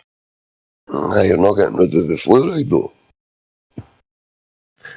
Yeah, well, it'll still soak up all of the toxins in your body and in your water. But like, if I'm going to be like distilling water or using a reverse osmosis or something, like the whole point of me trying to do any of that is to get rid of fluoride. Like all the other stuff, like I don't think is anywhere near as bad for you as fucking fluoride shit, man. Well, unless it's taking fluoride, I'm not going to spend like a fortune just to get water that's a bit cleaner, but it's still got fluoride in it anyway. I'd rather just drink the fucking water as it was. I just feel like at this point, unless you've got a really good filtration system to specifically get that out, like one of those, is it a Brita or some sort of? Nah, Britas don't even take it out. You need to distill it, or you need to use reverse osmosis. You gotta distill it. That's the only way. Reverse osmosis. I have a really close friend that lives by here that gives us canteens of the reverse osmosis. Yeah. But plus, yeah, even after you've done all that, you need to But I'm saying, see, after you've done that, and after you've distilled your water, it's supposedly dead. Like, it's no longer got electrolytes in it. It's not got fucking, what's the other fucking Just put salt in it, like the real salt. If you put real salt in there, it'll spruce it right back up. All the minerals you'll need. But supposedly the water's fucking still dead. Like, it's not electrically charged. So what you're supposed to do is like get those Demi-John, not what they called, like mason jars, or like once you've fucking like done your reverse osmosis or you've done your distilling, that putting it out in big, like, it has to be glass. Like, you don't want to put any kind of plastic with any of those DPDs or any shit in it. So you put it back out into the sun when the sun's low in the sky, like at sunset or sunrise, and even like write notes. Like, you know how there's the rice experiments, and there's other fucking experiments where they talk nicely to the water or they talk aggressively to it, and then they freeze it, and it shows up geometric patterns or really jagged and fucked up fucking patterns. But they fucking if you write notes, like you write notes and then wrap them around the glass jar of water that you've already distilled or you've already put through osmosis, and you recharge the water with the human word and with the sun that gets the electrolyte spark. It's like, so it starts up the water like to be energetically infused water again. Whereas if you just distill it straight, like take it out of the tap, take it out of a bottle or whatever, distill it, and then just stick it right in a glass jar, put it in your fridge, supposedly the water's completely fucking dead. But if you just write some love letters to your water, saying I really love you, water. Love your water. I'm sorry. I'm really sorry, water, but I had an affair with coffee, but I promise you I'm not going to go back to that coffee again, and I'm going to drink you pure water because I love you so much. Supposedly these words, because of the fucking effect that human supposed consciousness has on water, and supposedly that charges it all back up for you. Well, I've been enjoying that paraplegic coffee with my water. Paraplegic? Paraplegic is flat earth. His coffee beans are roasted on a flat, stationary, non-rotating earth. Yep. He put that sticker on the package that came in the mail, and I was like, yes. You could smell it when the mail carrier was bringing it up from the back. I could smell it. It was good stuff. I'm using what he gave me. He ground all of it for me because I don't have a bean grinder. Right. And he gave me one especially for my French press, and it is so delicious. It's the dark roast. Ridiculous. That's sweet. Holy shit. He wrote on all of the packages. All of it's so personal and just, it was precious.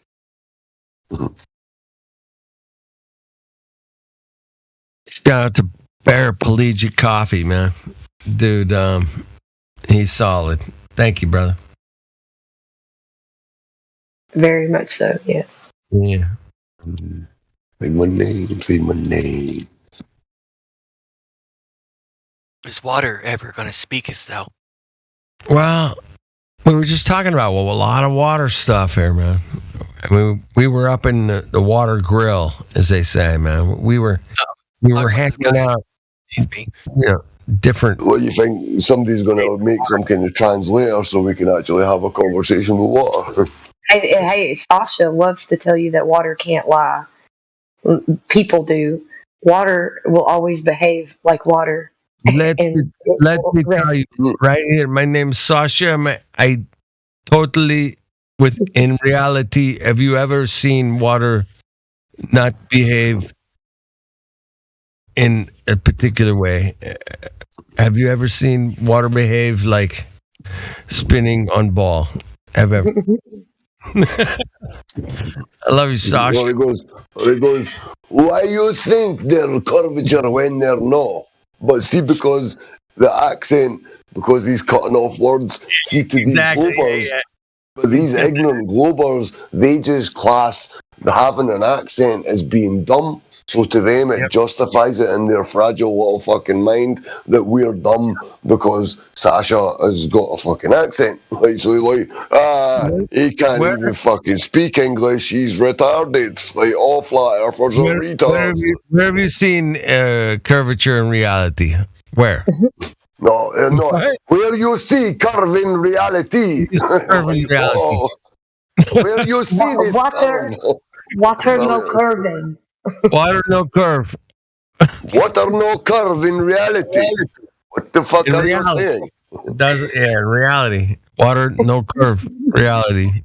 Come on, man. Right, though. And anytime a Glober doesn't understand what he's saying and I'm in here, I know exactly what he's saying. It's so obvious. They don't get it.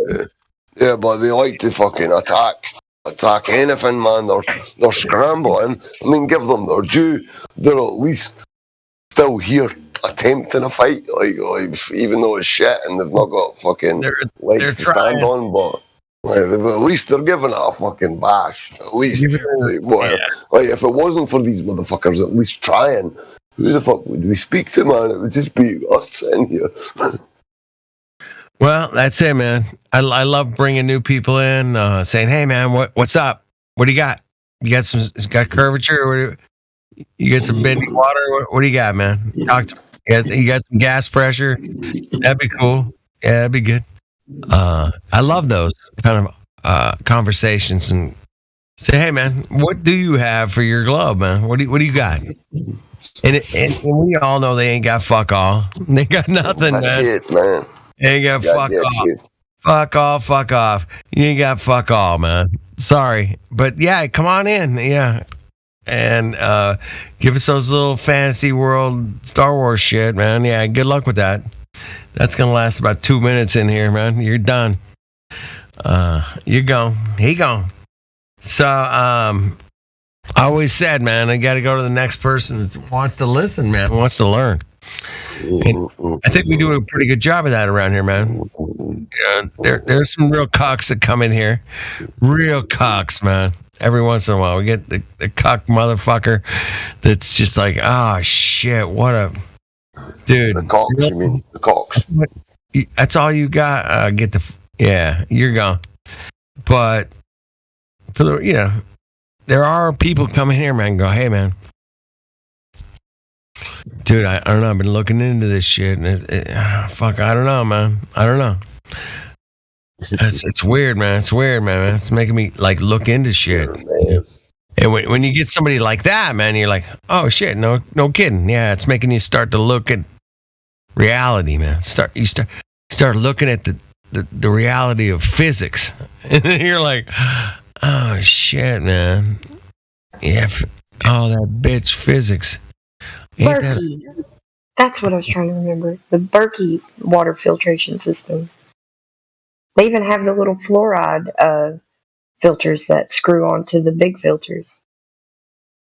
They're Berkeys, right? I'm so sorry. Oh, shit. Yeah. They have special fluoride filters for the Berkeys. Why you not filter my filters when I'm talking to you? But water is always level. There is no filtration to my filters. How dare you question my curvature? How dare you? I think it just has something to do with how concentrated the carbon is in the filters, right? Because where water passes over 2 or 3 stones and it's flowing, it's good water to drink. When you're out in nature, anyways. Yeah. Natural flowing water is really good, I've heard. It's really good. If you can get a natural flowing spring, man. Yeah. Get it right where it's coming out of the spring. I've been there, done it. Pretty cool. But yeah, that's the best water I've ever tasted. That spring water up in... I live here in Alabama. So in Saragossa, there's a natural spring water place that you can take jugs and just go get free spring water. That would be tempting. That'd be super tempting. Yeah, I'd probably do that. Put it in a glass bottle, and then put it in the sun. Yeah. Let the sun cook that bitch for a couple days or something. Yeah. And then it's good to go. It's good to go. Mm-hmm. There's something to put in glass containers of water in the sun and re-energizing it. Hey, man, we all get re-energized when we get some sun, man. It's like summertime. I mean, I don't know if you guys like summer as much as I do, but I certainly love summer. And it's because it's warm. It's warm. It's energetic. It's see, you're in the water, you're in the dirt, whatever. It's such a great time to celebrate because you planted all your crops in the spring, and now you just kick back in the summer, man. Let nature take its course. You get to enjoy summer. You don't have to work. Everything's growing all summer long, man. It's growing. It's becoming mature. It's gonna produce a wonderful harvest. Man, summer's so cool because it's not like harvest time and it's not like planting time. When you got to plant shit all the time, man, it's a lot of work. But summer is to be celebrated.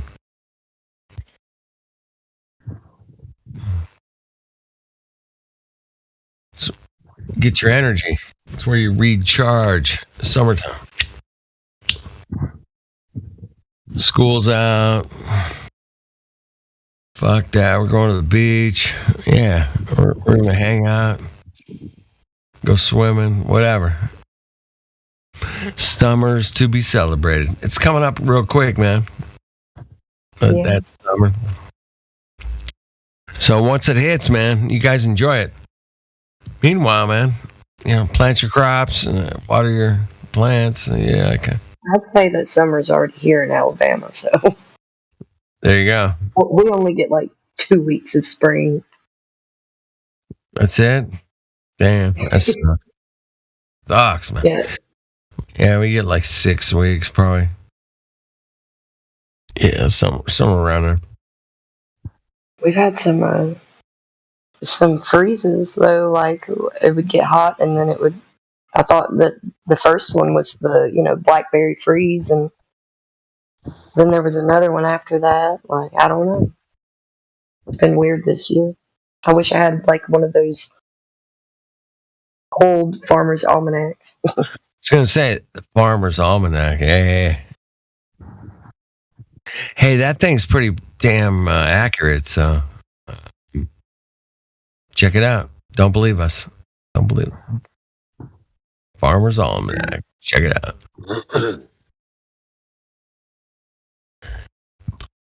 Don't believe us, Mike. Who? Don't believe anyone, motherfucker. Don't believe us, man. Because reality is accepted amongst the people who accept the reality that which they are presented. Something like that. And we're trying to break those realities. And it's like, hey, man, your reality is really not what you think it is, bro. You've been hoodwinked. You've been hustled. You've been, you got hustled, bro. It sucks to say you've been hustled, man. I know it. It does. It sucks, man. When you do get scammed or hustled, whatever you want to call it, when you get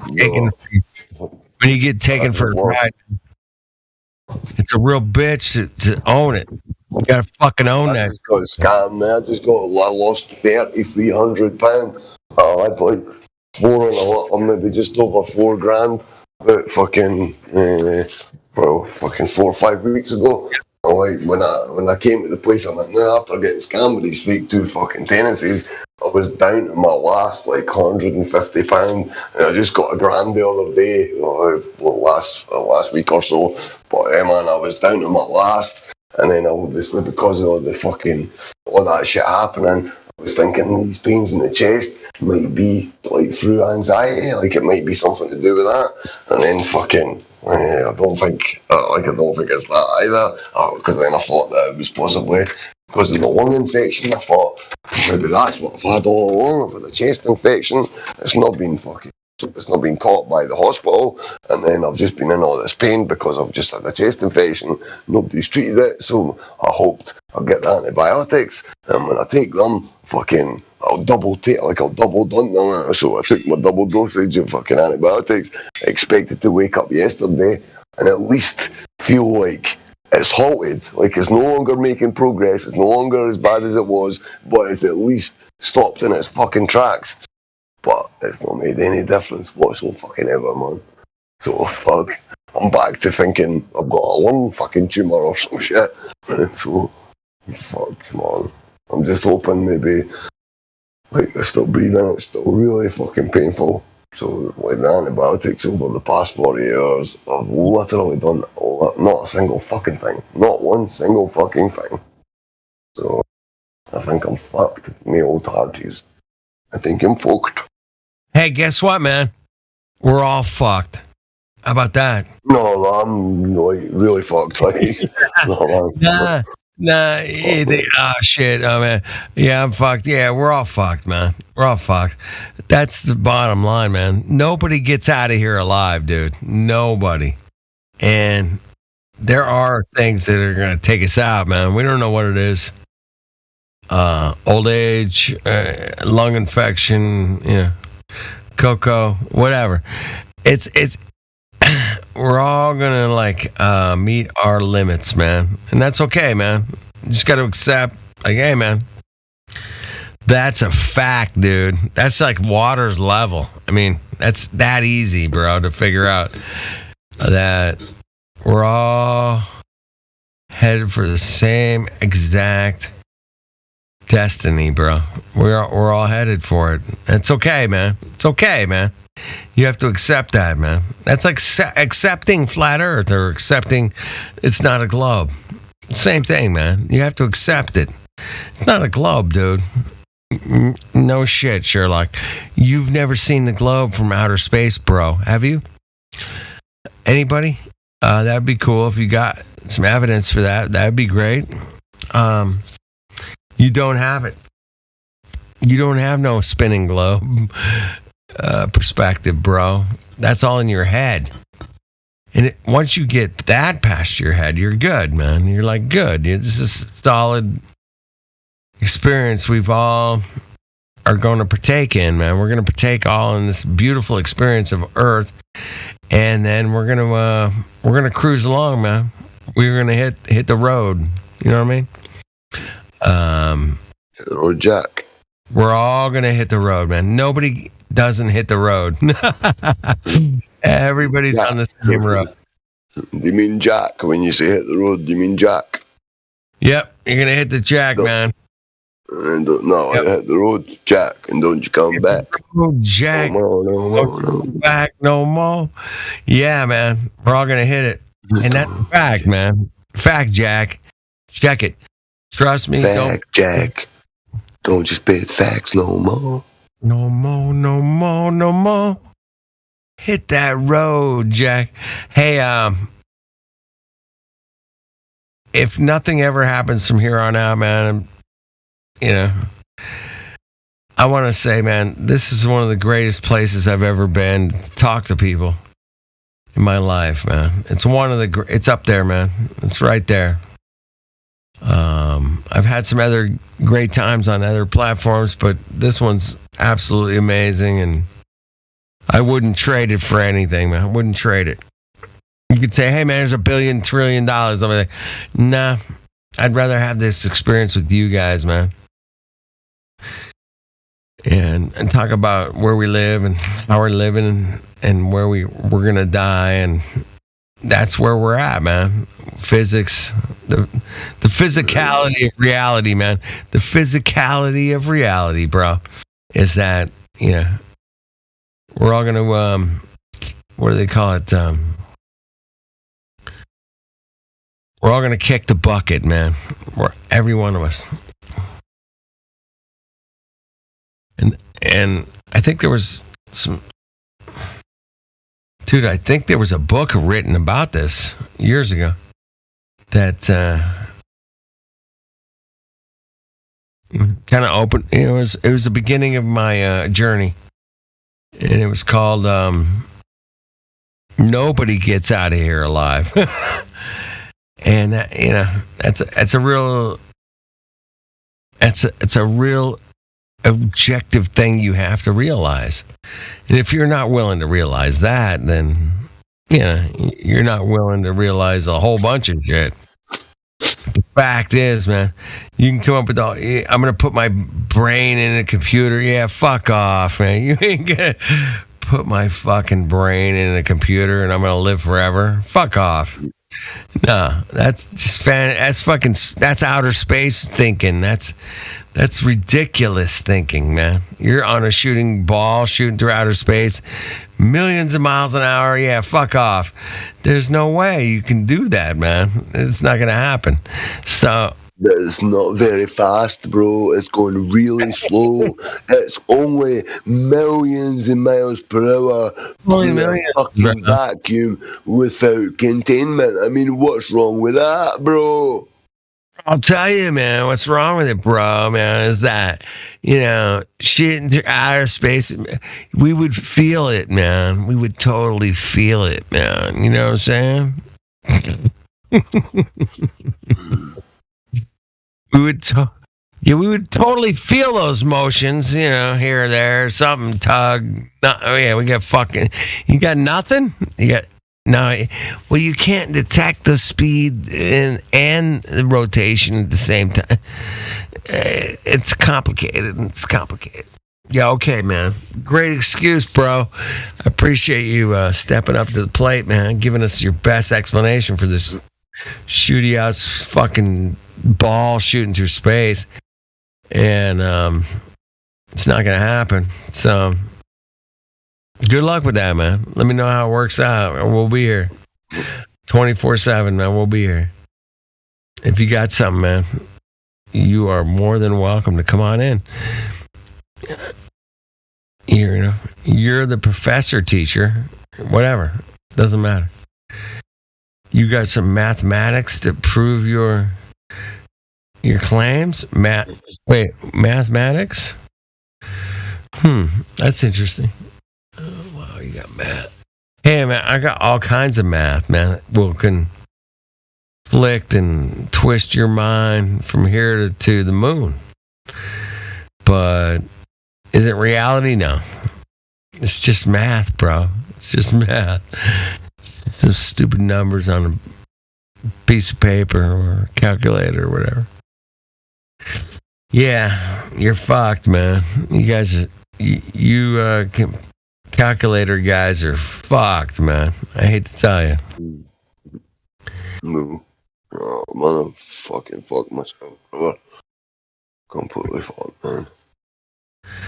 Well, you don't sound good, brother. I'll give you that, man. Fucking rough. I'll be honest with you. I mean, rough as a fucking old whaley. And like I said, man, I think I started the conversation with, "Hey, man, we're all gonna meet our time, and whose time is it? I don't know, man. Might be my time, man. I don't know. You could do it on my time. But if you want a Mai Tai, oh my goodness, you got to go to Hawaii, get a good Mai Tai. But yeah. Yeah, the world is not what it seems, and the realities of our situation find themselves in here more than anywhere else I've ever been. And we love to stick to reality around this place, man. And there's no other. If you got some other better place, let me know, man. I'll go there. But this place is fucking special. And it has. 24/7, or what do you mean? Like, specifically? Yeah, specifically, man. This Discord, this one.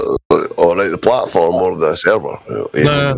Just the server is very, very special, man. It's incredibly special, man. It's astronomically special in so many ways. I mean, the interactions, the people we meet, Yeah, you couldn't replace this if you had $1 trillion, dude. You could not. Yeah, of course we could, bro.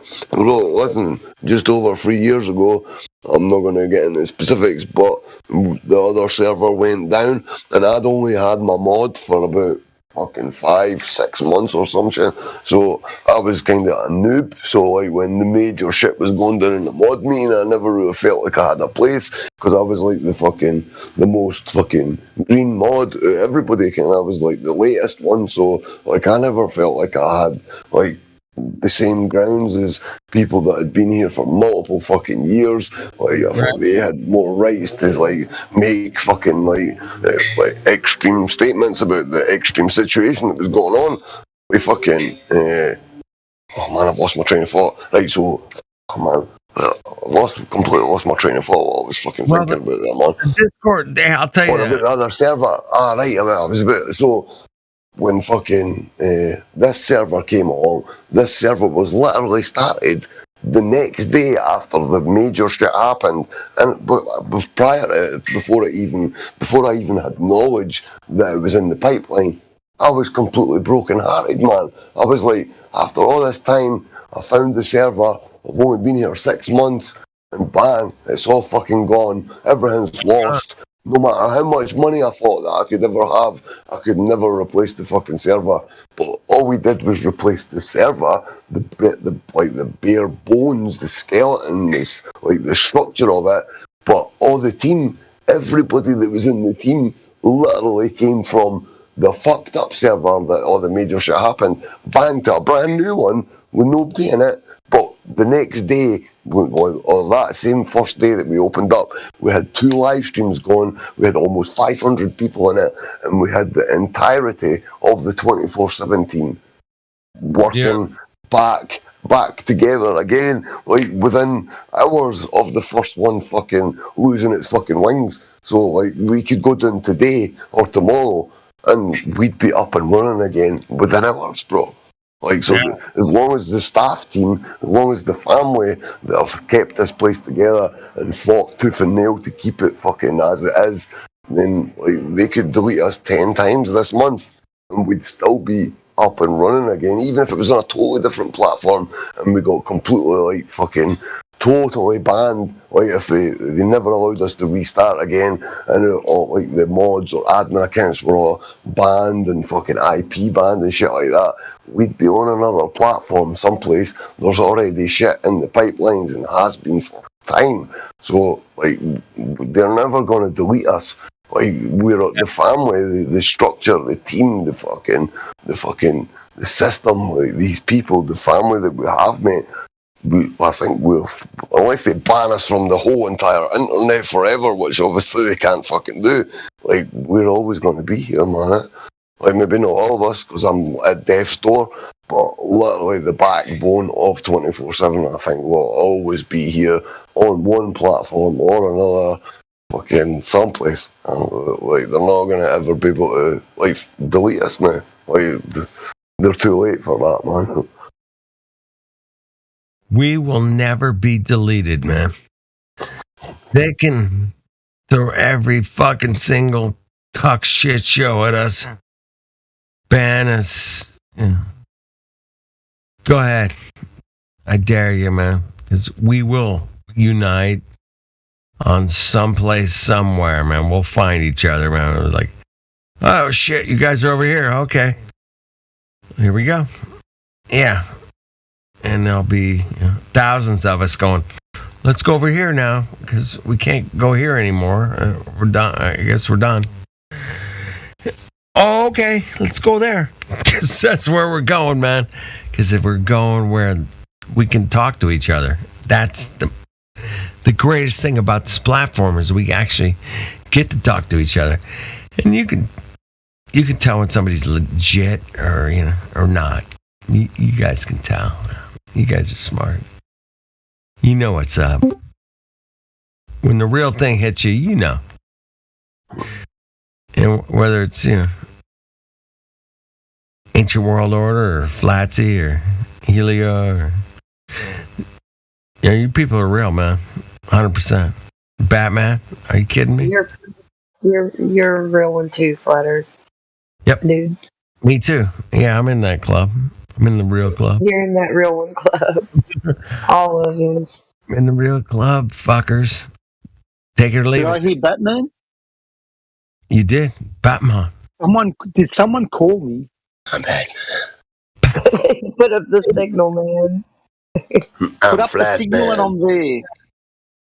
Oh, is that you, Effie Batman? How you doing, bruv? I'm good, mate. How are you? Obviously, you're a little bit sick at the moment. Yeah, I'm a bit fucked up, brother, yeah. Possible death is on my That's door. not good to hear, mate.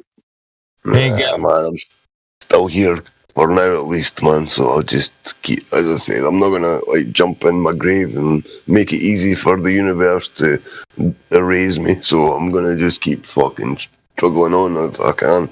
Just keep going, man. Ever thought about deworming? Deworming? What?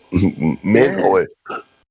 Parasites. I mean, I've not got, well, I don't know which worms you mean, but like I've got something in my lung, bro. It's like my chest. Yeah, you could have parasites in your chest, mate.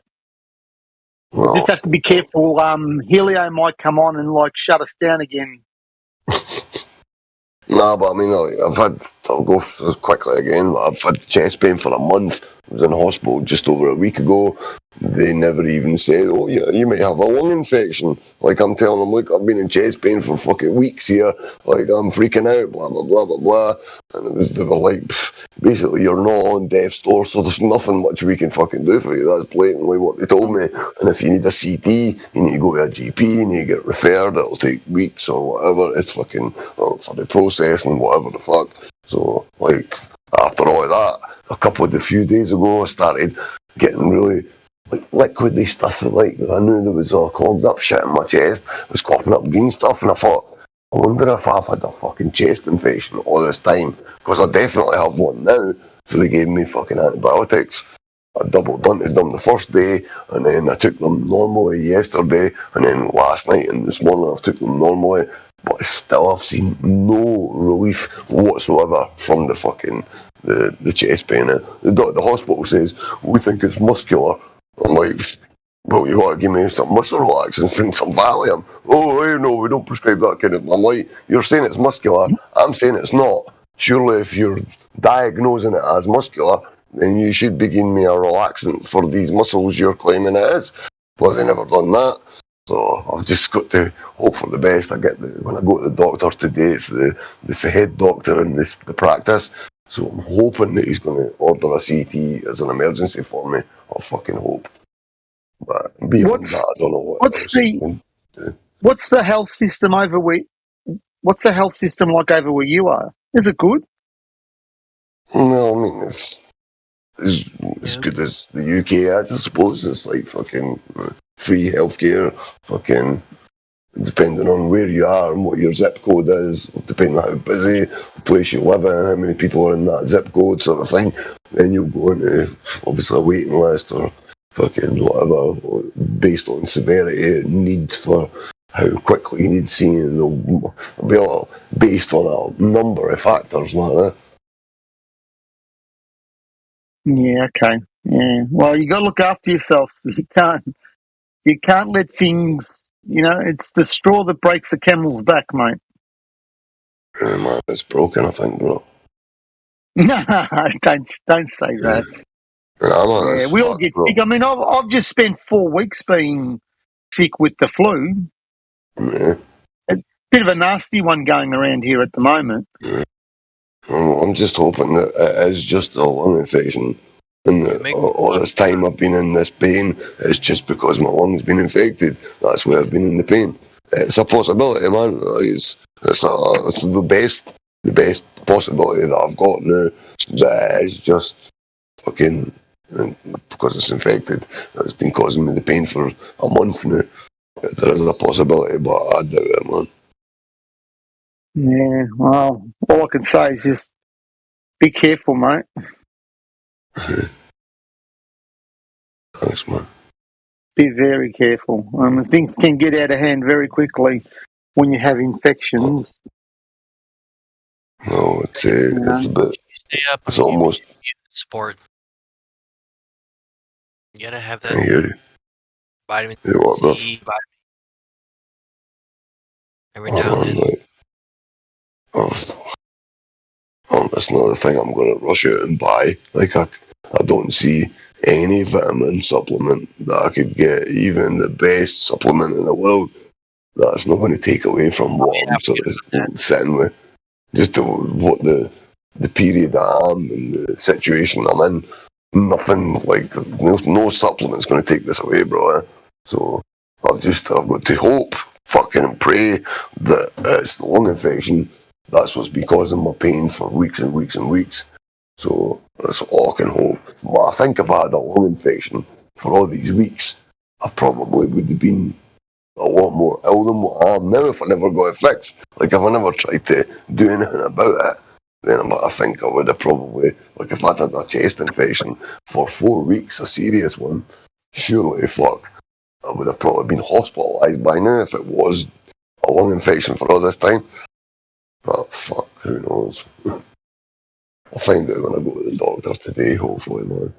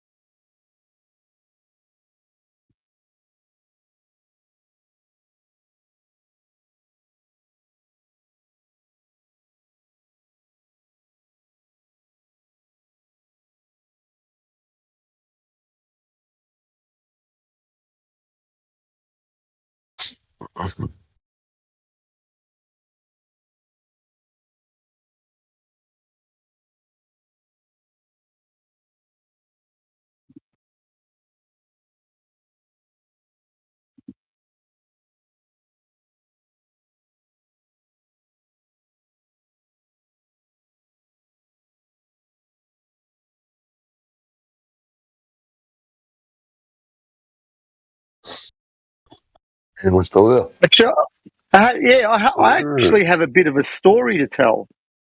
Whoa, shit, here we go. Gather Yeah, no, round, children.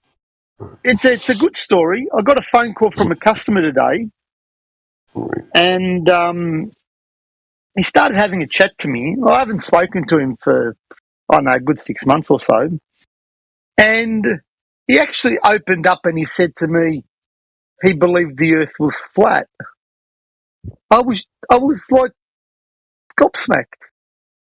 And he was woken up by the bullshit of the last 2 years. So it's just amazing. Man, look, I've noticed that due to the issues we've had in the past 2 years that people are, like, whereas before, because I've always, I don't know, remember me, Batman, I've always been into, like, talking to people in the street, fucking, like, for a good period of time that I've been doing this, but because of the shit that most people have had to be put under this strain by this fucking system we're in, and specifically what's been happening the past couple of years, people are a hell of a lot more open to sit and have a conversation about reality, the earth, the fucking shit that we really don't talk about.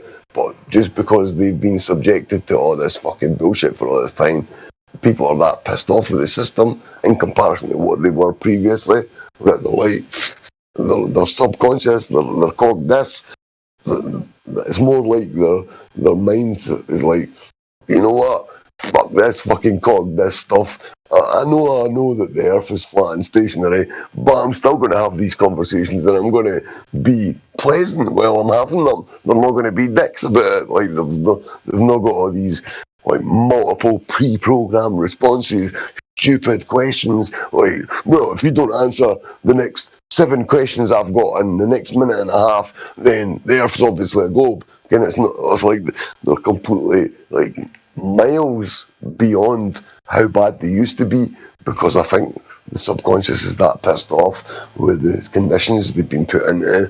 People they know have lost their jobs, their livelihoods, their fucking families, their fucking whatever, and people are that pissed that they're like, fuck it, I'll have a conversation about Earth. Maybe I would have been an asshole about it 2 years ago, but fuck it, I want to have a conversation now. That's kind of what I've noticed. Do you know what? Do you want to know the funny thing? One of the friends that we actually have, who was known for a while, who's a big conspiracy theorist, like I mean a big one, they were going on about one of the conspiracies, and I said, listen, the biggest conspiracy out there, the one that's going to topple everything, is the flat Earth. And I just can't believe it. And then they started talking about how there's civilizations on the backside of the moon and civilizations on Mars, and I'm just literally shaking my head thinking, I can't believe I'm hearing this stuff, you know? Just ridiculous. Anyway, goes to show you some of the bullshit that goes on. Yeah. Colonizations on Mars.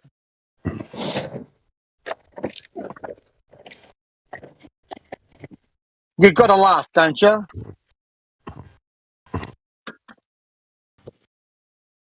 I used to believe all that shit, bruv. Yeah. I used to lap it up, man. I used to like, fuck, no need for like spoon feed me it, man. I'm happy to like shovel it in with both hands. Like, whoa, NASA, Hubble, fucking different, fucking this and that, man. Nothing was too extreme to be believed. Like, when you're already in the globe belief, like, doesn't matter what's said, as long as science in air quotes said it, then fucking right. It's not. You don't even need to believe it. It's a matter of fact. It's just categorical fact, gospel truth. So just fucking happily eat it up. No, I had a good laugh anyway. I had a good laugh. You got to laugh or you have to cry, bro. No, I had to laugh at that one. They said there's people living on the backside of the moon and the colonizations on Mars. I said, get out of here, will you? And you don't believe what's obviously in front of your face. Oh my God, it was just unbelievable. Anyway, that's all I have to. What's that? Sorry, bro, cut you off. Sorry. The report anyway.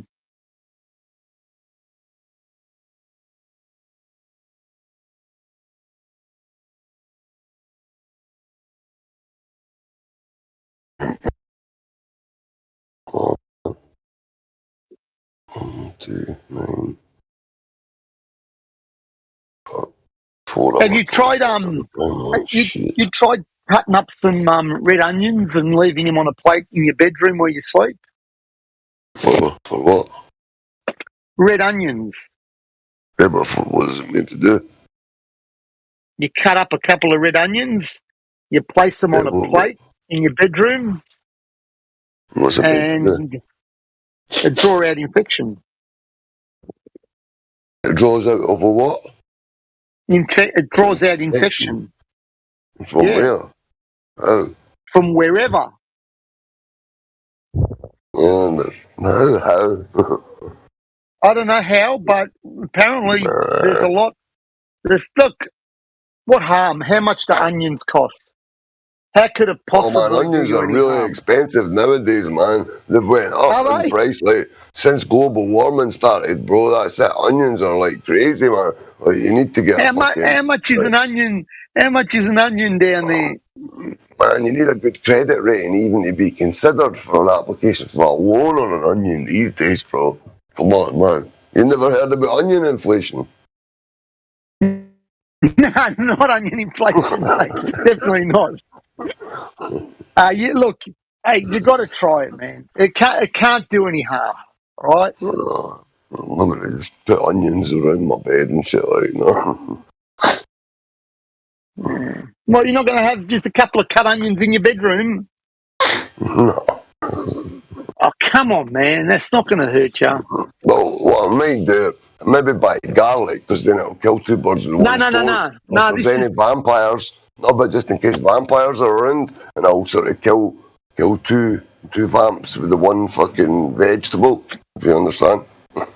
Yeah. But no, seriously. Seriously, you got to try it. I don't see where or how it could possibly, like, it's like saying that I don't know. an onion, I don't know, but like leaving an onion sitting on your table is going to buy. absorb. Look, I'll send you the money to buy an onion, mate. For God's sake, you know. Nah, free onions are bad for you, man. The best to stay away from the free onions. Honestly, man, it's just a trick. They're trying to trap you in this free onion paradigm. Wish I could fly over there. So stay away from those offering free onions. Yeah. Yeah, dangerous free onions. Dangerous. The fucking free onion pushers, man, are trying to fucking lead you astray, bro. Nah, But they're not going gonna fool me, man. I'm already cottoned on to their fucking free onion bullshit, man. They're not gonna fool me with free onions. Yeah, no, fair enough. Don't do that. Okay, don't take the onions. Definitely don't take the onions. Stay away from the onions, Caroline. Caroline, stay away from the onions.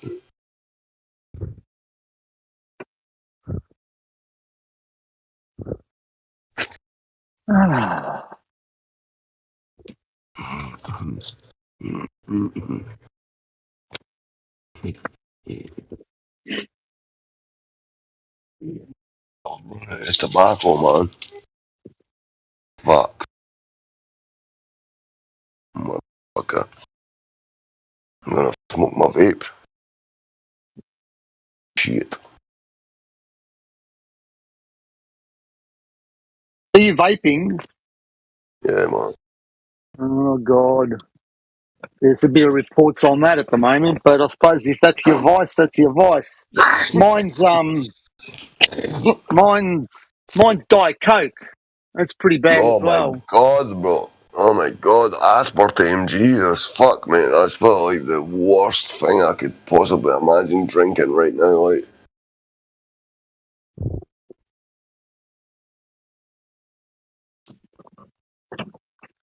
Nah, toxic shit, like. Worse for you than free onions for fucking a million, bajillion % worse.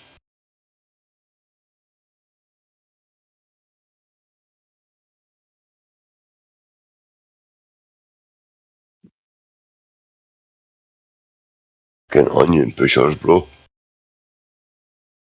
That's what they are. But when I was sick, I wanted to turn around and do it, but the wife turned around and said, "There's no chance you're going to have cut onions in the bedroom." You said it fucking stinks. Apparently, I'm not an onion person, to be honest. I like all the seasonings. No, to get better, right?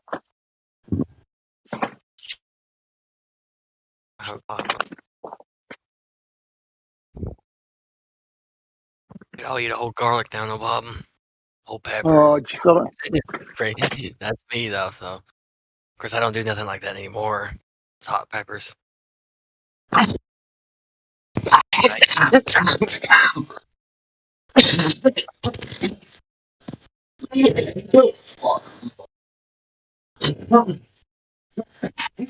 Garlic too, garlic.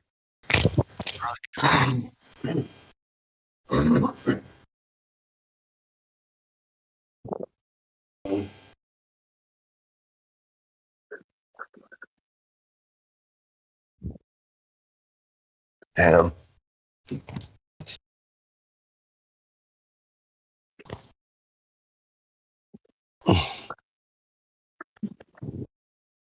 Hey man, 2 days taking antibiotics. I should have seen some, at least fucking a fragment, just a tiny fucking fraction of some relief, some halt in the fucking progress of the pain and the fucking distress levels. Like I should have at least seen fucking something, man. Which makes me think it's not that, man. I've just got a lung infection on top of the pain that I had. So when I got the lung infection, I thought maybe it's been a lung infection all this time. Nah, I think that pain's been there all this time, and I've just developed a fucking lung infection as well. Yeah, well, that's not good. You've got to get on top of that, mate. Even maybe you might need stronger 4 hours, bro. I've got the doctors in 4 stronger hours. drugs, mate. Oh, fuck. You If need they give me stronger Valium, I'll be happy. Crushed up onions, dried. Some stronger onions. Go to the doctor and tell him we'll go want some stronger onions. I want some of those genetically modified onions, doctor, please. I'll pay you extra money under the table. Yeah, I want doctor, the you ones got that any work. genetically modified onions, bro? I've been hearing some shit on the black market about these dodgy onions. They're GM onion products, man. Please, doctor, I know you've got access to these type of drugs, man. Can you please help me? Yeah. I won't tell anyone. I'll keep it, like all the farmers' markets and that, I'll keep it quiet, man. If you want, I'll make up a story that this guy named Jack, he came back from fucking, I don't know, like some fucking place in California, and he had all these heirloom variety fucking onions, man, and he's been selling them, and I know how to get them, and that, I could set you up, mate, I could give you a connection. Fuck.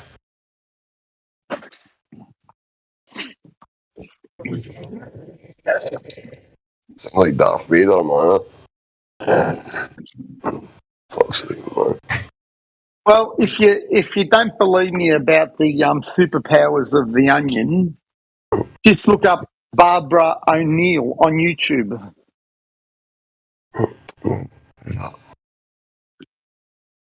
Barbara O'Neill.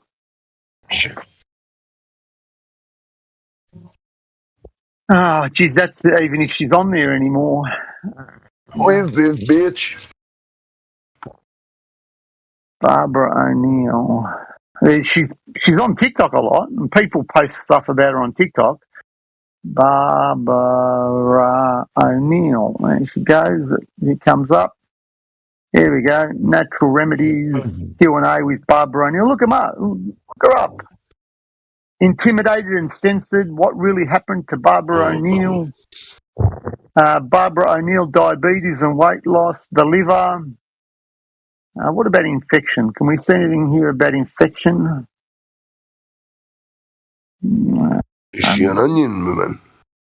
No. She talks about all different stuff, mate. No. It's just one of the ones that I found a little bit strange, to be honest with you, about infection.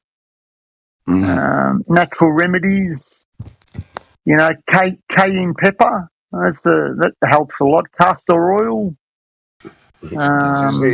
Codeine pepper. Castor. Cayenne. Cayenne pepper. Cayenne pepper. Pepper, yeah. So that's got some like the Porsche, like the Porsche, fucking the car. The Cayenne. Yeah, that's it. Yeah, like the Porsche. Yeah. You always got to put a little bit of that on there. Food. Here we go. Sinus and respiratory with Barbara O'Neill. Okay, there you go. Share. Copy link. What are you called now, anyway?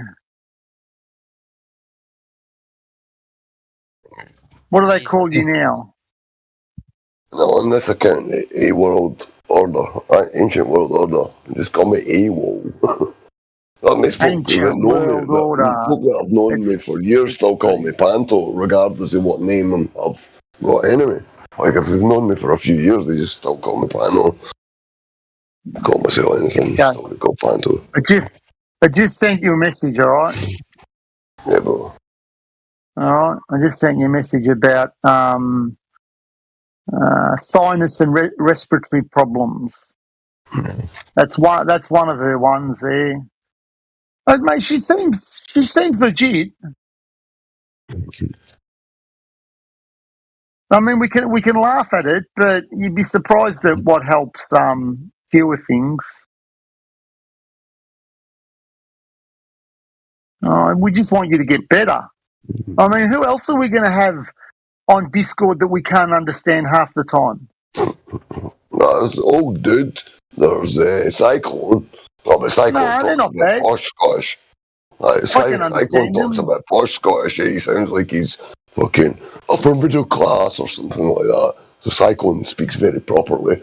And even people from crazy different countries, they can understand Cyclone perfectly because he's very, very proper. He speaks, enunciates correctly, pronounces his words, doesn't use excessive fucking slang, unlike me. What's his name? Cyclone. Wolfgang Hope. Oh, he's easy to understand, Wolfgang. I'm more common as muck, so I'm from Beirut. I want to find something else for you.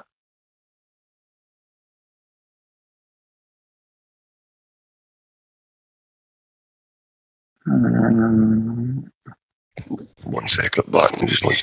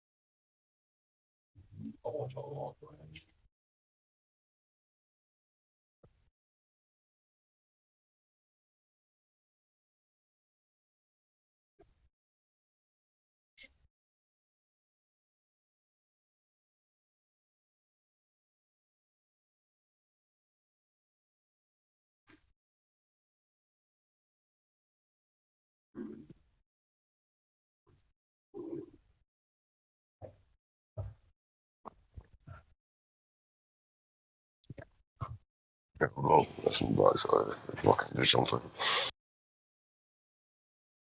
Go ahead, bro. I sent you another one. Well,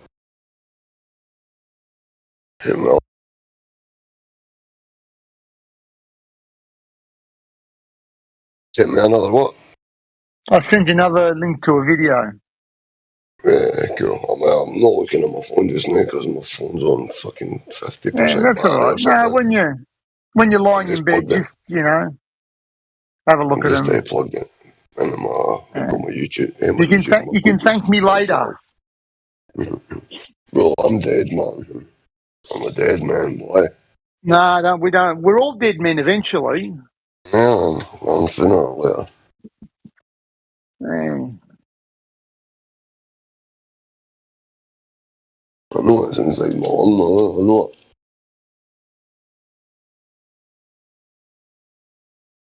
Okay.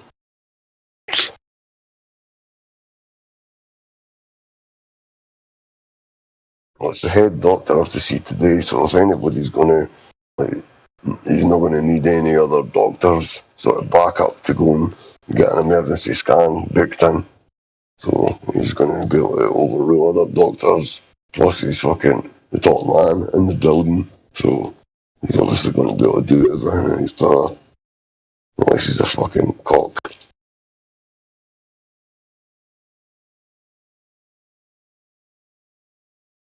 What he'll probably do is tell me, like, I only got a week's worth of those antibiotics.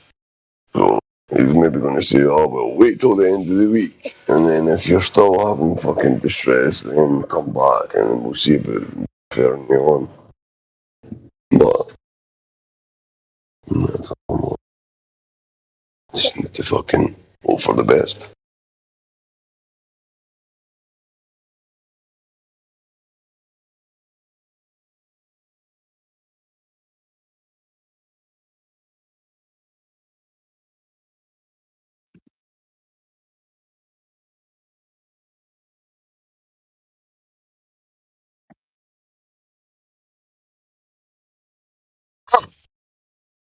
Chew. Ah, chew. Ah, chew.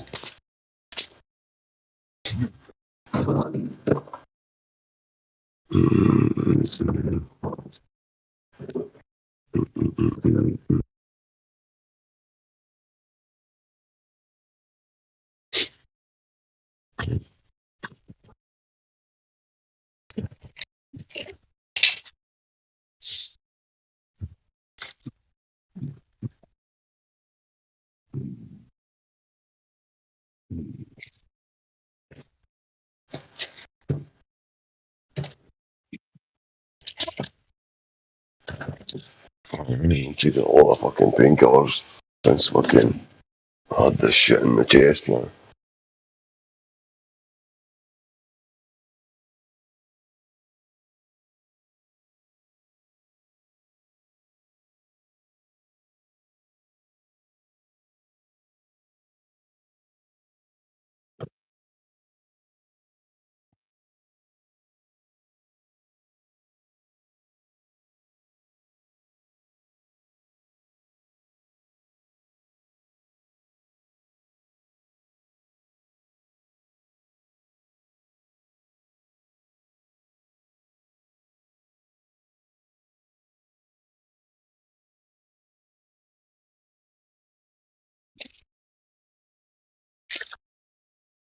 Oh, jeez, I'm sick of working, Panto.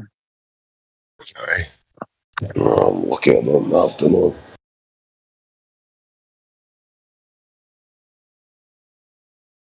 See, before even this fucking happened, mate, I'm technically classed as like the highest disability you can get. Like, I get more money off the fucking government than some people in fucking wheelchairs, bro. Some people that are like foaming at the mouth and talking fucking gibberish. I want like fucking even more fucking money than them. And I'm fucking like, I feel bad that some people don't even qualify for how disabled I'm technically classed as. Like, I don't need ramps and fucking railings and shit like that. Well, not yet, at least. But yeah, fucking, it was already fucked. But now this nail shit in the lung, I think that's setting my fucking, set me on a sail, on a course. I think I'm en route to the fucking great graveyard in the fucking, in the flat earth.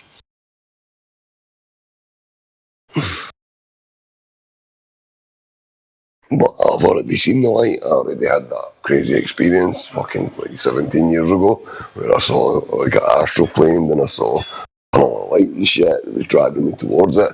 So I already know that there's definitely something after this existence. And the last time I saw it, I definitely never wanted anything to do with the light. I was absolutely terrified of it. And like fucking paranoid, looking at it saying, no, no, I'm too young to die, I'm too young to die. And then bang, I was astral planing above my body again. It's like, whoa, shit.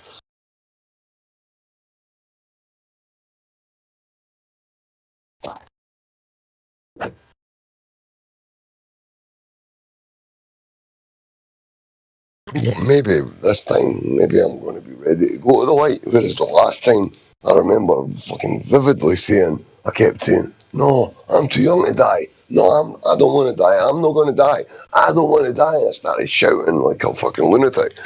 And then I was back at the tunnel of light, back up, like looking down above my body and my mate's body. So maybe this time, maybe I'm going to be ready to go to the light. Maybe just back then, I knew that I was too young to go there. Maybe that was just like a safety mechanism. So I don't go to the fucking light and get reset or get put to another place or whatever. You're too young, mate. You're too young. Back then I was. Back when I was fucking, I was like 26 or something, I think. It was 17 years ago, from 17 years from now. 19. 17 years, so how old were you then? What was that? I was, well, I think I must have been below 25 because when we spoke to our new landlady, because I was under 25, my pal John, he was over 25, so he had to put the claim in for the housing benefits because above 25 gets like the highest rate, and below 25 you get like a really low rate. So I wasn't able to claim anything for it, but he was. So I was before I was 25 back then. So 1998 or something, when they looked on the system, fucking when I was at the hospital. It was in 98. It's tough to fucking go on a calendar and look. I'm unable to even fucking like focus on numbers, not even in the slightest. I mean, I hate numbers anyway, I hate maths, but I'm fucking trying to think right now. My mind's pure. So I don't know, like fucking fucked right up now.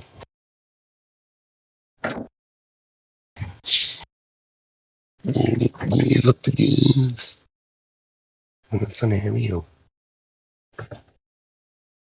Yeah, Pop, you can't stop this kind of music.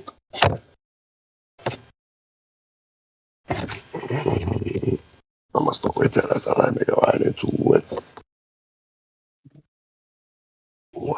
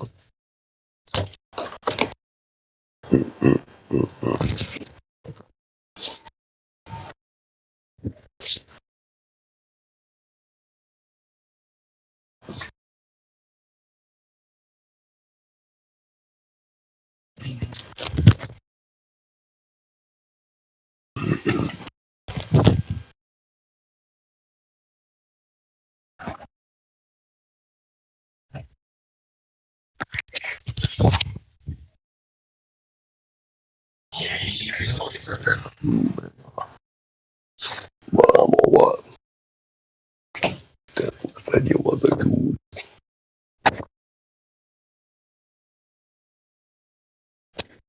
Fuck, man. I'm not even meant to smoke in the fucking hotel room, and I've got fucking ash all over the fucking white sheet. Shit.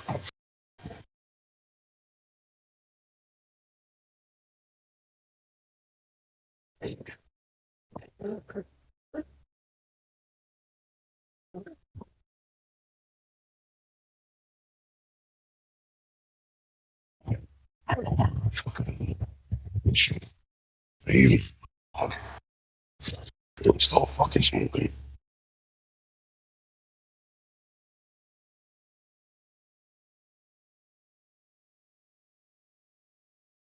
You can't stop this time.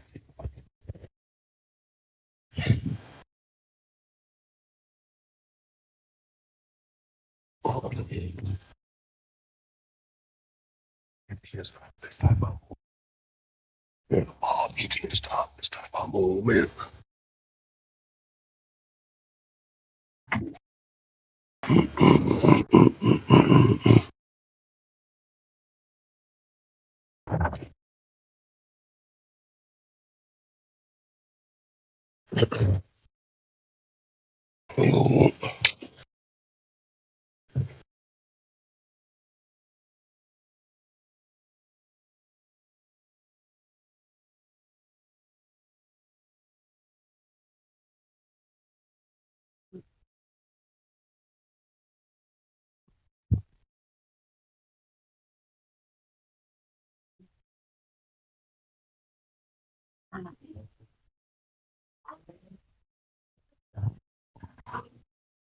Fucking flying for that's mine.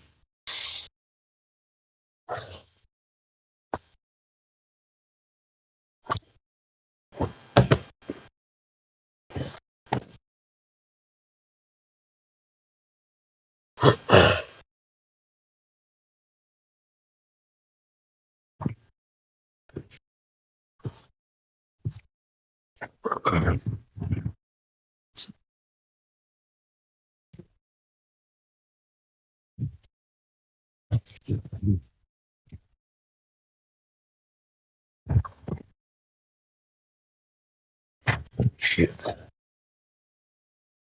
Oh, what?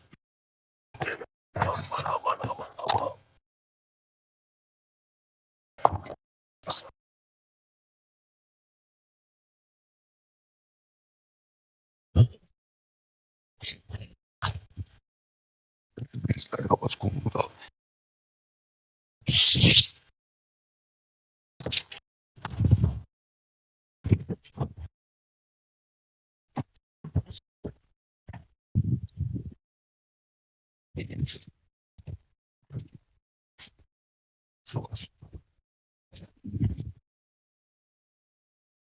Hold up, man. Don't. Нет, осталось. Вот так, господа, ты клянусь. Пролетели мою музыку.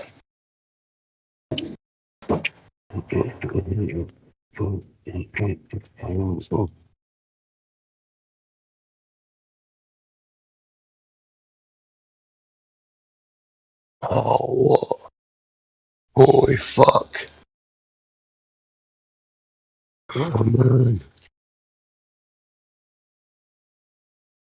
Man, we're still here. We're still here, Batman, bro. You're up there. Everybody dead. Yeah, no, I'm here. I'm always here. Yeah, most of the I'm time. always here.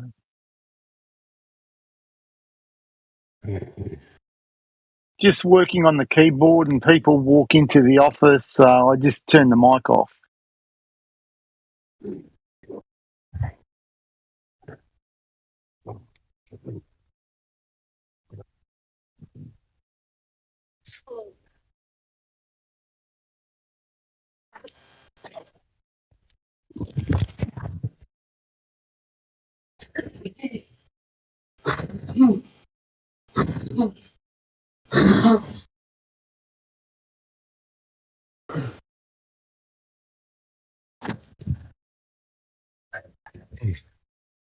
So I don't know if you said anything there, man. I had to fucking throw the mic on the other side of the bed. So I got a mute.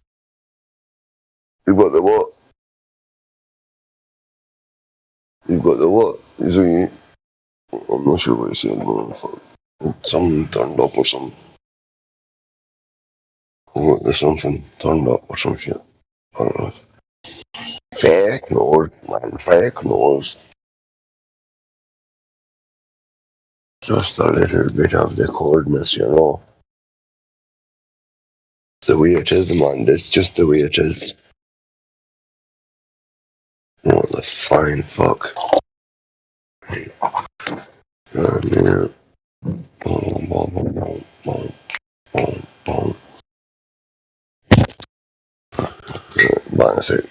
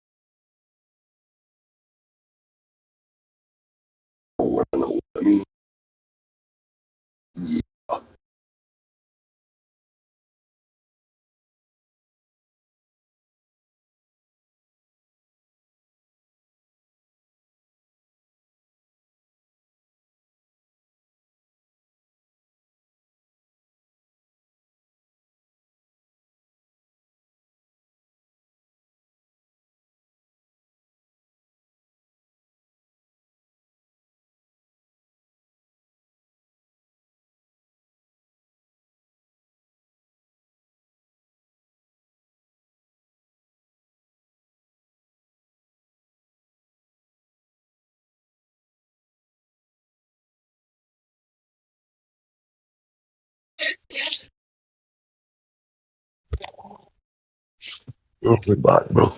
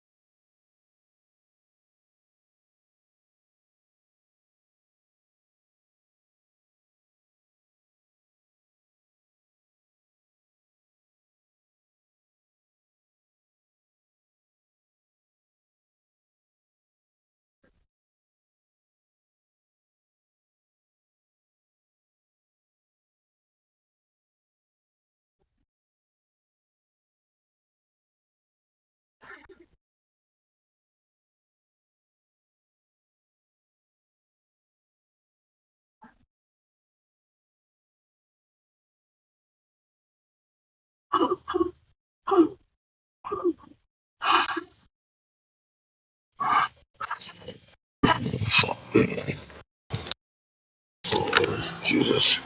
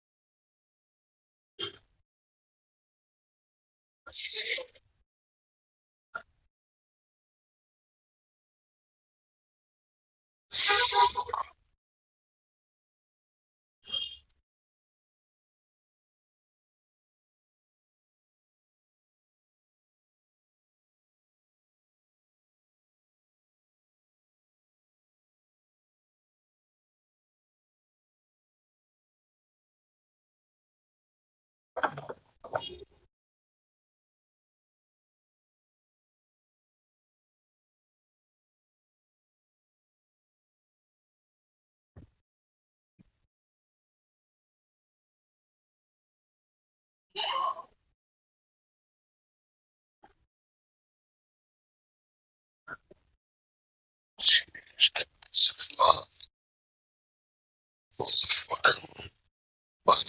What?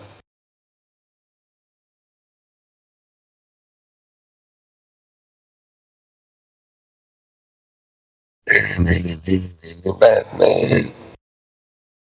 I'm Batman.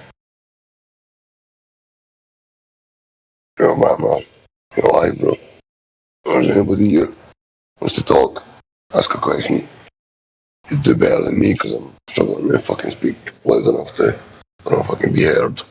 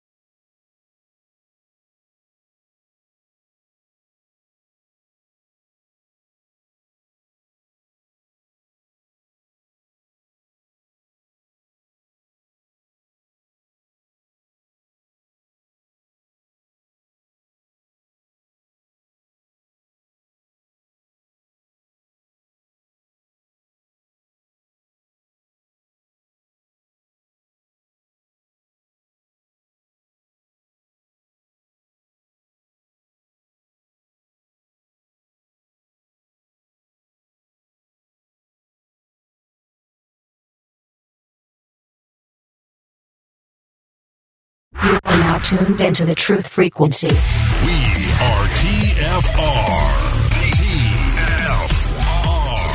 Truth Frequency Radio. Sit watching our TVs while some local newscaster tells us that today we had 15 homicides and 63 violent crimes, as if that's the way it's supposed to be. We know things are bad, worse than bad. They're crazy. It's like everything everywhere is going crazy, so we don't go out anymore. We sit in the house, and slowly the world we're living in is getting smaller, and all we say is, please, at least leave us alone in our living rooms. Let me have my toaster and my TV and my steel-belted radios, and I won't say anything. Just leave us alone. Well, I'm not going to leave you alone. In every revolution, there's one man with a vision. Captain Kirk, I shall consider it.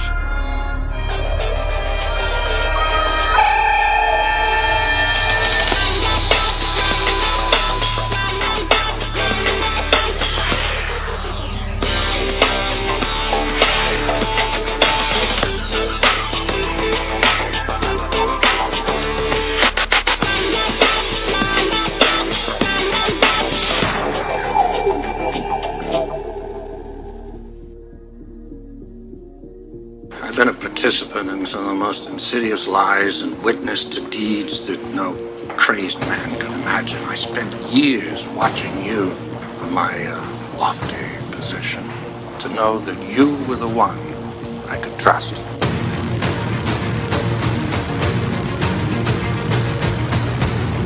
And why did you lie to me? There still exist some secrets which should remain secret. Truths that people are just not ready to know. Who are you to decide that? The world's reaction to such knowledge would be far too dangerous. Dangerous? You mean in the sense of outrage? Like the reaction to the Kennedy assassination, or MIAs, or radiation experiments on terminal patients. Watergate, Iran-Contra, Roswell, the Tuskegee experiments. Where will it end? You want answers? I think I'm entitled. You want answers? I want the truth! You can't handle the truth! Get out! Or what? You'll kill me? Always remember, dissension's the greatest form of patriotism. The very word secrecy is repugnant in a free and open society. And we are, as a people, inherently and historically opposed to secret societies. We have before us the opportunity to forge a new world order. Yes, we can. And you say. Let us never tolerate outrageous conspiracy theories.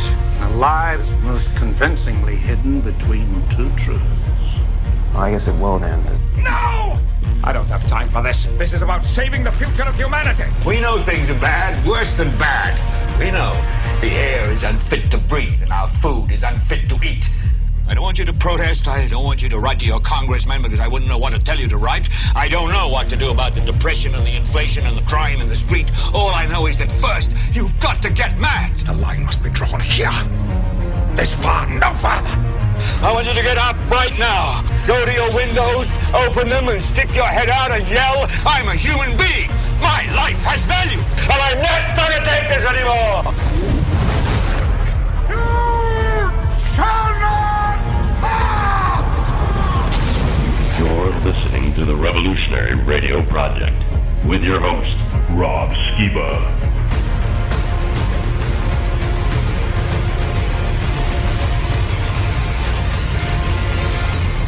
Hello and welcome to the Revolutionary Radio Project. I am your host, Rob Skiba. And tonight I'm going to continue my series on the Flat Earth controversy. And, whenever I play that intro, I'm going to deal with the potential, at least, of a conspiracy. Are we dealing with a conspiracy here? Now, there's some people that say that the fact that people are even discussing this right now is part of a conspiracy that was generated to get us all to look stupid and make the Bible look bad and Christians look bad, and it's against us for that reason. What if, though, that the conspiracy is the other way around? Now, let's just think about that for a minute, because a lot of people have been asking me, well, okay, if this flat earth thing is true, if we are in a flat enclosed system exactly as the Bible describes, then what's the motive? Why would they lie to us? Well, I mean, the motive seems pretty easy to me. Quite clear, actually. First, you get people to doubt the Word of God by destroying the very foundation of our Bible, Genesis, specifically the creation account. Second, set up a new paradigm where God is out and science is in. Evolution thus removes God from the equation. Then when evolution finally runs its course and becomes utterly bankrupt, introduce the idea of intelligent design. But deny the true designer his due credit and place it rather on ancient aliens. Then promote the ancient alien theme as much as possible in all forms of media by perpetrating the concept of Earth as a tiny blue marble, orbiting an average sun in an average galaxy among trillions of other galaxies in an ever-expanding universe. Interesting that a new blue marble just came out this week. With so much potential for life to exist in such a vast expanse, the idea of alien scientists being our creators seems a lot more plausible over time and heavy indoctrination. The stage is finally set for our ancient alien creators to return and bestow upon us their miracles, signs, and wonders in order to convince us all the more that all religions are false. We then put our trust in them. And finally, when Christ does return, we are all convinced that he is the enemy and our united world gathers together to make war with him. Is that what's happening? I don't know. I'm just considering the possibilities here. But with that in mind, consider what the scientists of our day have to say about God and our Bible. What would you say to some of the parents who are like, look, we're going to go ahead, we'll learn about evolution, but we also believe in creationism. What is the harm in learning the Bible's creation story? Well, learning the story is fine. I mean, that's great. But it's not science. And tax dollars used for science education shouldn't be used to teach creationism as an alternative. Creationism is not right. The notion of creationism, or in fact, look, Senator Marco Rubio, who's presumably a reasonably intelligent man, was asked, what's the age of the earth? And ultimately, either because he actually believed it or he was trying to appeal to some constituency, had to argue that it's a big mystery, that somehow we should teach kids both ideas that the earth is 6,000 years old and that it's 4.55 billion years old, which is what it is. If you think about that, somehow saying that, well, anything goes, we shouldn't offend religious beliefs by requiring kids to understand reality. That's child abuse. It sounds very laudable to teach the controversy, to teach both theories, but there aren't two theories. There's only one theory around. There's only one game in town as far as serious science is concerned. Of course, you get negative reactions from creationists, but who cares about creationists? They don't know anything. He's like primary atheist of the world.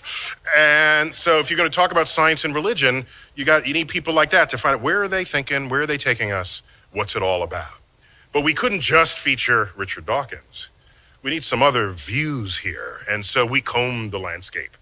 And we found a Jesuit priest. This is the academic order of the Catholic Church. And we have with us Father Martin. Welcome to Star Talk. Thank you very much. All right. You, as a modern Catholic, have no problem with evolution. Correct. Correct. I can't say the same about other theologians who walk this earth. So what does that mean? It means that in the world, in politics, in all of this. Sure. Well, it means that different Christians have different viewpoints on that. I'm a firm believer in evolution. There are some people who don't believe it. I'm not sure how you can't be convinced if you see the kind of archaeology and the sort of the kind of history of the world. But there they are. So I can't account for ignorance. Okay, so not to put words in your mouth, Sure. but what you might be saying here in this conversation is that for religion to go forward and not be in conflict with science, it needs to embrace what science finds about the natural world and not jump in the face of the scientists and say, that conflicts with my interpretation of Scripture, therefore you must be wrong. No, I agree. And I think most religious scientists, I'm not a religious scientist, would say that and would say, this Yes, is they helping, would, by the way. Yeah, Yes. This is helping me The ones I understand. know. Yeah, this is helping me understand God's beautiful world. And I think what happens sometimes is, religion gets caricatured. So obviously, if you're religious, you must not believe in evolution, which I think is Most false. Well, it's certainly true for some. You're saying it's not true for all. I'd say for a few. When we come back, we're going to find out if you have to give up your religion to believe in evolution. Clearly, the good father here doesn't. But how about others? When Star Talk continues.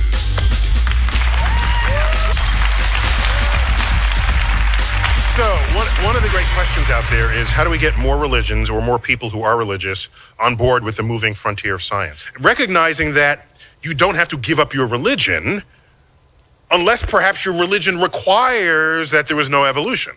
If it requires it, maybe you got to sort of lose it. But that's probably pretty few religions, right? I would think so. Yeah. I'm thinking, right?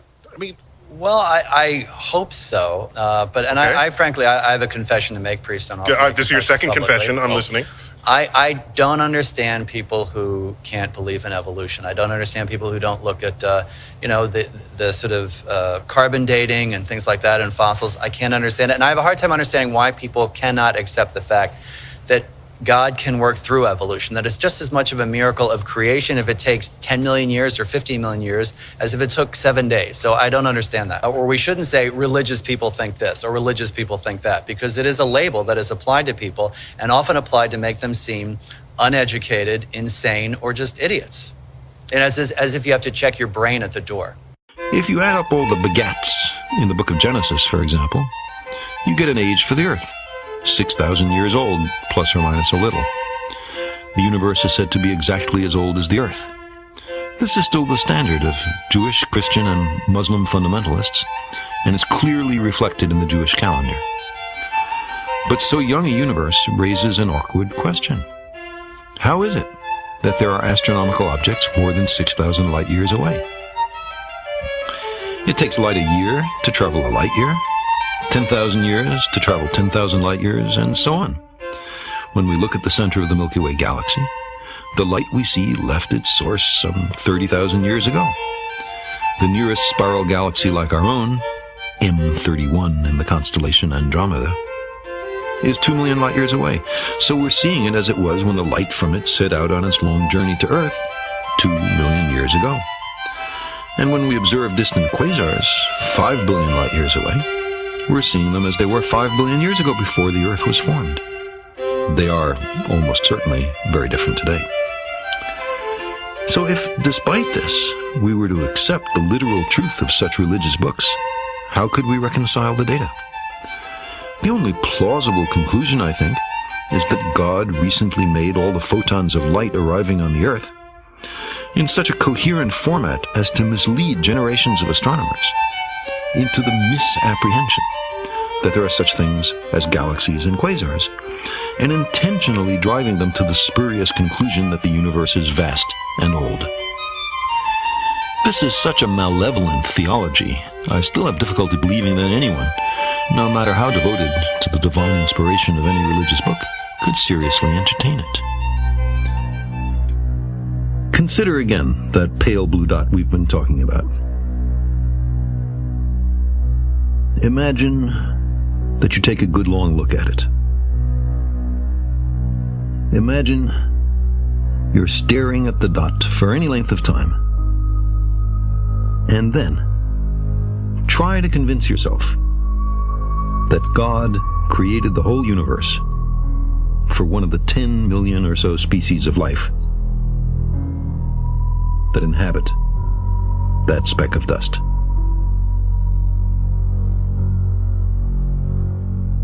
Now take it a step further.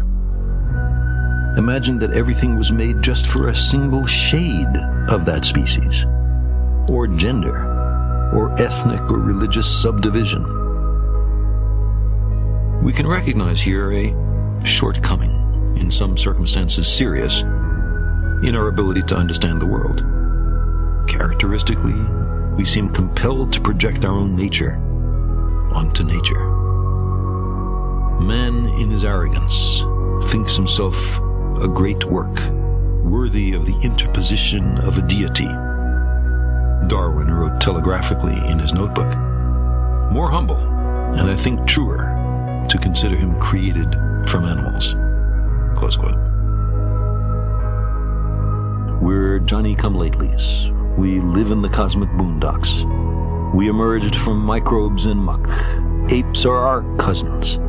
Our thoughts and feelings are not fully under our own control.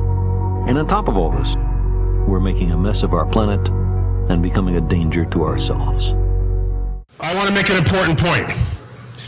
This is not all people in the world, this is Americans. Religious people, it depends on which study you get. You ask, do you pray to a personal God? These numbers vary, but they're high and they're up around 90%.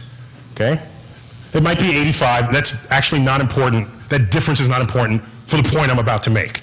It's high, okay? In the West, in America, 90%. Okay? What percentage of educated people are religious? The number drops. I'm talking about graduate degrees here. Among all people with masters and PhDs, the religiosity drops. Somewhere around 60%, might be 65. The point is, it drops with education level. Now let's bring in scientists. How about what percentage of scientists in America are religious? You average over all the branches, it's about 40%, maybe 35%. In there's a range, of course. Biologists, physicists, astrophysicists are lower. The sort of engineers and mathematicians are higher. So it averages out to about 40%. So this looks like scientists are 40% down from 90% from the general public. But that's the wrong, no, it's 40% down from 60% because all scientists have graduate degrees. So the graduate degree in any subject gets you halfway there. The science is the increment from the educated degrees. I mean, from the all educated people. That takes it down to 40%. Now you go to the elite scientists. This is a well-known number. 7% are religious, claiming a personal God to whom they pray and intervene in their lives. I submit to you that with the current atheist fervor that has taken on over the past several years, I would say launched, the modern atheists they're called, launched by the Dawkins book and the Hitchens book and the Sam Harris book and the like. And I was just in Borders recently. Couldn't believe it. Sorry I didn't have a camera. Borders books. There it was. A section called Atheism. It was like, I'd never seen that before. It's like, okay. There it was. They had enough critical mass of books to make a section. So, here's my problem. Here's my concern. When you're educated, and you understand how physics works, and you're mathematically literate, and you understand data, and you understand experiment, and you go up to someone who doesn't have that training, and they are religious, and you ask them, why are you religious and believing in invisible things that influence your life? What's wrong with you? Okay? That's unfair. It's not only unfair, it's disrespectful for the following reason. Until that number is 0, you've got nothing to say to the general public.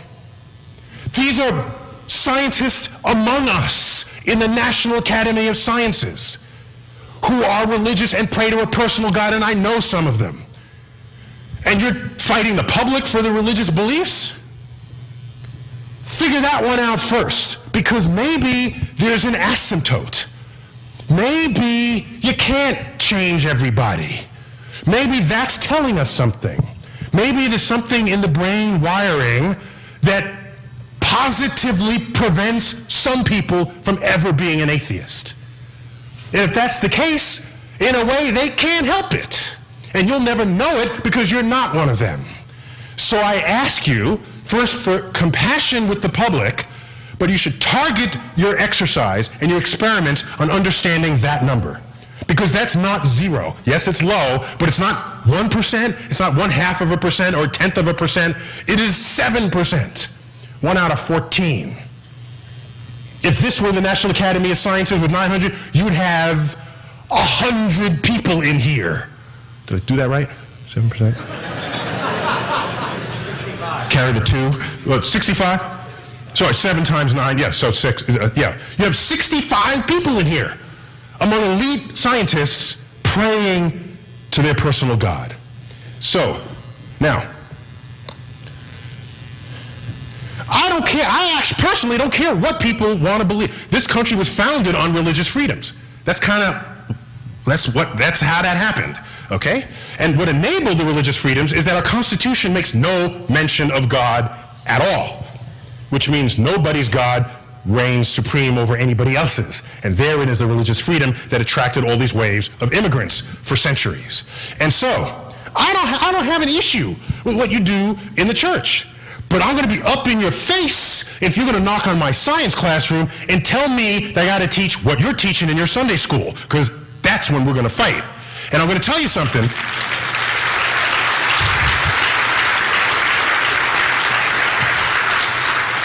There's no tradition of scientists knocking down the Sunday school door, telling the preacher, that might not necessarily be true. That's never happened. There are no scientists picketing out front of churches. There's been this coexistence forever. So to have the religious communities knocking down the science door, there's something wrong there. And I think back to Al-Ghazali and the 12th century and the fall of that intellectual empire. And it's got me scared in America. Do you remember that case in Jersey where this middle school kid, forgive me, I forgot his name, I met him, Matthew LeClaire? Do you remember this? In his history class, the teacher was saying that Jesus is the only one and true Savior, and Christianity is the only one and true religion, and if you were not, you were damned to hell. And he pointed to a Muslim girl and said she's damned to hell already, it's too late for her, and that Noah's Ark carried dinosaurs on it, and that the Big Bang and evolution are not scientific. He recorded this and submitted it to the New York Times. And it became a whole expose on this teacher. And then what happened? The ACLU came out and separation of church and state, and it's a violation of the separation of church and state. And I said, I don't normally get in those arguments because I got the universe to worry about. I let that go. But then I thought, no, people are missing something here. It's not a case of a separation of church and state. It's not. Okay? I looked at the comments and the transcript. I ignored the part about Jesus being your Savior. I ignored the part about Christianity being the one and true religion. I paid attention to the statement that Noah's Ark carried dinosaurs, okay? And so, I wrote a letter to the editor of the New York Times that they printed, and I will read to you. To the editor, people cited violation of the First Amendment when a New Jersey school teacher asserted that evolution and the Big Bang are not scientific and that Noah's Ark carried dinosaurs. The case is not about the need to separate church and state. It's about the need to separate ignorant, scientifically illiterate people from the ranks of teachers.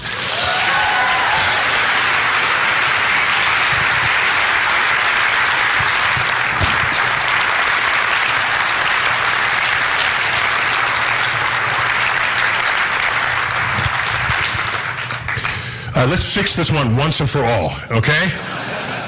Let's just fix this, okay? Once and for all. Yes, Einstein and God were like that, okay?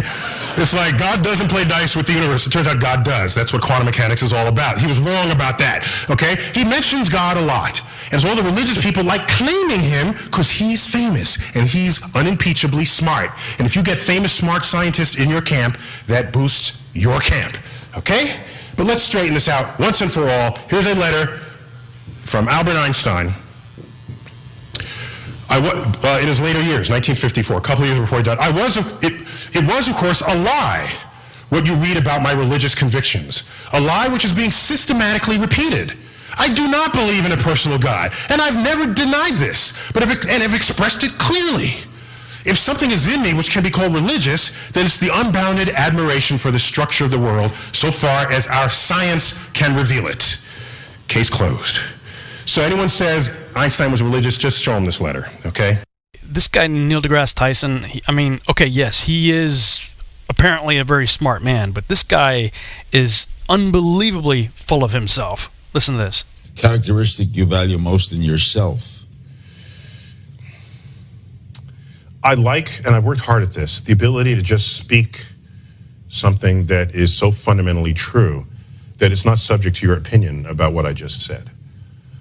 That gets an absolute. That gets right into the center of any conversation, and then I can walk out and let that be the it's not, well, you think that, but I think something else. Then why even have the conversation? Then there's an old saying, in the universe, they're the laws of physics, and everything else is opinion.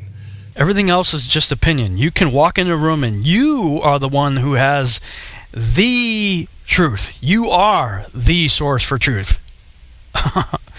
All right, sure, whatever. I mean, listen to this guy. There was another show he did on Star Talk where he was talking about how he has celebrities on, and he gives them the privilege of asking him any question they might have. Maybe they don't spend much time with scientists, so I try to give them a chance to sort of ask any questions that might be lingering within them, especially of the universe, because there aren't that many astrophysicists in the world. That you can just No, just call. not that many. There are about Is it just me that- 7,000 of us. Yeah, I was about to say, it's and I about know 7 too. Right. So I'm doing pretty good here. Yeah, you're doing real good, honey. Yeah, so there's about 7,000 professional astrophysicists and about 7 billion people in the world. So, Charles, you do the math, what do you get? We are 1 in a million, everybody. Yeah. And you got 2 right here. We are 1 in a million, everybody. I'm feeling so special. Yeah. So I try to give them that opportunity. So we closed out the interview. I just asked, you got any questions you got for me? Let's see. You got any questions for me? Because I'm 1 in a million, and I know everything there is to know about the universe. So you can ask me. Yeah, I have a lot of hubris, but I'm humble. Just ask me. And it seems to be a trend with these guys, and Bill Nye is about the same way, especially when it comes to issues of people who believe the Bible. 46% of Americans believe the story of Genesis is true. So I just It's amazing. It's astonishing. I know that the world was created in 6 days. Here again, another quote from your book. Inherent in the rejection of evolution is the idea that your curiosity about the world is misplaced and your common sense is wrong. This attack on reason is an attack on all of us. What do you mean by it's an attack on all of us? In other words, everything that the rest of us do as taxpayers and voters and citizens of the world, everything that we do to improve the lives of other people or to improve our own quality of life, to build buildings that rely on our understanding of physics, to build sewer systems that rely on our understanding of gravity, that all of this is inconsistent with this other world view that where they take the Bible literally, as written in English, by the way, take that literally and deny everything else that gives us all these wonderful things that our society provides, food, clothing, and shelter. So when you are attacking our science or our ancestors who made these discoveries about nature, you are, for me, attacking all of us who embrace it and use it and want to make the world better. So are you urging people to give up on the idea of creationism? Oh, yeah, please. I get it. You don't want the schools teaching this stuff, or if they do it in religion class, that's one thing, but certainly not in science class. But I guess alongside that, do you also need parents to stop teaching this to their kids as well? Because obviously, if you're from a religious family, presumably you're going to be hearing this at home as well as at school, yes? I just really want to, in general, it's not religion that's teaching creationism. It's a special subset of a certain religion that's teaching creationism. I just really want to say it's not a broad brush on that. And so, yeah, our problem is when parents are brought up with this extraordinary worldview, they bring their kids up with these extraordinary worldviews, and it's really hard to change when you're a grown-up. I mean, it's harder than quitting smoking or what have you. And so our trouble is, for a society that needs as many scientifically literate people as possible, and I'm not talking about the United States, I'm talking about the world, Canada especially, we need as many people who are literate, who can make good decisions as voters about what's reasonable, what's a good thing to do, what's not a good thing to do, what we need to put our resources into, what we should not put our resources into. We need those people to understand science well enough to make good decisions. And of course, we need engineers and scientists to change the world. The amazing thing is that every atom in your body came from a star that exploded. And the atoms in your left hand probably came from a different star than your right hand. It really is the most poetic thing I know about physics. You are all stardust. You couldn't be here if stars hadn't exploded, because the elements, the carbon, nitrogen, oxygen, iron, all the things that matter for evolution weren't created at the beginning of time. They're created in the nuclear furnaces of stars, and the only way they can get into your body is if the stars were kind enough to explode. So forget Jesus. The stars died so that you could be here today. Okay? And anyway. 40%, 45% of the American people believe literally in Adam and Eve, believe literally that the world is only 6,000 years old. I mean, that's a shocking figure, and you can't duck out of it by saying, oh, sophisticated theologians don't believe it. Unfortunately, what sophisticated theologians believe isn't really relevant to what the majority of Christians do believe. When we're talking about moral philosophy, when we're talking about the origin of the cosmos, when we're talking about the origin of life, when we're talking about why we all exist, there is no reason whatever why we should treat the writings of scribes in whatever it was, 800 BC, 600 BC, as being particularly wise. We could listen to Confucius, we could listen to the Buddha, there are all sorts of people we could listen to, and we could listen to modern philosophers as well and modern scientists as well. Once again, I come back to the point, there is nothing special about the Bible. You don't believe that the Earth is round only if you're an astronaut. You don't believe Napoleon existed only if you're a historian. You believe these things because they're facts proved by evidence. Evolution is also a demonstrated fact. The truth really is out there. It's not a matter of opinion. Oh, really? I would beg to differ. If you look at the so-called evidence for evolution, it is seriously lacking, and most of it is based on circular reasoning. It's the whole, that rock layer right there, that's from the Jurassic period. Well, how do you know? Well, because we found this dinosaur right here, and we know this dinosaur is from the Jurassic period. Well, how do you know that dinosaur is from the Jurassic period? Well, because we found it in that rock layer right there. And this is what passes for science. Okay? And it's just like that, exactly like that. And it's pushed on us from a very young age in our secular school systems and movies and television all over the place. This is what passes for science, and it's indoctrination. That's what it is. And today, 75% of kids from Christian homes that go to public schools are going to reject the Christian faith, mostly because of this great age of the earth issue. How old is the earth? Evolutionists claim it's 4.6 billion years old. But what does the evidence say?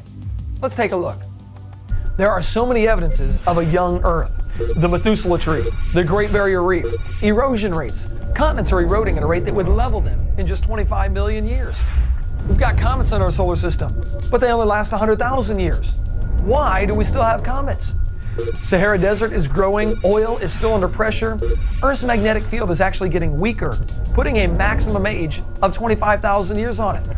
Earth's rotation is slowing down, the moon is receding, the human population is at 6.5 billion. Trace that backwards, it all started 4,400 years ago, right when the Bible says the flood occurred.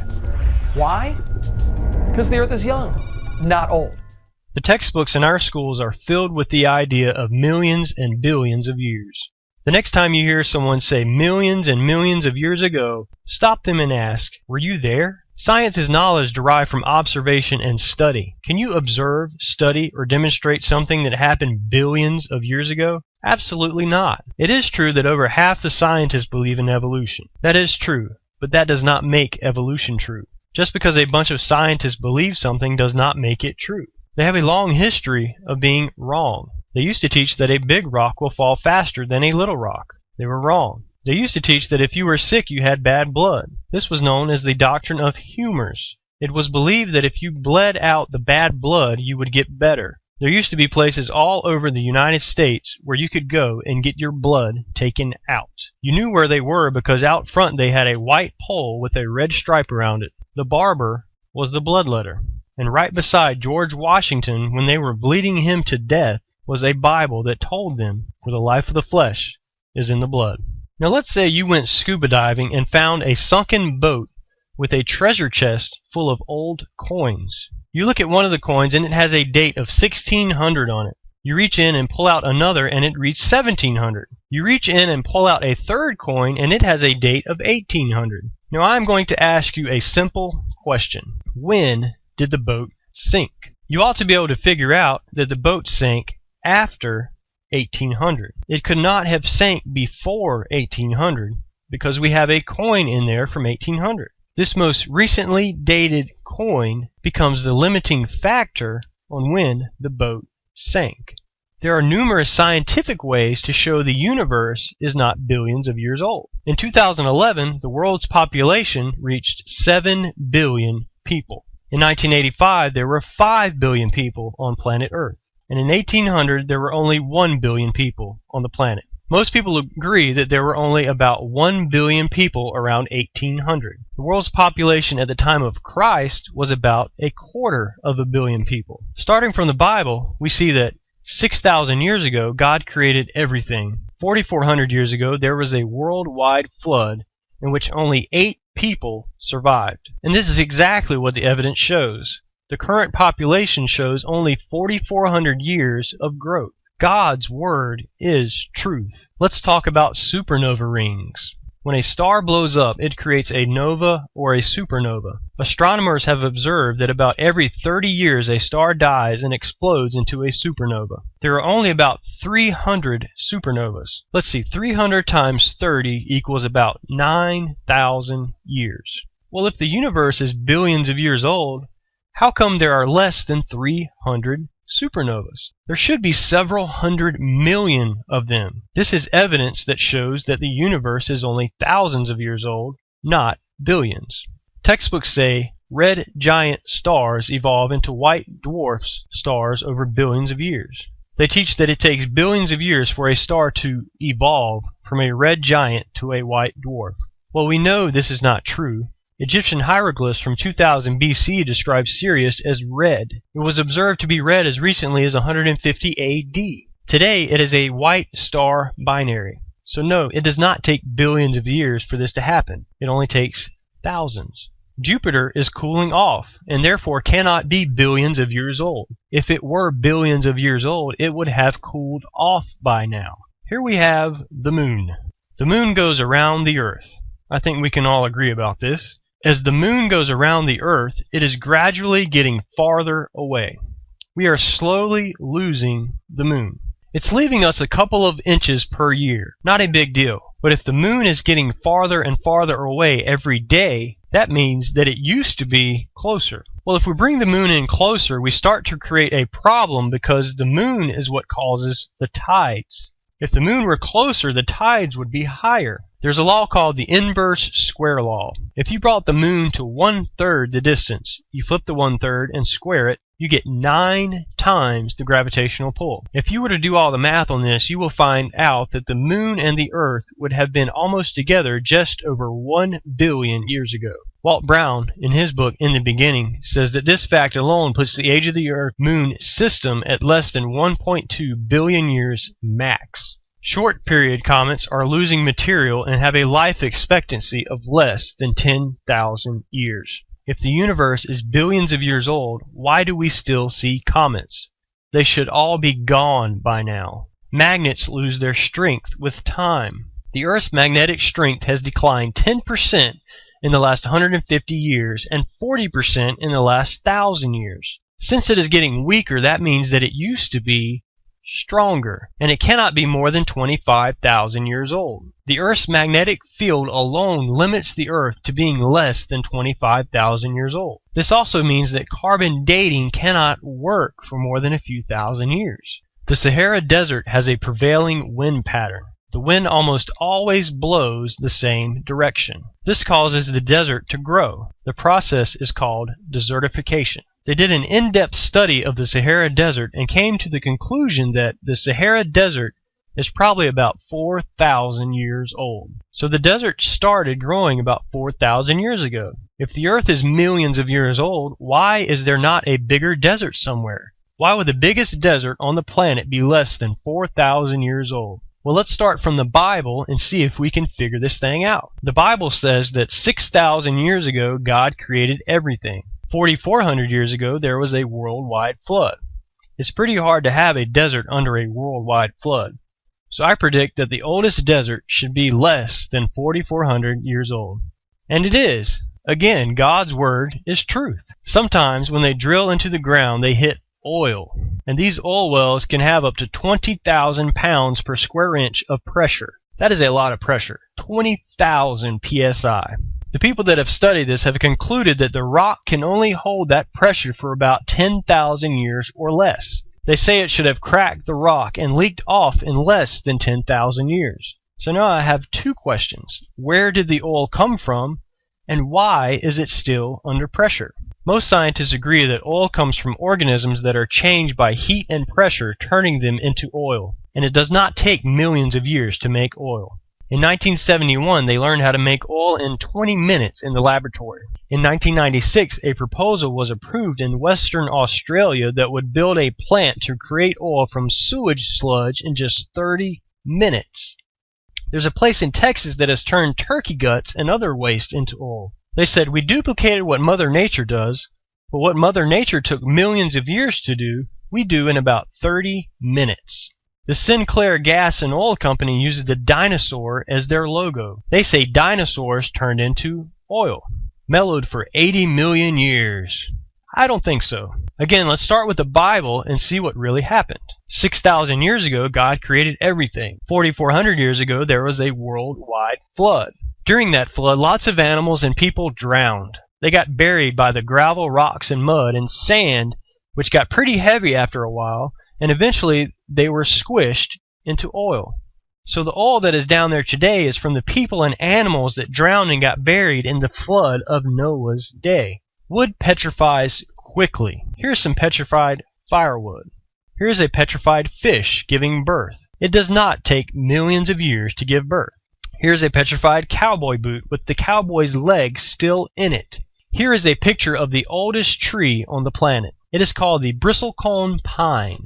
Now, tree ring dating is not an exact science. Trees often produce more than one ring each year. But this textbook says the oldest tree in the world is 4,300 years old. Now, that is a pretty old tree. However, I have a question. If the Earth is billions of years old, why don't we have an older tree someplace? Why is the oldest tree 4,300 years old? Here is a picture of a coral reef.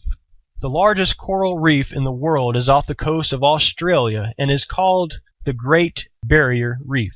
Some of the reef was destroyed during World War II by warships and things like that. Afterwards, some environmentalists studied the reef to see how fast it grows back. They watched it grow for 20 years. After watching it grow for 20 years, they came to the conclusion that the reef is less than 4,200 years old. If the Earth is billions of years old, why don't we have a bigger reef someplace? And why is the oldest coral reef less than 4,200 years old? When it rains, 30% of the water runs into the ocean, bringing with it mineral salts. The oceans are getting saltier every day. Today, they are 3.6% salt. They could have gone from fresh water to 3.6% salt in less than 5,000 years. If the Earth were millions or billions of years old, the oceans would be much more saltier. If you have ever been in a cave, the guide always says, don't touch the formations because they take millions of years to form. They say this formation in New Mexico started 250 million years ago. I don't think so. Some say that the fastest they can grow are 2.5 inches per 1,000 years. Again, I don't think so. Here are some 50-inch stalactites growing under the Lincoln Memorial that was built in 1922. The photo was taken in the 1960s, so this happened in only about 40 years.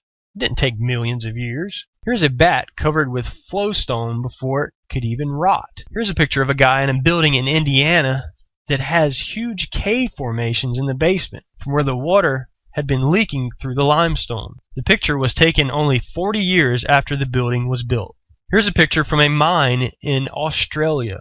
The mine was closed for 55 years, and when they went back in, there were these huge cave formations inside that only took 55 years to form. Again, it did not take millions of years for these things to happen. Did you know that at the current rate of erosion, the continents would erode flat in 14 million years? Obviously, the continents have not eroded flat, so the Earth cannot be millions of years old. Erosion features all over the earth show there was much greater erosion in the past, probably from Noah's flood. The whole world was destroyed by Noah's flood. Here we have the Grand Canyon. This textbook says over millions of years, the Colorado River has carved out the Grand Canyon from solid rock. This textbook says the Colorado River has cut through layer upon layer of rock over millions of years. I don't think so. If a dam were built across Grand Canyon, a large lake would form. In fact, right after the flood of Noah's day, there used to be two huge lakes there, Grand Lake and Hopi Lake. The lakes are long gone, but the beaches are still there. You can still see the beach line. They got too full, went over the top, and washed out that canyon relatively quickly. That canyon is a washed out spillway. So no, it did not take millions of years for the Grand Canyon to form. It formed quickly, just after the flood. That seems a whole lot more reasonable to me. If you've ever looked into a lot of the problems with evolution, you find that there's way more than you ever hear, certainly in the secular school system. You may not agree with everything you just heard right there, but if any of those are true, just like the analogy of the coins in the box, when did the ship sink? The youngest one, if it's definitive, if you can absolutely prove it, it sets the stage for the rest of the investigation. And as far as I'm concerned, that's a lot more believable, the story of origins and the tangible, observable, physical evidence that we can look at, than what we find in the, say, theoretical field of science, like what somebody like Neil deGrasse Tyson might have to say concerning our origins. In the beginning, about 13.7 billion years ago, all the space and all the matter and all the energy of the known universe was contained in a volume less than 1/trillionth the size of the point of a pin. Conditions were so hot, the basic forces of nature that collectively described the universe were unified. For reasons unknown, this sub-pinpoint-sized cosmos began to expand.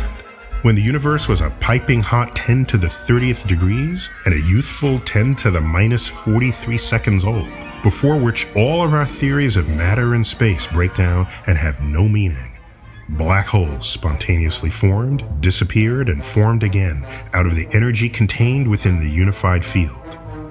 Under these extreme conditions, in what is admittedly speculative physics, the structure of space and time became severely curved as it gurgled into a spongy foam-like form. During this epoch, phenomena described by Einstein's general theory of relativity, the modern theory of gravity, and quantum mechanics, the description of matter in its smallest scales, were indistinguishable from one another. As the universe continued to expand and cool, gravity split from the other forces. Quickly thereafter, the strong nuclear force and the electroweak force split from each other, which was accompanied by an enormous release of stored energy that induced a rapid 30 power of 10 increase in the size of the universe. The rapid expansion of the universe, known as the Epoch of Inflation, stretched and smoothed out the cosmic distribution of matter and energy so that any regional variation in density became less than 1 part in 100,000. Continuing onward with what is now laboratory-confirmed physics, the universe was hot enough for photons to spontaneously convert their energy into matter-antimatter particle pairs, which immediately thereafter annihilated each other, returning their energy back to the photons. For reasons unknown, this symmetry between matter and antimatter had been broken, which led to a slight excess of matter over antimatter. For every billion antimatter particles, a billion plus one matter particles were born. This asymmetry was small, but really, really important for the future evolution of the universe. As the universe continued to cool, the electroweak force split into the electromagnetic force and the weak nuclear force, completing the 4 distinct and familiar forces of nature. While the energy of the photon bath continued to drop, pairs of matter-antimatter particles could no longer be created spontaneously from the available photons. All remaining pairs of matter-antimatter particles swiftly annihilated, leaving behind a universe with 1 particle of ordinary matter for every billion photons, and no antimatter. Had this matter over antimatter asymmetry not emerged, the expanding universe would forever be composed of light and nothing else, not even astrophysicists. Over a roughly 3-minute period, protons and neutrons assembled from the annihilations to become the simplest atomic nuclei. Meanwhile, free-roving electrons thoroughly scattered the photons to and fro, creating an opaque soup of matter and energy. When the universe cooled below a few thousand degrees Kelvin, about the temperature of fireplace embers, the loose electrons moved slowly enough to get snatched from the soup by the roving nuclei to make completed atoms of hydrogen, helium, and lithium, the three lightest elements. The universe is now, for the first time, transparent to visible light, and these free-flying photons are visible today as the cosmic microwave background. Over the first billion years, the universe continued to expand and cool as matter gravitated into these massive concentrations we call galaxies. Between 50 and 100 billion of them formed, each containing hundreds of billions of stars that undergo thermonuclear fusion in their cores. Those stars with more than about 10 times the mass of the Sun achieve sufficient pressure and temperature in their cores to manufacture dozens of elements heavier than hydrogen, including elements that compose the planets and the life upon them. These elements would be embarrassingly useless were they to remain locked inside the star. But high-mass stars fortuitously explode, scattering their chemically enriched guts throughout the galaxy. After 7 or 8 billion years of such enrichment, an undistinguished star was born in an undistinguished region of an undistinguished galaxy, in an undistinguished part of the universe, the outskirts of the Virgo supercluster. During the formation of this star system, matter condensed and accreted out of the parent cloud of gas while circling the Sun. The gas cloud from which the Sun formed contained a sufficient supply of heavy elements to form a system of planets, thousands of asteroids, and billions of comets. For several 100 million years, the persistent impacts of high-velocity comets and other leftover debris rendered molten the surfaces of the rocky planets, preventing the formation of complex molecules. As less and less accretable matter remained in the solar system, the planet's surfaces began to cool. The one we call Earth formed in a zone around the Sun where oceans remain largely liquid in form. Had Earth been much closer to the Sun, the oceans would have vaporized. Had Earth been much farther, the oceans would have frozen. In either case, life as we know it would not have evolved. Within the chemically rich liquid oceans, by a mechanism unknown, there emerged simple anaerobic bacteria that unwittingly transformed Earth's carbon dioxide-rich atmosphere into one with sufficient oxygen to allow aerobic organisms to emerge and dominate the oceans and land. These same oxygen atoms, normally found in pairs, O2, also combined in threes to form ozone, O3, in the upper atmosphere that protects Earth's surface from most of the Sun's molecule-hostile ultraviolet photons. The remarkable diversity of life on Earth, and we presume elsewhere in the universe, is owed to the cosmic abundance of carbon and the countless number of molecules, simple and complex, made from it. How can you argue when there are more varieties of carbon-based molecules than all other molecules combined? But life is fragile. Earth's encounters with large, leftover meteors, a formerly common event, wreak intermittent havoc upon the ecosystem. A mere 65 million years ago, less than 2% of Earth's past, a 10 trillion ton asteroid hit what is now the Yucatan Peninsula and obliterated over 70% of Earth's species of flora and fauna, including dinosaurs, the dominant land animals. This ecological tragedy pried open an opportunity for small surviving mammals to fill freshly vacant niches. One big-brained branch of these mammals, that which we call primates, evolved a genus and a species, Homo sapiens, to a level of intelligence that enabled them to invent methods and tools of science, to invent astrophysics, and to deduce the origin and evolution of the universe. Yes, the universe had a beginning. Yes, the universe continues to evolve. And yes, every one of our body's atoms is traceable to the Big Bang and to the thermonuclear furnace within high-mass stars. We are not simply in the universe, we are part of it. We are born from it. One might even say we've been empowered by the universe to figure itself out. And we've only just begun. When science continues to put out fiction like this, I mean, who needs Hollywood? And we've only just begun to prove how completely absurd we can be with our theories. I saw a short video on our origins on YouTube earlier today, and it was dealing with, we've all heard we share something like 98 or 99% of our genome with chimpanzees, which is one of the big proofs that we supposedly evolved from apes and chimpanzees. Well, okay. Listen carefully to what they say as to how they arrived at the conclusion that we share that much in common with chimpanzees. When researchers sat down to compare the chimp and human genomes, those single-letter differences were easy to tally, but the big mismatch sections weren't. For example, if a genetic paragraph, thousands of letters long, appears twice in a human scroll, but only once in its chimp counterpart, should that second human copy count as thousands of changes, or just one? And what about identical paragraphs that appear in both genomes, but in different places, or in reverse order, or broken up into pieces?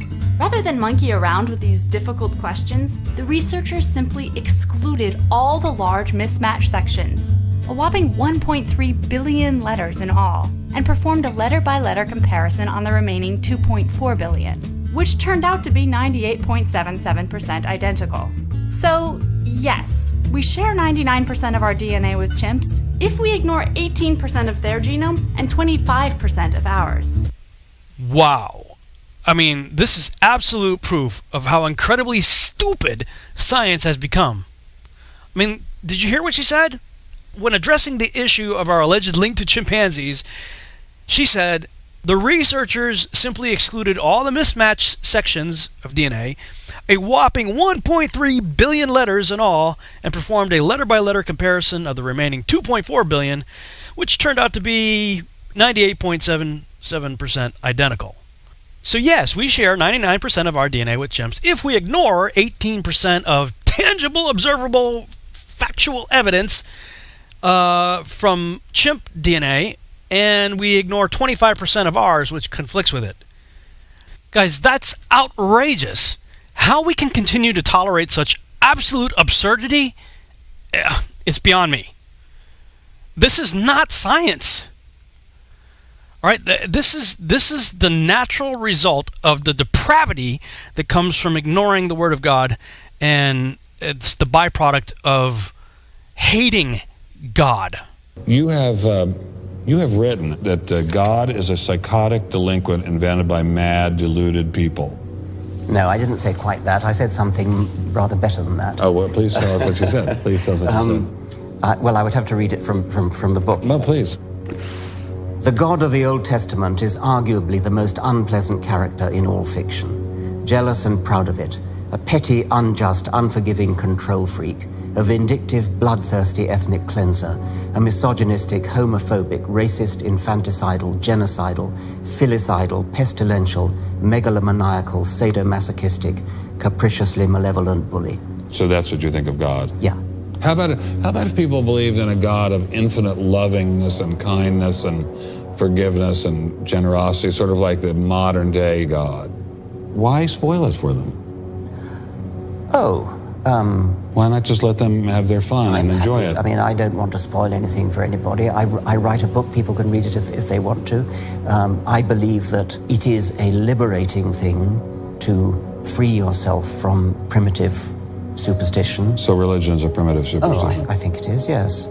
So you believe it's liberating to tell people that there is no God? I think a lot of people, when they give up God, feel a great sense of release and freedom. Well, then who did create the heavens and the earth? Why do you use the word who? You see, you immediately beg the question by using the word who. Well, then how did it get created? Well, by a very slow process. Well, how did it start? Nobody knows how it started. We know the kind of event that it must have been. We know the sort of event that must have happened for the origin of life. What was that? It was the origin of the first self-replicating molecule. Right, and how did that happen? I told you we don't know. So you have no idea how it started? No, nor has anybody. Nor has anyone else. Evolution is a fact. It's documented by science. Right, and how did that happen? I told you we don't know. Believe these things because they're facts proved by evidence. Evolution is also a demonstrated fact. The truth really is out there. It's not a matter of opinion. So you have no idea how it started? No, nor has anybody. Nor has anyone else. What do you think is the possibility that intelligent design might turn out to be the answer to some issues in genetics or in evolution? It could come about in the following way. It could be that at some earlier time, somewhere in the universe, a civilization evolved by probably some kind of Darwinian means, to a very, very high level of technology and designed a form of life that they seeded onto perhaps this planet. Now, that is a possibility and an intriguing possibility. And I suppose it's possible that you might find evidence for that if you look at the details of biochemistry, molecular biology. You might find a signature of some sort of designer. Wait a second. Richard Dawkins thought intelligent design might be a legitimate pursuit? And that designer could well be a higher intelligence from elsewhere in the universe. But that higher intelligence would itself have had to have come about by some explicable or ultimately explicable process. It couldn't have just jumped into existence spontaneously. That's the point. So Professor Dawkins was not against intelligent design, just certain types of designers, such as God. Of course, and this is where Ancient Aliens enters the picture. Coming from an academic like Richard Dawkins. He's like the main spokesperson for evolution these days. Which means if that's the main view of evolution, that's what's making it into the textbooks. And of course, that's what we are being indoctrinated with on a regular basis on primetime television. You know, Ancient Aliens is just one of many shows out there putting forth that idea. I'm reading a book I've mentioned in previous broadcasts, 3 books actually, but if I was to recommend one, all 3 of them are good. The Zetetic Astronomy by Dr. Samuel Robotham, 100 Proofs Earth, Not a Globe by William Carpenter, and Terra Firma, The Earth, Not a Planet, Proved from Scripture, Reason, and Fact. If I was to say, if you asked me which one was the best of the 3, or you know, which one would I recommend if you could only get one, I would say get Terra Firma. This book is awesome. And I'm going to quote something from chapter 7, section 1. He said, "It is truly painful to contemplate the results of modern astronomy, its rejection of the Word of God with respect to the revolution of the sun and its consequent tendency towards infidelity, its abandonment of reason, and its denial of the proper use of our senses as to the observation of actual facts, its brazen effrontery in teaching without proof the most ridiculous fallacies. Fill the minds of the thoughtful and devout with real sorrow, knowing that so many have been already beguiled, and so many are still being beguiled under its baneful influence." Man, that's exactly what's happening. You know, this is what was going on in 1901, and it's only gotten worse since then. This author continues, "Herschel, perhaps, in one sense, as much as Newton himself, tried to make fools of us when he wrote the following tidbit, quote, 'In the order of our senses we transfer in idea the motion of the earth to the sun, and the stillness of the sun to the earth,' end quote. Which statement virtually means, do not believe your own senses, but take our theories for granted. If you do not feel any motion in the earth, imagine that you do. And if you see the sun circling in the heavens, suppose that it is the earth which does so." Truly, it was his own senses which were disordered when he taught that it is the earth and not the sun that moves. The absurdities of modern astronomy are nowhere more apparent than in theories respecting the sun. And let me just say, at this point, while I haven't committed to fully embracing the flat enclosed earth thesis, although I do admit that that's what the Bible clearly says. I mean, it says what it says, and there's no way around it. So I'm kind of in the, okay, I believe, but help my unbelief mode right now. But that said, as I've continued to dig, one of the subjects that keeps coming up is the idea of heliocentricity versus geocentricity. And this much I am prepared to say. With all the stuff I've been looking into, I'm becoming more and more and more convinced. In fact, I might even well just say I do now believe in geocentricity. There's actually a movie coming out, or I think it's already come out, called The Principle. And I'm going to play some clips from the trailer and some other interviews with the filmmakers. Check this out. Everything we think we know about our universe is wrong. There is a crisis in cosmology. This is the moment of truth. All these things are rather strange, and we don't know why they're occurring right now. We are in a special place. I do believe that the universe was created by God. It's an exciting time for cosmology because everything has changed. If our Earth really turns out to be special, then I would say God made a mistake. The universe is going to eventually run out of energy and all life will die. The future looks very bleak.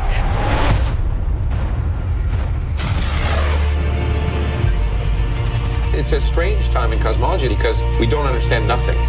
Whole universes could come from nothing. Whoa, what is going on here? As it turns out, nothing is almost everything. Dark energy, as we call it, is the greatest mystery in all of creation. Science has said you must stay over in this category here and you cannot go into the God category because that's going to destroy our science. We have to ask Mother Nature, how do you work? There's a shelf full of Nobel Prizes for the physicists who can unlock the secrets of dark matter. You can go on some websites of NASA and see that they've started to take down stuff that might hint to a geocentric universe. We may be very special, but that doesn't mean the universe was created just for us. This idea that we're not in any special place in the universe, there's something wrong with that. So they send out the satellite and they find out these temperature disturbances throughout the universe were all pointing to the Earth. When I see how barren the other planets are and how bountiful the Earth is, something's different, and we're in just the right spot. We seem to find ourselves in a part of the universe that is perfectly tuned for life.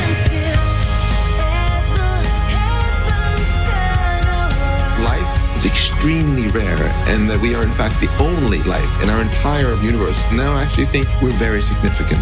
The Earth is a very special place, no two ways about it.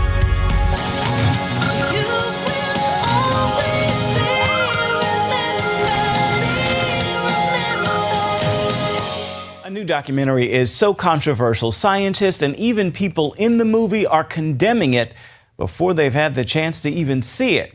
Paul Strand talked to the even more controversial executive producer to find out why the film is causing such outrage and why, if people see it and believe it, it'll have the effect of literally putting Earth back at the center of the universe.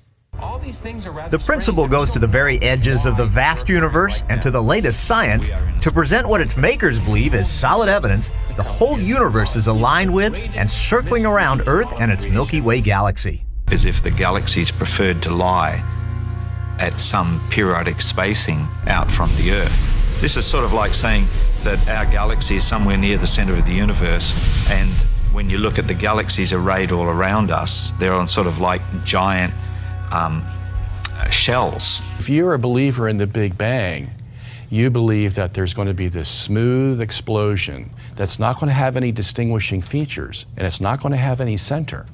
So if you find a center in that big mass, well, that means somebody had to make it that way. There's a designer behind it. Earth at the center of the cosmos was accepted dogma till Copernicus in the 1500s suggested everything isn't moving around Earth. On that Copernican principle, most of the modern science has formed that says Earth is just one more meaningless moving orb among trillions in a purposeless, unplanned universe. By questioning that Copernican principle, this new documentary is outraging some scientists, even some who are in the film, like physicist Lawrence Krauss. In the online magazine Slate, he's written, "The best thing we can all do when faced by nonsense like that, or equivalent silliness promoted by biblical fundamentalists, who claim that science supports a literal interpretation of the Bible, is to ignore it in public forums and not shine any light on the authors of this trash." But scientists in the film admit their own theories about how the universe works don't come close to fitting with the latest data. However, in cosmology, we're off by a factor of 10 to the 120. That is 1 with 120 zeros after it. This is the largest mismatch between theory and experiment in the history of science. In the principle, Krauss describes a radiation permeating the whole universe. The cosmic microwave background is the afterglow of the Big Bang. The only source of radiation we've ever discovered that comes to us from all directions of the sky. The principal's executive producer says 3 recent probes of this show the same proof that the universe and its galaxies are arrayed around Earth and the Milky Way. If all of the radiation, which comes from everywhere in the universe, there's no place we don't see it, and it's all coming toward us and aligned with us like this, on a 23.5 degree tilt and with our equator, the Earth is like a little pea compared to like the Milky Way. You know, what is this universe doing being aligned with this little pea? But that's what they found 3 times in 20 years. On the same day Krauss announced the film, so did its narrator, Kate Mulgrew, the famed Captain Janeway of Star Trek Voyager. She said on her Facebook fan page, "I was a voice for hire, and a misinformed one at that." But in this promo material for The Principal, Mulgrew spoke of totally getting its content before she did her narration. I have to fully understand it. I have to separate it out.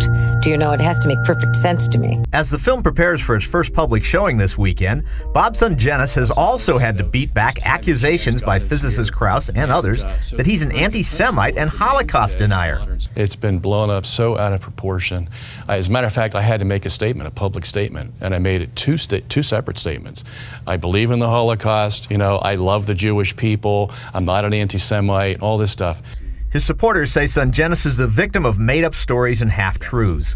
The Principal's creators suspect the attacks were a coordinated campaign to keep people from concentrating on the evidence in the film that there is provable design in the universe and Earth's at the center of it, like what scientists found with the 2005 Sloan Digital Sky Survey of all the visible cosmos. As far out as we could see in the universe, the galaxies were aligned in concentric spheres around, guess what? Earth, or our galaxy. The film's makers are first testing to see if The Principal might make it as a theatrical release before they'll put it on DVD and online. Paul Strand, CBN News.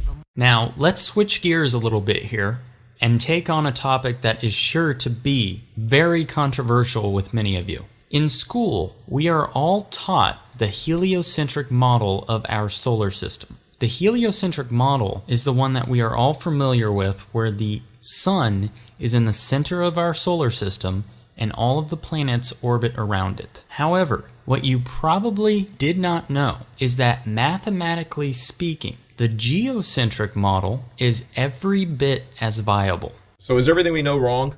Well, if the Copernican principle is wrong, then yes.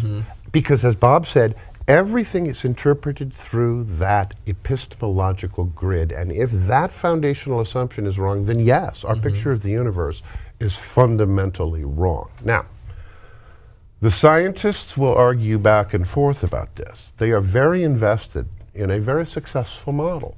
But that model has a lot of patches in it. Dark matter, dark energy, you know, these things have not been observationally confirmed. They believe they must be there because their formulas have gotten them so far, and so they'll plug in these other entities to make the equations work. But there is a strong and growing, very credible group of scientists who are beginning to question the Copernican principle. For example, we all learned about dark energy. Dark energy is causing the universe to accelerate its expansion. Well, George Ellis and a group that he works with, that we talk about in the film with, they said, wait a minute, let's just play with this for a second. Let's look at the world through a different view. Let's put Earth near the center, and let's get rid of the Copernican principle. Can we explain everything we see without dark energy? And the answer is yes, you can. And you will see many papers now in the peer-reviewed journals. They call it void cosmology. And the idea is that we're at the center of a void, and if we assume that the Earth is in that special non-Copernican position, we don't need dark energy to explain these observations, and that's big. That's big, because nobody has a clue what dark energy is. Well, that's one of the things, Bob, isn't it? That it seems to me that, okay, so there's a big riddle here that, at least from the purely scientific point of view, there's this big riddle, and the riddle is, you know, how does the universe work? Okay, at some point, you know, you throw out a guess about some aspect of it, and then to support that guess, you have to come up with 3 more guesses, and to support those 3, they each spin off 10 more. Well, at what point do you get called on the fact, hey guys, every time you come up with one of these further guesses, you're further removed from anything observable. Yeah. But, you know, it makes it on the cover of Time magazine, and the average Joe goes, ooh, dark matter. I have the slightest idea what that means. The guys hypothesizing it barely know what it means. So what does that say of the way I think everybody there's so many people in modern culture walk around with this like, ooh, science, wafting the incense at the altar of, and And I mean, your point earlier, yeah, we know how a cell phone works, and that's cool. But this stuff is so much theory and hypothesis, and there's nothing to back it up. It's really kind of unscientific science. Has there ever been an experiment done to prove that the Earth is revolving around the sun? Yes, there was several experiments in the 1800s. Dominique Arago, Armand Fuseau, Augustin Fresnel, but one of the most famous was the Michelson-Morley experiment in 1887. Let's assume the ether frame moves relative to the Earth from left to right. Michelson-Morley used a half-silvered mirror to split a beam of light so that it travels in two different directions along two paths of equal length. This is the light beam before it is split. Moving in a perpendicular direction to the ether frame, this beam would be blown off course and would have to travel a little further. Traveling back down this path again, perpendicular to the ether, would also move this beam off course, if the ether existed. This beam, moving parallel to the ether and in the same direction, would increase its speed. This beam, again parallel to the ether, but moving in the opposite direction, would be slowed down. Here the two light beams are recombined together, and if they are in phase, they will constructively interfere. But if the speed was different in the two paths, they would combine to give an interference pattern. No. Tell us about that. Well, they used light beams to measure whether the Earth was moving, and they found that there was no movement. The Earth has to be moving 30 kilometers per second to complete its annual revolution. And they found out that it wasn't moving in a very precise. Michelson could have calculated it to 1/100th of what he got in his experiment. That's how sensitive his instruments were. What did the experiment involve in terms of apparatus, so we can get a concrete understanding of what they found? If the Earth is moving around the sun, and we shoot that light beam in the direction that the Earth is moving, okay, and then we shoot another light beam perpendicular to that, well, the one that's in the direction of the Earth's movement should be impeded in some way if it's moving through space, whereas this one is going perpendicular would not be impeded. Why not? Because it's not going through space. It's just going north and south. Okay. And what they found, they expected to have a 30-kilometer difference between these two light beams. There was no difference. So the natural interpretation, and even Einstein admits this, Mach admits this, Born admits this, the natural interpretation is that the Earth isn't moving. So how do we get out of that? Well, you invent special relativity. And now you say, well, the reason that light beam wasn't affected when it went toward the motion of the Earth is because the apparatus shortened. Huh? Yeah, Michelson's apparatus shortened as it was going with the Earth in its orbit around the sun. Wait, you're telling me that the contraction of mass was invented to explain away the results of the Michelson-Morley experiment? Yes, and that's what my book will tell you, and it's been admitted by all the scientists. Well, isn't there any experimental confirmation that as you approach the speed of light, there's a contraction effect? The impression is that there's all kinds of experimental confirmation. That was invented. There's no proof to it. Really? Yes, all the physicists will tell you there's no proof to Not that it. I'm surprised, you understand. Yeah. I know what the scientific community is capable of in terms of mass deception. Evolution is a mass deception. But I wasn't aware that they don't really have any even purported scientific confirmation in terms of physical measurement. No, nobody of the contraction effect. Nobody measured a contraction. But they put it into a mathematical formula called the Lorentz transform, and it's probably the most famous equation used in physics today. Does anyone expressly admit that, hey, we had to come up with this contraction effect because otherwise we're stuck with a motionless Yes, Earth? the very guy who invented it. Tell me what he Lorentz. admitted. Heinrich Lorentz says, I don't have any other explanation to this experiment of Michelson-Morley unless I contract the apparatus. Otherwise, we're going to have to believe the Earth is standing still in space. Unbelievable. Yeah. Can you give an approximate page reference for me to your book? I want to go back and read that right away. I'll send you an email. I'll show you where it is. Here's another objection. If everything is moving, in other words, all the stars in the universe are moving, how could we possibly determine if we are the center of this moving universe? Over the past decade or so, we have seen out to the very limits of the observable cosmos. We've mapped its largest structure, the cosmic microwave background, the oldest light in the universe according to the standard Big Bang model of cosmology. what we have discovered is shocking. On the very largest scales, we see a pattern of really big hot and cold spots which line up around a special axis, which has been dubbed the axis of evil. And it's quite puzzling. Why is there a special direction in space? Well, you know, it's interesting that you asked that, because in 2009 they set up a probe called the Planck probe. It just came back with the results in 2013 in March. I don't know if you heard about it or not. No. The European Space Agency set it up in cooperation with NASA. This was the third attempt that they had to nullify the data that they were finding in the cosmic microwave background radiation that permeates the whole universe, that the Earth was in the center of the universe. The first one they set up was in 1990 called the COBE probe. It came back, showed the Earth was in the center. The WMAP was the second one in 2001, came back with the same data. And what they tried to do was say that this was all an error. It was some kind of misreading, or it was there was contamination in the apparatus or the sky or whatever. So they sent up a third probe in 2009, just came back in 2013. Guess what? Same exact results. Same exact results. And what were the interpretations? Well, the Earth has to be in the center of the universe. And we have somebody quoted in our book, Lawrence Krauss of the Arizona State University, who says, yeah, this means we're in the center of the universe. Let's pick up on that point a bit. You mentioned that the background radiation, microwave radiation in the universe, supplied data from which it became apparent that the Earth was in fact at the center of a moving universe. Explain why that is so. Why do these data confirm that? Okay. Well, the Big Bang Theory predicts that there was an explosion 13.7 billion years ago. Okay? So if there was an explosion, then that means the explosion had to come out equal on all sides of the sphere. It had to be what they call homogeneous. Okay? And that's naturally accepted. It's like homogenized milk. Sure. You know, you shake that thing up and you can't see one place from another place. It's all homogenized. And that's what they needed for this Big Bang universe. What they found when they sent these three probes up, yeah, some of it was homogeneous, but it's like having a bowl full of Jell-O with two swords going through the middle of the Jell-O. What are the swords? The swords are the orientation of the cosmic microwave background radiation throughout the universe. What do you mean by the orientation? Okay, there's hot and cold spots they found. It's not homogeneous.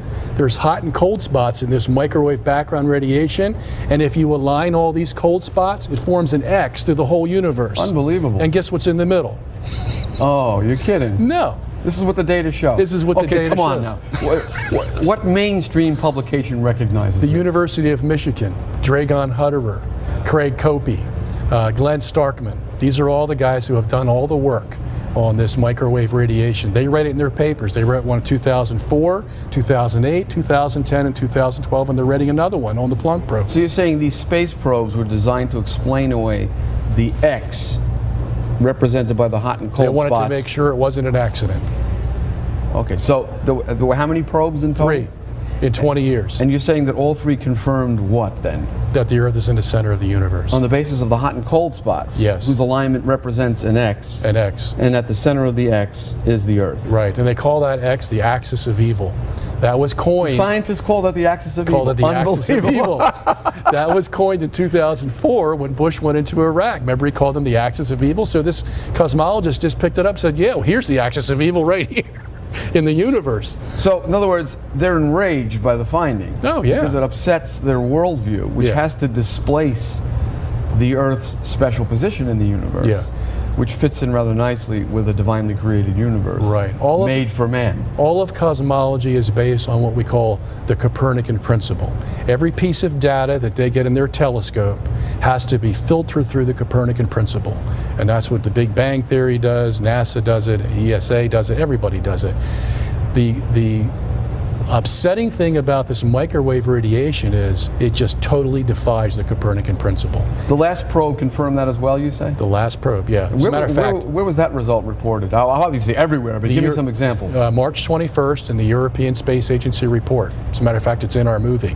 What's their attempt to explain the latest probe's findings away? Anomalies.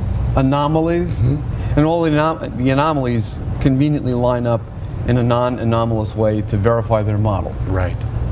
This is amazing. So this brings us to the question of motive. We've been hinting at it throughout the discussion, there's obviously a motive at work here. Many people have recognized, not just believers, not just Catholics, but people like David Berlinski, for example, that science has become an ideology. Maybe you could take up that theme as we close out this interview. Yeah. Isn't there an ideological component? Yeah, I would even go so far as to say it's a religion. Science is a religion today. It's scientism. And they've already got the parameters within which they want to interpret the data. And they're not going to go outside those parameters. This is a perfect example. You do get some of them that break out of it, and they say, yeah, well, this defies the Copernican principle. We've read many papers like that, and we quote them in our book. Okay? But the motivation is, if the Copernican principle is wrong, that means all of science is wrong.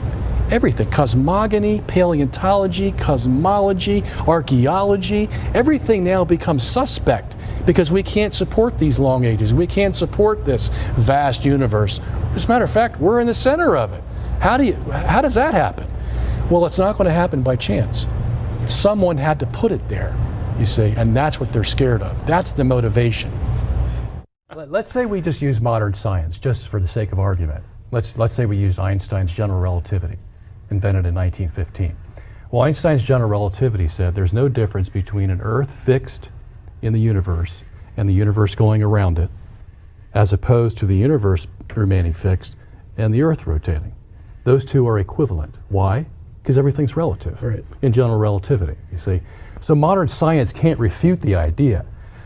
It was Einstein, Mach, Born. I mean, you go down all the prominent scientists of the day, they all agreed, yeah, there's no way we can refute that. The universe can go around the Earth, or the Earth can rotate inside a fixed universe. Which one is true, they can't tell us. You see, that's the key point here. They can't tell us. Science can only go so far. Right. And then you have revelation, you see. Yes. And revelation fills the gap. Absolutely. Okay? You know, it's interesting when you think about, okay, you know, if we are, I'll borrow the prop myself. So here we are, assuming in the studio that the studio is the universe. We're on here looking out. And how do we know? I mean, if this is moving versus that's moving. Very good point. Yeah. This is the key. You're the fish in the aquarium. So how can you be in the aquarium and make an observation from outside the aquarium? You're in it. What a brilliant observation, Michael. And you put your finger on it. Because one of the interesting things about this film is that 500 years ago, you were crazy if you thought the Earth was rotating on its axis. 500 years later, you're crazy if you think it isn't. I guarantee you the universe hasn't changed, right? So what has changed is our view. In other words, oh, you're crazy to think, no, I'm afraid that's not going to work. Because physics itself had to reinvent itself at the beginning of the 20th century by Albert Einstein, because they couldn't measure that assumed motion of the Earth around the sun. One of the more interesting parts of our film is that experiment, that 1887 Michelson-Morley experiment, where they could not measure what they were sure was happening. So you have two doors. You have door number one. Well, maybe it ain't moving around the sun. Can't have that. Right. Door number two is we get to reinvent physics from the ground up. Again. And we have to say, yes, we have to say, no experiment can detect absolute motion. All physics can do is describe relative motion. And Einstein even says, it's a quote in our book, it is equally valid under relativity to talk about the Earth motionless at the center and the universe rotating around it, or the Earth rotating on its axis and the universe being steady. So, we are, in fact, at the center of the universe. Well, no big surprise. That's actually what the scriptures have to say. It says that we are here and everything is for our benefit. Neil deGrasse Tyson and others would say that we are completely insignificant, but apparently that's not what real science is revealing to be true.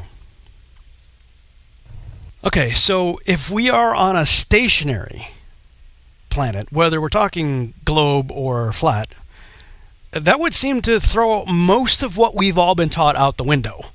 If we're not spinning and if we're not orbiting, I mean, most of what we have been taught in school and on movies and TV shows and documentaries is false. Copernicus, Galileo, they were wrong. In fact, I think there's a website out there called Galileo Was Wrong, and another, if I'm not mistaken, another documentary as well. So where does that leave us? I mean, are we looking at a conspiracy here or what? Well, this whole flat Earth controversy seems to be intimately connected to climate chaos, climate change. Remember that French ambassador dude, whatever, said there's 500 more days until climate chaos? We have 500 days to avoid the climate chaos. Very important issue of climate change, climate chaos, and I said that we had 500 days to avoid climate chaos, and I know that President Obama and John Kerry himself are committed on this subject, and I'm sure that with them, with a lot of other friends, we shall be able to reach a success in this very important matter. Let's talk about the French foreign minister. The French foreign minister has started the countdown Tuesday to the climate change disaster. He was with John Kerry, and John Kerry.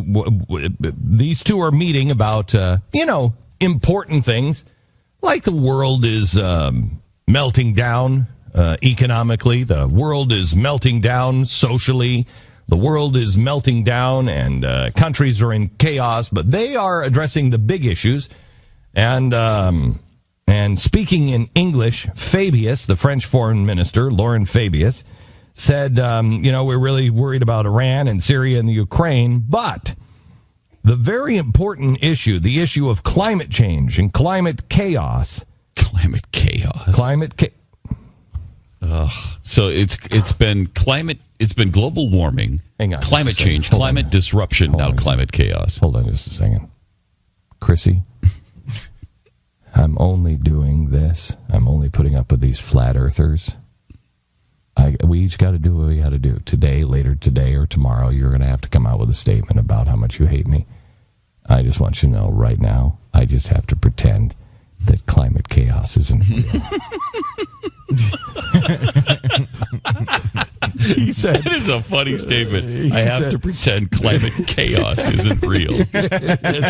Well, you laugh, but your days are numbered, mister. They are. Down to 499 now. He said, quote, we have 500 days to avoid climate chaos. And this was yesterday, so it's 499. I'm sure the president and John Kerry himself are committed on this subject, and I'm sure that with them, a lot of other friends, we shall be able to reach success on this very important matter. We have 499 days.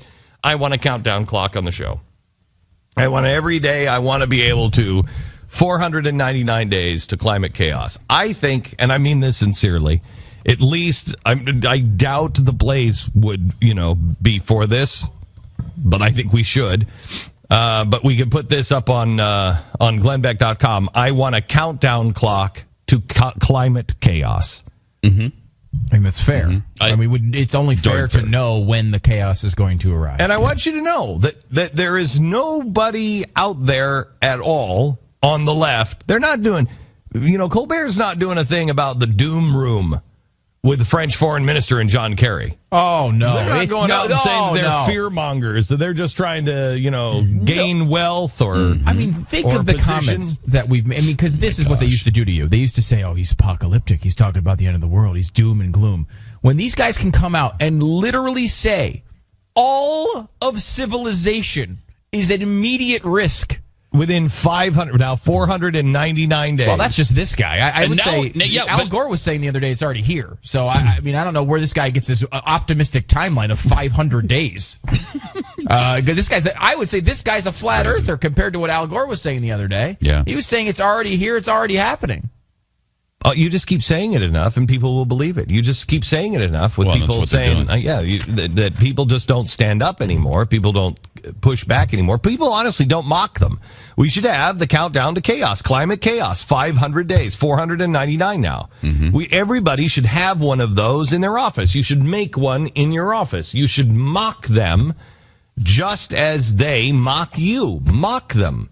I'd also like to because if you don't make it into a joke, it becomes real. If you don't make it into a joke in your own home with your own kids, it will become real. They're going to school and they are hearing this nonsense. Climate chaos. Climate chaos? What are you talking about? Good question, Glenn Beck. I think we need to be asking, what the heck's going on here? And why is it intimately connected? Climate change, of course, is being pushed on us by NASA. And NASA's the only one giving us any real alleged proof that we're on a globe. And everybody, including the president, is linking flat Earth to this subject. We've got to move beyond partisan politics on this issue. I want to be clear. I am willing to work with anybody. Republicans, Democrats, Independents, Libertarians, Greens, anybody to combat this threat on behalf of our kids. I'm open to all sorts of new ideas, maybe better ideas, to make sure that we deal with climate change in a way that promotes jobs and growth. Nobody has a monopoly on what is a very hard problem, but I don't have much patience for anyone who denies that this challenge is real. We don't have time for a meeting of the Flat Earth Society.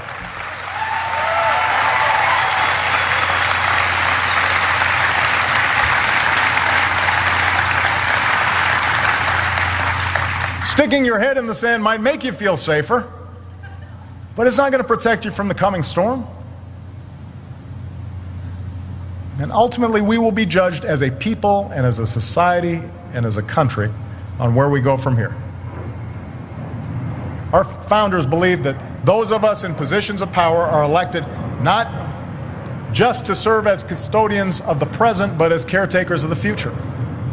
And they charged us to make decisions with an eye on a longer horizon than the arc of our own political careers. That's what the American people expect. That's what they deserve. And someday our children and our children's children will look at us in the eye and they'll ask us, did we do all that we could when we had the chance to deal with this problem and leave them a cleaner, safer, more stable world? And I want to be able to say, yes, we did. Don't you want that?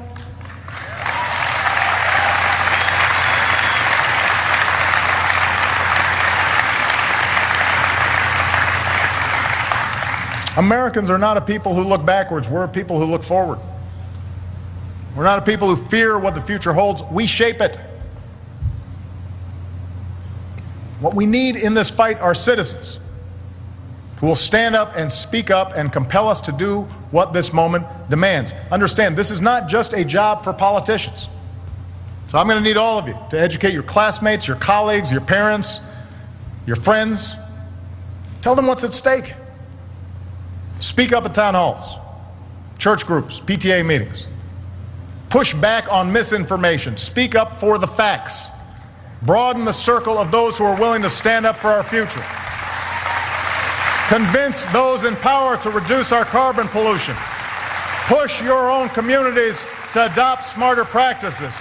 Invest, divest. Remind folks there's no contradiction between a sound environment and strong economic growth. And remind everyone who represents you at every level of government that sheltering future generations against the ravages of climate change is a prerequisite for your vote. Make yourself heard on this issue.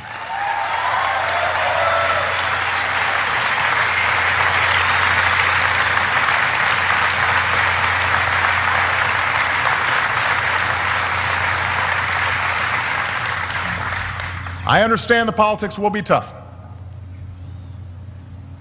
The challenge we must accept will not reward us with a clear moment of victory. There's no gathering army to defeat. There's no peace treaty to sign. When President Kennedy said we'd go to the moon within the decade, we knew we'd build a spaceship and we'd meet the goal. Our progress here will be measured differently. In crises averted. In a planet preserved. But can we imagine a more worthy goal? For while we may not live to see the full realization of our ambition, we will have the satisfaction of knowing that the world we leave to our children will be better off for what we did. It makes you realize, that astronaut said all those years ago, just what you have back there on Earth. And that image in the photograph, that bright blue ball rising over the moon's surface, containing everything we hold dear, the laughter of children, a quiet sunset, all the hopes and dreams of posterity, that's what's at stake. That's what we're fighting for. And if we remember that, I'm absolutely sure we'll succeed. So thank you. God bless you. God bless the United States of America. I mean, there are a lot of different idioms that we can use to call somebody stupid, a moron, or an idiot, right? So why is it have to be connected with flat Earth? And it comes up over and over and over again. And of course, Bill Nye's also out there pushing this big climate change, climate chaos issue. First of all, we discourage the use of the term skeptic. When people say I'm a climate skeptic, no, you are a climate denier. You're a climate change denier. Right. And that's really important. And people say, well, what can we do about this? What can we do about this? Right now I'm saying talk about climate change. If you just raise the awareness of climate change. Have you heard this expression, millennial anger? Do you have this? Where the millennials are like, you guys have been in charge. You heard about climate change in 1988. James Hansen testified in front of Congress. And you haven't done about it. What's wrong with you people our age? People are going to have to leave Florida, leave Louisiana, the Gulf Coast. People are going to have to leave. And this is the developed world. And this is going to be everybody's problem. So the sooner we get to work, the better. Well, and part of the problem with all this, even if you look at the polling, there was a recent New York Times Stanford University poll that found that actually half of Republicans believe that climate change is happening. There you go. But if you look at the general polling, it's not a top issue for Democrats or Republicans. It's not an issue for the same feces throwers and flat earthers who you're talking about who vote in the primary. That's right. That's the problem. Is that steep? They have to get over that. They're going to shoot it down. But you're also hearing... Actually, there is a plan to pump sulfur dioxide into the air and reflect sunlight into space. Are you high? Right. You can't engineer a planet like that. I'm so glad you asked me that question. 37% think global warming is a hoax. Of course, that's 58% of Republicans. 28% of Republicans still think Saddam Hussein was behind 9/11. I mean, even the Republicans are not playing that card anymore. The most important poll is the climate change one, because you know what? There was on like the JFK assassination, there was polling on that. There was the Bigfoot, there's the lizard men. But, you know, that doesn't affect policy. If you believe in lizard men controlling the government, you're not going to actually be involved in policy. But 37% of Americans who think that climate change is not real, that's scary. There are huge numbers of people who think that, look, 30 years ago, people thought that a lot of the scientists thought that the planet was cooling, not warming. So all of a sudden now the science is completely reversed. But if you that's a canard, Steve. Bill, it is a canard to say that there is a total scientific consensus on global warming. There is not. There is not. That is not true. There are some scientists who believe in global warming and others who don't. Right, who work for Exxon. Right, it is absurd. It's always been absurd. There are scientists on the other side. By saying that they're backed by the American Petroleum Institute and Professor Irwin Corey. Those are the people, scientists on the other side of the debate. For hundreds of millions of years, the climate of the Earth has been changing. You know that. But not at the level and the degree that it is changing right now. What scientists are have the humility to... I don't understand. Look, I'm the one who's having humility. I'm saying we should have a debate here. You guys are saying that the debate is How about we just listen to the scientists? That's what I'm saying. Listen to scientists. Have the humility to believe people who know things you don't. It's like people like you guys who are saying, no, we can't have a debate on this. The debate is over. At some point, the debate has to be... You're the one should have some humility. Say, wait a minute, there are a lot of people who disagree. Should we still debate whether the Earth is flat? We're trying to move towards the future. They want to be stuck in the past. And we've heard this kind of thinking before. Let me tell you something. If some of these folks were around when Columbus set sail,